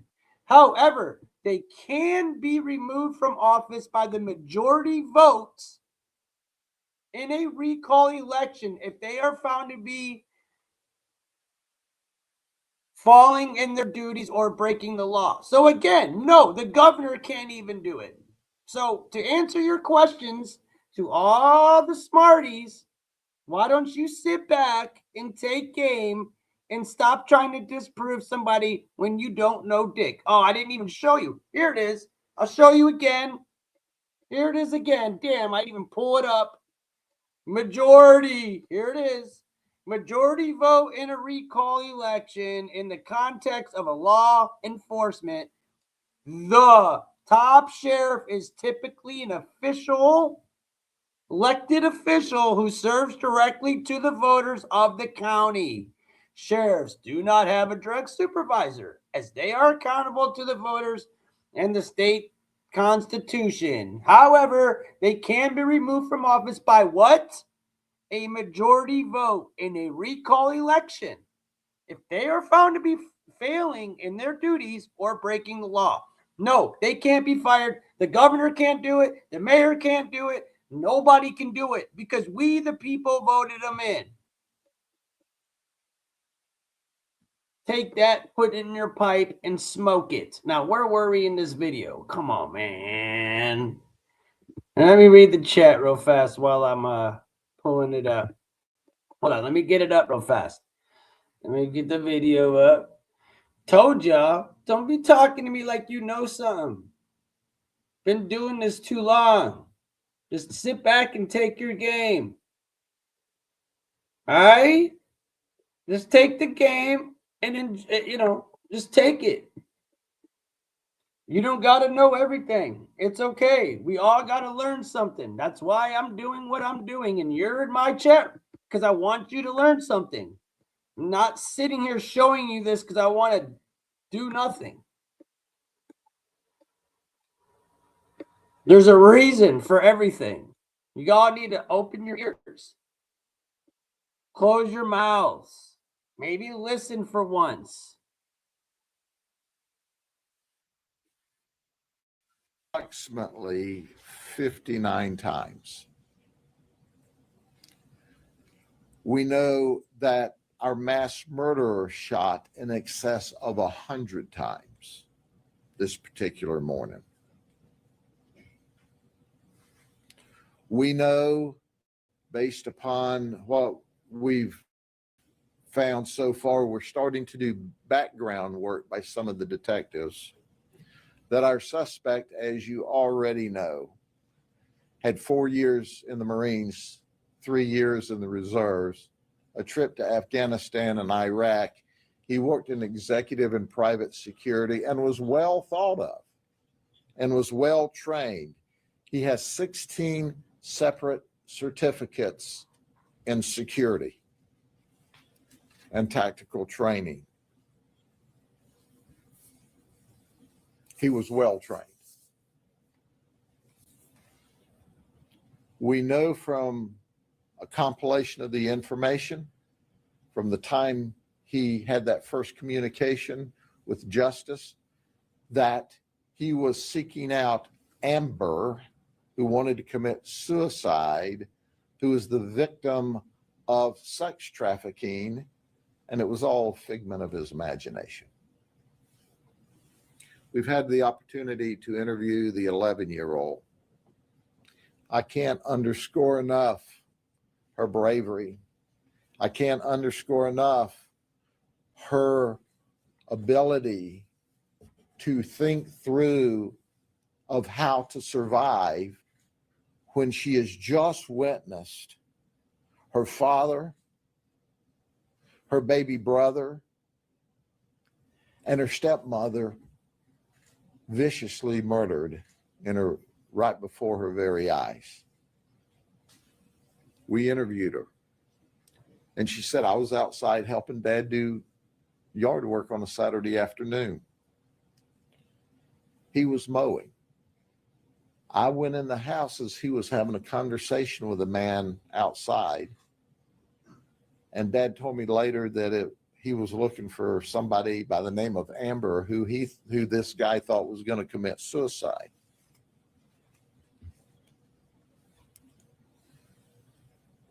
She said, I was asleep in my bed when Dad woke me up and took me to the bathroom to hide me. And I was there when they killed my dad, my brother, and my stepmom. He then took me to the living room. I was trying to crouch down beside a cabinet and the toilet. And that's when he called me Amber. And I told him, I'm not Amber. And he said, 3, 2, 1, and he shot me. And I held the wound. And he asked me about Amber again. And I told him, I don't know an Amber. And he shot me again in the hand. And he asked me where Amber was, and he shot me again. And then he told me, do you know why I killed your parents? It's because they're sex traffickers. She says, I played dead and I prayed. We know that she's had 4 surgeries so far. She's in intensive care.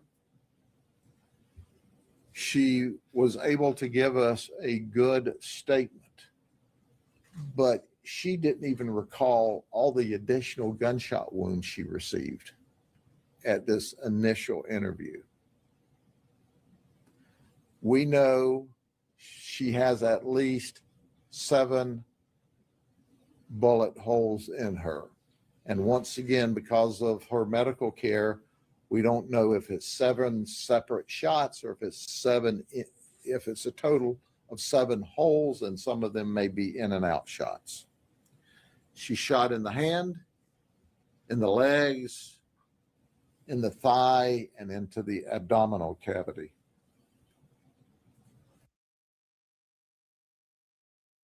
Si tienes más de 40, tienes que dejar de comprar Viagra genérico en CVS. But she's alive. And how she survived that is truly a God thing. He thought he left her for dead, but she was way smarter than he was.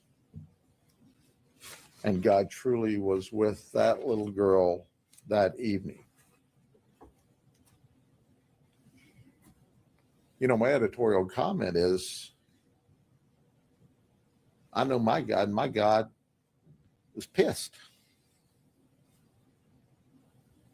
That's not the God we know.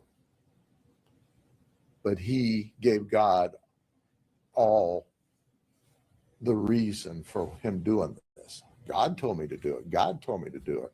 Well, I'm kind of like his girlfriend. No, God didn't tell you to do that. But he did it and blamed it on God. That's what we know now. We're still at the crime scene. We're still interviewing people. We have found other witnesses that knew he was going to the hurricane.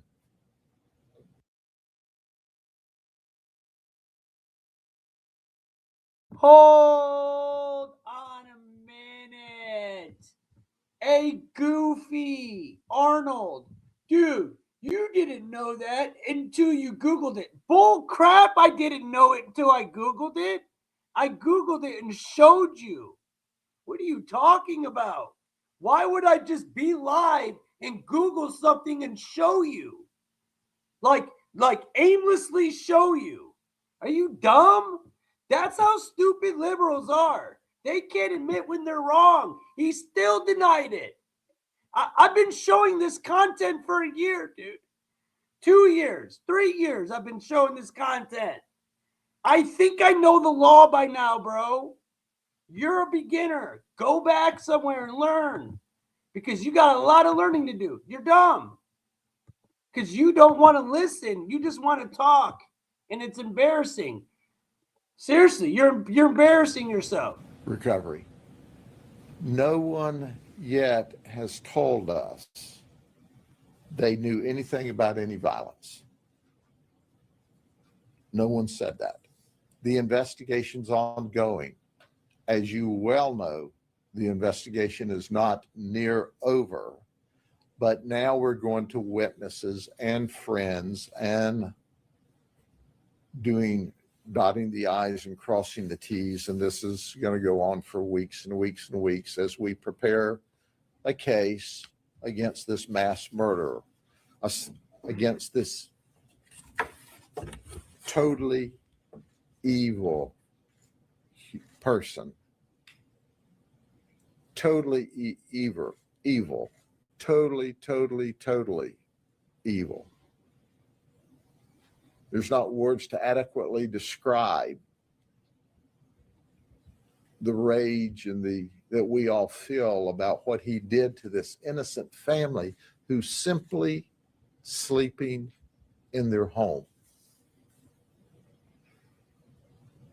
And they happen to be the unfortunate ones that he passed by that afternoon where he saw the man and an 11-year-old girl. It could have been anybody's neighborhood that was out with their children that afternoon. These just happened to be the unfortunate people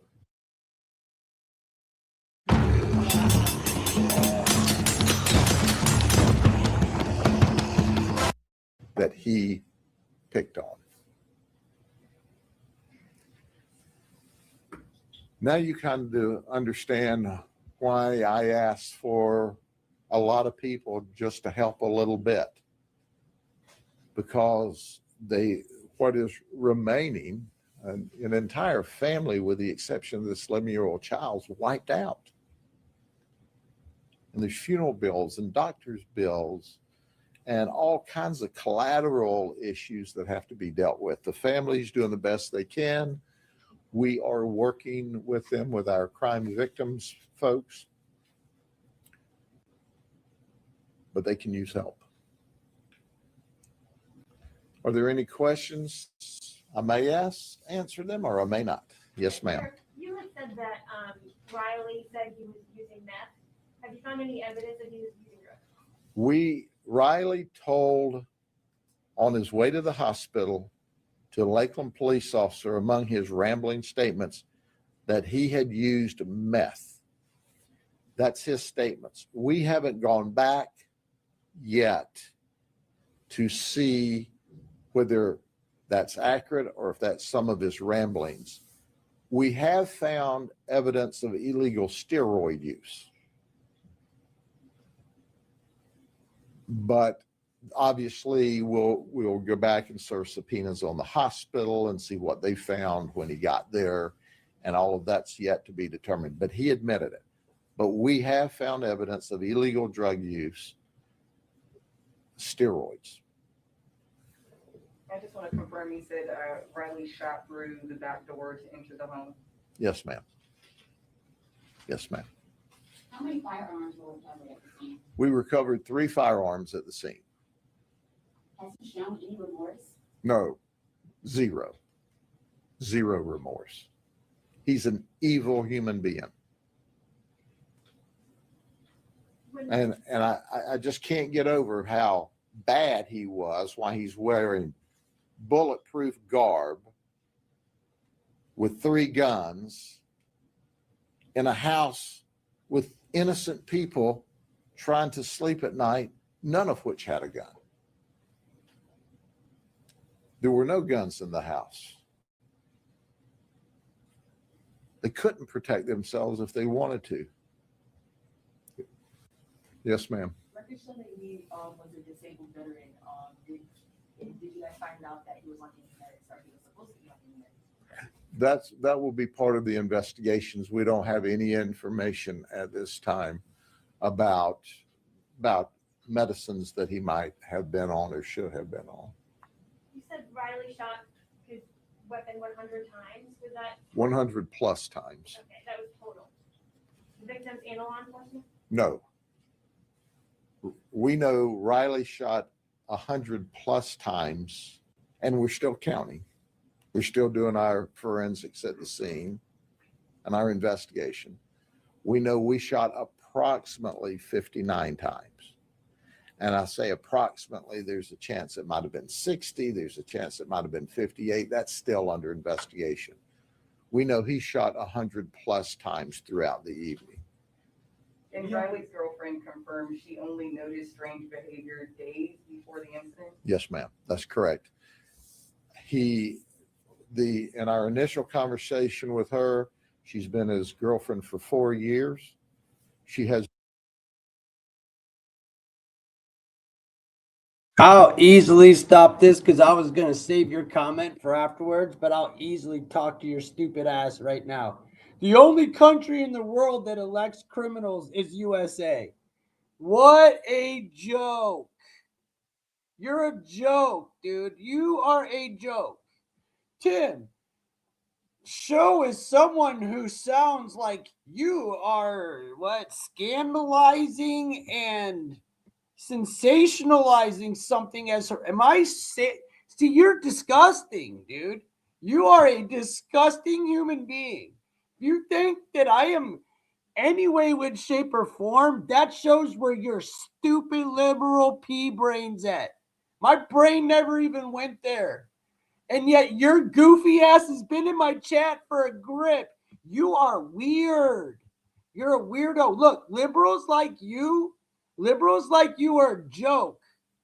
You're a joke, dude. You are a joke. You're probably a predator, and you got problems. You're probably a predator, bro. Because anybody that would say things like that is probably up to no good, bro. Because if you really watch my show, you would know I've been exposing this forever. Freddie.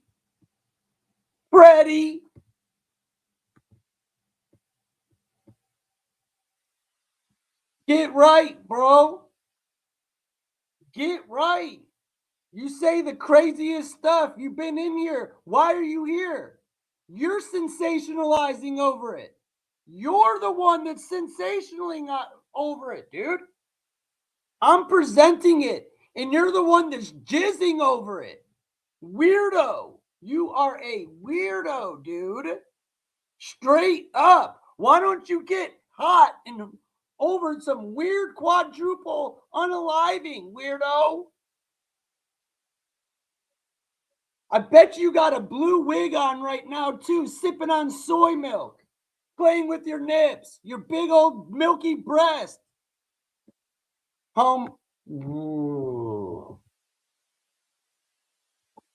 Been totally cooperative, had zero knowledge, according to what she's told us, of any bizarre behavior up until he did the security a week ago Sunday at the church, and he came back with this infatuation about being able to speak directly to God, and God talked directly back. She said, I'd seen, slight depressions over the years, and even then,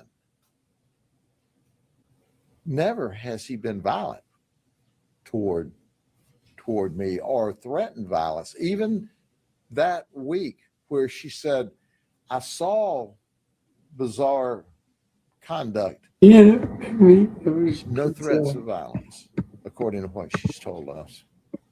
Yes, ma'am. Do you all know if Riley went to that church as a security job, or if that is a church he was on? No, he was sent there just as a security job, along with another individual who was his friend, who went as well. And in fact, that friend said, I was very pleased that he seemed to be developing a relationship, a religious relationship with God. We are still investigating that. We are not telling what church it is at this point in time, because obviously we'd like to talk to the people before y'all do. Okay. Thank y'all very much. I appreciate it. Take care. Keep this family in your prayers. It is, this mass murder is exceptionally horrible.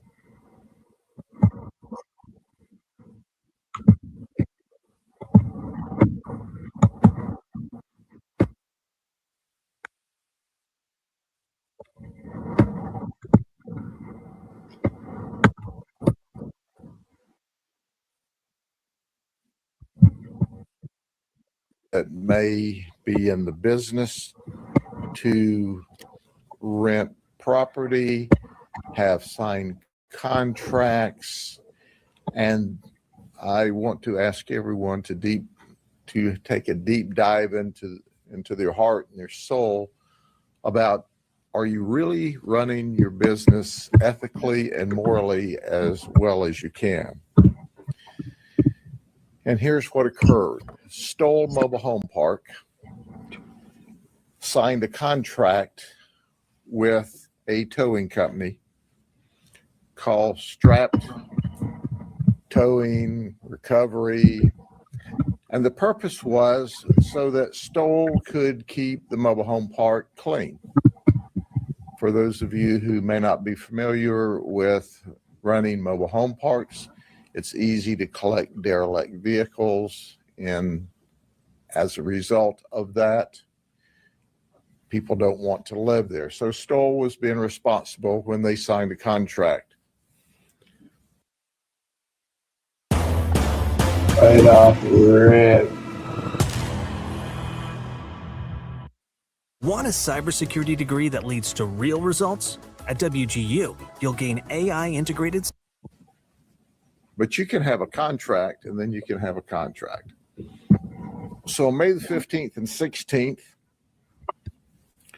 our contract company called up and showed up and began searching the community for any vehicle that was in violation of the ordinance. Well, they made a tow on the 16th. It's interesting, they showed up late in the evening and they towed a Suzuki from the carport. Now understand, these folks had their vehicle in their carport, backed in, but it did not have a tag on the vehicle. So the employees of Strapped Towing were actually going not only through the park, but walking up in people's carports and looking to see if the vehicle had a tag on it. The vehicle was operational and running.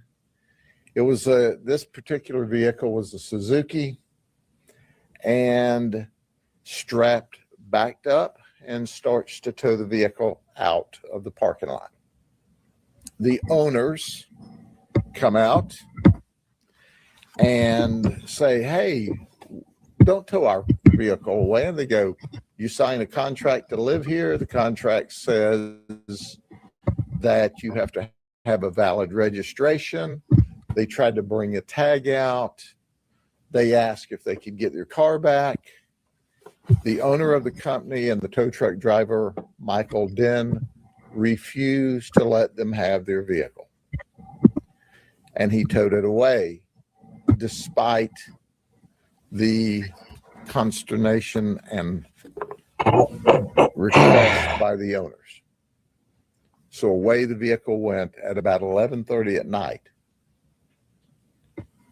So the next day, on the 17th, the afternoon of the 17th, two families go to this tow company in Mulberry, Florida, to retrieve their vehicles. And there's another disturbance.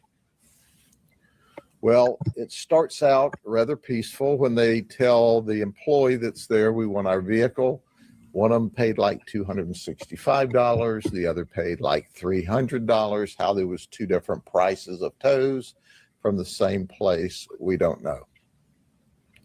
The storage yard was more than 10 miles away, more than 10 miles away from the tow location. That is a violation of law. So anyway, they paid, and we'll talk about Juan for a minute. Juan Muriel and that group paid to get the vehicle back. But the vehicle was in the back of the storage lot, and the battery was dead. Now, according to them, the battery worked. The vehicle ran when it was towed away, but now the battery's dead. So the employee calls Michael Den and Elisa Den, who are at this particular time in Bartow eating dinner. And said, hey, these folks want their vehicle back. They've paid the price. And they go, well, we're eating dinner. We'll be there in a little while. So they finished eating in Bartow, and then they drove all the way back to Mulberry. And an argument ensued because Michael now wants to charge them another fee to hook up to their car in the back of the tow yard and tow it out front. So an argument ensues. Subsequent to the argument, Juan, who has a 14-year-old young lady in the car, drives the vehicle that he arrives in down to the corner, drops off a 14-year-old girl, spins around in the car, 20 minutes, 13,000. charges back where people are arguing in the road, and runs into Michael Den, swerves and hits Michael Den's brother, injuring him. Then he spins the car around, jumps out of the vehicle. Michael Den approaches him, shoots him, and kills him.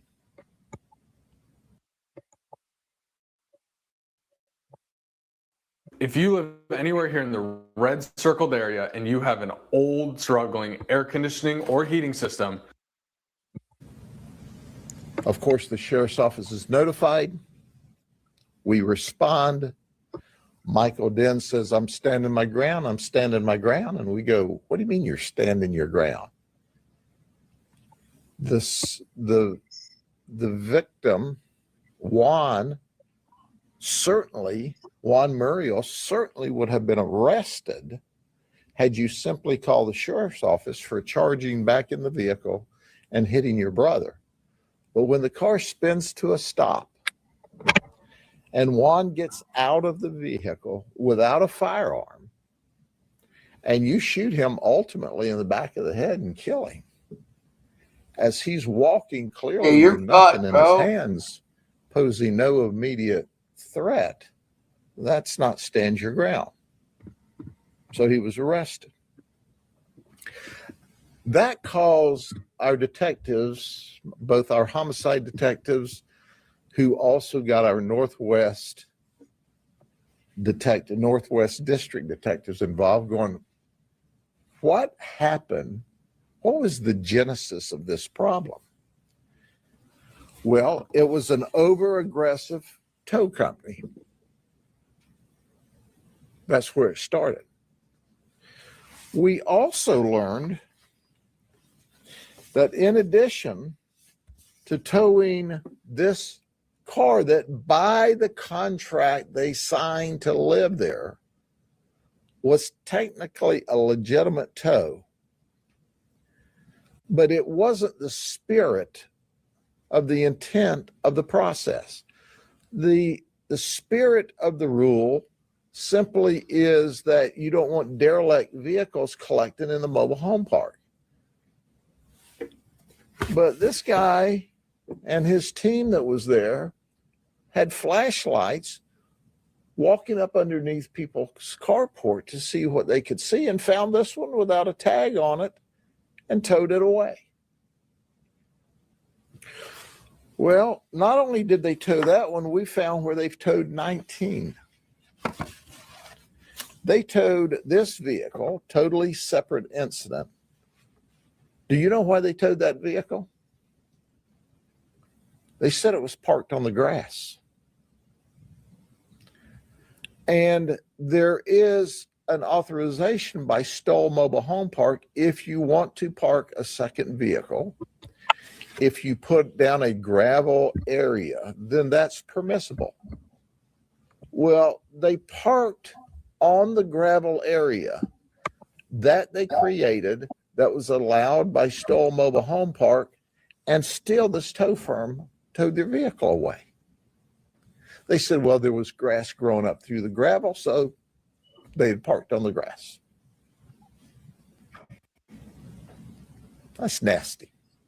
I just, like in Polk County vernacular, that just ain't right. So we got to investigating, and our detectives did a remarkable job. There is a law that says that a tow truck has to have specific markings on the side: name, address, DOT numbers. Newsflash, this didn't have any markings on the side. Further investigation revealed that, yes, some tows were technically, contractually appropriate, but then look how the people got treated when they came there and paid their $265 and $300. That's what caused this entire event to deteriorate into what was ultimately a shooting and us charging Michael with second-degree murder. Well, guess what? Yesterday was the next phase of an investigation by our property crimes detectives when we arrested Elisa Den and Michael Den, who owns Strapped Transport Towing and Recovery Company, with 19 counts of towing outside of a 10-mile radius. That's a third-degree felony. Elisa was charged with 2 counts of improperly marked tow vehicle. Michael was charged with 19 counts plus 2 counts, plus he was charged, it's a felony because the state law says, hey, if in the process of the tow, the people want their vehicle back, you have to tell them and offer a reduced fee of no more than half price to let them have the car back. Now, I want you to think about this for a minute. Had Michael Den, even though he was technically correct, even though he was ethically and morally bankrupt when he towed that vehicle out from under the garage,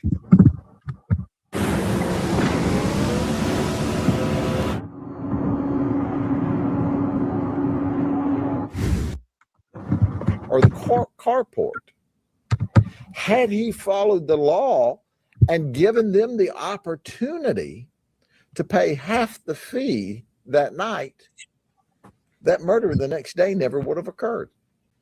His brother never would have been hit. And when they came to get the car and paid the money, and he and his wife showed up mad and wanted to charge him another fee for bringing the car back from the back of the lot. And how did the battery get dead overnight? I'm suspicious. Who knows how that occurred? So we arrested them. And you know what? We towed the tow truck that Elisa was driving. So after we towed the tow truck, we put Elisa in the back of a patrol car and strapped her in and put her in the county jail. You see, she was driving the tow truck this way, and then we put it on the back of another tow truck and towed it this way. And then we put her in jail. Well, we didn't put Michael Den in jail because he's already in jail for second-degree murder. So we went down and added on a lot of other felony charges. So while I understand Stoll has a responsibility to keep the park neat and tidy so that people will want to live there, and certainly that live there have a right to live in a nice, clean environment, this is an example where I don't think Stoll did its due diligence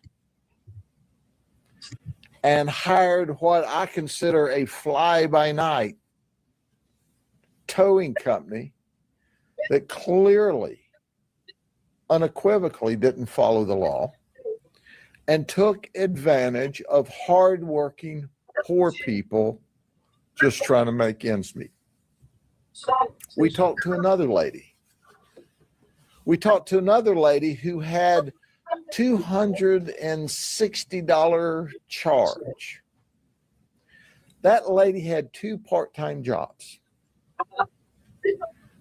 She had to take an Uber, pay an Uber $40 to take her down to recover her vehicle. She lost a day's wages. The 2 part-time jobs together only paid her $80 a day. So it took her, what, 3 or 4 days' wages just to get her car back. Win free races at K1 Speed. Every Thursday, the driver who... That is wrong. That is so wrong. That is wrong on every level. I don't know how people who take advantage of hardworking poor people trying to make ends meet sleep at night. But they're sleeping in the county jail at night, or maybe they're not sleeping. But occasionally, just occasionally, we arrest people, and it warms our heart to see them go to jail. My heart is warmed that we lock these people up, that we're taking advantage of poor, hardworking folks just trying to get along in life. Here's the message. You better not do that, because my detectives are not happy about it. I'm not happy about it. And we're going to be looking for the unethical people that are taking advantage of the hardworking poor people just trying to get along in life. So, if you don't want your tow truck towed away on the back of another tow truck, if you don't want to go to the county jail, you better ensure that you comply with all the rules, all the county ordinances, and the state law. And oh, by the way, we have seized this white tow truck, and we plan to forfeit it. And once it's successfully forfeited, we'll put the appropriate Polk County Sheriff's Office markings on and use it for our purposes at our fleet center. So we'll save the taxpayers money while teaching these folks a lesson. So Juan would be alive today had Michael Dinn just followed the law. There never would have been a confrontation in Mulberry at the tow yard. And after they paid the fee, they were going to take one last shot at taking advantage of hardworking folks by saying, you want your car out now? You got to pay us to tow it from the back of the lot. That's when the event totally deteriorated. Are there any questions? Sheriff, Mr. Dinn's attorneys say there's surveillance video that exonerates their client. It shows that he was acting in self-defense. We haven't seen that video. Have you seen the video? I have seen the video, and it is currently in active litigation in the courts because, quite frankly, I can say this, when we were doing our investigation and served our search warrant that night, that video that has mysteriously appeared wasn't there. So there's an active criminal investigation ongoing about where that video was. And there's active litigation in the court. So it would be inappropriate for me to comment any further on that. But Let me tell you clearly and unequivocally, we are all over that like a cheap J.C. Penney suit. They also say that these new charges are retaliatory because that video exonerates them. That's what they pay that defense attorney for, to throw all this nasty in the air.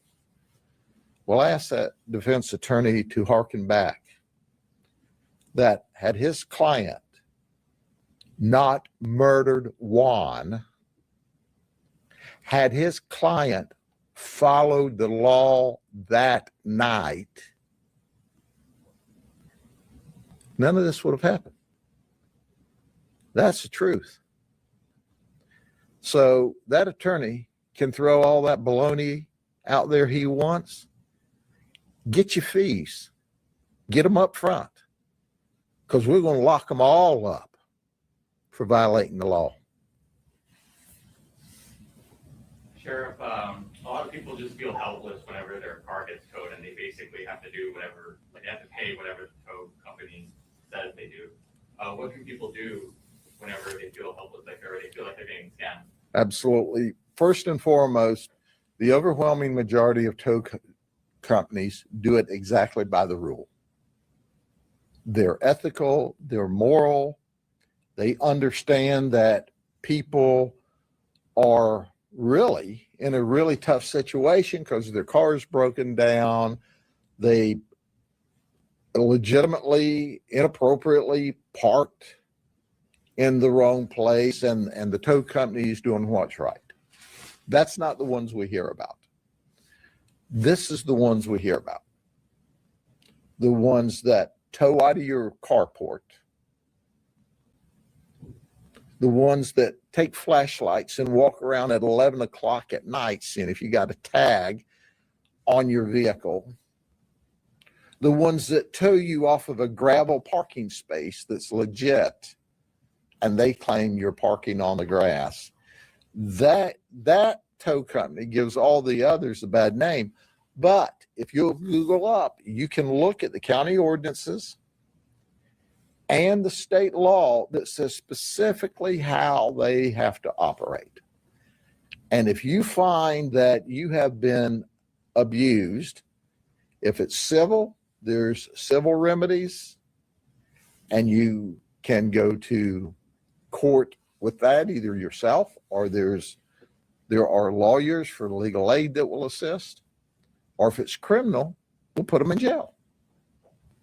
But at the end of the day, we understand that when you run a mobile home park, you can't allow derelict pieces of crap cars to collect, because the people who live there don't want to weave around that kind of stuff. You've got to keep a clean, nice environment in your mobile home park, but you ethically and morally and legally have the obligation to employ the right tow company doing the job the right way. And that's not taking flashlights and meandering through the park at 10, 11 o'clock at night. That's just wrong. It's just wrong. Now, Stoll has reimbursed some of the people because when it's come to their attention, they figured out that strapped towing inappropriately seized some vehicles.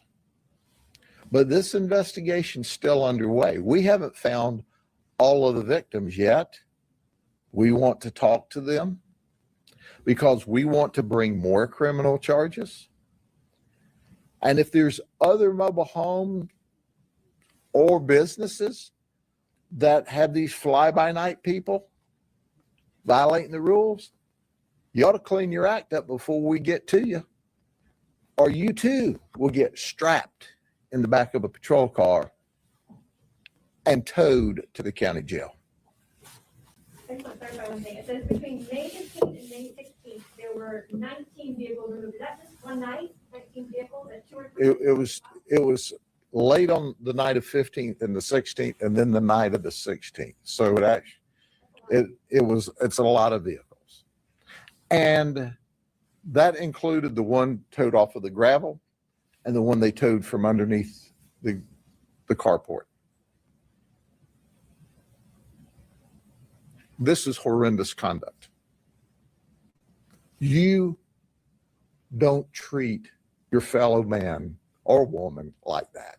You just don't do that. Not in Polk County, not in our community. We respect each other. If you violate the rule, you violate the rule. If you violate the law, you violate the law. We get that. But you do not take advantage of people when they're down and out. You don't take advantage of people when they're not down and out. You treat people with respect. How would you want to be treated? And that entails following the law when you're doing your tows and recoveries and that sort of thing. Any other questions? People beware. Don't take advantage of these hardworking folks, these hardworking poor folks, these hardworking people that don't have much and think they don't have an ally. They got an ally in my deputies and detectives. You violate the law, we're going to put you in jail. Guaranteed. Exactly why sheriffs are so important. I'm going to go to my Ohio sheriff. I'm going to play just a little part of it so you can see what he has to tell you, and everybody could really get a grip on how important the sheriff really is. I'm only going to play a little bit of it, but he had a conference. This was when Biden was president, and he comes and he's telling everybody exactly what it is. And he'll tell you how important the sheriff is. He'll tell you. Doors.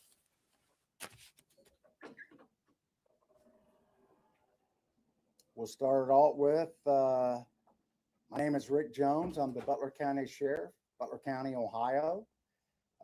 I just came back from a national sheriff's training in DC 2 days ago.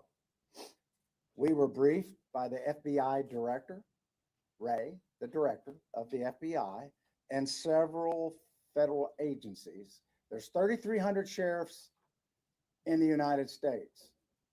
The President of the United States refuses to meet with the sheriffs of the 3,300. We have a hierarchy. We have a president. We have a vice president. President of the United States refuses to meet with the sheriffs.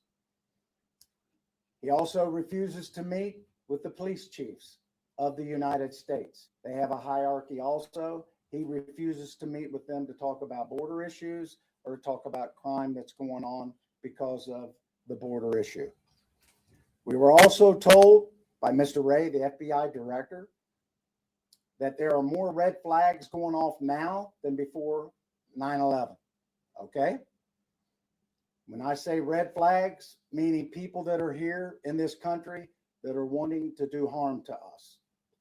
We were also explained we're bombing 2 countries right now. 2 countries. These people do not like us before this started. There's thousands of people here from other countries, 160 different countries. They're here not to be our friends. Some of them are coming because they're wanting to come here to the best country in the world, the way we see it. Some are coming here to do harm to us. And we were told by the FBI director, it's not a matter of if, it's a matter of when. We were also told 5 sheriffs went to Israel 5 weeks after the attack. The only thing that saved the Israelis, the government, was the local police. They were outgunned, outmanned. They came over. The Palestinians did. They came over. They killed, raped. The sheriffs were there. They talked to the police. The local police are what saved that country. You can't just call, even in Israel, you can't just call the military up and they're going to be there, okay? They went house to house, raping, killing. The Israeli police, when our guys got there, the sheriffs, said they just don't hate us. They hate you guys equally. And the same people that train them are the same people that train people to hate us. The FBI director said when 9/11 hit, there's more red flags now than then. So, and he said, these are people that want to kill us and do harm to us. Now, so you're wondering, I want everybody to know what I know. I can't tell you everything, but I want the public to know that we are in a terrible way right now. The United States, and I'm going to get to the local, the United States, we're on the defense. You can't be just defense and not have an offense. We have no offense. We're just defense. We're absorbing these attacks. We're in other countries. We're supplying them with weapons. We're supplying them with our treasure, our money, and we're not doing much back home. So with that in mind, we were also told that they're going, this is from the federal government 3 days ago, they're going to attack our elections, which they've always done that, just not the national. They're going to go into the locals. They encouraged us to talk to our local election officials and be prepared as much as they can for cyber attacks, even locally. You have to be prepared. We've been told that, again, they're coming here to do harm to us. And even in Ohio or in the United States, we're not going to be able to call and ask for help from the federal government. They're going to be busy. The military's not coming, the National Guard. When 9/11 hit, it was all the police and the fire. And they were in total organized chaos. The military had the skies. And I don't want, somebody asked me, am I like Doomsday Jones? And I said, no, I'm not like Chicken Little. I want you to know what I know. And if you don't believe what I'm telling you, that's okay. You can do what the Israeli citizens done. You can build a little safe house in your basement, and good luck. Now, getting to where we've been attacked here in Butler County, you're going to think, well, we've never been attacked. We have. The Russians attacked our system, our electronic system, our computer system. They hacked it. They also are trying to hack, just not ours. And we were down for 2 months, just a paper. Hacked our dispatching, hacked everything. Now, was that to help us? No, it wasn't to help us. It was to hurt us and cause chaos. As we speak today, the Russians are still attacking our computer system, just like they're attacking most of yours. But I want the public to know this. The Chinese tried to attack our cyber system here in Butler County, which includes everything that we have, dispatching for police and fire, 5 times a day. I want to repeat that. 5 times a day. The Iranians are attacking our computer system and trying to hack it 3 times a day. I want to repeat that. 3 times a day. Now, are they doing that to help us and be our friends? No, they're not. They're trying to disrupt everything that we do. And this next election coming up, they're trying to do the same. So what we're doing here is we've got rifles in every police vehicle we have. We have what we call a go bag.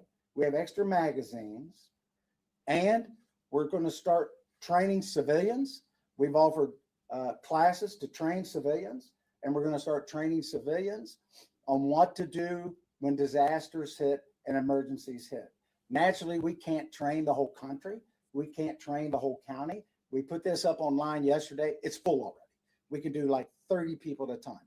We're trying to get it. And the organization that is doing that is Texas A&M. They're coming here. The federal government's paying for it. They're going to train 30 civilians on what to do when disaster hits. 30 out of 400,000 people is not much. So we're trying to get more classes. Don't want to cause fear. Don't want to cause panic. But I want the public to be aware that you are under attack. And when they're attacking, they're trying to get our cyber system. We have a grid system. Butler County does, the whole United States. Hell, our grid system goes out when it gets hot. So, and our grid system is from the 1960s. And they're trying to attack our phone system. The Chinese are flying over with their little balloons. That's not to help us and help us do some weather direction. And all we're doing is we're on the defense. We're absorbing this. And these other countries that are attacking us overseas, it's a lot of drone attacks. Getting to drones.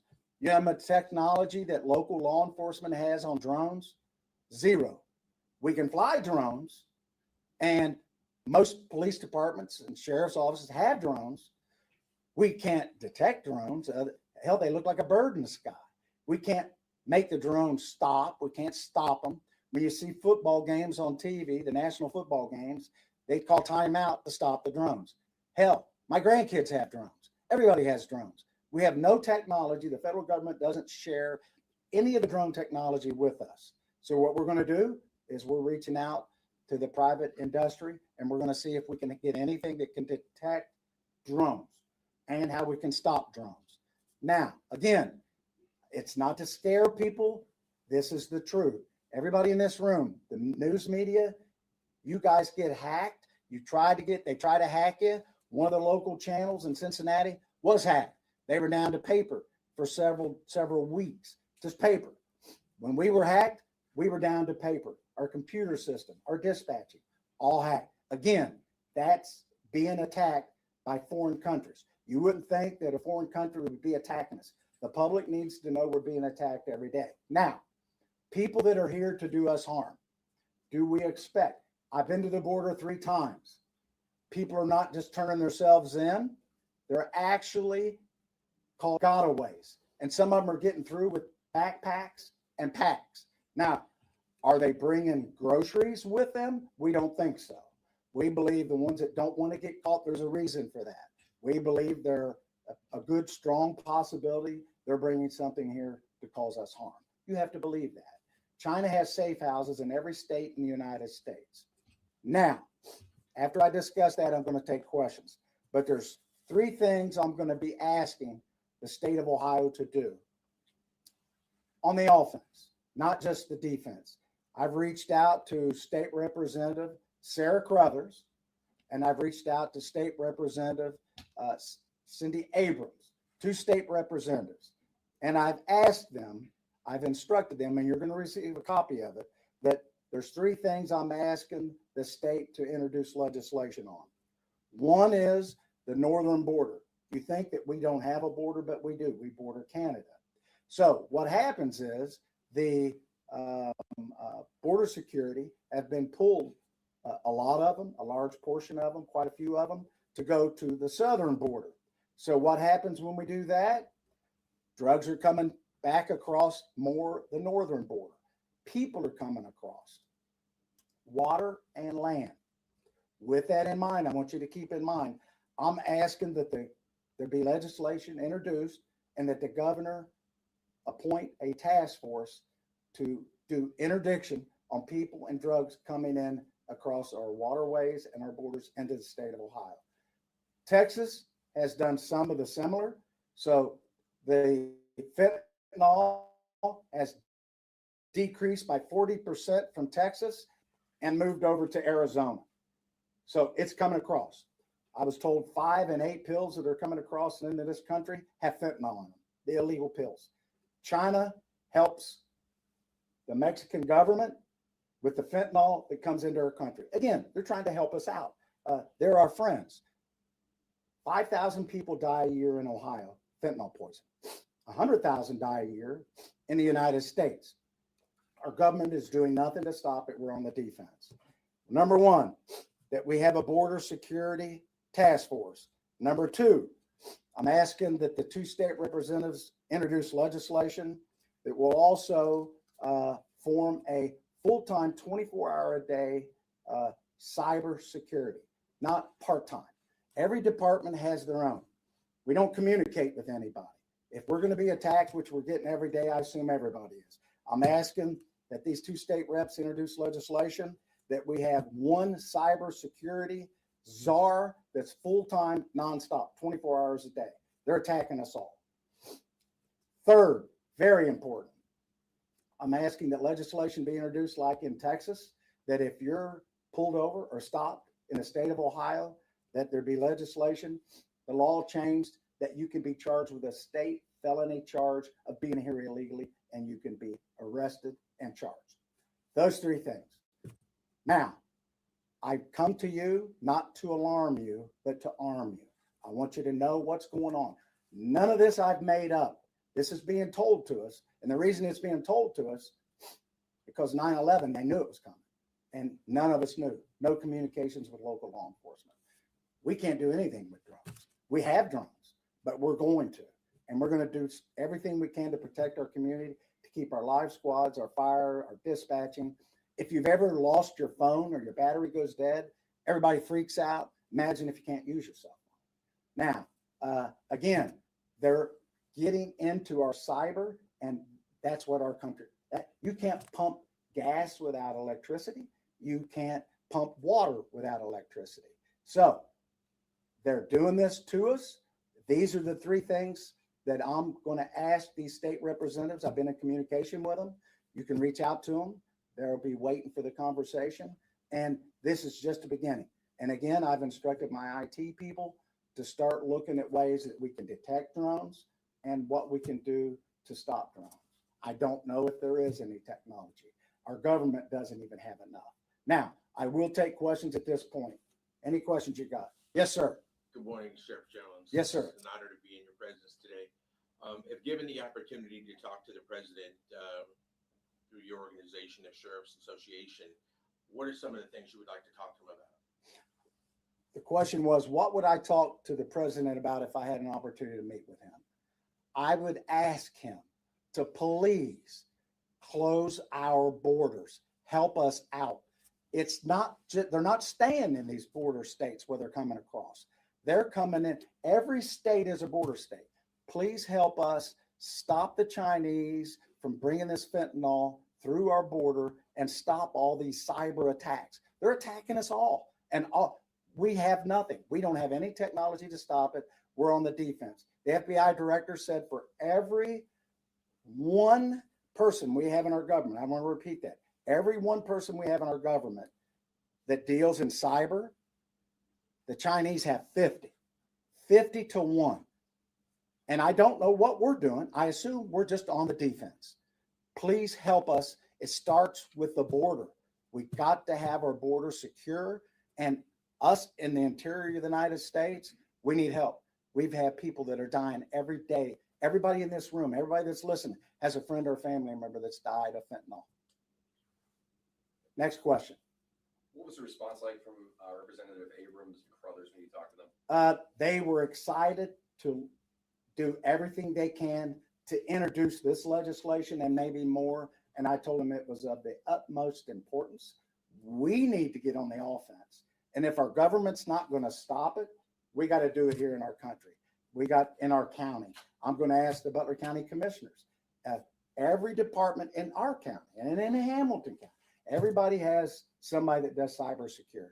It's not 24 hours a day. They do it 24 hours a day. They have an incentive.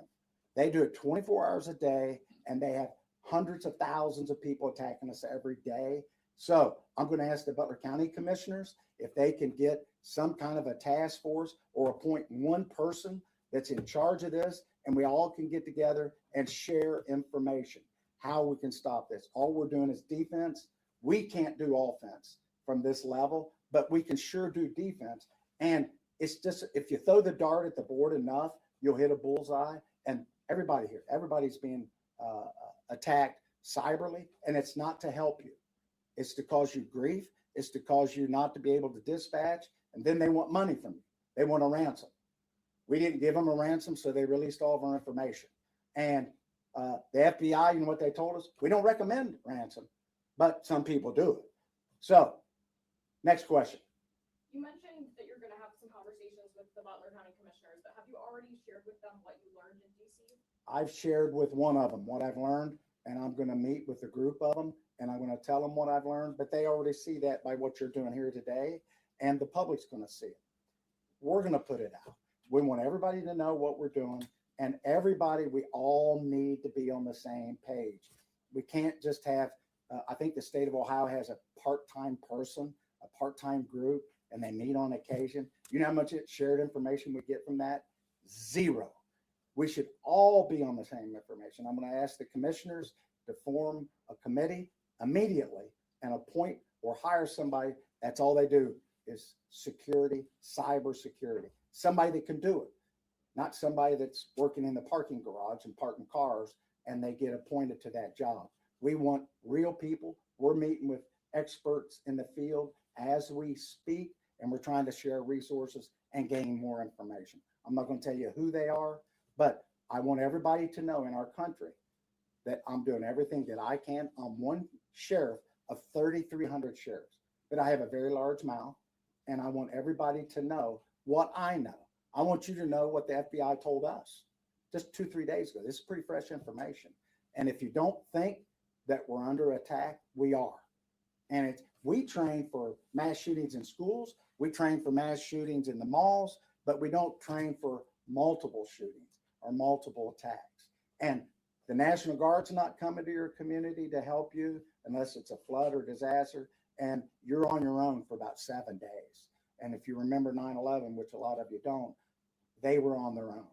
And the police is your last line of defense, police and fire. We're training right now for hazmat. We're the police, and we've been training for hazmat. We have hazmat equipment. We belong to the Hamilton County hazmat team, and we're training for chemicals because we have people that are driving trucks in this community and all over the United States that don't even speak English. They can get driver's license. They can take the test. I don't know if they're here illegally or not. So I give you that information. It's a lot to fathom what's going on, but I am asking that you put this information out to the public. The class that we had were full. It filled up last night, and we could probably do 5,000 people in that training. People want to know what they do when your cell phone doesn't work. If you've lost your cell phone in your house, you almost puke because you can't find your cell phone. Imagine not being able to use your cell phone, and imagine not being able to do dispatching. No electricity in the winter. I mean, not to scare people. It's not to alarm you. It's to arm you. Sheriff, does the analogy of see something, say something to all Americans, especially in the Ohio regions, Hamilton County, Montgomery County, and the like, see something, say something. Is there a number individuals can call if they see something Yes. very unusual? There is, and we're going to give that to you before you leave. There's a number to call, and we had an incident a week ago, and we depend on the public. We put information out all the time. We communicate with the media. You help us get that information out when we're looking for people. When people are murdered and there's mass shootings and we're looking for suspects, we have to determine, can we put that out? Should we put it out? We need to put it out, and we depend on you to put that out. And if you do see something, pay attention to where you're going. Pay attention to what you're doing. Pay attention to who lives next door to you. And people are here to do us harm. And that's not a scare tactic. They are. They come across our border, and they're not coming across and all turning themselves in. These are people that are coming across to cause us havoc. You can't just be poor and walk across the border because you come from a poor country. The drug cartel controls that. They will kill you. You have to pay, either be an indentured servant or your family. They will kill you. And the Mexican government is not our friends. They're not here to help us. They're not in charge anyway. It's the drug cartel. Next question. What are some of the basic bare necessities people need to do to be prepared? If they can't go to your class, what Here, are some of the I'm going to tell you some basic things you need to do to prepare. Just like when the power goes out or there's a tornado, they always tell you to keep enough food and water in supply. And this isn't doom and gloom. This is common sense. You might want to look at, as far as your phones, if they're working, if you don't have electricity, they have batteries, but they're only good for so long. You might look at solar charging devices. You might look at some foods that you can get that you can just mix up, like when you go camping or survival. We're not to that point, but we need to be prepared, and you need to look at it. And you need to, most people would freak out without their cell phones. And if you can't dispatch the police, our towers are down, they're hacking our communication system. I mean, I'm not making that up. And they're trying to hack yours. They want us to be in chaos. They're trying to hack our elections, local elections. If local elections have issues, they always talk about the national.